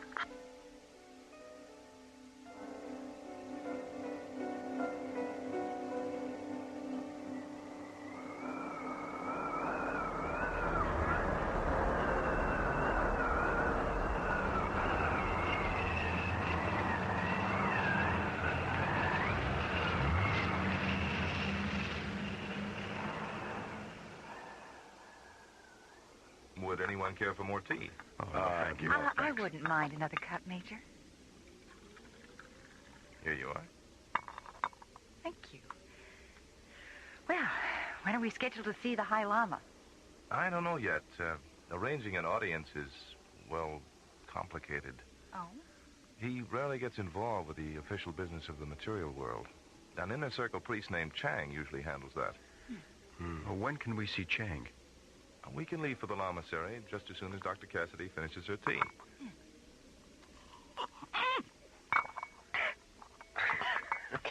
Are you all right, Maura? I think so. You'll have to excuse Dr. Cassidy, Major. Her table manners are usually beyond reproach. Funny.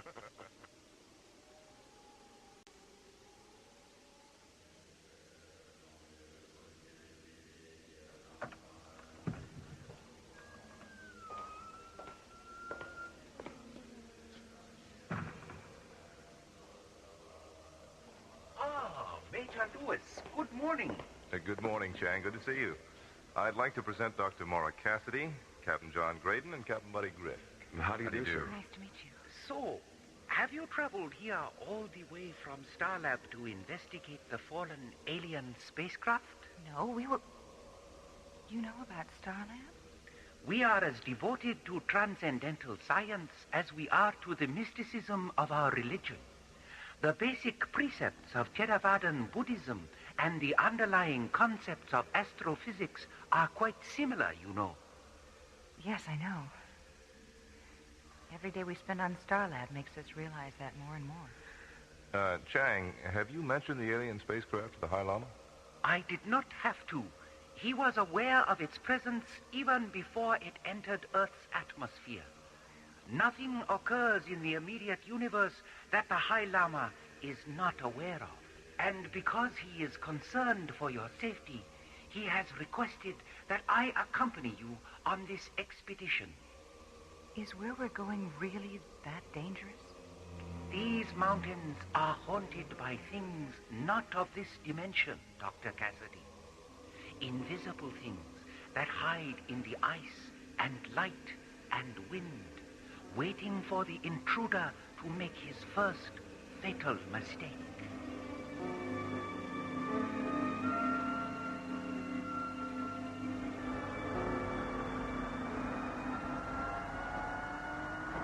Two hours later, Priority Shuttle 19 lifts off from the ISA Science Complex near LaSalle. At an altitude of 30,000 feet, John turns the shuttle due south and jets toward the snow-swept Curacao Plateau, deep inside the Himalayan parallel. Major, what's the frequency of the marker beacon you dropped near the alien? 94 megahertz. 904. Well, there's the signal. Correct to 109er, Skip. 109er, right. Okay, we're right on the money. Check your seat harnesses, everybody. We'll be landing in 4 minutes.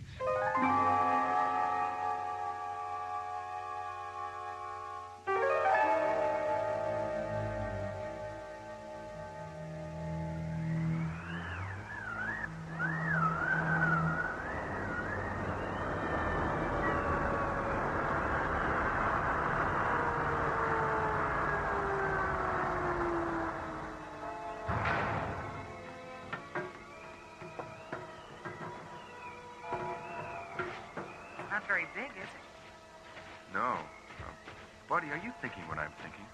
That it looks more like a multi-atmosphere drone than an interplanetary spacecraft? Yeah. What makes you think it's a drone? The size, for one thing. It's only about 12 meters long, so it couldn't have carried more than 10 or 15 minutes worth of fuel. Yeah. And look at the thruster nozzle. That kind of residue is a byproduct of short-range solid propellant, not long-range liquid. Well, the only way we can be certain is to take a residue sample into the shuttle and analyze it. Okay, I'll get the... What was that? Sound. Did you hear that? It is the voice of the Yeti. Abominable snowman? His cries have echoed through these mountains for centuries.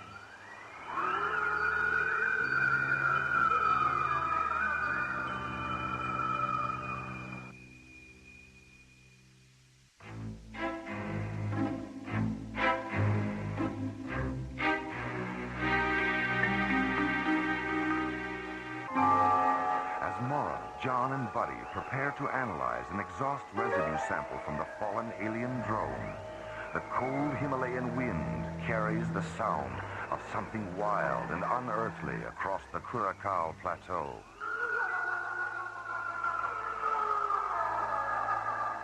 What was that? Sound. Did you hear that? It is the voice of the Yeti. The abominable snowman? His cries have echoed through these mountains for centuries.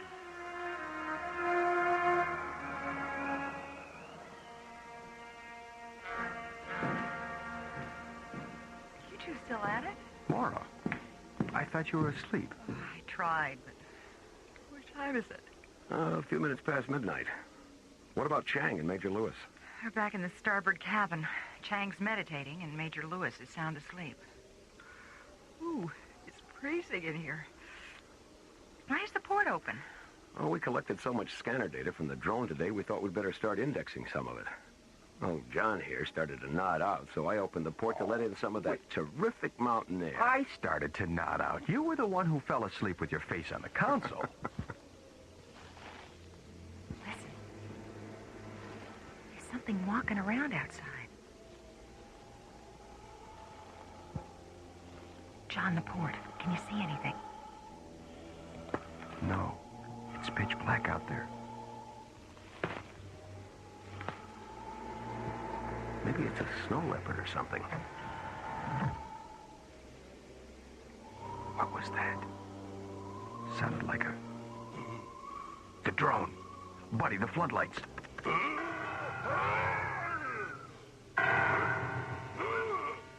God, it's a Yeti. Let's get out there. Grab a couple of blasters, buddy. Right.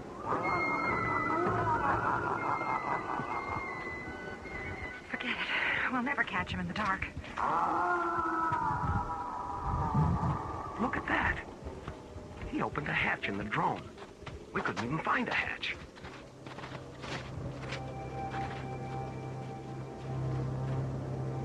Boost me up, Skip.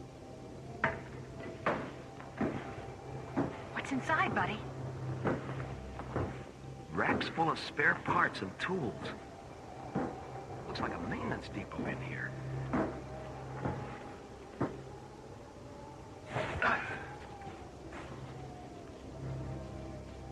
What are you thinking, Mara?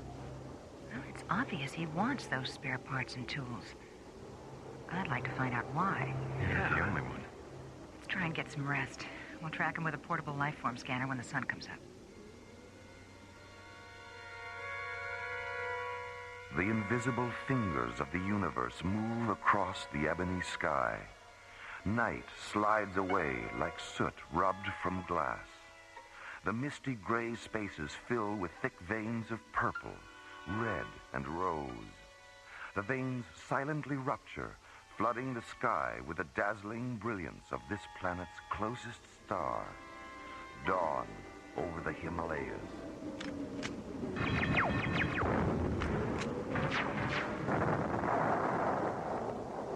Okay, the laser pistols check out. Let's test the life form scanner. Stand over there, Mora. Okay, come on back. Okay, is everyone ready? Ready here. Chang? We are about to cross into an extremely dangerous area. Deep crevices and chasms are hidden beneath the snow. So follow in my path and walk only where I walk. All right, don't worry. Lead on.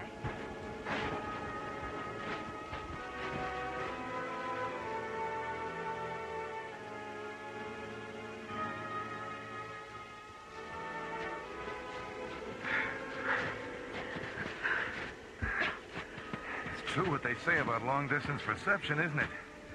Leave it on the trail 3 hours, and those peaks don't look 1 centimeter closer. Hold it. I'm getting something on the scanner. How far away? 200 meters to the left. Just over that rise. Check your weapons. Right. Chang, if there's any shooting, get behind me. As you wish, Captain Graydon. Okay, let's go. Oh, look at the size of that thing. Looks like it's been there for years. The hatch is open. Come on. You're right, Mora. It is an old ship. John, look at this. The modules on this section of the control console are brand new. Yeah. And it's warm in here. The auxiliary power must be on. John, buddy, there's a hibernation pod over here with 2 baby Yetis inside. Are they alive? They're sleeping. Listen.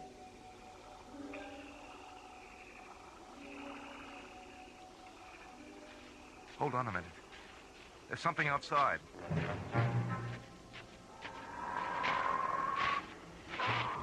Hey, look at that thing! Major, don't! Damn you, Major. But that thing was just a fool. My children, please don't kill them. God. John, buddy, help me turn him over. Easy. Easy. Chang, he's bleeding to death. Do something. Captain Griff, my physician's pouch on the floor behind you. Here. God, what have I done?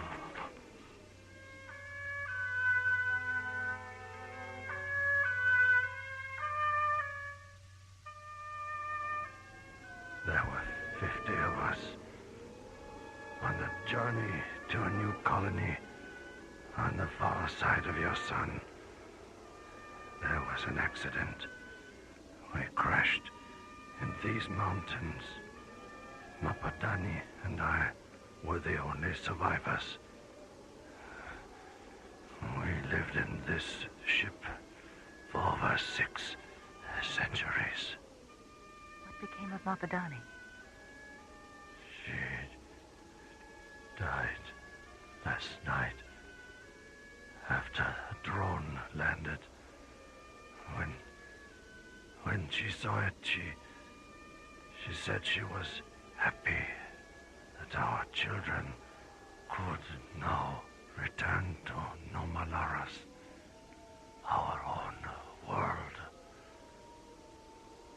Then her eyes turned to ice. Sariga, why did it take so long for the drone to reach you? So many planets, so many stars, so many possibilities. Stay with him, Chang. I want to see how Buddy and John are coming with the repairs.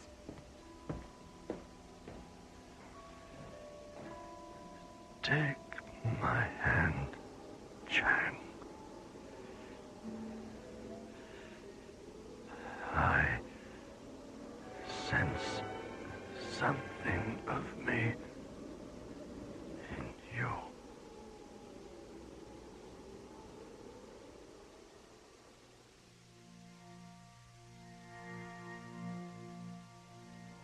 Everything checks out, Mora.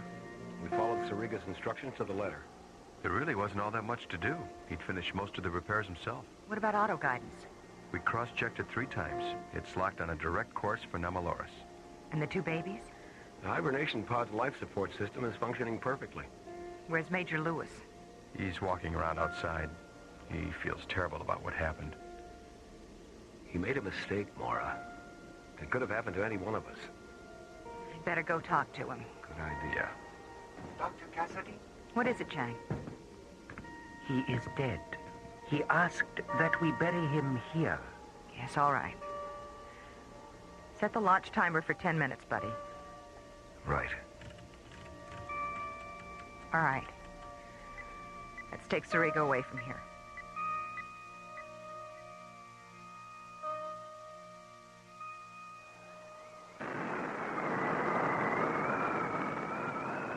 Goodbye, little guys. Good luck. I wish I could think of something to say. Your sorrow about taking Sariga's life is much greater than his was about losing it, Major. You were afraid. Sariga understood that. And his was a spirit that believed in forgiveness. That kind of spirit will rise up on this planet one day.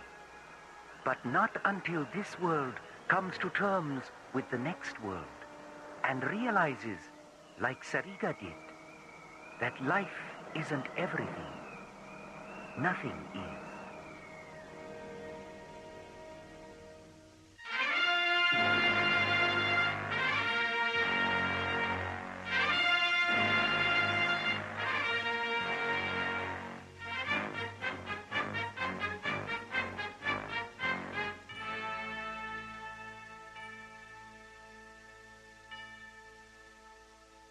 The Himalayan Parallel was written by Ron Thompson and starred Linda Gary, Chuck Olson, Bruce Philip Miller, and the Watermark Players, with special guest stars Philip Clark, Chuck Howerton, and Larry Moss.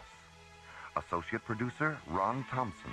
Music director Tom Rounds. Engineer Stu Jacobs. Assistant to the producer Jim Cook. Technical consultant Peter Sky. Alien Worlds was created, produced, and directed by Lee Hansen.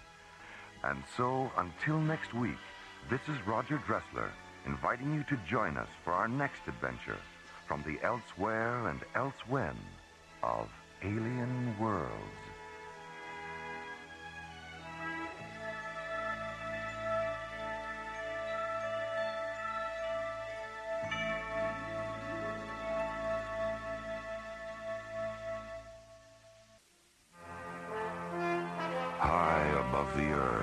lazily rotating through the silent voids of space, is the Arthur C. Clarke Astronomical Observatory, Starlab. Here, Earth's International Space Authority, ISA, watches over countless uncharted galaxies and the planets that lie within their star-clustered borders. One of those planets is Tinian 3, site of the top-secret Starsmith project. Beyond the atmosphere of Tinian 3, a sudden, unexplainable incident whose momentum will soon carry Starlab Research Director Maura Cassidy, Captains John Graydon and Buddy Griff, and the Starsmith project itself into the unknown territory of alien worlds.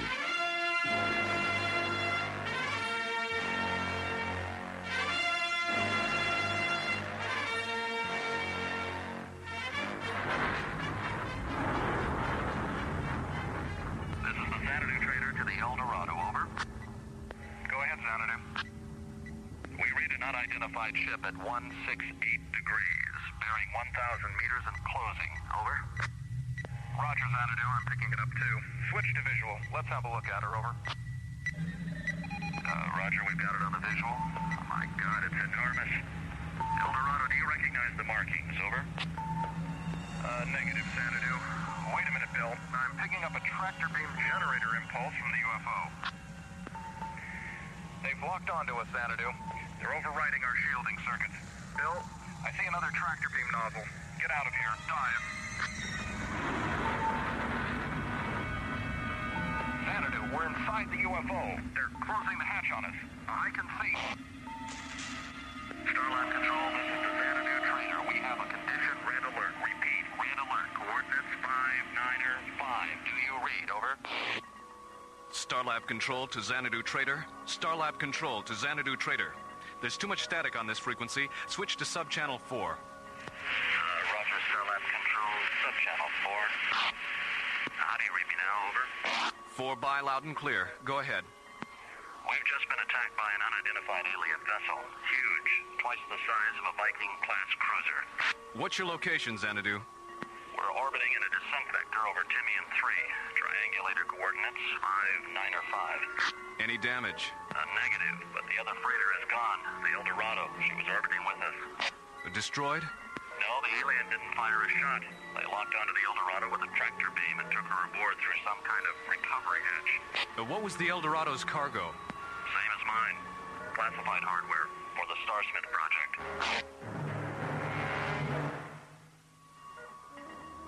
That's right, Commissioner. The alien was after both of them. The captain of the Xanadu Trader said if he hadn't taken evasive action, the tractor beam would have snatched him too. Well, I don't know how they found out, but it's obvious the aliens knew exactly what those two freighters were carrying. What makes you think so, Commissioner? Well, dozens of commercial vessels use the Tinian 3 shipping lanes every day, Maura. All of them filled to the bulkheads with priceless cargo. Yet this alien goes after the only two ships carrying classified scientific equipment of the Starsmith project. So somewhere, somehow, there's been a security leak. Well, what do you want us to do?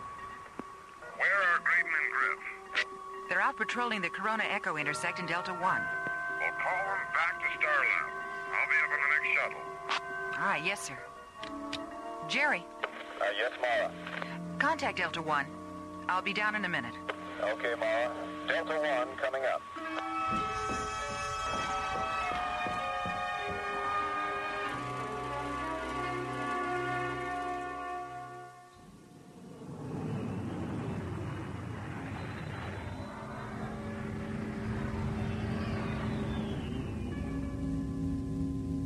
Hey, Skipper.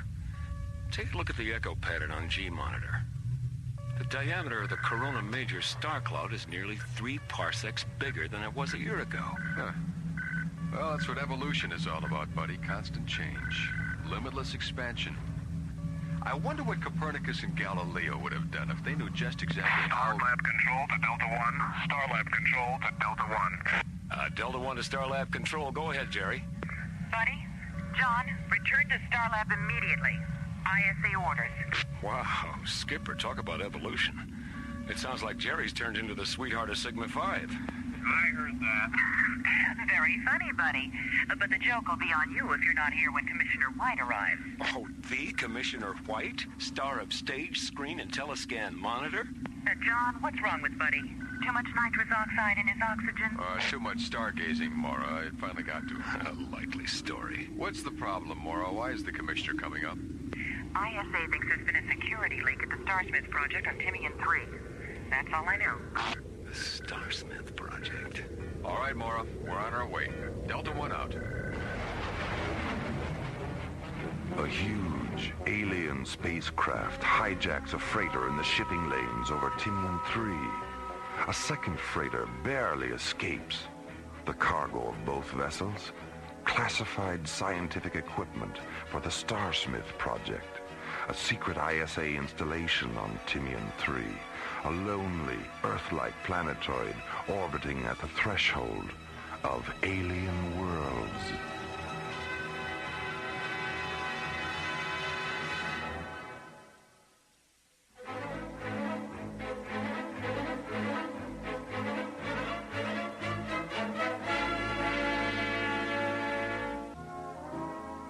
A freighter hijacking over Timian 3 by a mysterious alien ship and the suspicion of a security leak at ISA's top-secret Starsmith project on Timian brings Captain John Graydon and Buddy Griff back to Starlab from a routine surveying mission.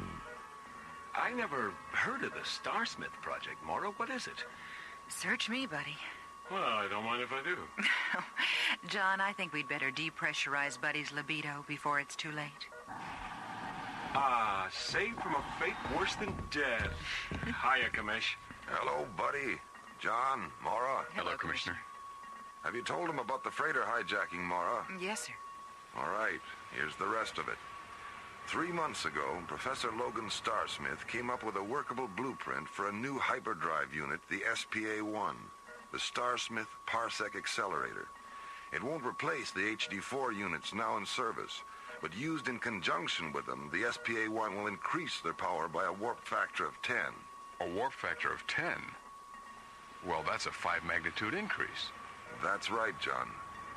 Now, our defense system depends on having the fastest ships in the galaxy, and to prevent the SPA-1 from falling into the wrong hands, we've kept it under wraps. We even had the various components built at separate locations. Now, 2 weeks ago, we reopened the ISA Plasmatron laboratory on Timian 3 so Starsmith could assemble the unit. He took some of the components with him. The rest were aboard the Eldorado and the Xanadu Trader. Well, how many people knew what the freighters were carrying? Only Starsmith. The freighters were loaded 3 days ago. He ordered them up himself.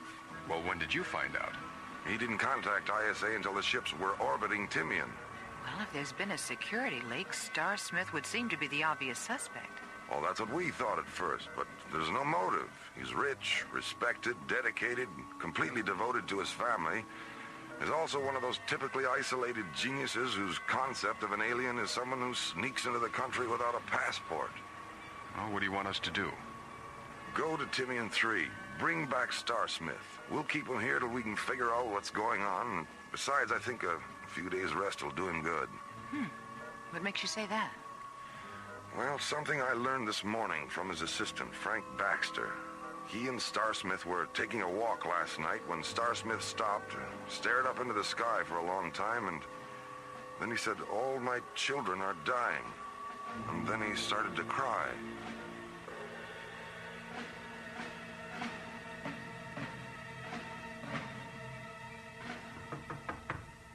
Professor Starsmith, it's Frank.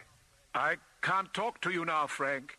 It's important, Professor. A message from Starlab. What does it say? What do they want?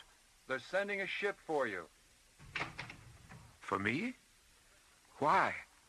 Professor, what's wrong? Haven't you slept? You look... Look? How do I look, Frank? Old? Tired? Professor, I was... You what, Frank? Care about how I look? Why? When did the young ever care about the old? Professor, you know, ever since last night... Why are they taking me to Starlab? Well, in view of what happened yesterday, the Commissioner feels you'll be a lot safer there. Well, what about you? I'll be all right.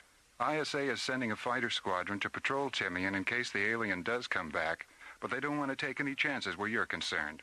Besides, someone has to stay here and keep an eye on things. All right. I'll go. I'm going to miss you, Frank.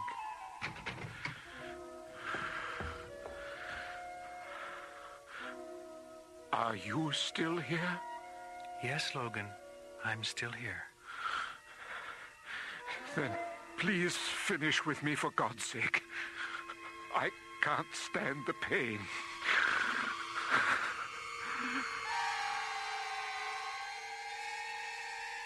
An alien voice in the dark, a sudden swirl of shimmering golden rainbows, then silence as Professor Logan Starsmith is drawn into the sunless void between being and nothingness. Meanwhile, aboard Delta One, John Graydon and Buddy Griff are crossing another void, the space between Starlab and Timian 3. A distance normally measured in days, about to be compressed into one measured in minutes. Okay, buddy, let's start the switch over to hyperdrive. Pulse converters? Pulse converters. Check. Shift register circuits A through E. A through E. Check. Sequencer links to substatus screen. Substatus screen. Check. Primary and secondary parsec refractors. Parsec refractors are in phase. All right. Synchronize timers for a -15 interface. And hold on to your hat. Timers are set and counting. Hat is firmly gripped. Check. Oh, if only Werner von Braun could see us now. Who knows, buddy? Someday if we stay in hyperdrive long enough, maybe he will. We're through. There's Timian. You all right, Skipper? Yeah, fine. How about you? Okay. Except that now I'm 3 days late for my date with that cute little Mycroft technician. 3 days late? Yeah. We were supposed to go out the day after tomorrow. Right. Roger, Delta One. Stay aboard. We'll rotate the pad. Professor Starsmith will be right there. Roger, Timian Control. Tell them to use the starboard ramp.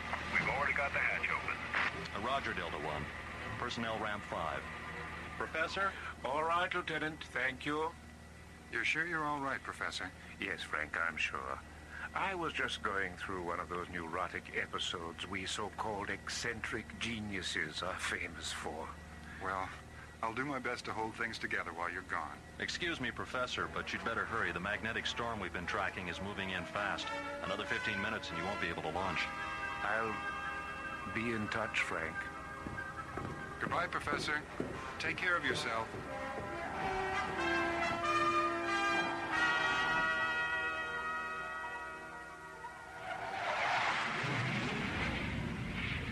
Buddy, go back and sit with the professor during warp through. I can handle the switch over. You know, I still can't believe that the guy who came up with the most fantastic parsec accelerator of all time has never been through parsec acceleration himself. Yeah. I think men like him hide out in their private mathematical worlds because they're afraid of what their discoveries might lead to. Look at Einstein. He presented his atomic chain reaction theories to the government and was kept in the dark about the bomb until it was finished. You know, it would be great if the professor had a really nifty daughter. Any reason in particular, aside from the obvious ones? We'd never get tired of each other. As long as the professor was there to keep shuffling time around, it would always be love at first sight. Buddy, please see about making the professor comfortable. Right, Skip.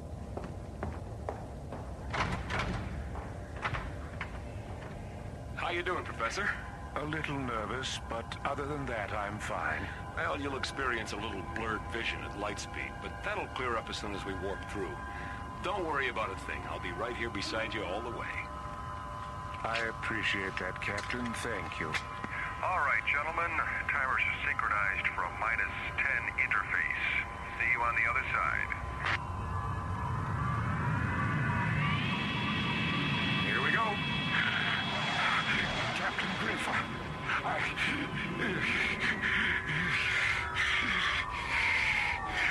Captain Griff. Captain Griff, please, please, help me. Oh, my God. My God, Professor.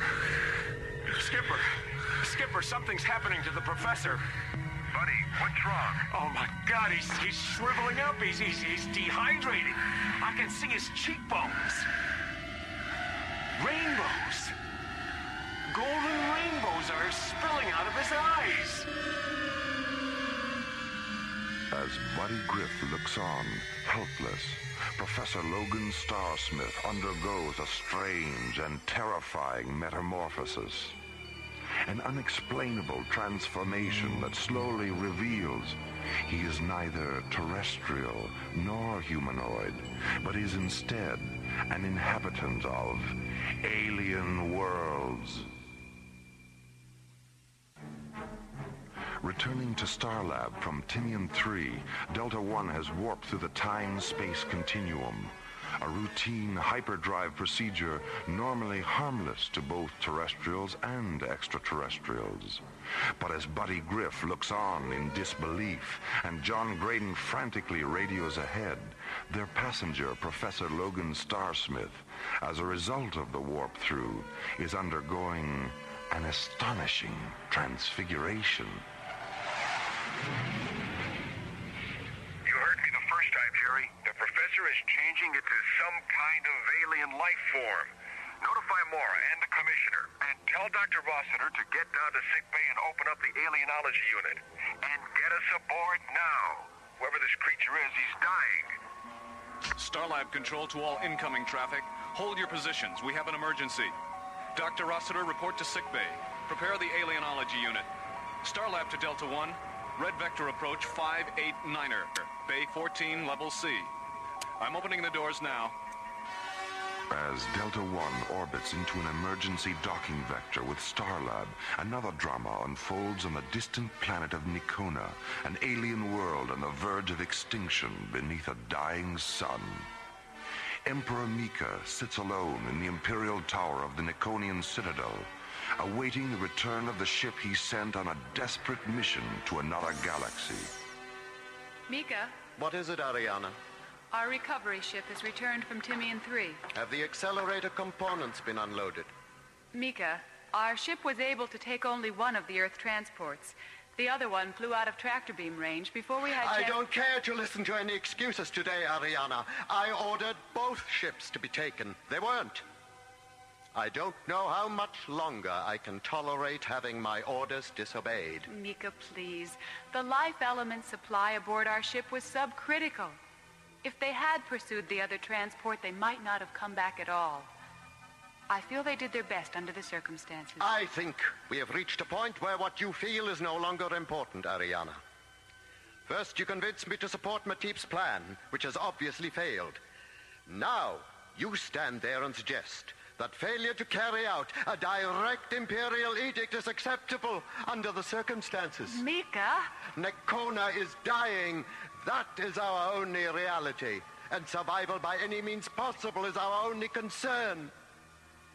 Disobedience and failure, regardless of the circumstances, are inexcusable, and they have no place in an unforgiving and uncompromising universe. There was a time when you understood failure. Was there? I doubt it. What's being done with the crew of the capture transport? They're being held in the Legionnaires' quarters. Have them taken to the cells. No, Mika, I won't. There's no reason to make them suffer your disappointment. I see. Andros. Yes, Mika? Take the crew of the Earth ship to the suffocation chambers. Yes, Mika. Stop it, Mika! Stop it. I'll have them taken to the cells. Ignore my order, Andros. Yes, Mika. Do you see how useless it is to oppose me, Ariana? I know you think I have become a sadistic tyrant. But I am the Emperor of Nikona, and our situation is desperate. Unlike you, I have no affection for Earthlings, and if I have to execute 10 or 20 or even 1,000 to maintain your obedience to me, I shall do it. I am sorry, Ariana. I never thought it would come to this. It came to this 2 solar years ago, Mika, when you ordered the construction of the first suffocation chamber. Meanwhile, on Starlab, Delta One has docked, and the mysterious being Professor Starsmith has become lies near death in Starlab's alienology unit. Collapse at 1723 UIT. Mark. Right and left lobes are 100%. What are his chances, Diana? We won't know until Mycroft finishes analyzing the pathological data. But if his body fluids keep misting out of him like this, he won't last another hour. Sandy? Yes, Doctor? How are you coming with the anti-dehydration chamber? Just a few more minutes. Captain Grip, you said his eyes were hemorrhaging golden rainbows. How long do they do that? Well, it all happened so fast. 15, 20 seconds, maybe? Were his eyes transparent before the hemorrhage or after? Before. His eyes changed, and then the rainbows just spilled out. What is it, Diana? You have that look on your face. The eye phenomena. I've read about it before. Captain Graydon, did you witness any part of the reversal process? No, I didn't. By the time I got to the passenger deck, Professor Starsmith was gone, and this alien was there, strapped in next to Buddy. Diana, why does he still have one human hand? His bioenergy discharged too fast during the reversal to neutralize all the exterior synthetic tissue. It'll disappear if we can get him stabilized. If? Diana, we've got to.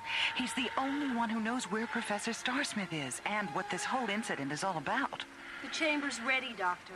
Thank you, Sandy. Oh, Sandy, see what you can find in the Alien Medicine Bank on ophthalmic hemorrhage reaction. I'll call you from the display terminal. Let's get him into the chamber. Maura, if you'll just open the main chamber.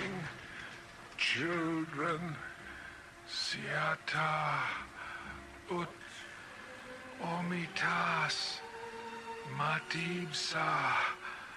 I'll miss you, Frank. Linguistics, it's Dr. Cassidy. I want 2 Omnivox technicians and a portable phonetics decoder in the alienology unit immediately. Riata, Forma, Anissa. Thank you, Captain Griff. Buddy, he's talking to you. Why me? You were the last life form he saw before the transformation. I don't know what to say to him. Dr. Rossiter, Sandy, the alien is an inhabitant of the Nikonian Empire. Nikona, of course. Sandy, is the pathological data ready? It just came off. I'm on my way down with it. Matibsa, I'll miss you, Captain Griff. Diana, he's not breathing. Do something. Oh, I'm sorry, Mara. He's gone. I'm going to miss you, Frank.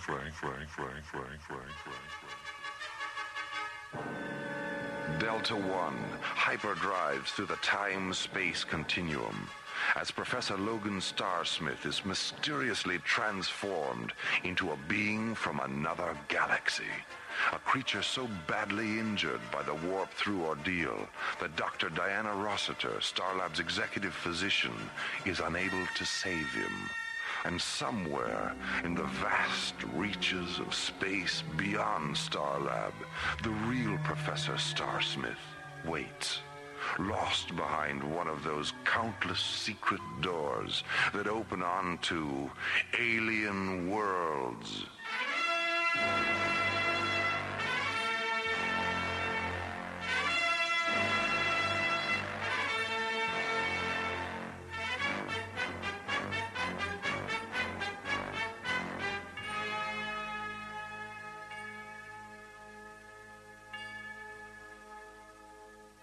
The Starsmith project was based on a story by Ellen Pellicero and written by Ellen Pellicero, Ron Thompson, and Lee Hansen.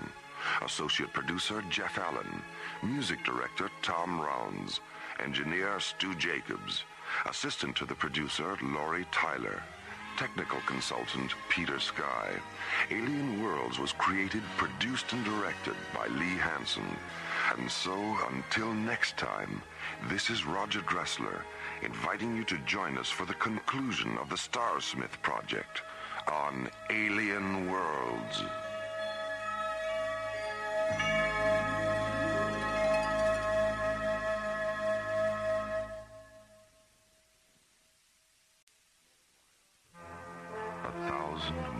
Above the Earth, slowly rotating through the silent voids of space, is the Arthur C. Clarke Astronomical Laboratory, Starlab. Here, the International Space Authority, ISA, watches over an eternity of uncharted galaxies and the countless planets that orbit within their starlit boundaries. On one of those planets, Timian 3, Professor Logan Starsmith and his staff await the arrival of the components for Starsmith's latest invention, a new hyperdrive unit known as the SPA-1.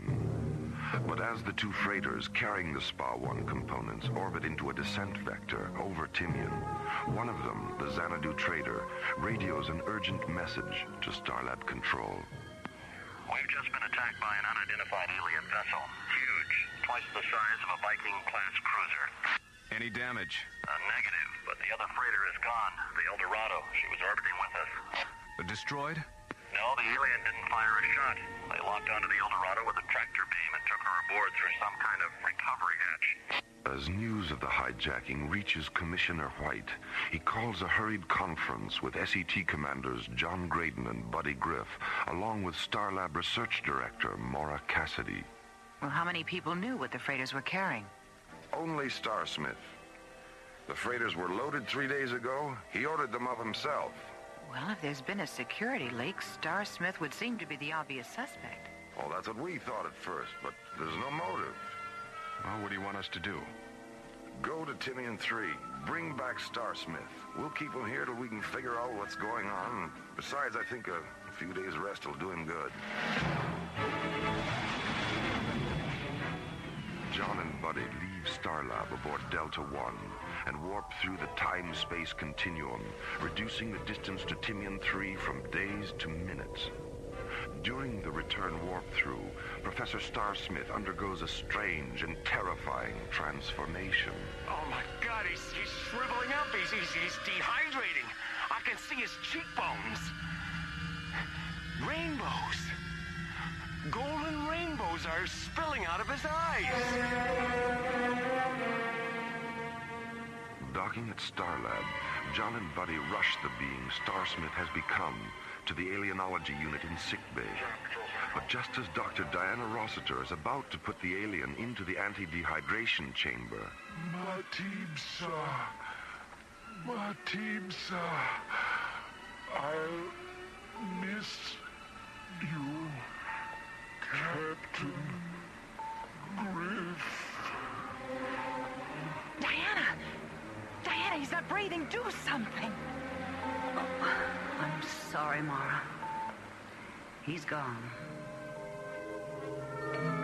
Still retaining the synthetic human hand he was unable to neutralize during his morphogenetic reversal, the alien slowly closes his transparent eyes.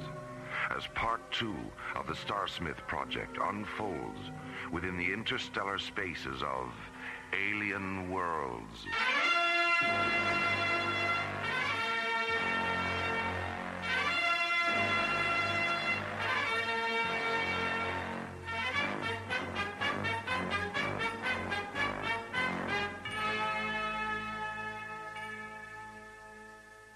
Right and left lobes are 100% negative function. Body temperature is centigrade. Doctor, look. His hand is dissolving. Let's get him into the chamber. There still might be a chance. You mean he's not dead? If he were, the hand would calcify, not dissolve. I think he's lapsed into a pre-death coma. I hope we haven't run out of time. Here's is data, Dr. Rossiter. TOS profile, pathological readout, and neurotracings. Nitrogen, oxygen, neon theta, hydrogen, paragen violet. His cells are 92% paragen violet. Sandy, flood the chamber with an osmotic vapor of 80% paragen violet and 20% neon theta. All right, Doctor. Mora, turn on the chamber microphone. This one? The red switch, yes, that's it. Captain Griff, I'm right here. I was afraid. You don't have to be afraid anymore. We're all here to help you. Then you should know me.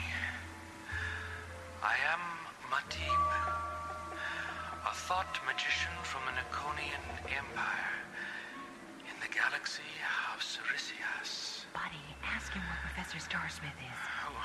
Whose voice is that, Captain Griff? My name is Mara, a friend of Captain Griff's. We're concerned about Professor Starsmith. His spirit is within me. His form is safe on Nikona. Is there a physician among you? Yes, Matib. My name is Diana. Are you monitoring my heart pulsations, Diana? Yes. I'm beginning to feel the symptoms of paragen violet saturation. When I finish speaking, reduce the osmotic infusion 10% every 25 pulses, then remove me from the chamber. An alien thought magician is saved from death by Executive Physician Rossiter. Although Professor Logan Starsmith's body is safe on Nikona, his spirit still resides within Matib. Exactly why and how Matib assumed Starsmith's body remains a mystery, one which moves them deeper into an alien world.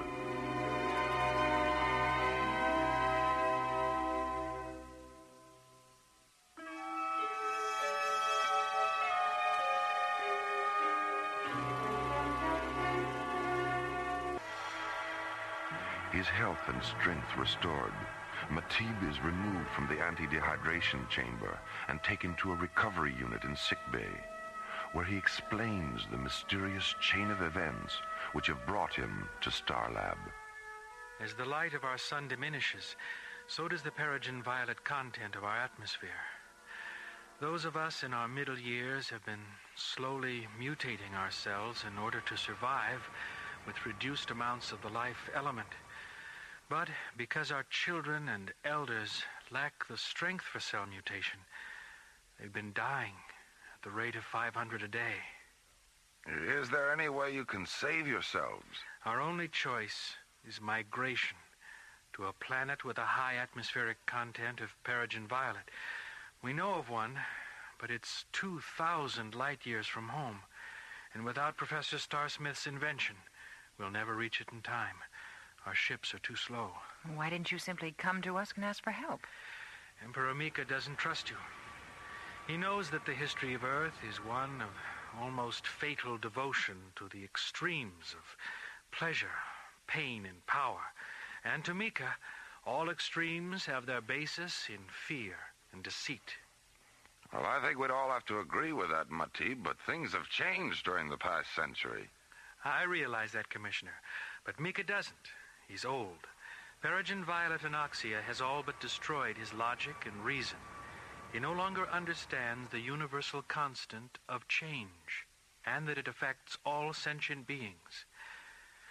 There was a time when he would have come to you himself, but now... Well, how did you find out about the project? It was top secret. There are no secrets from someone who can become anyone. I was a parsec engineer at the component facility in New Chicago. I was the navigation officer aboard the Xanadu Trader. And finally, I was Professor Starsmith. We've always been aware of Earth's technological skills, and we knew it would only be a matter of time before one of your scientists devised a revolutionary hyperdrive unit.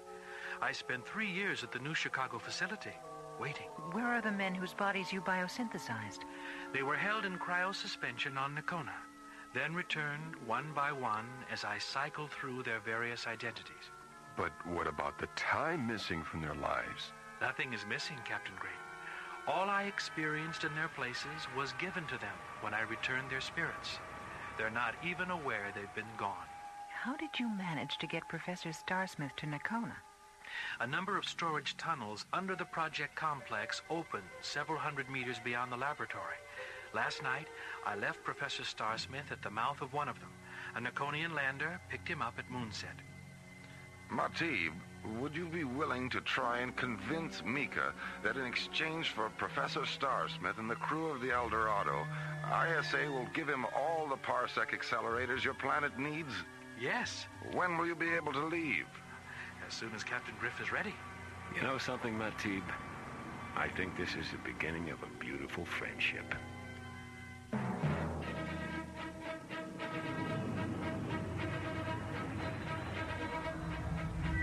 How much further to the warp-through meridian, buddy? 2 minutes, 40 seconds. Matib, are you certain you'll be all right during parsec acceleration? As long as I only have to sustain one body, faster than light speed is as harmless to me as it is to you. Skipper, we have 3 Piranha-class players at 282 degrees. 5,000 meters in closing. Magnify 1,000, and let's have a look at them on B monitor. Captain, those are Nakonian spectrum raiders. Something's wrong. Mika's never sent a patrol out this far before. 1,000 meters in closing. 500 meters in closing. Captain, open a close proximity subfrequency. Niata lux Nakonia, Niata lux Nakonia, Loveriat Matipsa, Matipsa, Teres Naxo. Matipsa no Mokta would have choose. Mika Imperius Benarius Liatum Terra Axos. They have orders to destroy any Earthship they see. Mika believes I was taken to Starlab and killed. The pilot thinks my voice is a deception. They're gonna nail us next time, Skipper. Please, don't fire on them, Captain. They're not aware of the real situation. Buddy, open the starboard fuel bay and jettison the primary liquid oxygen pod. And then get ready for an emergency warp-through. The pod's jettisoned, Skipper. Okay. Now, when they start firing, blast the pod with our starboard laser cannons, and I'll warp through behind the explosion.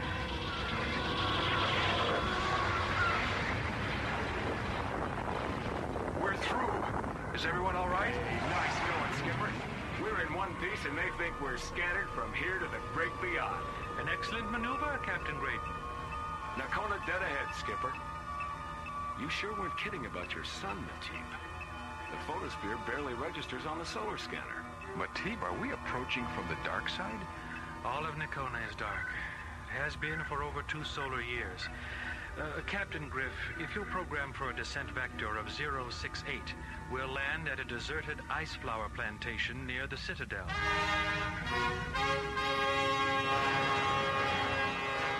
As John, Buddy, and Matib approach Nakona aboard Delta One, Emperor Mika sits alone in one of the Nakonian Citadel's high towers, his spirit weakened by Peregrine Violet's starvation, his mind suffocated by hallucinations.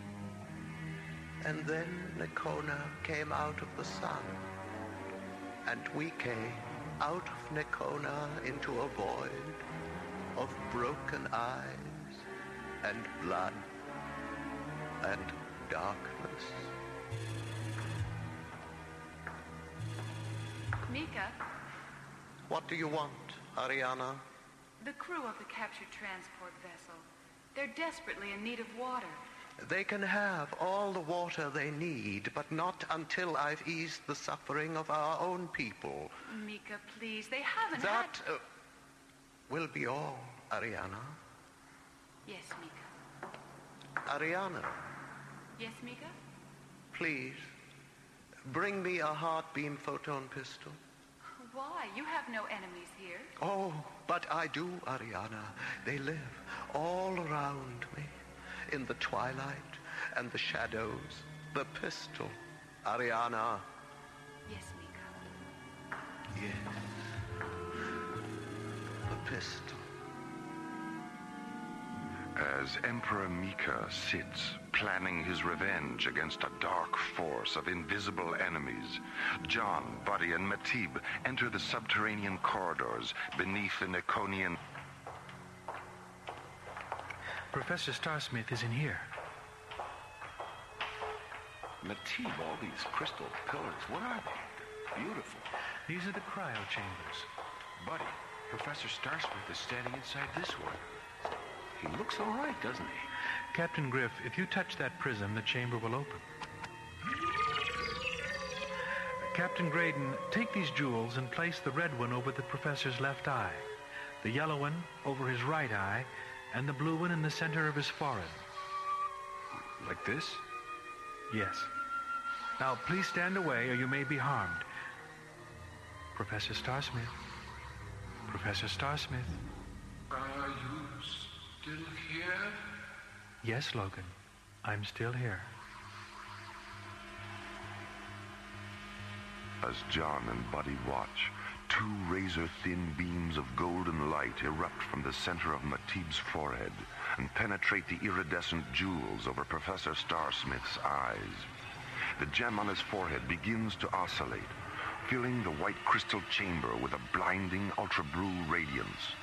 Matib begins to tremble, his bioenergy temporarily weakened, as he returns Professor Starsmith's spirit, erasing the void between being and nothingness, where the professor has been suspended in the dark sanctuaries of cryo-sleep. How do you feel, Logan? I feel a little dizzy, but I'll be all right. Hello, Captain Graydon. Captain Griff? Hiya, Professor. Professor? I... Stand where you are, all of you. Mika. You were seen entering the Citadel, Matib. I've been monitoring you ever since. Legionnaires, take them to the cells. Skip, put your blaster away, buddy. The outnumber is 10 to 1. Surrounded by Imperial Legionnaires, John and Buddy are disarmed, and then, along with Matib and Professor Starsmith, are taken to a subterranean prison cell beneath the Nikonian citadel. Meanwhile, Mika listens to the hallucinatory voices that continue to flood his broken mind. Voices that insist even his friends are enemies, and that all enemies must be destroyed. Emperor Mika, a lonely dweller in a sad mirage at the very center of alien worlds.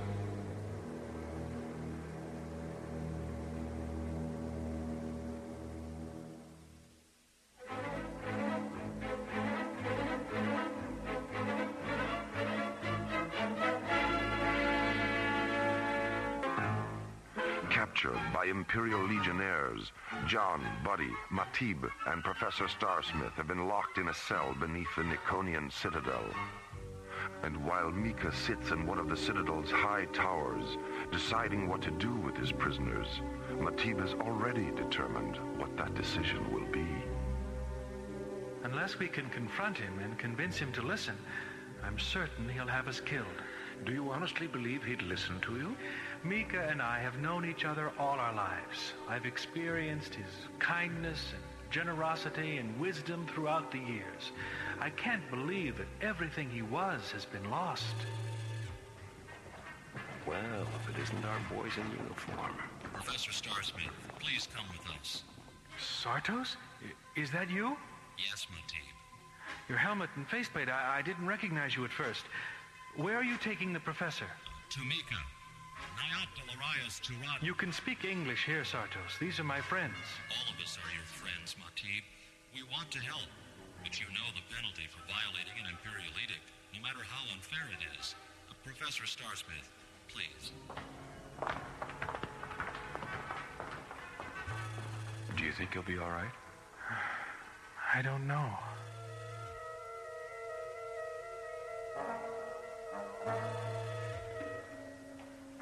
Mika, they've brought Professor Starsmith. Have him come in. Tell the guards to wait. Yes, Mika. Professor? Professor, I want you to contact your laboratory on Timian 3 and order the rest of the components to be transported here. If you refuse, I shall order the execution of the freighter crew. You don't have to threaten me, Mika. You can have all the parsec accelerators you need. That's what Matib wanted to take. Matib has failed me. He didn't fail you. Without him, we'd never have learned how desperately you need our help. I don't want your help, Professor. Only your invention. Our own technicians are quite capable of assembling it. That would take months. You don't have that much time. If you let me supervise the assembly, it would only be a matter of weeks. Mika, I'm willing to stay here and help in any way I can. Like you helped certain races on your own planet? I'm familiar with your history, Professor. I know how ruling system like yours forced their way into other lands on the pretext of helping. And I know how you destroyed their cultures when they resisted you. What was the dominant political philosophy of that age? Burn the infants of one land so the earth could be made safe for the children of another land? That was a long, long time ago, Mika. I live in whatever time I choose, Professor. Now, shall we begin again? He's been gone a long time, Matib. What do you think's going on up there? I don't know, Captain Graydon. I don't know. Ariana! There isn't much time. Mika's in a terribly violent state. Here are your weapons. Sartos gave them to me. Sartos. I knew he'd help us. He said he had no choice.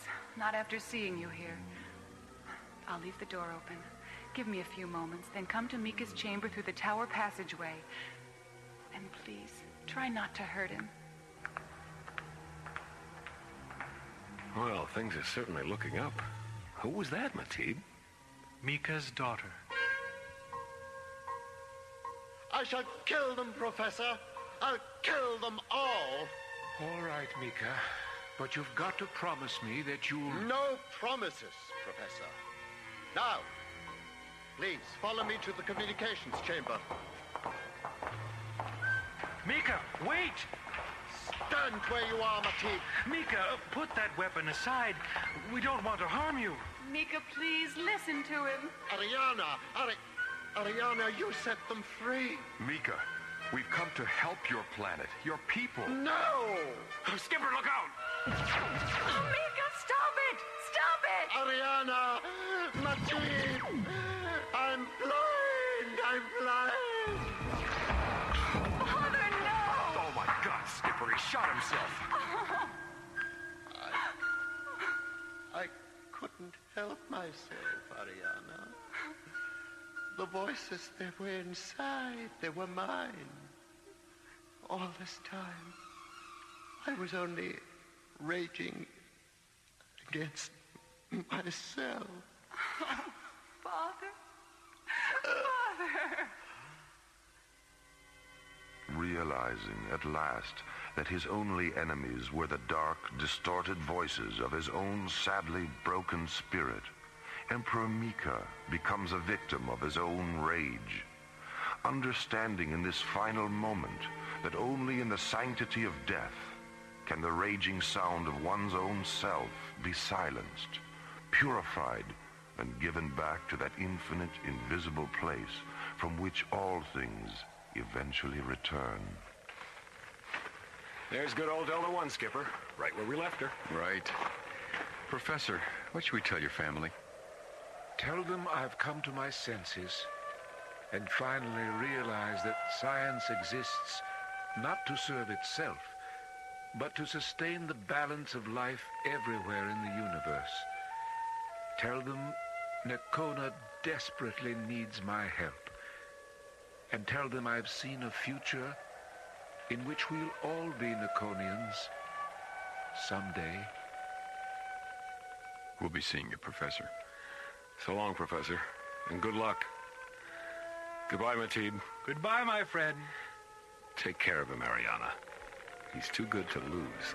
Thank you for bringing him back to us. Watch the skies, my good friends. We'll meet again.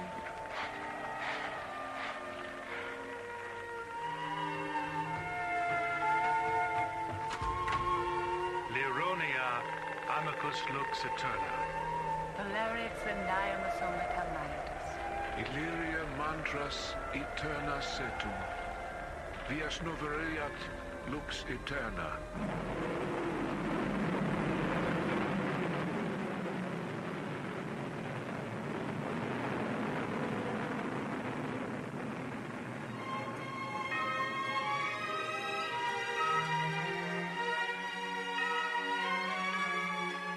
The Starsmith project was based on a story by Ellen Pellicero and written by Ron Thompson. Our cast included Linda Gary, Chuck Olson, Bruce Miller, and Corey Burton, with special guests Richard Paul, Byron Kane, Francis Bay, Lester Fletcher, Carol Bilger, and Gail Murphy. Associate producer Jeff Allen. Music director Tom Rounds. Our engineer was Stu Jacobs. Assistant to the producer, Laurie Tyler. Technical consultant, Peter Sky. Alien Worlds was created, produced, and directed by Lee Hansen. And so, until next time, this is Roger Dressler inviting you to join us for another journey into Alien Worlds.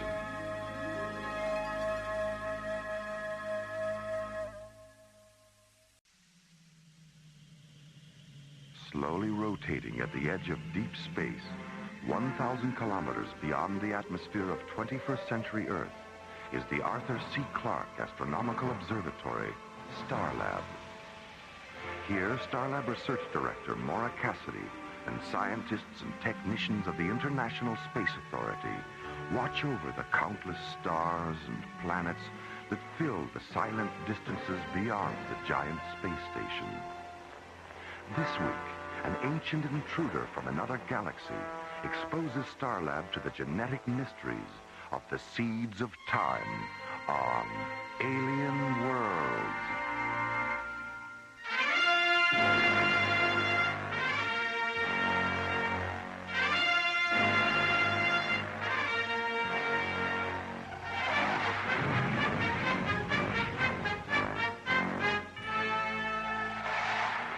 50 kilometers beyond Starlab, the SET interceptor Solaris reduces speed and moves into a preliminary docking orbit with a huge space station. Aboard the Solaris, Captains John Graydon and Buddy Griff. Solaris to Starlab Control. This is Starlab. Go ahead, Solaris. We're holding at the outer boundary, Jerry. How soon can you get us aboard? The traffic's pretty heavy right now, John. I've got a Soviet freighter and 2 Canadian tankers coming in now, and 3 lunar shuttles in a docking orbit 2 kilometers out. Hold your position. I'll get back to you in about 10 minutes. Roger, Starlab. Solaris out. Starlab clear. Well, since 10 minutes usually means half an hour, why don't we put the ship on autopilot and get down to the cargo bay for a little zero-gravity racquetball? Do you know where the rackets are? Oh, they're floating around down there somewhere. All right, let's go. What? We better stay, Skip. The high-density scanners are picking up something. How far away? 4.6 kilometers. And it's holding at 081 degrees starboard. Get a full magnification visual and bring it up on screen 6. Right. What is it? I don't know. I've never seen anything like it. In the center of the screen, against a background of jet-black space and scattered stars, the mysterious object begins to slowly rotate, reflected sunlight blazing from each of its 10 smooth surfaces.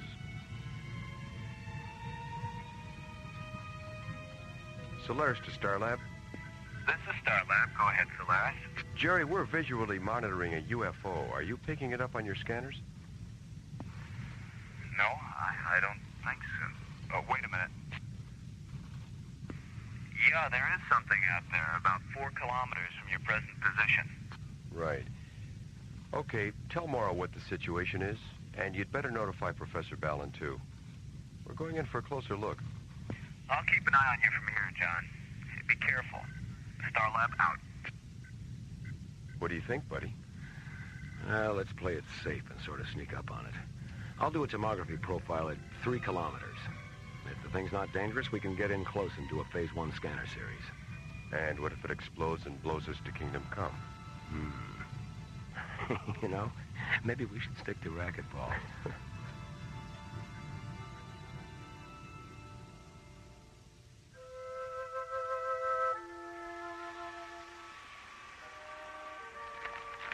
Whoa. Talk about sensory overload. I wonder how she keeps her balance. Maybe it's trick photography. Couldn't be.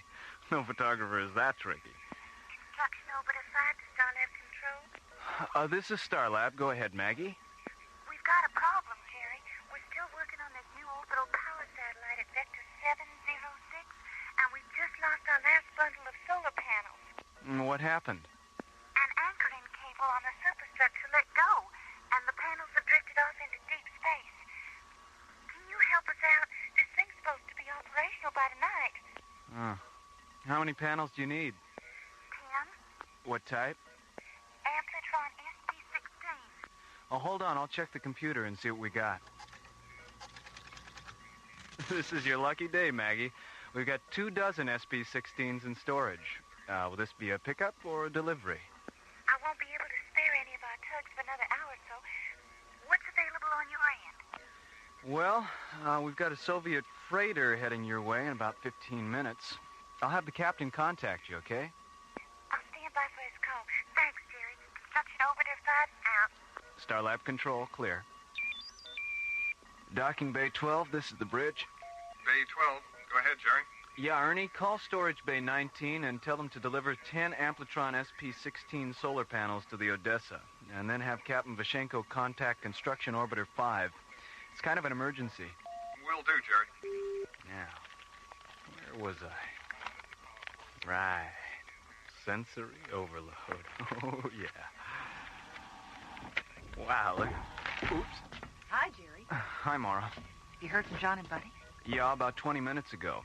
They've maneuvered the Solaris into a side-by-side position with the UFO, and Buddy said he'd contact us as soon as he did the preliminary scan series. Okay. What's that magazine you're holding behind you? Magazine? Come on, Jerry, hand it over. Oh, Mara. The Astounding Adventures of Galactic Gladys, the Girl Wonder? Well, you know. Which one of these bimbos is Galactic Gladys? I believe that's her there, locked in mortal combat with the evil swamp gas creature. Well, she's certainly a wonder, all right. I'll bet she hasn't seen her feet in years. Jerry, where did you get this publication? I found it in the technician's lounge. Uh-huh. I wondered why they were all running around down there with their tongues hanging out. Jerry. Hi, Professor Ballin. How you doing, Jerry? David, you're just in time for a little X-rated science fiction. Look at this. What happened to her clothes? The evil swamp gas creature ate them. Well, yum, yum. I don't know about you, David. 3 days on Starlab, and you're already starting to sound like Buddy Grip. It must be the altitude. Solaris to Starlab Control. This is Starlab. Go ahead, John. We finished the preliminary scans on the UFO. Is Mara there? I'm right here, John, and so is our new alienologist. Okay, here's Buddy. The object is 3 meters square and shaped like a dodecahedron. It's made of some kind of copper-colored metal that's about 75% hydrogen. As far as we can tell, there's no inboard or outboard propulsion system. How fast is it moving, Buddy? How fast do you want it to move? What does he mean, John? Well, it was stationary when I brought the ship alongside, but for the past 10 minutes, it's been matching our speed, no matter how fast we go. What kind of a readout did you get on the tomography scan, buddy? The interior of the thing is filled with some kind of ionized gelatin that converts to nitrogen plasma, and then reconverts to gelatin at 12-second intervals. Buddy, is it giving off any kind of sound? Yes, it is. When the gelatin converts to plasma, the object gives off what sounds like accelerated heartbeats. And when the plasma reconverts to gelatin, we hear the heartbeats in reverse.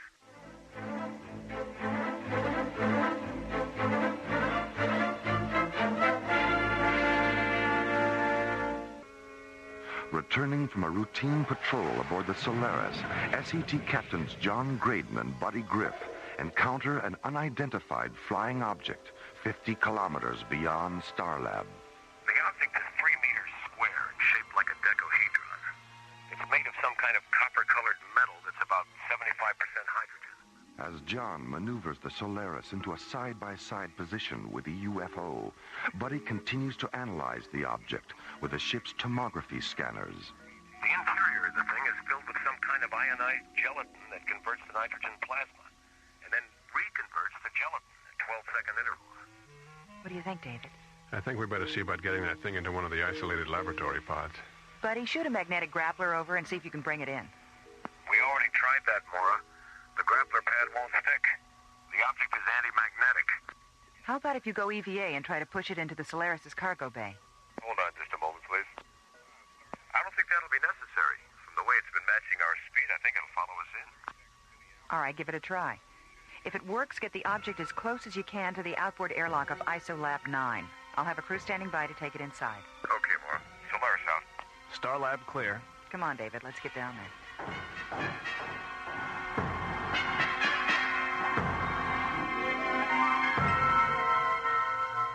15 minutes later, the Solaris maneuvers the object into a position 2 meters away from ISOLAB 9's outboard airlock. Then, as John guides the Solaris into a nearby docking bay, the lab's airlock opens, and a crew of technicians in yellow pressure suits and tinted glass helmets take the alien decahedron inside. 10 minutes later, the object rests on a slowly rotating observation pad in the center of the lab's brightly lit quarantine chamber. It's remarkably beautiful, isn't it? Frightens me. Why? The way it looks. The color and size, texture. All those desperately perfect angles constantly repeating themselves. Its physical aspects are so familiar, we can call them by name in a language we all understand. And yet we don't know what it calls itself or what it might be calling us. You feel whatever's inside is alive? Don't you? Yes. Well, at least our scientific selves are still in sync. Mara, please. Not now. Yeah, look who's here. Hi, fellas. Well, I'm glad to see it hasn't blown up yet. Come on, Skip, let's go inside for a close-up. Yeah, okay. I think you better stay on this side of the glass for a while. The object's still being scanned. If you go in there now, your body impulses will be included in the scanner data. Maybe we should go in anyway, just to blow their minds up in data processing. Yeah, I can hear Professor Clark now. I say, Ramsey, have you seen this printout? Graydon and Grip are trapped inside that alien gizmo. Really? How do you know it's them? Elementary, my dear Ramsey. The tall one's thumbing his nose, and the short one thinks it's funny. Mara? David? Not even a smile? What's with you two? We've got a lot on our minds, John. Yeah, I see. Well, okay. Come on, Skip, let's go have dinner. Yeah, right. So we'll see you guys. See you later. It's time we had a talk, David. Let's go up to my quarters.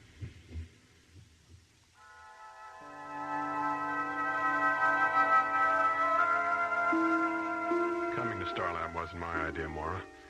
We go where the ISA wants us to go. You know that. If I'd known you were married, I would have asked Commissioner White to send someone else. Why? When I was told you were going to spend 3 months on Starlab, I thought we were getting a second chance. Second chance for what, Mara? To pick it up where it fell apart 3 years ago? Why not? Because your work has always been more important to you than anything else. And I don't think that'll ever change. Even when things were good, we were never together more than 3 months out of the year. Your whole life was spaceports and laboratories and conferences and trips off the planet. You make it sound like I didn't care at all. I don't mean to, Mara. I know you cared. And I know you love me. But you love the rockets more. I'm sorry, David. So am I. I'll see you in the morning, Mara.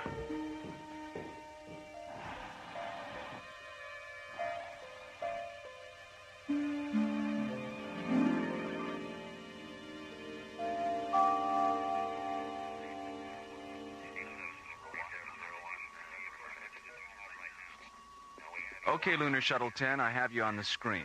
Your docking orbit insertion coordinates are 509er at subvector 70 alpha. 509er at 70 alpha. Roger, Starlab. Lunar Shuttle 10 out. Starlab control, clear. Morning, Mara. Jerry, have you seen David? Not since yesterday afternoon. Morning, everyone. Good morning. Have either of you seen David? Yeah, we saw him after dinner last night when we went down to have another look at the UFO. He was in the ISOLAB with it. Maybe he's still there. I checked the ISOLAB 20 minutes ago. Well, maybe you missed him. Let's go down and take another look.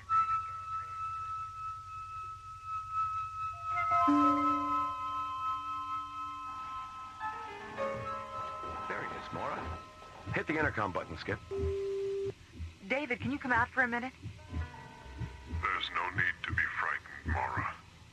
Professor Ballon has not been harmed. David, what's the matter with you? You sound so... Mora, his hands are transparent. David, what happened to your hands? It's not David. I am not Professor Ballon, Mora. I am of him. David is safe inside my vehicle. Well, then open it. Let him out. As you wish, Mora. David! Good God. ISOLAB control to sickbay. Sickbay? Dr. Rossiter? Diana, this is Buddy. Get down to ISOLAB 9 as fast as you can. And bring a portable vital sign indicator. David Fallon's inside the UFO, and he's encased in some kind of gelatin. There is no need to be frightened. Professor Ballon has not been harmed.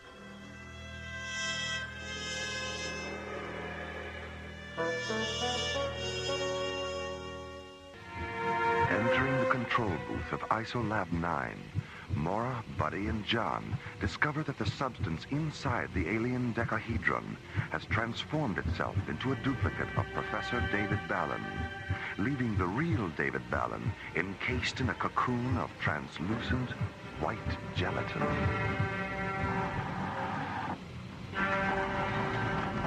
Diana, hurry! Oh, my God. Have you tried to get into the chamber? The hatch is sealed from the inside. There's no need to be frightened, Dr. Rossiter. Professor Ballon has not been harmed. He knows me. He knows all of us, Diana. Connect the vital sign indicator to the scanner terminal, John. Oh, he's all right. His vital signs are perfect. Oh, boy.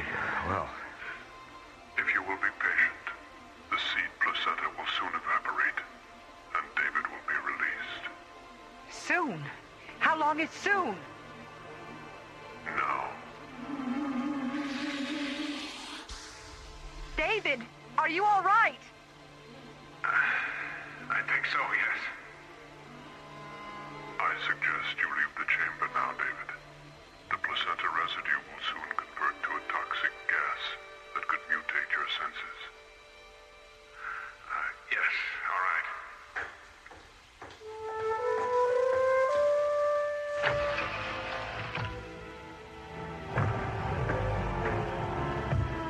Hey, welcome home. Where have you been? Oh, when that thing opened up last night and took me inside, I thought I was a goner. But as soon as the seed placenta started to cover me, I wasn't afraid anymore. It was incredible. I sensed everything that was going on. And when my duplicate emerged, it was like one of those films where the guy dies and you see his spirit leave his body. film, huh? I guess art imitates life after all. I think it's the other way around, Skip. Life and art should be the same. Ah, yes, they should be. But they rarely are. Perhaps we should learn the lesson of the Balinese. They say they have no art. They simply do everything as well as they can. You once said that to me, David. I know. It's amazing, isn't it, how precisely I've been duplicated. Well, David number 2, what now? I want to return to my world, Diana.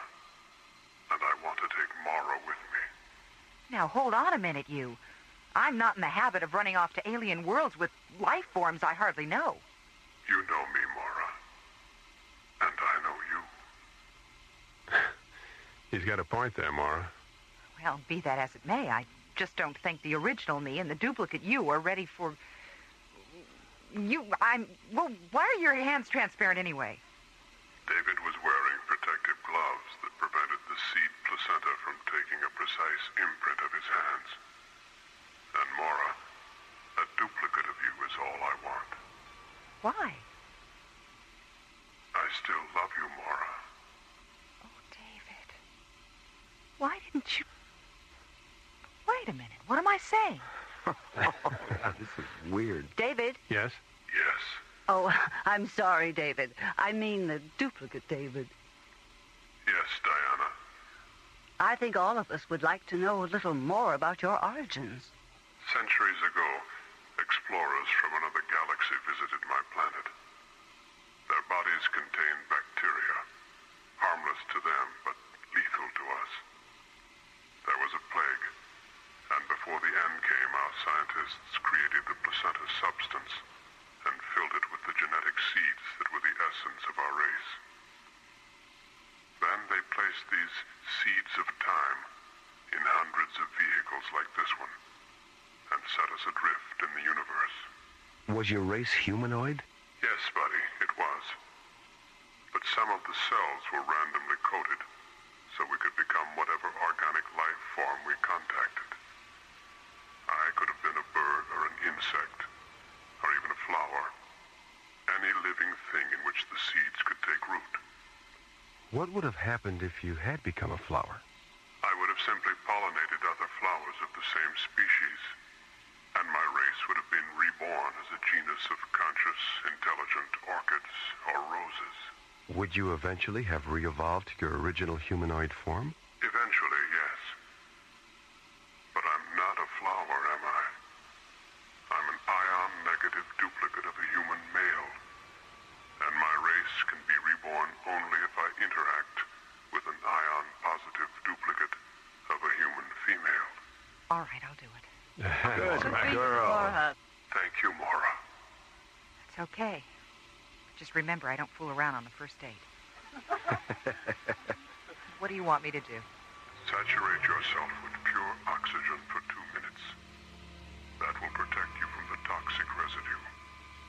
Then come into the chamber and enter the secondary placenta compartment of my vehicle. Okay. Get me an E4 oxygen unit, buddy. I'm about to become a double feature. Okay.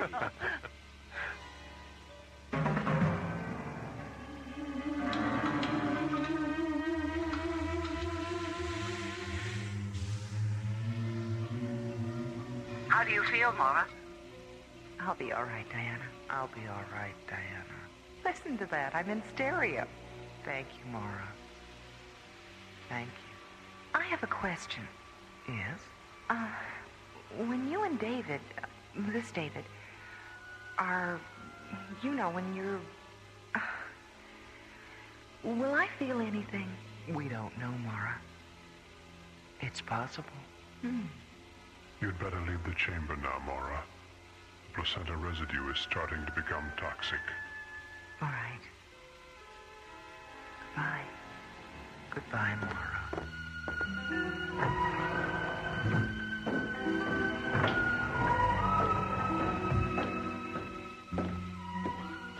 Did you arrange for a ship, John? There's a long-range shuttle waiting for them just outside the airlock. Mara, you'll be able to fly the shuttle, won't you? Yes. I love the rockets as much as you do now. Goodbye. Well, so long, you two. Mara. Look.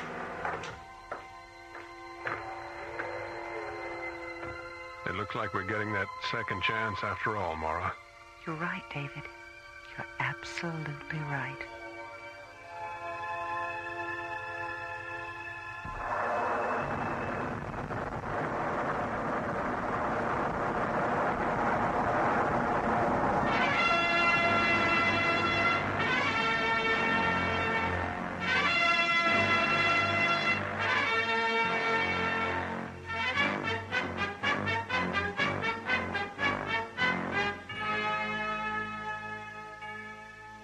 Seeds of Time was written by Ron Thompson and starred Linda Gary, Chuck Olson, Bruce Philip Miller, and Corey Burton, with special guest stars Pete Renaday and Francis Bay. Associate producer Ron Thompson. Music director Tom Rounds. Engineer Stu Jacobs. Technical consultant Peter Sky. Assistant to the producer Jim Cook. Alien Worlds was created, produced, and directed by Lee Hansen. And so, until next week, this is Roger Dressler, inviting you to join us for our next adventure, The Madonnas of Zanzibar Alpha, from the elsewhere and elsewhen of Alien Worlds.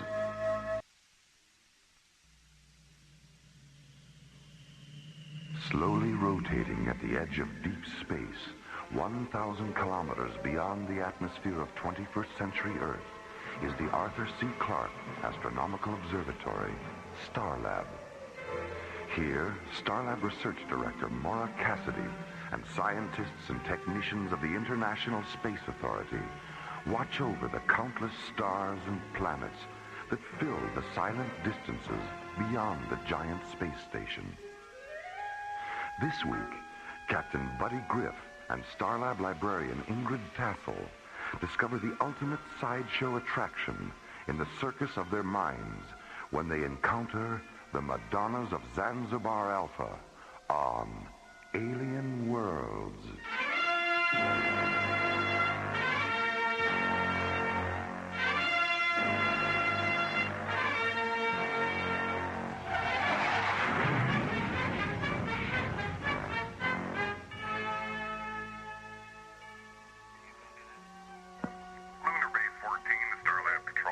This is Starlab. Go ahead, Lunar Base 14. Jerry, it's Frank Patterson. Is our shuttle still there? Yes, it is. When is it due to launch? In about 20 minutes. It's still being loaded. Okay, can you pass me through to the pilot? We need some hydroponic nutrient tubing, and I forgot to put it on its supply list. No problem, Frank. I'll switch you over. Good. Thanks, Jerry. Serendipity 1, the Starlab control. This is Starlab. Go ahead, Serendipity 1. This is the amazing Daphne, full-time tattooed lady and part-time shuttle pilot for Otto Starshine's interplanetary carnival of thrilling wonders. Currently presenting 6 shows a day on the circus planet of Barnum 5. Admission $6 platinum, light forms under 12, free. Sounds like a barrel of fun, Daphne. What can I do for you? I have a package for SCT Captain Buddy Griff. Personal, from Otto himself. What's your Starlab ETA? 7 minutes and 22 seconds. 7 plus 22, Roger. Okay, Serendipity 1, I have you on the screen. That's some paint job you've got there, Daphne. I've never seen a day-glow rainbow shuttle before. Part of the image, kid. Part of the image. And a thrilling wonder it is, too. Your docking orbit insertion coordinates are 503 at 20 Alpha, docking bay 7. Thanks, pal. Oh, remind me to give you a couple of free tickets. Serendipity 1, out. The Starlab, clear.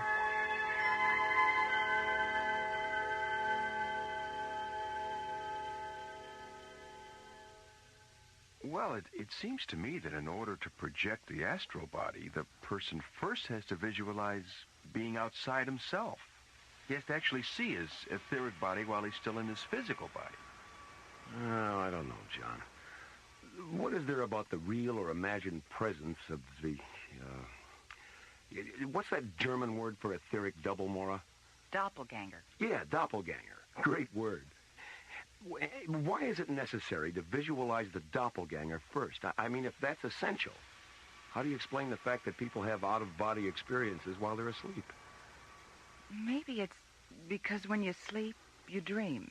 And I'm oversimplifying this now, but aren't dreams unconscious visualizations of places you've been or places you want to be? I never thought of that. I guess that's a possibility.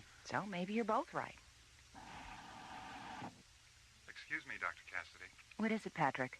There's someone here from Barnum 5 to see Captain Griff. Daphne? Hello, buddy, you old roustabout. Hiya, Daph. My gosh. Mora. I'm sorry, I think nothing of it, dollface. Tattooed ladies are supposed to give you the shivers and make your eyes pop. That's what we get paid for. Daphne, this is Mora Cassidy, Starlab's research director. Glad to know you, Mora. Hello? And this is my good friend John Graydon. Put her there, Johnny. Any friend of Buddy's is a pal of mine. I've heard a lot about you, Daphne. Well, anything this beanpole told you about me, you gotta take with a grain of salt. Or maybe with a grain of pepper if you like your story spicy. Buddy, I didn't know that you knew any tattooed ladies. Why, hell's bells, Mara. Me and the kid have known each other for years. Why, when he was just a squirt, he used to spend half the summer following Otto's carnival around. How is Otto, anyway? Buddy, he couldn't be better. Going interplanetary was the smartest thing he ever did. Why, we got more attractions and menageries than you can shake a stick at. And Otto's got one whole shuttle stuffed with mattresses, just so he can store his money. Daphne, could I ask you a personal question? Far away, Johnny. Well, are you, tattooed all over? Oh, well, heck yes, sugar. I even got tattoos on the bottom of my feet. Want to see? Well, no. I mean, if you don't want to. Oh, no trouble at all, Johnny. Happy to oblige. Here, buddy. Help me off with these clodhoppers. Okay, here. Give me your foot. Oh, there. What do you think of that? Fantastic. What's that there, Daphne? A white rabbit? A white rabbit? A Mad Hatter? A Queen of Hearts? Twiddly-dee, twiddly-dum. Oh, heck, Mara. I got the whole story of Alice in Wonderland tattooed on the bottom of these babies. Daphne, did you have all these tattoos when you joined the circus? Nope. It was just my arms at first. Buddy here gave me the idea of getting tattooed from face to feet. He did? Yeah. The first summer he came around, he was reading this Ray Bradbury novel, The Illustrated Man. Well, I took a gander at the cover and decided then and there that anything an illustrated man had to say, an illustrated woman could say 10 times better. Oh.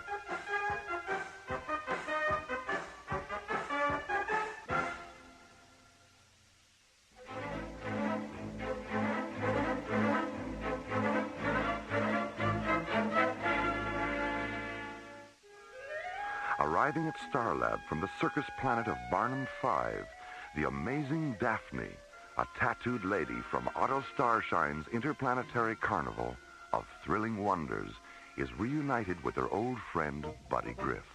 Buddy, I didn't know that you knew any tattooed ladies. Why, hell's bells, Mama. Me and the kid have known each other for years.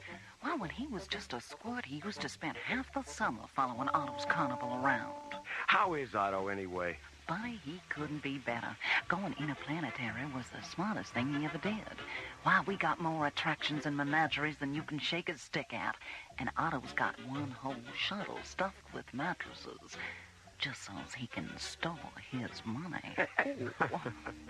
Half an hour later, Mora, John, Buddy, and the amazing Daphne enter Starlab's Visual Media Theater to view a videotape cassette Daphne has brought from Barnum 5.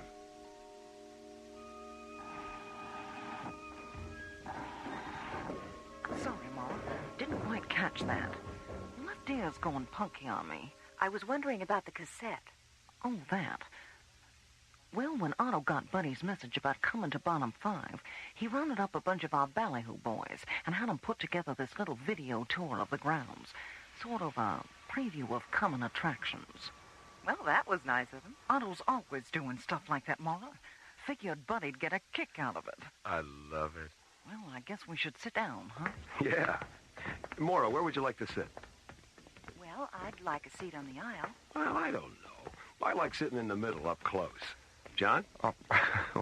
Why don't we sit over there next to the console? I think Johnny's got a good point there. If we sit by the console, we can change focus and resolution and color correct if we have to. Okay, right you are. Hand me the cassette, buddy. Here you go. Okay, Johnny, let her rip. Ladies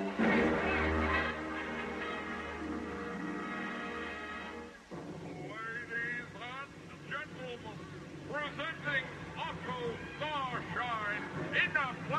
planetary carnival of thrilling wonders.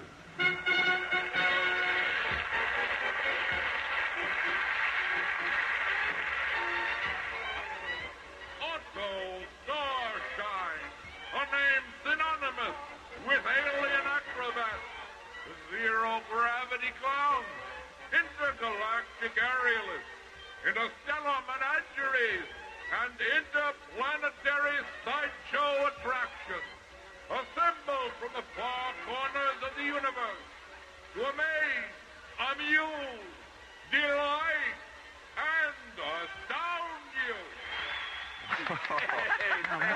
I've never seen anything like that. Here from the planet Oz is glamorous Wanda, the Corsac woman. Watch her now as she puts her mammoth Corsac through their paces.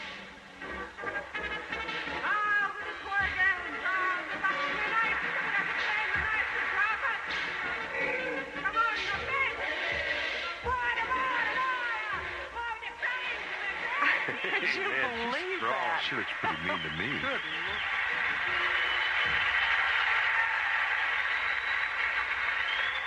And now, from planet Earth, the fabulous flying balloonies, an aggregation of death-defying aerialists, so clever and accomplished, their safety net is 58 feet above them. He's got to be kidding. They fall up? And here from Otto Starshine's interstellar menagerie, a Lavinian confusion creature. Notice the tail at both ends, hence the name Confusion Creature.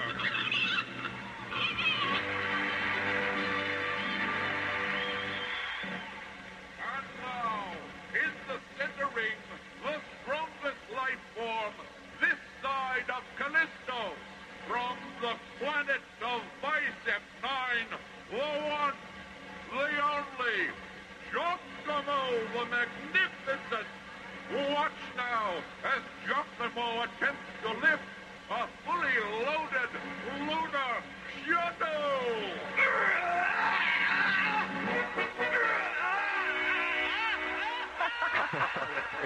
Great.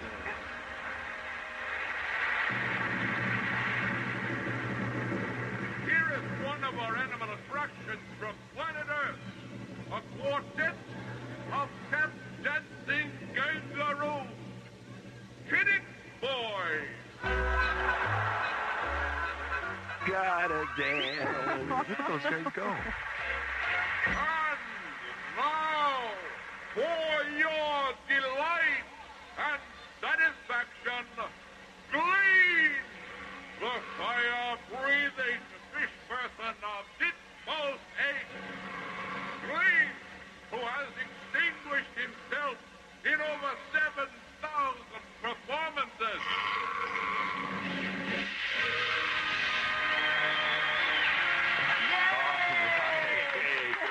I've never seen anything like it, I'll admit that.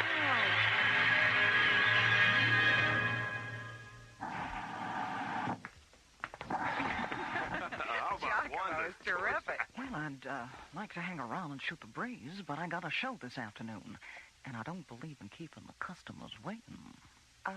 Daphne, before you go, would you mind coming down to the infirmary with me? The infirmary? How come? Well, you mentioned that your left ear was going a little punky. I think Dr. Rossiter should examine it. There might be something she can do. Gee, that's really swell of you, Maura. But I'll be all right. Hey, Maura's right, Daphne. It wouldn't hurt to have it checked out. Besides, I think you and Dr. Rossiter would really hit it off. Well, okay. Good. I'll talk to you before you go. If anybody wants me, I'll be in the library. Checking out a book? Nope. Checking out a librarian. See you later. So long, buddy. Come on, I'll go down to the infirmary with you. Maybe I can get Daphne to tell me some of her spicier stories. Glad to oblige, Johnny. A man who listens is a good man indeed.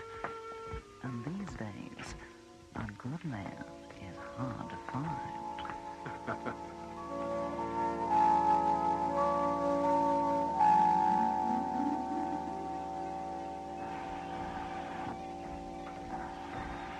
Ingrid. Hi, buddy. What do you mean? I mean, shh, because this is a library, and people can't concentrate if there's noise. Noise? Ingrid. Yes, buddy. There's nobody here. What? Oh!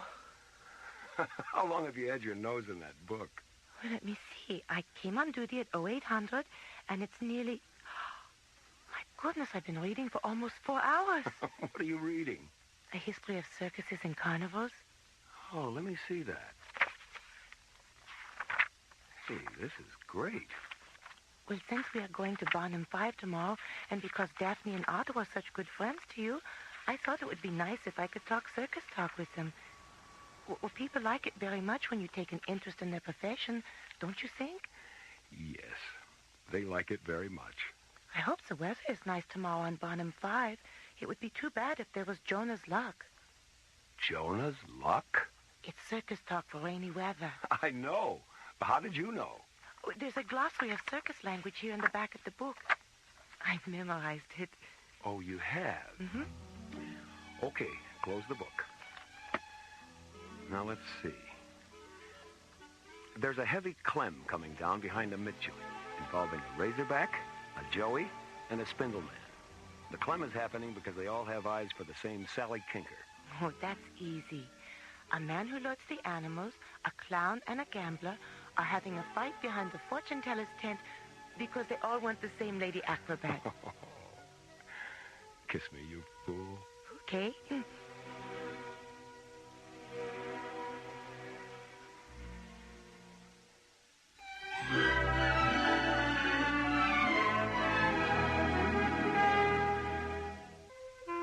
2 hours after her arrival at Starlab from the circus planet of Barnum 5, the amazing Daphne complains of a hearing loss in her left ear and is taken to the infirmary by Maura and John.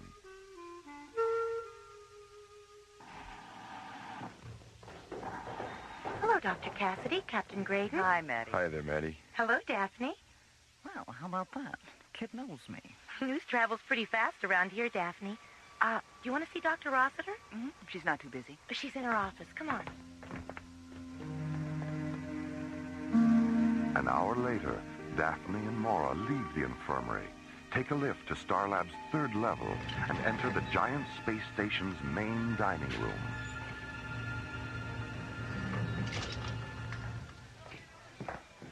Hi, buddy. Hello, Dr. Hi, Maura. Cassidy. Daphne. Hi, honey. How'd it go?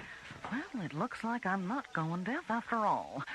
I got a cracked eardrum, but Diana gave me some medicine for it. Says if I use it twice a day for 2 weeks, the crack will heal up, and, hey, I'll be as good as new. Oh, good. Great. Oh, Daphne, this is Ingrid. She'll be coming to Barnum 5 with me tomorrow. Glad to know you, Ingrid. Hello, Daphne.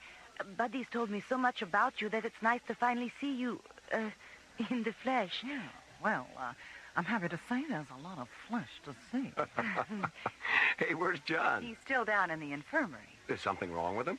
Nothing a Sunday afternoon with Maddie won't cure. Yeah, well, I guess my spicy stories finally got to him. Will you have lunch with us, Daphne? I'd really love to, honey, but I gotta be getting back. Here's a couple of Annie Oakley's, buddy. I'll flash them at the gate tomorrow, and one of the boys will take you right to Otto. Annie Oakley's? That's circus talk for free tickets. Oh, well, excuse me. Come on, Daphne. We'll walk you down to your docking bay.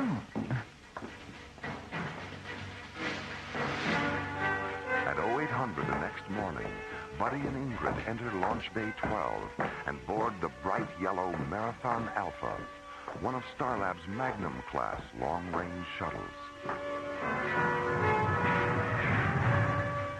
15 minutes later, the Marathon Alpha rockets out of its launch bay, banks 40 degrees, and jets away toward Barnum 5.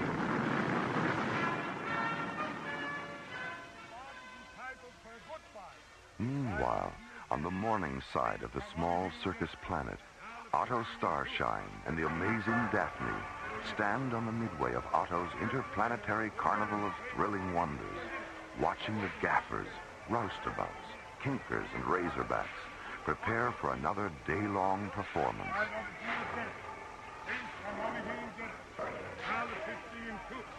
Well, there will be no Jonas luck today, Daphne. The sky is beautiful. Yeah, it's gonna be a swell day, all right. Say, are we going ahead with what we talked about last night? The fourth ring? Yes, it's a wonderful idea, but it requires a good deal of preparation. So we had better take Buddy and Ingrid to Madame Disha the moment they arrive. Gotcha. No, Disha. Gotcha. Oh, by the way, what was all that commotion last night? One of Glamorous Wanda's mammoth tool sacks got loose and had all three of its trunks draped over the counter of Devo's Starflower stand. For a minute there, Devo thought it was going to sniff them right out of business. Did you speak to Wanda about it? I mentioned it to her this morning, but she was so busy making herself glamorous, I don't think she heard me. She never changes, does she? You know something, Otto? I hope she never does. She's tough girl just the way she is. Come, let's go see Madame Disha. Gotcha. No, Disha.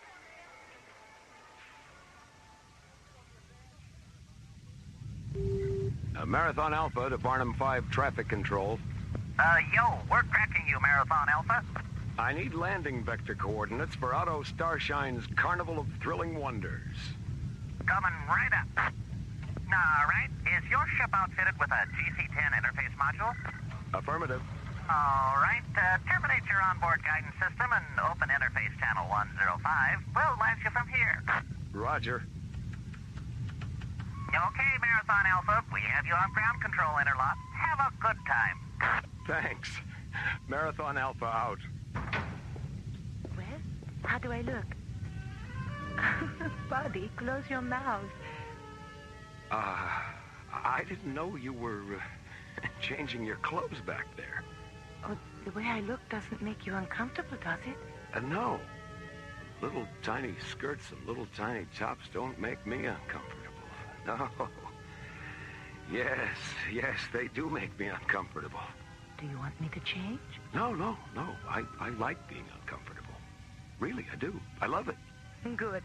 I think it's a perfect costume for a day at the circus. Circus? Oh, yeah, the circus. Oh, sure, it's perfect for a day at the circus.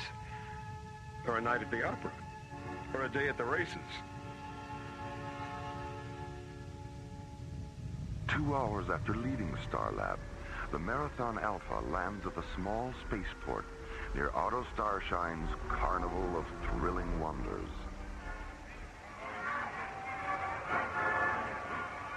"15 minutes later, Buddy and Ingrid flash their Annie Oakleys at the main gate of the carnival grounds and are escorted down the midway to Otto's office. A large red and gold circus wagon surrounded by long neon flagpoles that fly the multicolored banners and pennants of 20 alien worlds. Hello, Buddy. Buddy. You look great, Otto. Just great. Well, it's been a long time, Buddy. Too long. My advice is that you begin coming to my circus at least once a year, rather than once every decade. Will you promise me that? You've got it, Otto. That's a promise. And, who is your charming companion? Oh, this is Ingrid Tassel.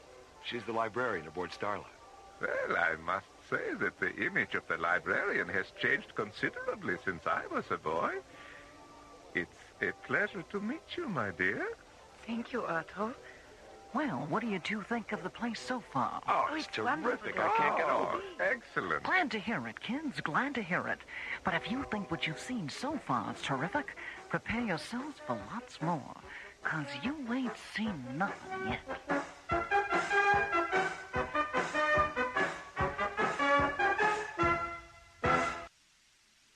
Last week's episode began when the Serendipity 1, an incoming shuttle from the circus planet of Barnum 5, radioed Starlab Control.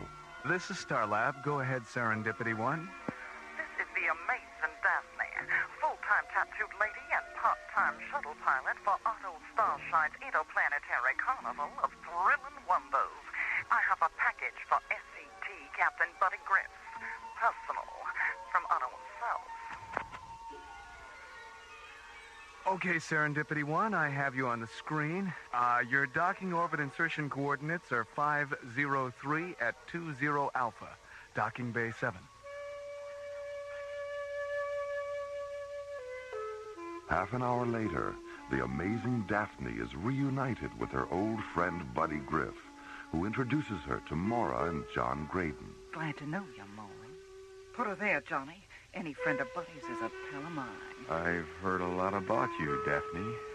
Buddy, I didn't know that you knew any tattooed ladies. Me and the kid have known each other for years.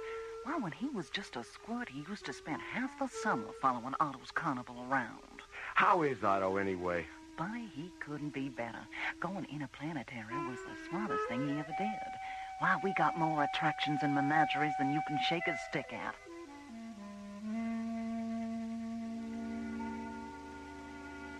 Three hours later, in the giant space station's main dining room, Buddy introduces the amazing Daphne to Starlab's librarian, Ingrid Tassel.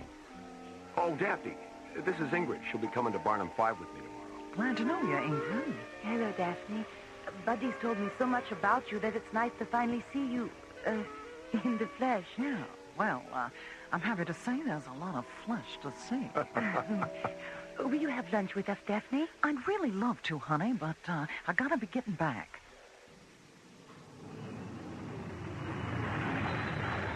The next morning, as Buddy and Ingrid jet toward Barnum 5 aboard the Marathon Alpha, Otto Starshine and Daphne stand on the midway of Otto's interplanetary carnival, watching the gaffers, roustabouts, and kinkers prepare for another day-long performance. Say, are we going ahead with what we talked about last night? The fourth ring? Yes, it's a wonderful idea, but it requires a good deal of preparation.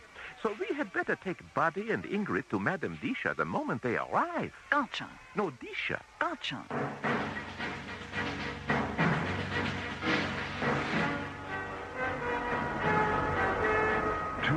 After leaving Starlab, Buddy lands the Marathon Alpha at a small spaceport near Otto's carnival.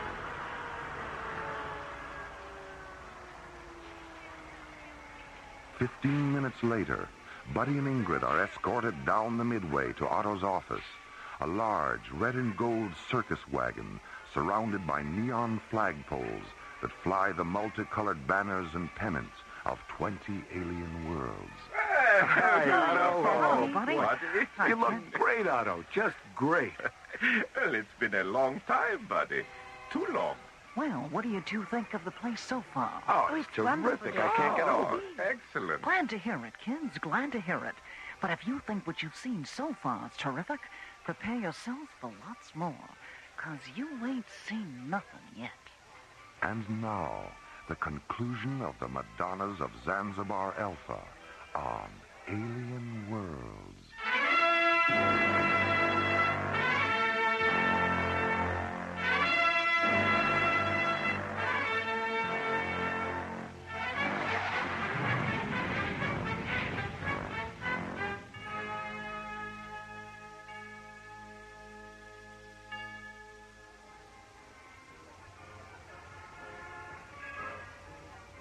Well, listen, Dap, if we ain't seen nothing yet, what do you say we get out there on the old Midway and have at it? Oh, yes. There's so much going on out there. I can't imagine how we'll be able to see even half of it in only one day. Don't worry about having enough time, Ingrid. Why, between now and midnight, you're both going to see such mind-boggling sights that we'll probably have to ship you back to Starlab in an ambulance. Oh. Ingrid? Yes, Otto? Sind Sie ein Deutscher? Oh, nein, Otto. Ich bin ein Holländer. Ah. Geboren in der Stadt oder der Land? In der Stadt. Sanden. 20 Kilometer nord unter Amsterdam. Du sprachst vorzüglich Deutsch. Oh, danke schön, Otto. Do you have any idea what they're talking about, Dad? I sure do. Otto asked Ingrid if she was German, and she said no, she was Dutch. Then he asked if she was from the country or the city, and she said she was born in Zaandam, a city north of Amsterdam. And when he complimented her on her German, Ingrid said, "Thanks, Otto." Daphne, I didn't know you understood German. Otto taught me. Buddy, Ingrid, I think it's time for you to meet Madame Disha. Who? Madame Disha, our resident mystic, a fortune teller from the planet of Heterodyne 4. She knows all, she sees all. You mean? Yes, buddy. She sees all. Yeah, that could be a little embarrassing, couldn't it? Oh, it all depends on where she looks.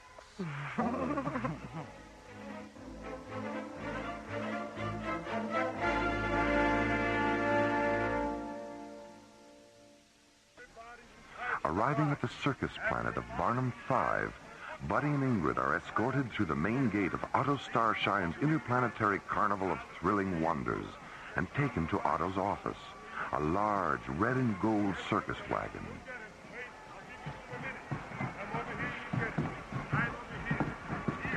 Minutes later, Buddy, Ingrid, Otto, and the amazing Daphne leave Otto's wagon and walk down the midway toward the mysterious Madame Disha's tent.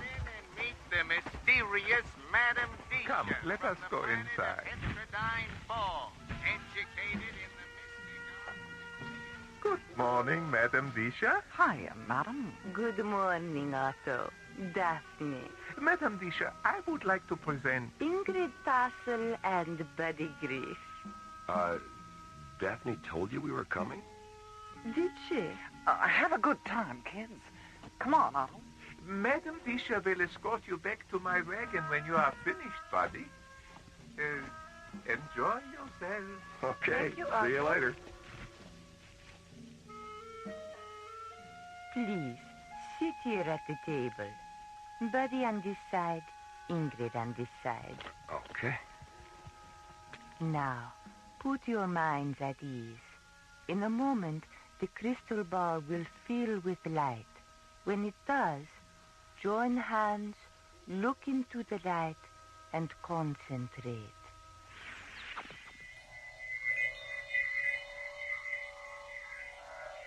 Oh, Buddy, look, it's beautiful. What do you see, my dear? A sky, a lovely red sky, filled with clouds, white and blue clouds. And beneath the clouds? Birds. Hundreds of golden birds drifting on the wind. And beneath the birds? A valley filled with all the colors of autumn. And in the center of the valley? A river. A singing silver river. And does not the river remind you of a poem you once wrote, Buddy? Yes. A poem about birth and being alive in the fragile body of a newborn child. And does not the second verse of the poem mention a singing river? Yes. Touched by silver waters, wrapped in velvet clothes, we sleep in ivory cradles where the singing river flows. And did not Buddy read this poem to you 3 months ago, Ingrid? Yes. And did not the verse that mentions winter cause you to weep? Yes. We aged in golden afternoons, were old when winter came, and when we died as ancient children, we knew no one was to blame. What do you see near the river? A meadow. A huge meadow filled with strange blue flowers. And when the sunlight touches the flowers, their petals shed tears. And in the center of the meadow? Statues. Enormous crystal statues of beautiful young women on their knees, praying. They are Madonnas, sad Madonnas. And why are they sad? I don't know. Ingrid? They are sad because there is no one they can tell their secrets to. What secrets, Ingrid? The Madonnas watch over an alien library that lies beneath the ground they kneel on. How is it that you sense their sadness? Because when no one comes to learn the secrets of the knowledge I watch over in the library on Starlab, I am sad. And where do the Madonnas wait, Ingrid? Zanzibar Alpha. The lost world of Zanzibar Alpha.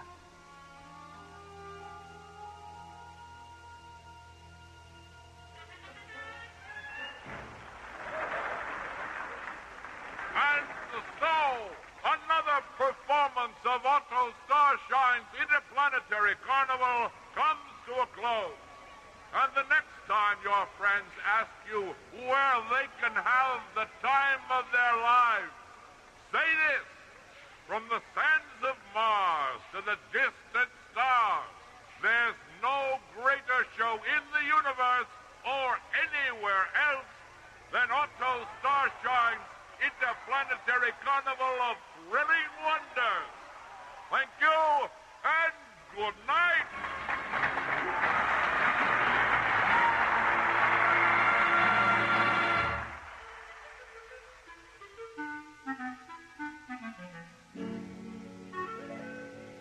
I don't know, Daphne. I think it's a toss-up between Madame Disha's hallucinatory crystal ball and glamorous Wanda's mammoth torsax.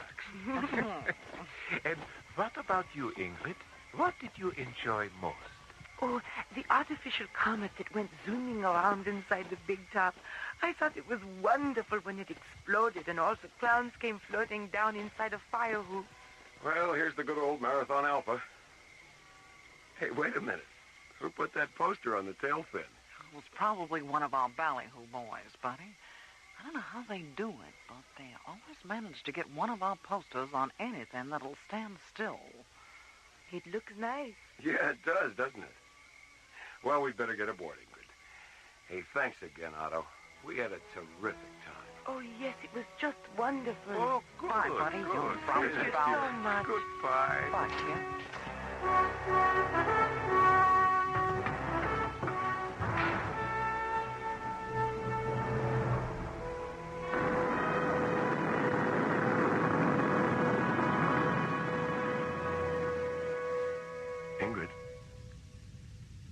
Ingrid, wake up.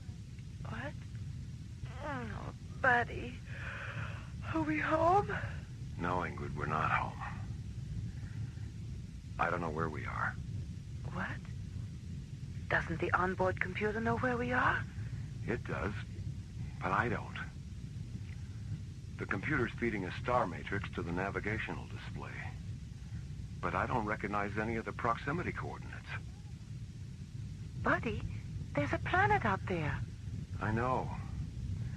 We drifted into its gravitational field just before you woke up. We're lost, Ingrid.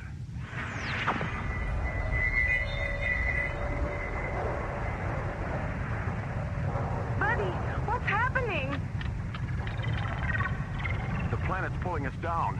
We're out of control. Sky. A lovely red sky. Filled with clouds. White and blue clouds. Buddy! A river.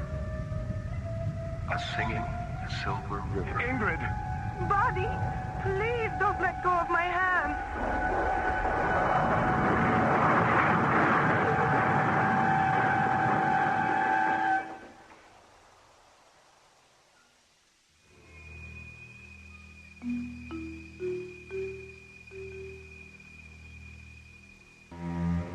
2 hours after leaving Barnum 5, the Marathon Alpha mysteriously drifts off course and becomes trapped in the gravitational field of an alien planet whose surface is obscured by white and blue clouds.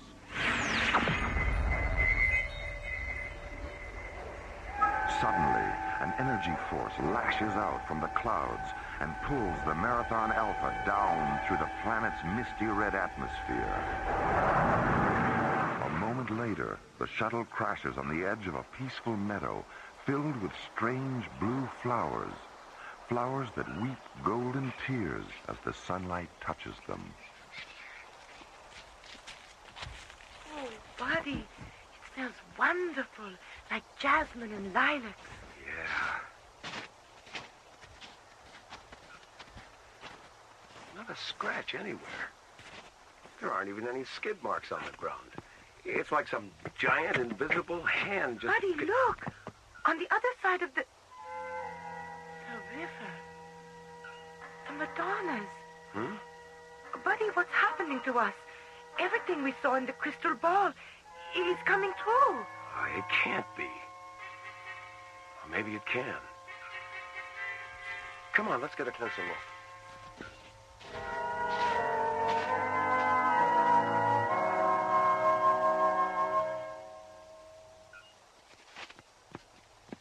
Ingrid, look at this outline on the knee of the statue. There's some kind of door here. Buddy, Madame Dish's crystal ball, the underground library. This must be the entrance. Let's go in. Oh, I don't know, Ingrid. It looks pretty dark down there. For all we know, there might be a giant spider or something lurking around. Oh, come on. Where's your sense of adventure? Well, all right. But you stay here until I make sure it's safe. Okay. Be careful. Don't worry about a thing, Ingrid. I've got something that makes me invincible. Your dauntless courage? No, my trusty blaster. I'll be right back.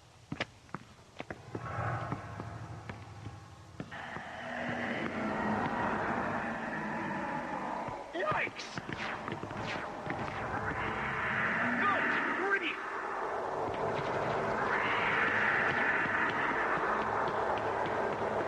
Buddy, what happened down there? A 10-foot spider with hairy legs. I don't get it. You mentioned a big hairy spider, and there it is. Is it dead? Yeah. I want to see it. Ingrid. I want to see it, buddy. All right.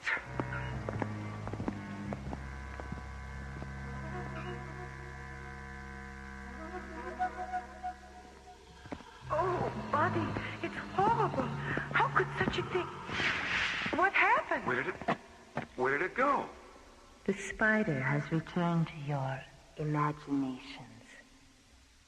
Who's there? Each Madonna represents a various aspect of knowledge. The one who kneels above us symbolizes knowledge through imagination. I am Yana, her soul. Why can't we see you? True knowledge has no form. Imagination has neither shape nor physical substance. But you know that, don't you? Yes, I suppose I do. But if I already knew the answer, why did I ask the question? Because those of us who devote our lives to knowledge are always aware of how little we know. And because of this awareness, we never stop learning. We never stop asking questions. What did you mean when you said the spider returned to our imaginations? The most negative aspect of imagination is its ability to invent irrational fear. When you suggested that a great spider might be present, you formed its image in your mind and reacted with apprehension. When you descended the stairs into this corridor, the spider appeared, but only as a projection of your anxiety. But I saw the spider too. What you saw was based on the sounds you heard, Ingrid. You heard Buddy cry out. You heard him fire his weapon and describe what had happened. Sounds. Only sounds. But then, sound has always been imagination's greatest stimulant. Yana, how did we get here? You arrive at a place by sincerely wanting to be in that place.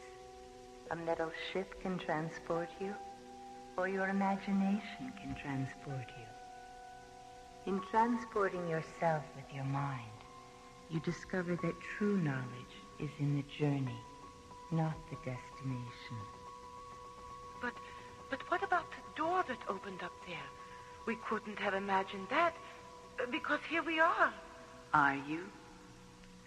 Where are you, Ingrid? A place of knowledge through imagination, you said.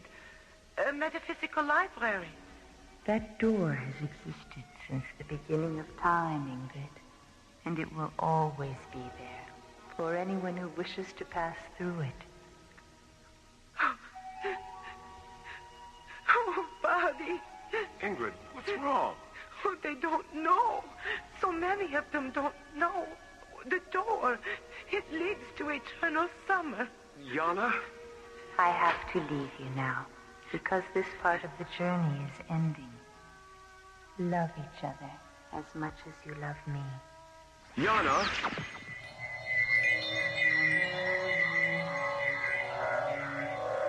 The crystal mirror. A valley filled with all the colors of autumn. Hundreds of golden birds drifting on the wind. A sky, a lovely red sky, filled with clouds, white and blue clouds. We sleep in ivory cradles where the singing river flows. Zanzibar Alpha. Yana? The lost world of Zanzibar Alpha. Yana? Buddy, please don't let go of my hands.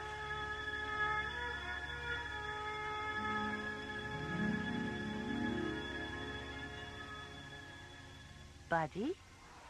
Ingrid? Can you hear me? Where are Otto. Daphne. How you doing, kiddo? Ingrid, are you all right? What happened? How can we still be here? We crashed on Zanzibar Alpha. We saw the Madonnas. We talked to Yana. It happened in your minds, all of it. You and Ingrid have just experienced the fourth ring of my circus. The fourth ring? Yes, the magic light of Madame Disha's crystal ball. It gave you what no three-ring circus ever can. An unprecedented journey through your imagination with someone you care about very much. But the Madonnas, Zanzibar Alpha, where did those ideas come from? I invented them at the beginning of the light trance and passed them from my mind to yours. And what about Yana? Was she an invention, too? Yana? The Madonna spirit we met after Buddy shot the giant spider that wasn't there. Yana was someone or something you created between yourselves. Buddy, you can let go of our hands now if you want to. The journey's over, honey. I don't know, Daphne. After what we've been through together, I think the journey's just begun. He's right, Daphne. We ain't seen nothing yet.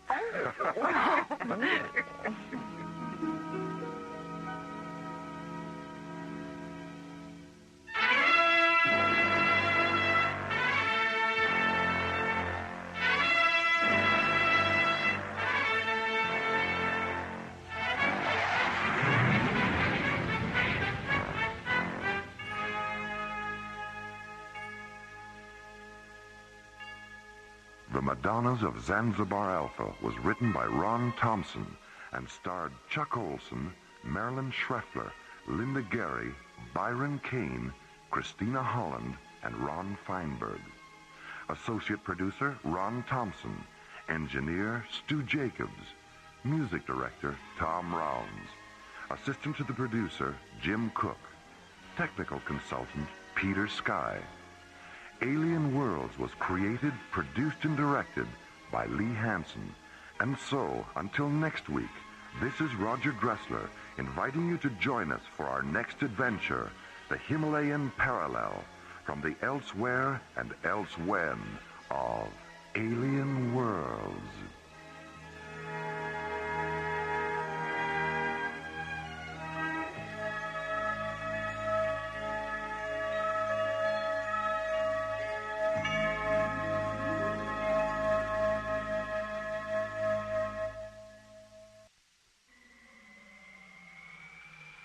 Slowly rotating at the edge of deep space, 1,000 kilometers beyond the atmosphere of 21st century Earth, is the Arthur C. Clarke Astronomical Observatory, Starlab. Here, Starlab Research Director Dr. Maura Cassidy and scientists and technicians of the International Space Authority, ISA, watch over the countless stars and planets that fill the silent distances beyond the giant space station. It is November 3rd, 2028, as this week's episode, The Kilohertz War, reminds us how suddenly and mysteriously one man's science fiction can become another man's science fact on the threshold of Alien Worlds.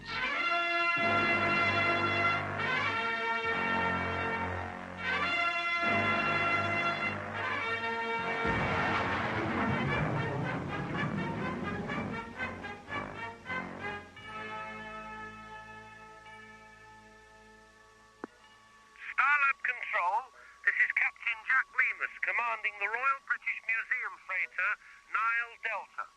Registry number 98078. This is Starlab. Go ahead, Nile Delta. I know we're not expected, but we'd like permission to dock. What's the problem, Captain? The bloody technicians union at Gatwick called a strike while we were still on the pad. Our line crew walked off before they finished refueling us. We'd like to top off our liquid oxygen tanks. Another strike at Gatwick. Third time this year, isn't it? It's the fifth. How about it, mate? Can you spare a drop or two of the old LOX? What's your destination, Captain? We're transporting the King Tut exhibit to Thanatos, part of a cultural exchange program. Stand by. All right, Nile Delta. I have you on the screen. What's your Starlab ETA? 6 minutes, 18 seconds. 6 plus 18. Roger. Nile Delta, your docking orbit insertion coordinates are 9er 6 at 207 degrees, docking bay 16. A refueling crew will be standing by. We'll try to keep them from going on strike before we get there, okay? Don't worry, Captain. Starlab is a non-union shop. Well, thank God for that. Nile Delta, out. Bay 16, there's a British freighter coming in for refueling. ETA 6 minutes. Roger. Hi, Maura. Hi, Jerry. Have you heard from Major Corbin yet? Yeah, about a half an hour ago. He was just leaving Jupiter space. What's going on out there, Maura? Some unidentifieds have been shadowing the freighters taking Zelium ore off Callisto. The ISA thinks they're mineral pirates. Commissioner White sent Corbin's space exploration team to check it out. You want to hear his transmission? I have the recording right here. All right, let's give it a listen. Zodiac 1 to Starlab Control. This is Starlab. Go ahead, Zodiac 1. This is Major Ben Corbin commanding a flight of 3 SET Mirage-class interceptors. Pirate suspects identified as Labinthian renegades. Engaged 2 of them. 1 destroyed, 1 damaged. No casualties our side. Half of the squadron remaining on patrol in the vicinity of Callisto, other half now departing Jupiter space. ETA at Stargazer Security Station 2130 hours. This is Major Corbin, Zodiac 1 out. Well, he certainly comes right to the point, doesn't he? You know him? But I've heard John and Buddy mention him a couple of times. I can't remember why. But I do remember they weren't smiling. Here, let me have the cassette, Jerry. I'll be talking to Commissioner White in a few minutes. I may as well play it for him. There you go. Thanks, Jerry. See you later. So long, Maura.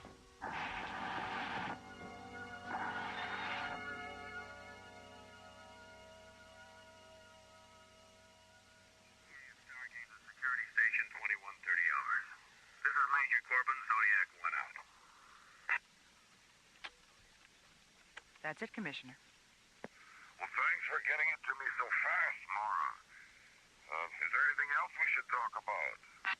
The tape you sent up concerning the Tyrillian military exercises on Mars. I thought Tyrillia was anti-military. Well, she is, Maura, but 2 planets in their system have declared war on each other. And Tyrellia's sitting right in the middle. They're working up a tactical space force to protect themselves. They hate to do it, but they have no choice. Why are they testing on Mars?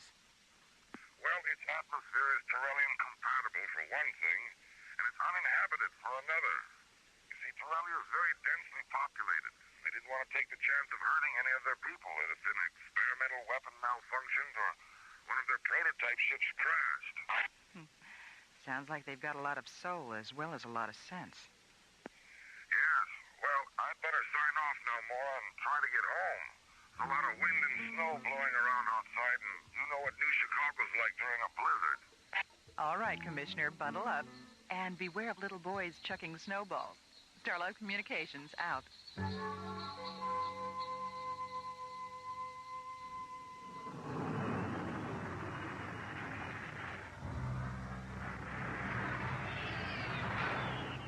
Major Corbin. It's coming through on the Earth disaster frequency now, and it just tripped the override on the fail-safe attack circuit. Punch it up in here. The vanguard of an invading army from the planet Mars. An emergency. San Diego burned into the explosive military operation. Mars. 2,000 feet. Engine to get... Report. unleashing their deadly assault. This is Captain Lansing of the evacuation. Blackout communication. I told the ISA not to allow those aliens to run loose on Mars. Have you been able to raise Starlab yet? No, sir, and we've been trying for over an hour now. The Torellians probably took out Starlab on their way to Earth. All right, Captain. Flash the pre-combat alert to the other ships. We're going to Mars.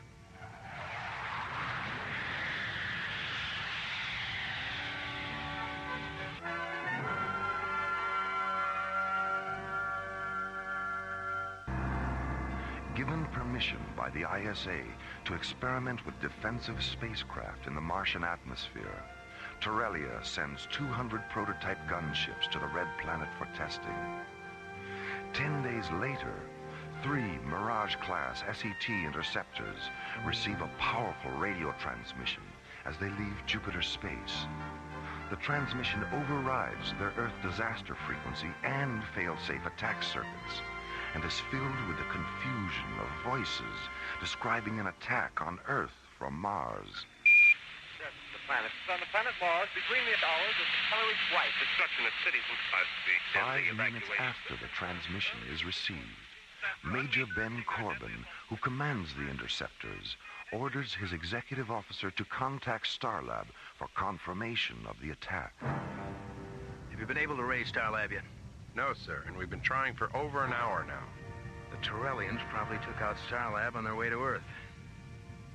All right, Captain, flash the pre-combat alert to the other ships. We're going to Mars. Open a close proximity channel. I want to talk to the other ships. Yes, sir. Go ahead, Major. This is Major Corbin. You all know what the situation is, and what our choices are. You also know that it's the responsibility of a commanding officer to decide which choice is best. But these are extraordinary circumstances. So I believe the decision to either continue on to Mars or to return to base should be shared by all of us. So when I finish this transmission, take a vote. Flight crews and officers alike. It's up to you. Zodiac 1 out. You're looking unusually tense, Captain. What's the problem? I'll go see how our crew feels about your pep talk, Major. Pep talk? Is that what it was? I'll be back in a few minutes. Captain O'Neill, Major. We're ready whenever you are. Thanks, Bill. This is Captain Dan Sager. We're with you all the way, Major. I knew I could count on you, Ray.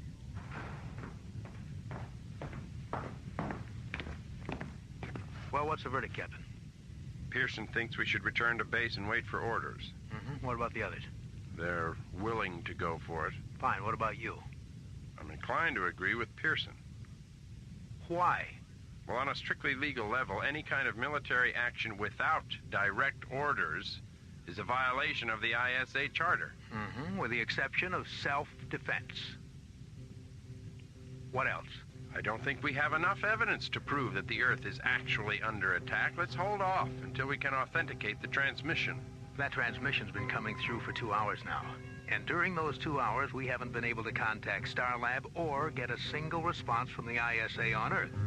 That is authenticity enough for me. All right. Suppose the Earth is under attack. 70 to 1 odds isn't retaliation. It's suicide. Come on now, Captain. You can be critical without being insubordinate. I don't know. Maybe I can't. Where's the line?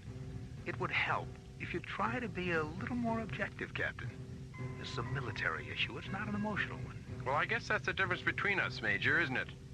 You're objective, so you put your faith in action. I'm not, so I put mine in reaction. What sort of reaction are you having? There's something wrong about this whole incident. You're right, Captain. There is something wrong. There's a war on between Torellia and Earth. Objective, subjective, or otherwise. That is a fact.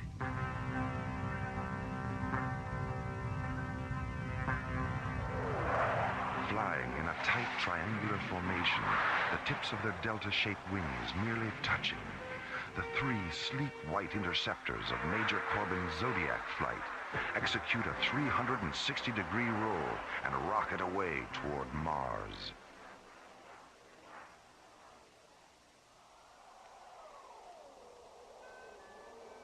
Meanwhile, On the surface of the desolate red planet, the freezing winds of Martian winter blow a stinging mist of iron oxide dust across Cecropia, a vast plain located at the zero meridian coordinates of 70 degrees latitude, 310 degrees longitude. In the middle of the windswept plain lies the Torellian Command Center. 7 transparent green domes whose faceted emerald surfaces fracture the pink light of the late afternoon sun. Standing near the domes on legs that seem too fragile to support them are 60 Torellian gunships in the shape of huge chromium dragonflies. Outside the central Torellian dome, Commander Arxathos stands looking up at the bleak Martian sky, his long, yellow-pleated cloak swirling around him, his delicate lungs protected from the iron oxide storm by the black filter mask covering his face.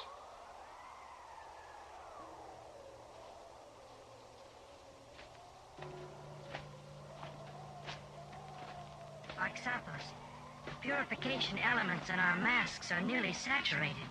It's time we return to the dome. The 2nd and 3rd air garrisons, where are they, Sinparva? They should have returned by now.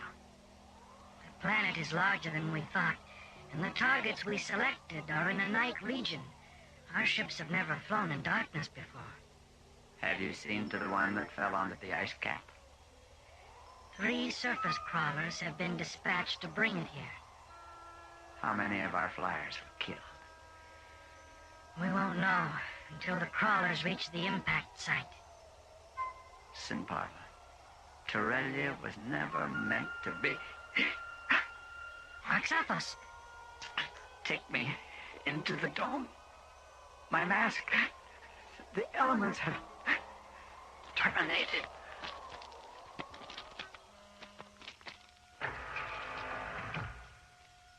As Sinparva rushes his commander into the protection of the central dome, Major Corbin's SET Zodiac flight enters the Martian atmosphere. Descending to 300 meters above the red planet's surface, the 3 interceptors jet toward the Torellian Command Center, 2,000 kilometers away. Zodiac 1 to Zodiac flight. Mid-range scanners confirm target interlock. Target description: 7 low-density, low-profile structures and 60 high-density spacecraft. Activate laser turrets and shielding generators on my mark. Mark. This is Zodiac 6. We have target interlock confirmed. Laser and generator functions positive. This is Zodiac 3. Okay on target interlock. Okay on laser turrets and shielding generators. Maintain present course and speed. We'll be over the target in 44 minutes. Zodiac 1, clear. How you feeling, Captain? Any better? You know how I feel. Don't worry, you'll get over it.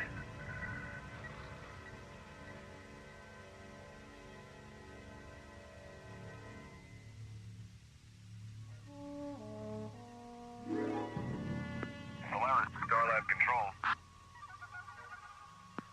Solaris to Starlab Control. Oh, come on, Jerry, it's us. Your old pals through thick and thin. SET captains Buddy Griff and John Grayton. Jerry? Go ahead, Solaris. Yeah, Jerry, where you been? Down in engineering. All our communications were knocked out about 3 hours ago. We just got back on the air. What happened? According to Professor Crane, a pulsar somewhere flashed back all the radio signals that it collected in its gravitational field. You should have been here. It was really a buzz. Speaking of buzzes, is Maura there? We've got a present for her. She and Professor Crane are up in data processing, resynchronizing the sidereal time terminals on the computer. Hey, have you got a docking bay open? Our ETA is 9 minutes. Docking bay 23, buddy. Docking orbit insertion coordinates 671 at 208 degrees. Thanks, Jerry. Solaris out.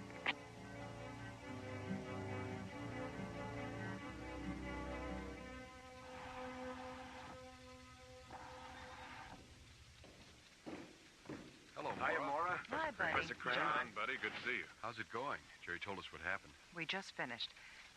What's in the box? It's a present from Phil Maxwell. Here. Be careful. Don't spill it. Oh, it's beautiful. What is it? It's a fish, Maura. Yes, I can see that. But what kind? It's a flarn, a Serenian glowfish. Phil picked up a couple on Cronus. He thought you'd like to have one for your aquarium. That was really nice of him. Does it have a name? Yeah, Winston. A flower named Winston? That's right. Well, does Winston need any special food or anything like that? Yeah, my wife has one in her aquarium, Maura. Just put him in the water and forget about him. Glowfish live on light. Dr. Cassidy, this is communications. What is it, Molly? We're monitoring the intership transmission from Major Corbin's Zodiac flight. They've just attacked the Turellian command center on Mars. On Mars? I'll be right out. Here, Professor. Hold my fish.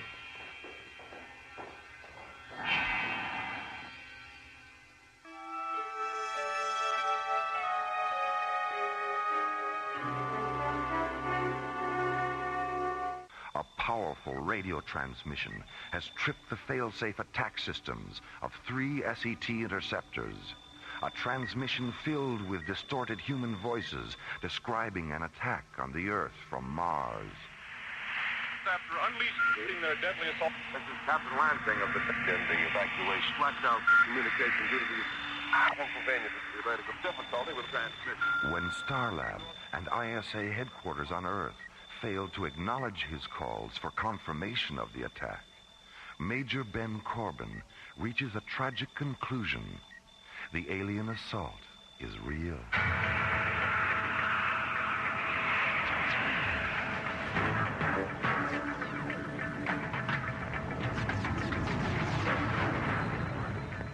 Zodiac 6, break off your approach to the dome. We'll take them out later.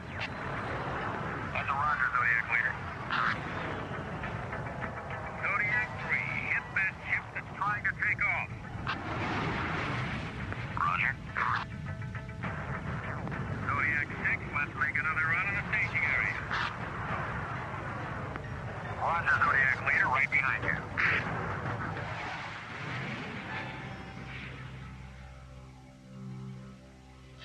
Simparva, where did they come from? They were flying too fast for our senses. We had no warning. Have you tried to contact them? They don't respond. Then we have no other choice but to defend ourselves. Open the barrage domes. Inform our gunners that this is a lethal engagement.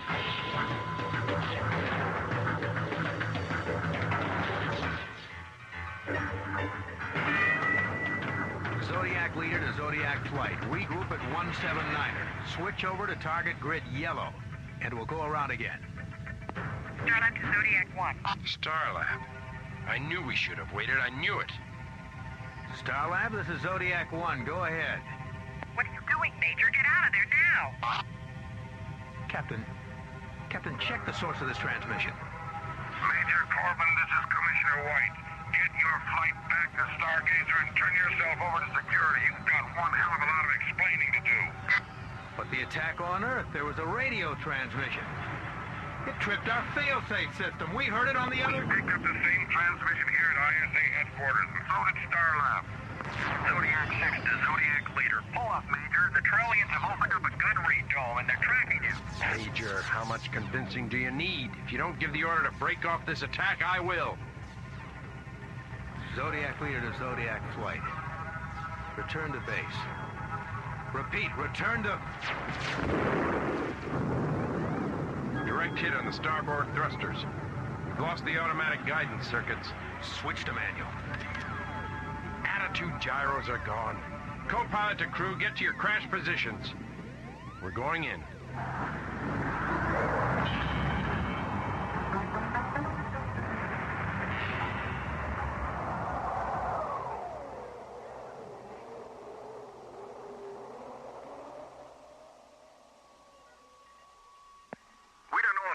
Survived, Dr. Cassidy. They were hit at a relatively low altitude and went down about 2 kilometers away from the domes. All right. Your orders are to come directly to Starlab. Commissioner White's on his way up. That's Roger, Starlab.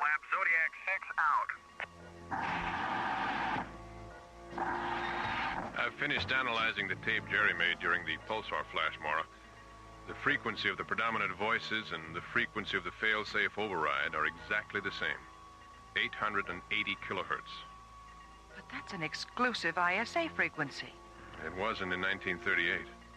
1938? That's right. The voices were originally transmitted from the Earth in 1938. What was there about the voices that caused Major Corbin to do what he did? Come on. I'll play the tape for you.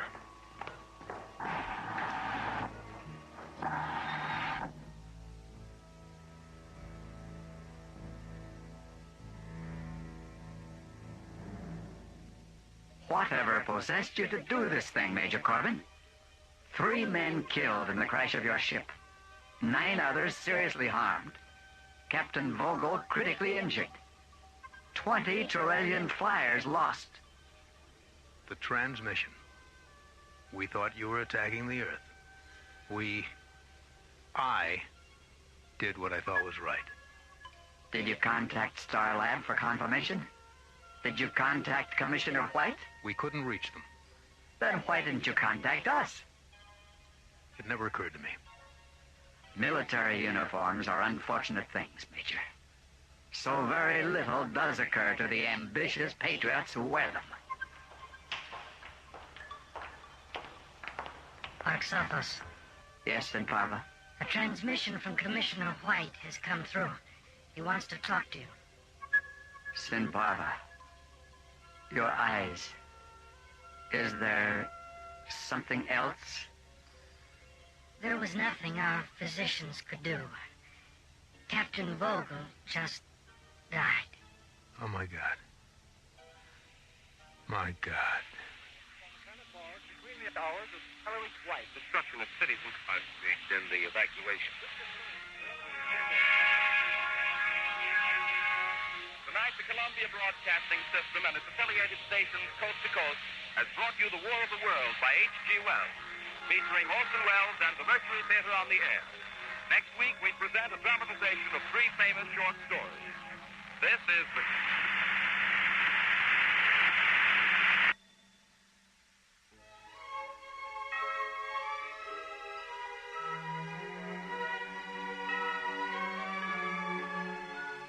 The Kilohertz War was written by Ron Thompson and starred Linda Gary, Chuck Olson, Bruce Philip Miller, Corey Burton, with special guest stars Casey Kasem, Jeffrey Lewis, Joe Baker, Olin Soule, Richard Paul, and Pete Renaday. Associate producer Ron Thompson. Music director Tom Rounds. Engineer Stu Jacobs. Technical consultant Peter Sky. Assistant to the producer Roger Brossi. Alien Worlds was created, produced, and directed by Lee Hansen. And so until next week, this is Roger Dressler, inviting you to join us for another journey into the elsewhere and elsewhen of Alien Worlds.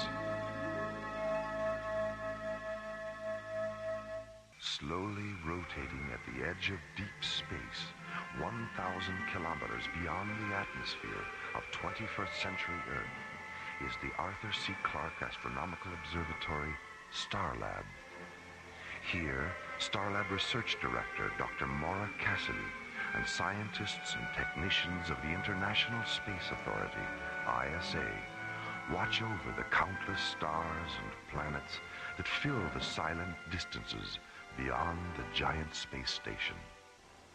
This week, the men and women of Starlab become entangled in the adventure of the Egyptian necklace, an intergalactic detective story in the Sherlock Holmes tradition on Alien Worlds.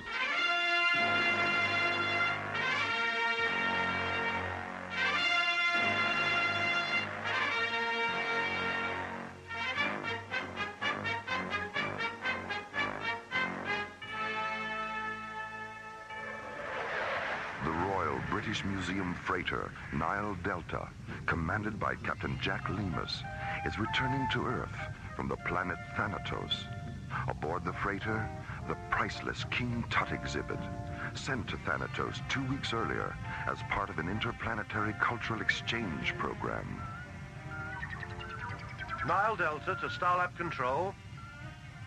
This is Starlab. Go ahead, Nile Delta. Is that you, Jerry? Affirmative, Captain. Are you planning to dock at Starlab on your way home? No, not this time. An ISA tanker came up from Cannabis 12 and refueled us on the other side of Saturn.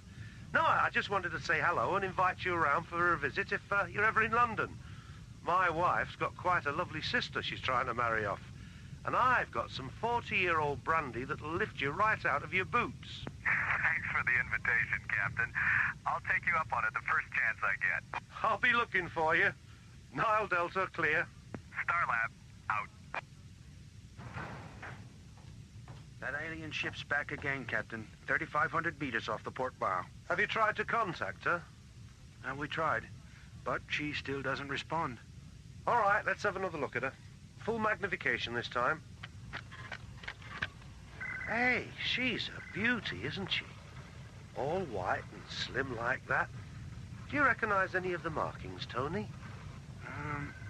Wait a minute. What's that on the tail fin? The sun symbol? No, just below it. The blue and gold bird with its wings spread out. Isn't that the same? Hold on. She's dropping down a bit. Tony, she's been damaged. Top of the hull, amidships. There go the SOS flares. Let's get up alongside of her and see if we can help. As the Nile Delta's navigator maneuvers the red and gray freighter into a side-by-side position with the damaged alien ship, Captain Lemus and First Mate Tony Cargill put on bright blue pressure suits and enter the freighter's airlock.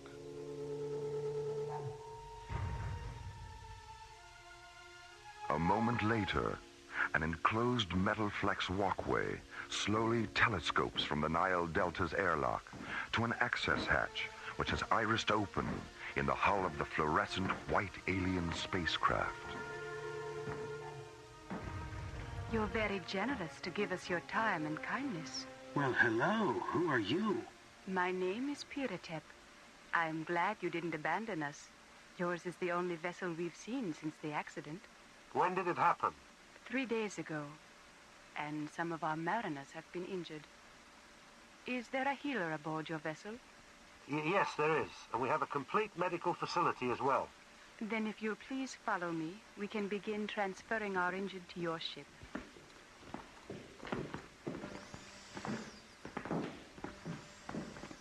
If you wish to remove your helmets, you'll be in no danger. We're oxygen breathers, too. Ooh, well, that's better, isn't it? Aye, it was getting a bit stuffy in there. This is Amontef.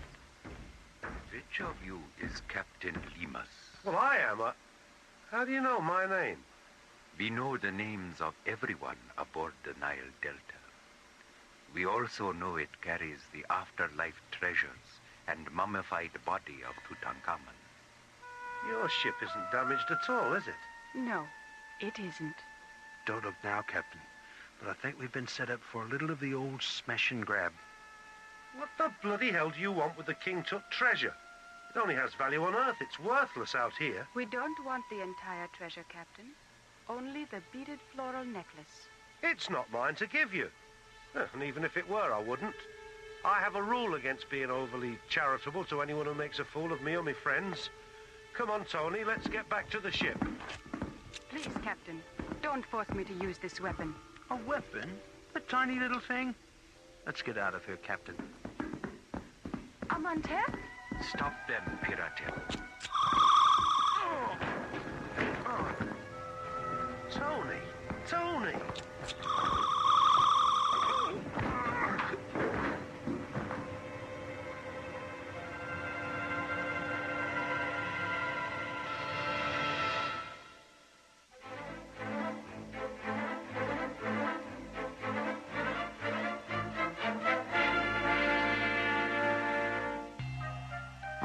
British Museum freighter Nile Delta is returning to Earth from the planet Thanatos. Aboard the freighter, the treasure of the Egyptian boy king Tutankhamun. Midway between Earth and Saturn, a damaged alien spacecraft appears and fires SOS flares. Nile Delta Captain Jack Lemus and First Mate Tony Cargill board the alien ship to offer assistance. But inside, they discover they have fallen into a trap set by the aliens who want a beaded floral necklace from the King Tut treasure. An hour later on Starlab, Dr. Maura Cassidy and SET Captain John Graydon, not yet aware of the Nile Delta incident, enter the vestibule of Starlab's Visual Media Theater. John, how long has Buddy been in there? About 6 hours. 6 hours? What's he watching? The outtakes from Gravity's Rainbow? Oh, no, that was yesterday. Sunday, he sat through 5 old Stanley Kubrick films. And Monday, it was a Daffy Duck festival. What he's watching today is anybody's guess. Maybe he fell asleep. Well, I wish he'd sleep a little faster. We're going to be late. Hi, Maura. Hi, John. Buddy. Buddy, didn't your mother ever tell you that if you watched too many movies, your face would break out and you'd go blind? Very funny. I think you've got that mixed up with something else, Maura. I do? What? I'll tell you later.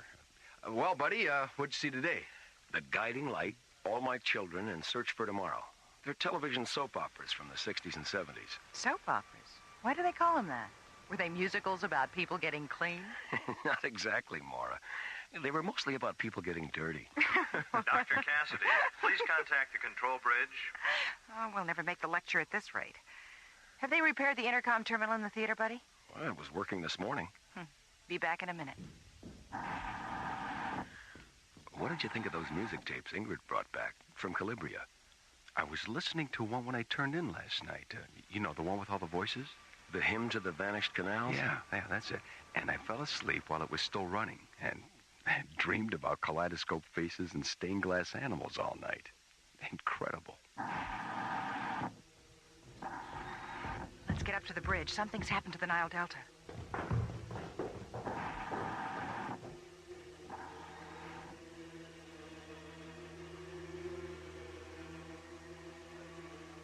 When we woke up, we were back aboard the Nile Delta. The rest of my chaps were still knocked out, and the necklace and the aliens were gone. Is the necklace the only thing missing? We don't know yet. We're still checking the manifest. Have you notified the museum yet? I'm going to do that just as soon as... Stand by, Starlab. Dr. Cassidy, our medical officer, Dr. Lomax, he's just come up from the cargo bay.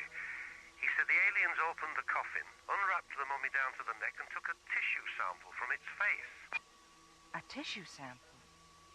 Is Dr. Lomax absolutely certain about that? He's positive, Dr. Cassidy, and he's holding up a little gold surgical instrument they dropped. We'll put it in a safe place and we'll analyze it when you get here. See you around midnight, Captain. Starlab out. Nile Delta, clear. Buddy, John, what do you think? Well, we've got about 9 hours before the Nile Delta gets here. Let's go down to the library and pull the King Tut tapes out of the Egyptology section. Maybe we can turn up something. Why not? Meanwhile, at the Royal British Museum in London, Sir Dorian Bradford Gray, the museum's director, receives word of the Nile Delta incident. 15 minutes later, Sir Dorian reports the incident to British Prime Minister Lord Henry Gladstone Baggs. Within the hour, Lord Henry enters Buckingham Palace and conveys the news to Her Majesty, Queen Victoria III. And what about the aliens who perpetrated this awful crime, Lord Henry? Does the Ministry have any idea who they are? I'm afraid we're still in the dark about that, Your Majesty. Hand us the royal pen and ink, Lord Henry, and some royal stationery, too. This incident requires the services of England's most famous consulting detective. Agreed? Oh, yes, by all means, Your Majesty, by all means. Now, let's see. From Victoria Regina the Third. Yes, Your Majesty. To Sona T. Foom. Without any shadow of a doubt. My dear Mr. Foom, a matter of some urgency has arisen, which requires your immediate and undivided Tanya. Meanwhile, in the heart of London's West End, Sonar T. Foom and his associate Dr. MacGuffin Drone are spending a quiet afternoon in their rooms at 221B Pennybaker Street.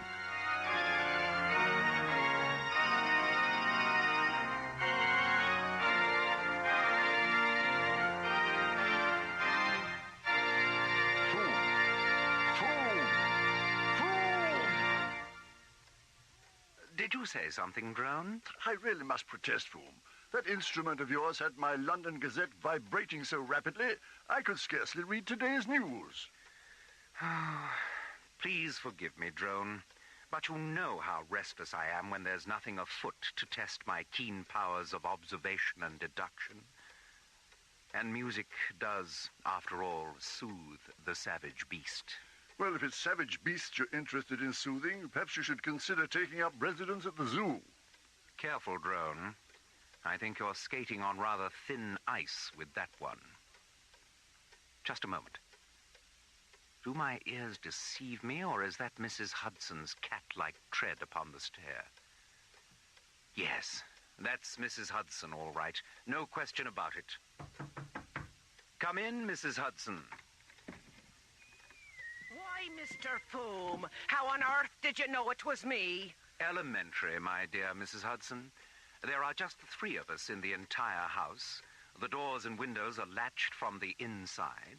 Dr. Drone and myself are, as you can plainly see, here in this room, which left only you, Mrs. Hudson, unaccounted for. Oh, Mr. Foom, you never cease to amaze me. I also perceive an envelope between the thumb and forefinger of your right hand, Mrs. Hudson. White, 6 inches square, addressed to me in violet ink. Oh, my, yes, I nearly forgot. It just arrived. May I have the envelope, please? Thank you. A message from none other than Her Royal Majesty. You don't say. Her Royal Majesty? How did you know that, Foom? The return address, my dear Drone. I recognize the royal zip code. Your powers of observation are absolutely uncanny, Foom. Yes.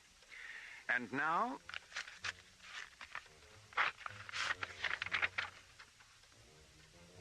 Egad, Drone. The Nile Delta's been set upon by alien beings, and King Tutankhamun's floral necklace has been purloined. Her Majesty requests that we go to Star Lab at once and assist in the investigation of this beastly crime. Mrs. Hudson, call the airfield and tell Smattering to prepare the Bellerophon. Right away, Mr. Foom. Now, let's get our equipment sorted out, Drone. The game is afoot, and a new adventure is at hand.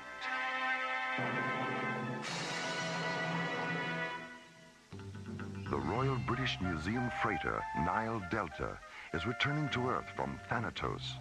Aboard the freighter, the treasures of Tutankhamun, sent to Thanatos 2 weeks earlier for exhibition. Midway between Earth and Saturn, the freighter is boarded by aliens who steal the King Tut floral necklace and take a tissue sample from the face of the boy king's mummy. When news of the Nile Delta incident reaches Queen Victoria III, she quickly notifies consulting detective Sonar T. Foom. Let's get our equipment sorted out, Drone. Her Majesty respectfully requests that we go to Star Lab at once and assist in the investigation of this beastly crime. At the Pennybaker Street tube station, Foom and Drone board an urban link train that carries them to a small spaceport near Croydon. Crossing the field to Launch Pad 6, they board Foom's powerful multi-atmosphere cruiser, the Bellerophon, England's most sophisticated privately owned spacecraft. 30 seconds later, the Bellerophon jets out over the gray waters of the English Channel, banks up into a glacier-like mass of white clouds, and rockets away towards Starland.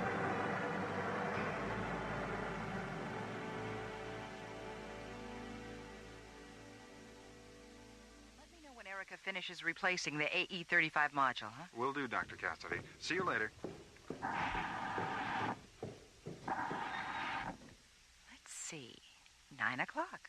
Well, time to feed my fish.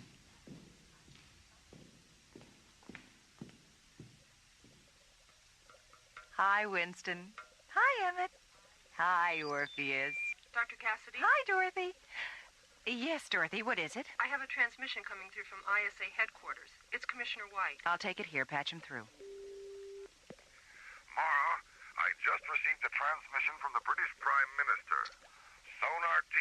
Foom is on his way up to help with the Nile Delta investigation. Good. I've always wanted to meet that man. When did he leave? Oh, about an hour ago. He should be docking in a few minutes. He and his partner officially represent the British government in this case, Mara, so give them all the help you can. All right, Commissioner. I'll keep you posted. Starlab out.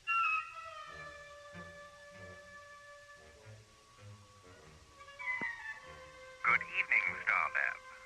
This is the Bellerophon. Sonar T. Foom at the controls. This is Starlab. Go ahead, Bellerophon. What is Starlab's rotational profile? 18 per minute on a variable axis of 0.3 degrees, non-correctable. Thank you so much.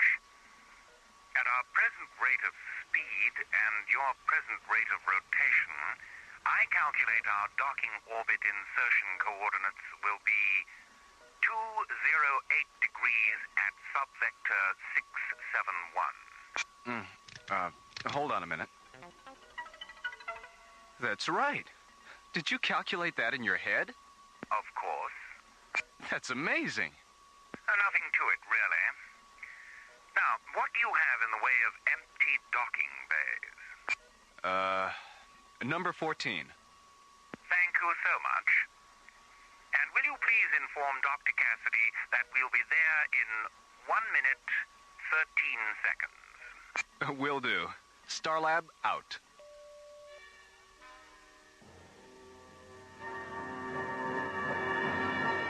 All right, Jerry. Have Polly bring them to my quarters as soon as they dock, huh? Okay, Mara. Well, you two look more red-eyed than usual. Where have you been? We went back to the library after dinner and ran the King Tut tapes again. Did you come up with anything? Yeah. You know that blue and gold bird symbol Captain Lemus described? The one on the tail fin of the alien ship? Mm-hmm. We found one just like it on King Tut's ecclesiastical chair. What does the bird represent? Well, it's actually a sacred vulture, and it represents the goddess Nekebet, a guardian of Upper Egypt and protectress of childbirth. When Captain Lemus gets here, we should run his visual scanner tapes of the alien ship against the library tapes to see if the symbols match. And if they do? If they do, we've concocted a pretty bizarre theory to explain why. I'm listening. Well, if the symbols match, and this is strictly hypothetical now, if they match, then maybe the aliens aren't aliens after all. Maybe they're Egyptians. Oh, come on, you two. Modern Egypt isn't capable of the kind of technology Captain Lemus described. That's the bizarre part of the theory, Mara. We're not talking about modern Egypt. We're talking about ancient Egypt. Good evening, Dr. Cassidy. Mr. Foom. Dr. Drone, welcome to Starlab. Thank you, Dr. Cassidy. Mara, please. And who are these gentlemen, Mara? Space Exploration Team Captains John Grayton and Buddy Griff. Oh, how do you do? Nice to meet you. I believe you were discussing the possibility that the aliens who boarded the Nile Delta might in fact be ancient Egyptians. Something like that, Doctor. It's a theory Buddy and John dreamed up. I think we're going to get on very well indeed, gentlemen. Dr. Drone and myself were discussing a similar hypothesis not more than 15 minutes ago. You were? Congratulations, Captain Grayton. Thank you, Captain Griff. Mr. Foom, with all due respect to you and Dr. Drone, I find it hard to believe that we're dealing with 3,300-year-old Egyptians. Not 3,300-year-old Egyptians, Mora, but rather the descendants of the high priests and priestesses who departed the earth following Tutankhamun's death. Departed the earth? How? The King Tut library tapes were full of references to skyships, Mora. Tell me, gentlemen, did your theory arise from Captain Lemus' description of the Nekebet symbol on the tail fin of the alien ship? That and the way the aliens were dressed. Yes. Captain Lee must convey those very same descriptions to the museum. Fascinating, isn't it? All right, suppose these aliens are what you think they are. That still doesn't explain the theft of the necklace or why they took a tissue sample from the mummy. The necklace is a puzzlement, Mora, but the tissue specimen isn't. It has long been our contention that the Egyptian kings were preserved for only one reason, so that in future their tissue could be rejuvenated for the purpose of monocellular replication. Cloning. You mean you actually believe these aliens intend to duplicate Tutankhamun? Ancient Egyptian religion was completely devoted to the concept of life after death, Mora. Most scholars and historians still maintain that the Egyptian afterlife was simply an abstract journey through an equally abstract underworld. Dr. Drone and myself think otherwise. We believe the Egyptian underworld was a metaphor to describe the very real fact of physical immortality. Thou art standing before Ra, who cometh from the east. His duration of life is infinite. His limit of life is everlastingness. Become one with Ra, and be received into the land of eternal triumph. A verse from the Papyrus of Ani, the Egyptian Book of the Dead, telling of a journey into the regions of life everlasting, immortality, the most beautiful and mysterious of all, alien worlds.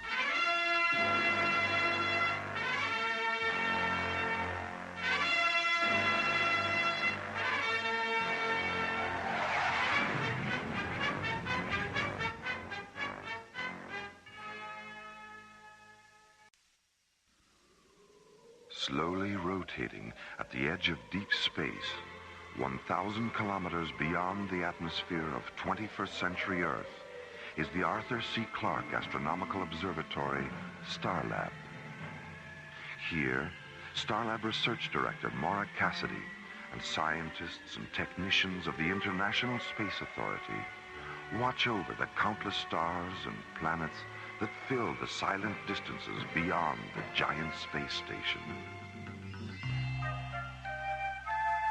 Last week's episode began when Captain Jack Lemus, commanding the Royal British Museum freighter Nile Delta, notified Starlab that he was returning to Earth from the planet Thanatos. Aboard the freighter, the treasures of Tutankhamun, sent to Thanatos 2 weeks earlier as part of a cultural exchange program. Midway between Earth and Saturn, the freighter is boarded by aliens who steal the King Tut floral necklace and take a tissue sample from the face of the boy king's mummy. A tissue sample? Is Dr. Lomax absolutely certain about that? He's positive, Dr. Cassidy, and he's holding up a little gold surgical instrument they dropped. When news of the Nile Delta incident reaches Queen Victoria III, she notifies England's most famous consulting detective, Sonar T. Foom.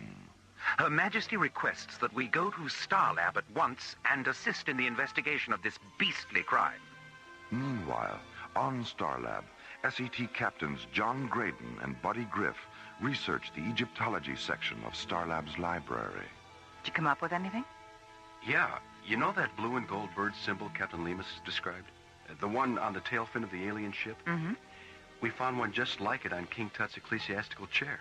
When Captain Lemus gets here, we should run his visual scanner tapes of the alien ship against the library tapes to see if the symbols match. And if they do? If they match, then maybe the aliens aren't aliens after all.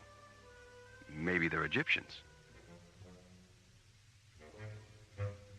A few minutes later, Sonar T. Foom and his associate Dr. McGuffin Drone arrive at Starlab, and when Maura tells them about John and Buddy's theory... I think we're going to get on very well indeed, gentlemen. Dr. Drone and myself were discussing a similar hypothesis not more than 15 minutes ago. All right, suppose these aliens are what you think they are. That still doesn't explain the theft of the necklace or why they took a tissue sample from the mummy. The necklace is a puzzlement, Maura, but the tissue specimen isn't. It has long been our contention that the Egyptian kings were preserved for only one reason, so that in future their tissue could be rejuvenated for the purpose of monocellular replication. Cloning. And now, the conclusion of the adventure of the Egyptian necklace, an interplanetary detective story in the Sherlock Holmes tradition on Alien Worlds.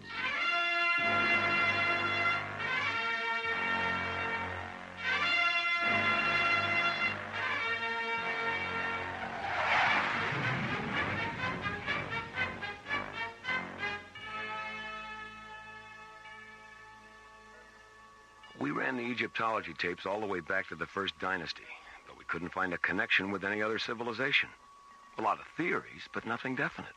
What sort of theories? Well, some historians think dynastic Egypt may have evolved from ancient Sumeria because of the similarity of their religious deities and astrological calendar. And a few renegade scholars even hypothesize that the Egyptians were the survivors of Atlantis. Look, before we get carried away by all these theories, I'd like to know one thing.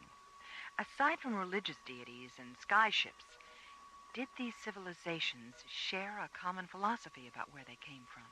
Yes, Maura, they did. They all believed they were the children of highly evolved beings who originally came down from the stars.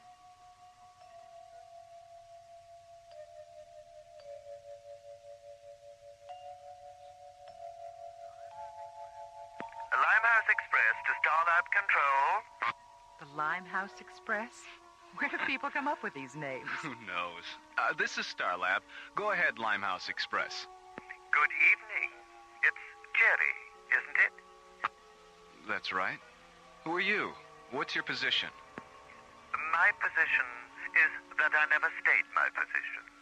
What's the problem, Limehouse Express? No problem, Dr. Cassidy. Now, if you don't mind, I wish to speak to Mr. Foom. Does he know you? Oh, my, yes. He knows me very well indeed. I'm Professor Moriarty.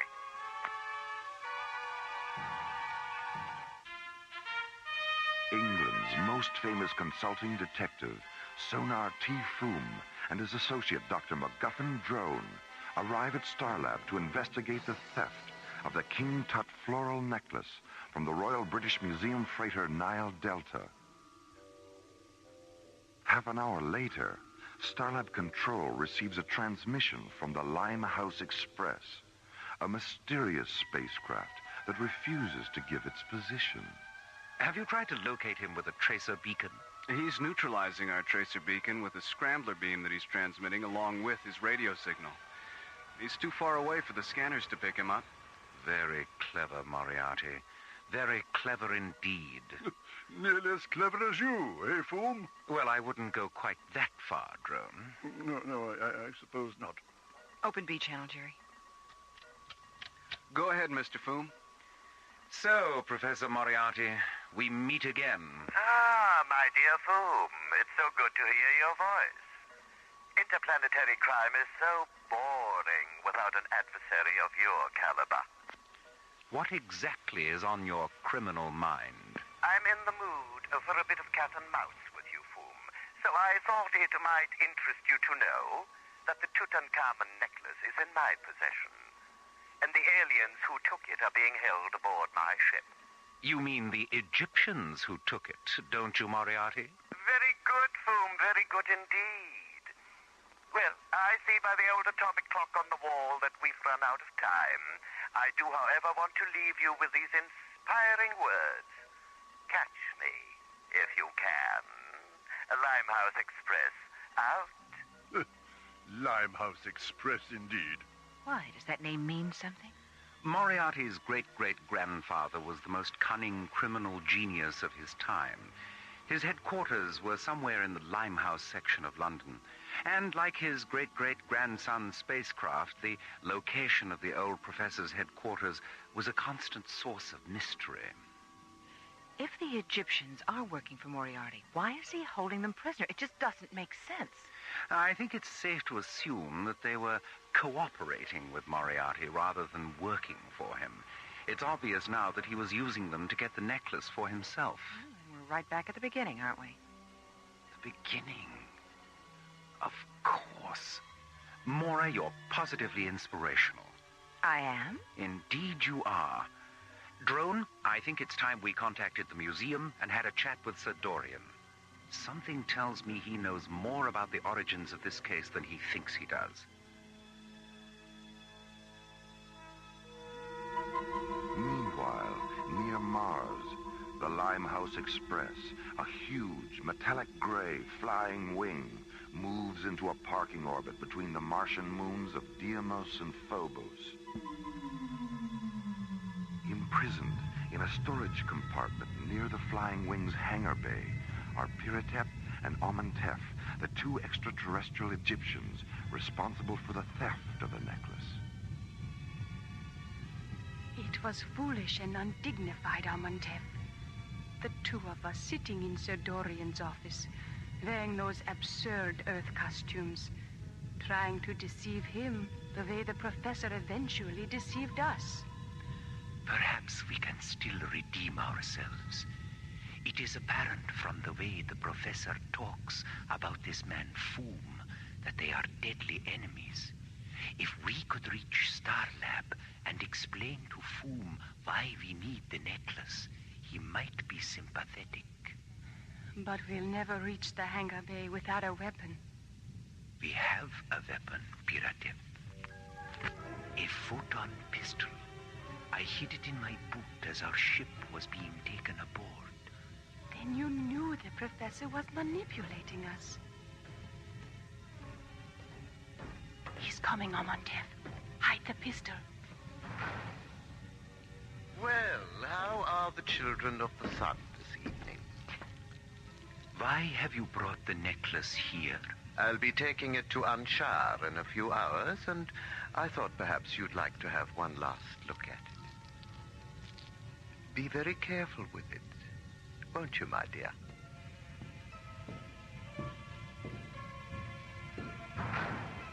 Amenhotep, there's only one guard in the corridor. All right. What is it?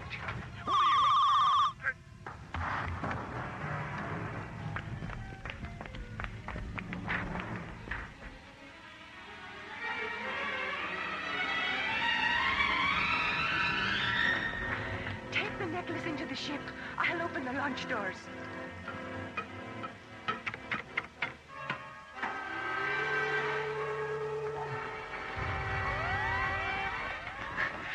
Piratep, hurry! Amenhotep, the guards are coming. Take the necklace to stop them. Piratep!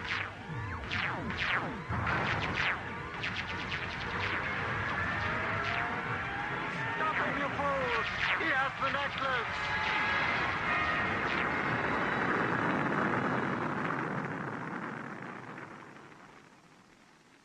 Meanwhile, on Starlab, Sonar T. Foom and Dr. MacGuffin Drone sit in a conference room on G-level, analyzing a video image Sir Dorian has transmitted from the museum's employee index terminal. Drone, there's something rather curious about this picture of Wilhelmina Hammersmith. Look closely at the eyes. What's your professional opinion? Well, the left eye is artificial. Now, look at the ring finger on the left hand. Oh, here, let me magnify it. What do you see? A deep circular impression, as if a ring had been removed. A platinum serpent's ring, perhaps? Great Scott. Great Scott indeed, my dear Drone. This is not a 70-year-old Egyptologist named Wilhelmina Hammersmith. This is none other than Professor Moriarty himself. What an extraordinary masquerade. Yes. Wearing this disguise, Moriarty appears at the museum and presents false credentials. Impressed with these documents, Sir Dorian gives Moriarty a post in the Egyptian Antiquities section. And it is here that he learns the highly confidential facts of the Nile Delta's Thanatos schedule. Didn't Sir Dorian say that this Hammersmith woman was in his office when the Egyptian couple was there trying to buy the necklace? Yes, and 2 days later, Wilhelmina Hammersmith Moriarty resigns, and the Egyptian couple are never seen again. Now, let me see. The 2 Egyptians who boarded the Nile Delta are obviously the same 2 who were in Sir Dorian's office. When they leave the museum, Moriarty follows them.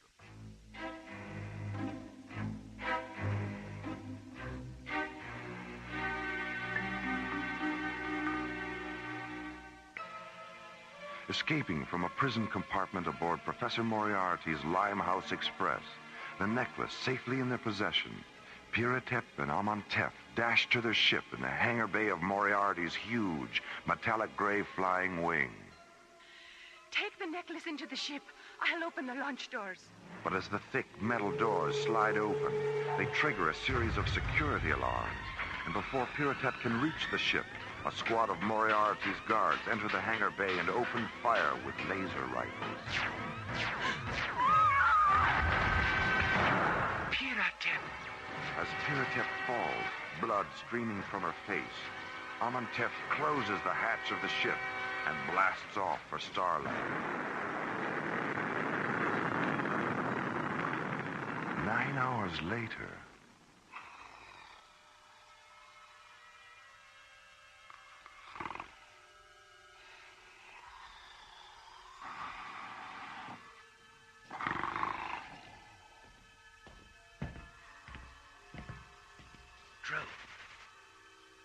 Drone, wake up.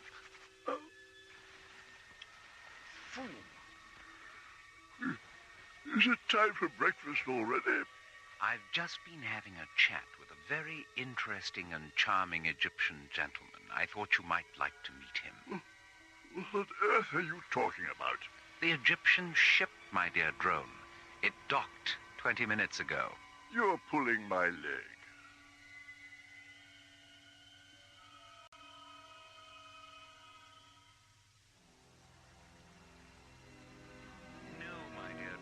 I'm not pulling your leg.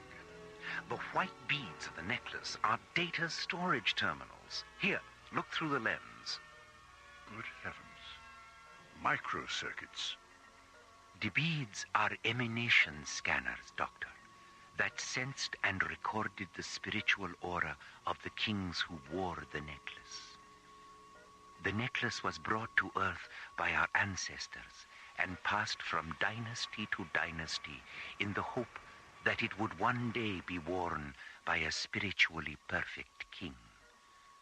A king who would then be replicated and given immortality.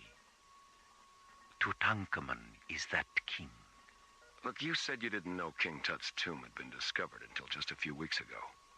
How did your people lose track of its location in the first place? The last Egyptian dynasty ended with the death of King Nechneb.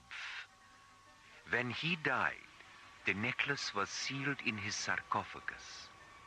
1 year later, on the first day of the new solar equinox, our ancestors returned from Nahe Shem in a ceremonial funeral ship. As the ship orbited Earth, an inner circle high priestess went down in a small lander. She recovered the necklace, analyzed the white beads, and saw that of all the recorded spiritual auras, Tutankhamun's had been the most perfect and powerful.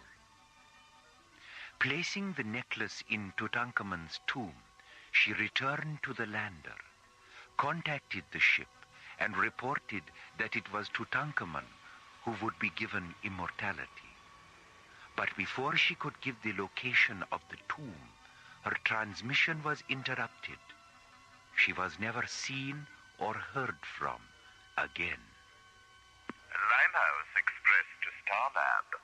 I'll talk to him, Mora. Well, if it isn't the notorious Wilhelmina Hammersmith. Don't be tiresome, Holmes. I know Amantef is there. We tracked his ship. Now, as you said earlier, let's get down to cases. Piratep is alive and sealed in an airlock. If you don't return the necklace, I'll decompress that airlock and kill her. I see. How do you want us to proceed? Dr. Cassidy and Amontef will deliver the necklace in an unarmed ship. Amontef knows my location. And Foom, don't try any of your tricks. Decompression is a singularly horrible way to die. What are you going to do, Foom? Elementary, my dear drone. I'm going to beat Moriarty at his own game. Amontef, come with me. I'd like to have a word with you in private.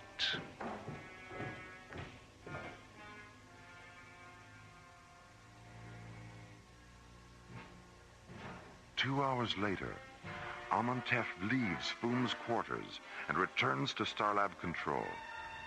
From there, he and Mora descend to Launch Bay 15, board the Deep Space Laboratory ship Octavia, and blast off for the Limehouse Express.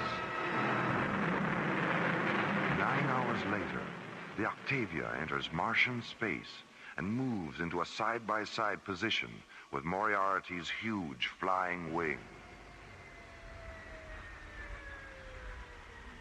As the two ships float in the airless void between Deimos and Phobos, an enclosed metal flex walkway telescopes from the Octavia to the personnel hatch of the Limehouse Express.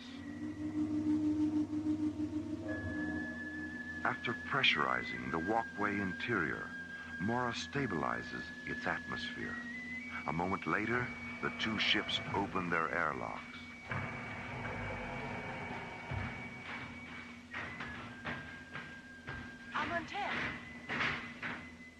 Piratep, your forehead. Don't concern yourself, Amontef.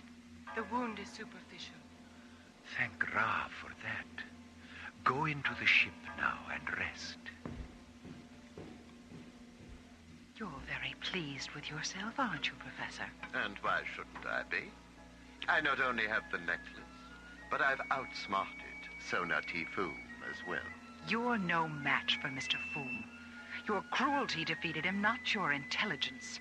You're an ugly little man, Professor. Ugly and arrogant and stupid. Sticks and stones, Dr. Cassidy. Sticks and stones. Hey, it's time, Professor. All right. Tell your men to return to their stations. May I hold the necklace one last time? Of course, Amontef. I'm as sentimental as the next man, in spite of my overweening ugliness. Would you like to hold it, Mora?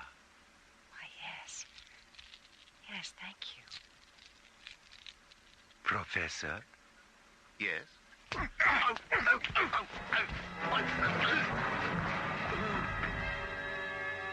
Amontef. Into the ship, Mora. I'll bring the professor. Professor! Guards! Guards!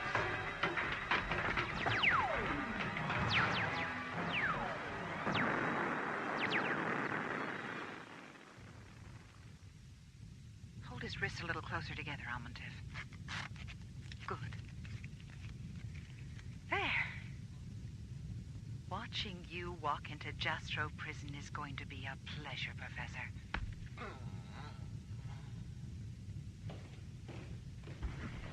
Amontef, how did the descendant of an ancient Egyptian high priest manage to become a master of Oriental martial arts? In much the same way that I became a master of disguise, Mora. Practice. Here, hold my nose. Mr. Foom! Shh! You'll wake Piratep. Why didn't you tell me? If you had known it was me disguised as Amontef, you might have behaved differently aboard Moriarty's ship. Here, help me peel off this beard. My fingernails are all sort of... Mora? Oh, I'm sorry, Mr. Foom. Oh, that's all right. I'm sure I'll be as good as new when they remove the bandages. What did Amontef say when you told him what you intended to do? He smiled his most seraphic smile and gave me his blessing. He's quite an extraordinary man, you know. While we were talking, I asked him why the Egyptian civilization was brought to Earth in the first place. And he said, to create a sense of wonder, Mr. Foom. A sense of wonder so compelling as to cause those generations still unborn to look at history with new insight and see the universe with new eyes.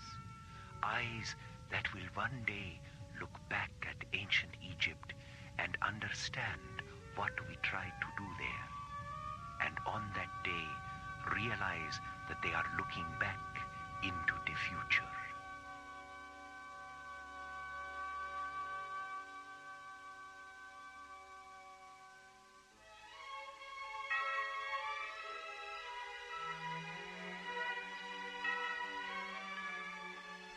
The Adventure of the Egyptian Necklace was written by Ron Thompson and starred Linda Gary, Chuck Olson, Bruce Philip Miller, and Corey Burton, with special guest stars Philip Clark, John Abbott, Lester Fletcher, Carol Bilger, and Joe Baker. Associate producer Ron Thompson, music director Tom Rounds, engineer Stu Jacobs, assistant to the producer Jim Cook, technical consultant Peter Sky. Alien Worlds was created, produced, and directed by Lee Hansen.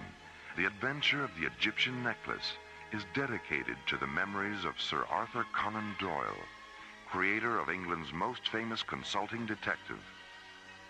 And so, until next week, this is Roger Dressler, inviting you to join us for our next adventure, Time Clash, from the elsewhere and elsewhen of Alien Worlds.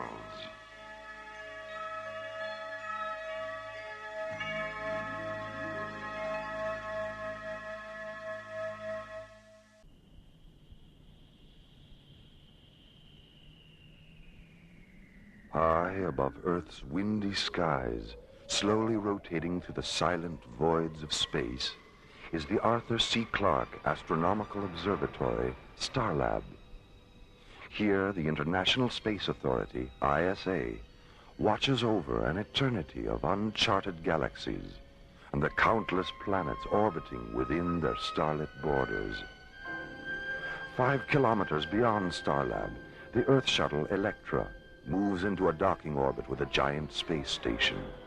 Aboard the shuttle, Dr. Richard Nicholson, a molecular biologist whose research in the field of alien spore mutation has just earned him the Brandenburg Prize, the most impressive award the scientific community of Earth can give. Aboard Starlab, Dr. Nicholson's wife, Anne, awaits the arrival of the Electra. Here, the shuttle will refuel, then take them both back to Earth for the award ceremony at the International Achievement Pavilion, located in the center of New Vienna. It is April 28th, 2026, a day no one on Starlab will ever forget, as this week's adventure, the Resurrectionists of Lethe, removes us from the ordinary and takes us into the mysterious light and shadow of Alien Worlds.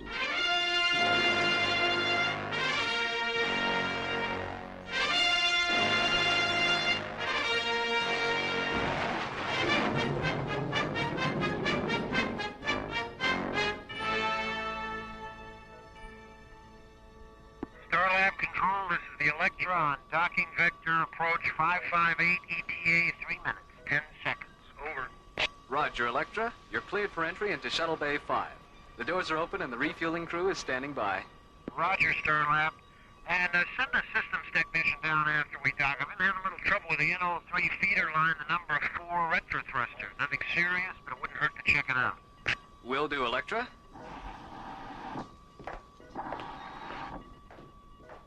Well, hi, Jerry. How's it going? Oh, hi, Mara. This is Nicholson. Hi.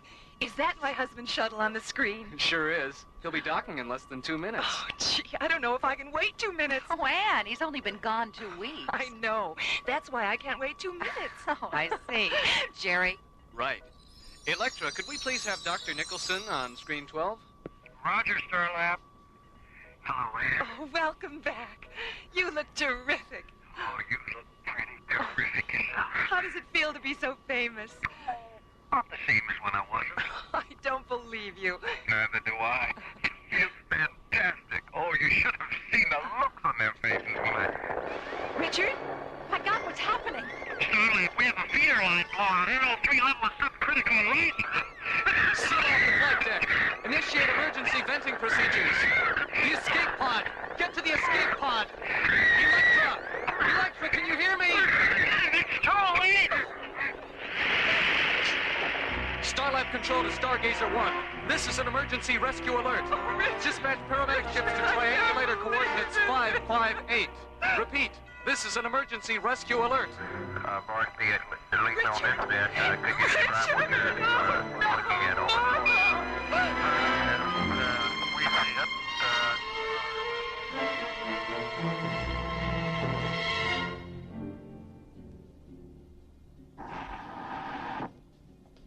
Dr. Cassidy?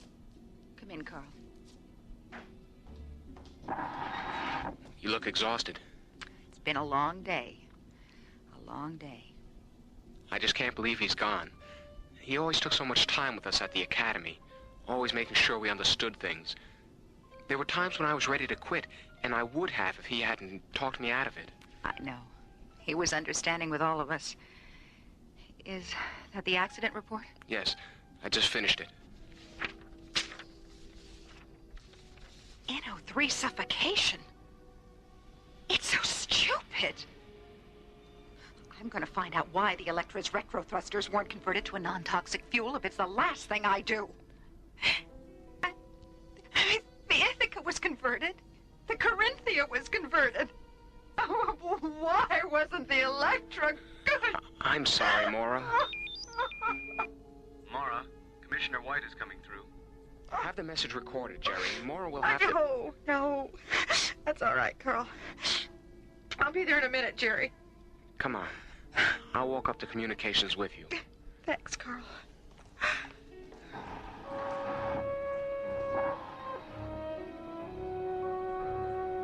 Yes, Commissioner, that's all been taken care of. Here's Dr. Cassidy now. Hello, Commissioner. Hello, Mora. Are you coming up to Starlab?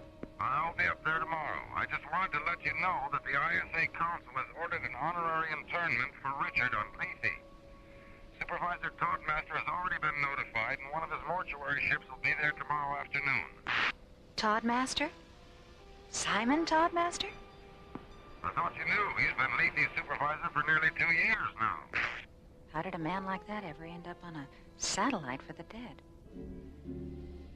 Meanwhile, preparations are underway to transfer the body of Dr. Nicholson to Lethe, an artificial burial satellite 1,000 kilometers in diameter, created for the internment of Earth's honored dead. The casket's just arrived, Master. Good, Berkey. Very good. Let's get on with it.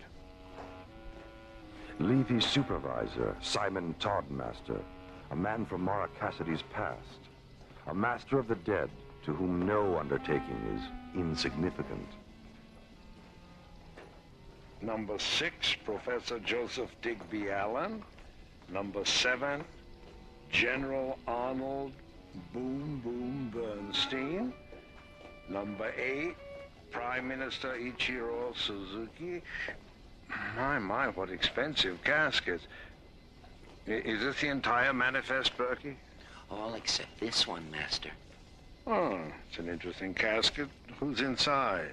Richard M. Nixon. Well, I thought he'd never pass on. Neither did anyone else. And did he leave any incriminating documents? Only an 18-minute last will and testament tape. What was on it? We'll never know, Master. There's nothing on it.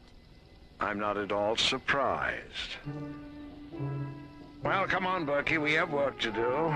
That is an affirmative, Master. A simple yes will do, Berkey. If you knew how I loathed affirmative, you'd be quaking in your boots. Or whatever it is you call those things on your feet. My apologies, Master. Accepted. Now, you mentioned an ISA communique. It's on the teleprinter in the control room. Shall we? After you, Master.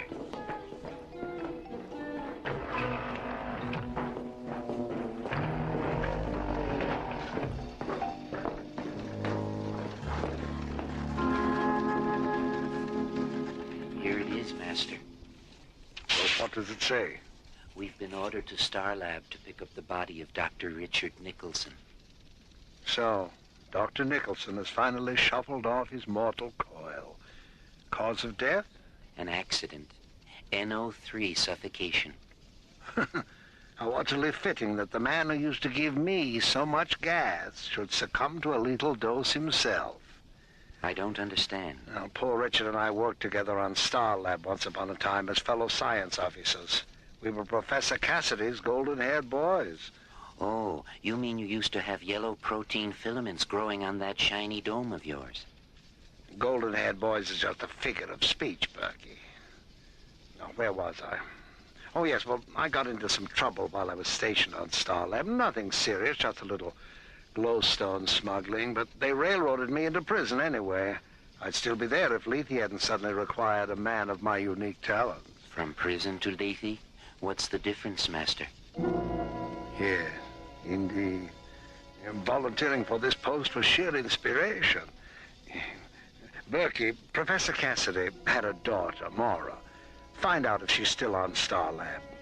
And find out if Ann Nicholson is there, too. She could be very useful to us, considering how closely she and her husband work together. As you wish, Master.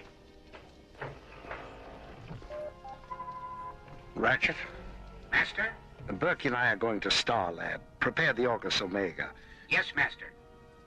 By the way, Mrs. Thorndancer is waiting to see you. Well, send her in, Ratchet. My dear Mr. Toddmaster. My dear Mrs. Thorndancer. I just couldn't leave without thanking you for everything. 24 hours with my husband, alive and happy, reliving the best times we ever had. Oh, Mr. Toddmaster, it was wonderful. Well, I'm delighted that you're delighted. But remember, this is our little secret. Oh, don't worry. I won't breathe a word to a living soul. Goodbye, Mr. Toddmaster. Oh, it's never really goodbye, Mrs. Thorndancer. Only au revoir. Ratchet, what's the progress on the Thorndancer experiment? She relived a period with Professor Thorndancer during which he was deeply involved with mind weapon research. Some of his workable hypotheses were so dangerous, he never revealed them to his colleagues, but he did confide them to his wife, and she talked her head off about them. The professor's replicant functioned so well that it had her discussing mind weapon theory within 5 minutes. The data is in the Omni extrapolator now. Good work, Ratchet. Stay tuned. Ah, Berkey, what did you find out about Maura Cassidy? She's now Star Lab's research director. Ann Nicholson is there, too. Well, well, well, well, well. Are you feeling all right, Master? I'm feeling very well, Berkey. Thank you. The Orcus Omega awaits you, Master. Thank you, Ratchet. Come along, Berkey. We mustn't keep the dead waiting. Lethe's sinister supervisor and his assistant Berkey descend to the mortuary satellite's launch bay and board the sleek cobalt blue funeral ship Orcus Omega.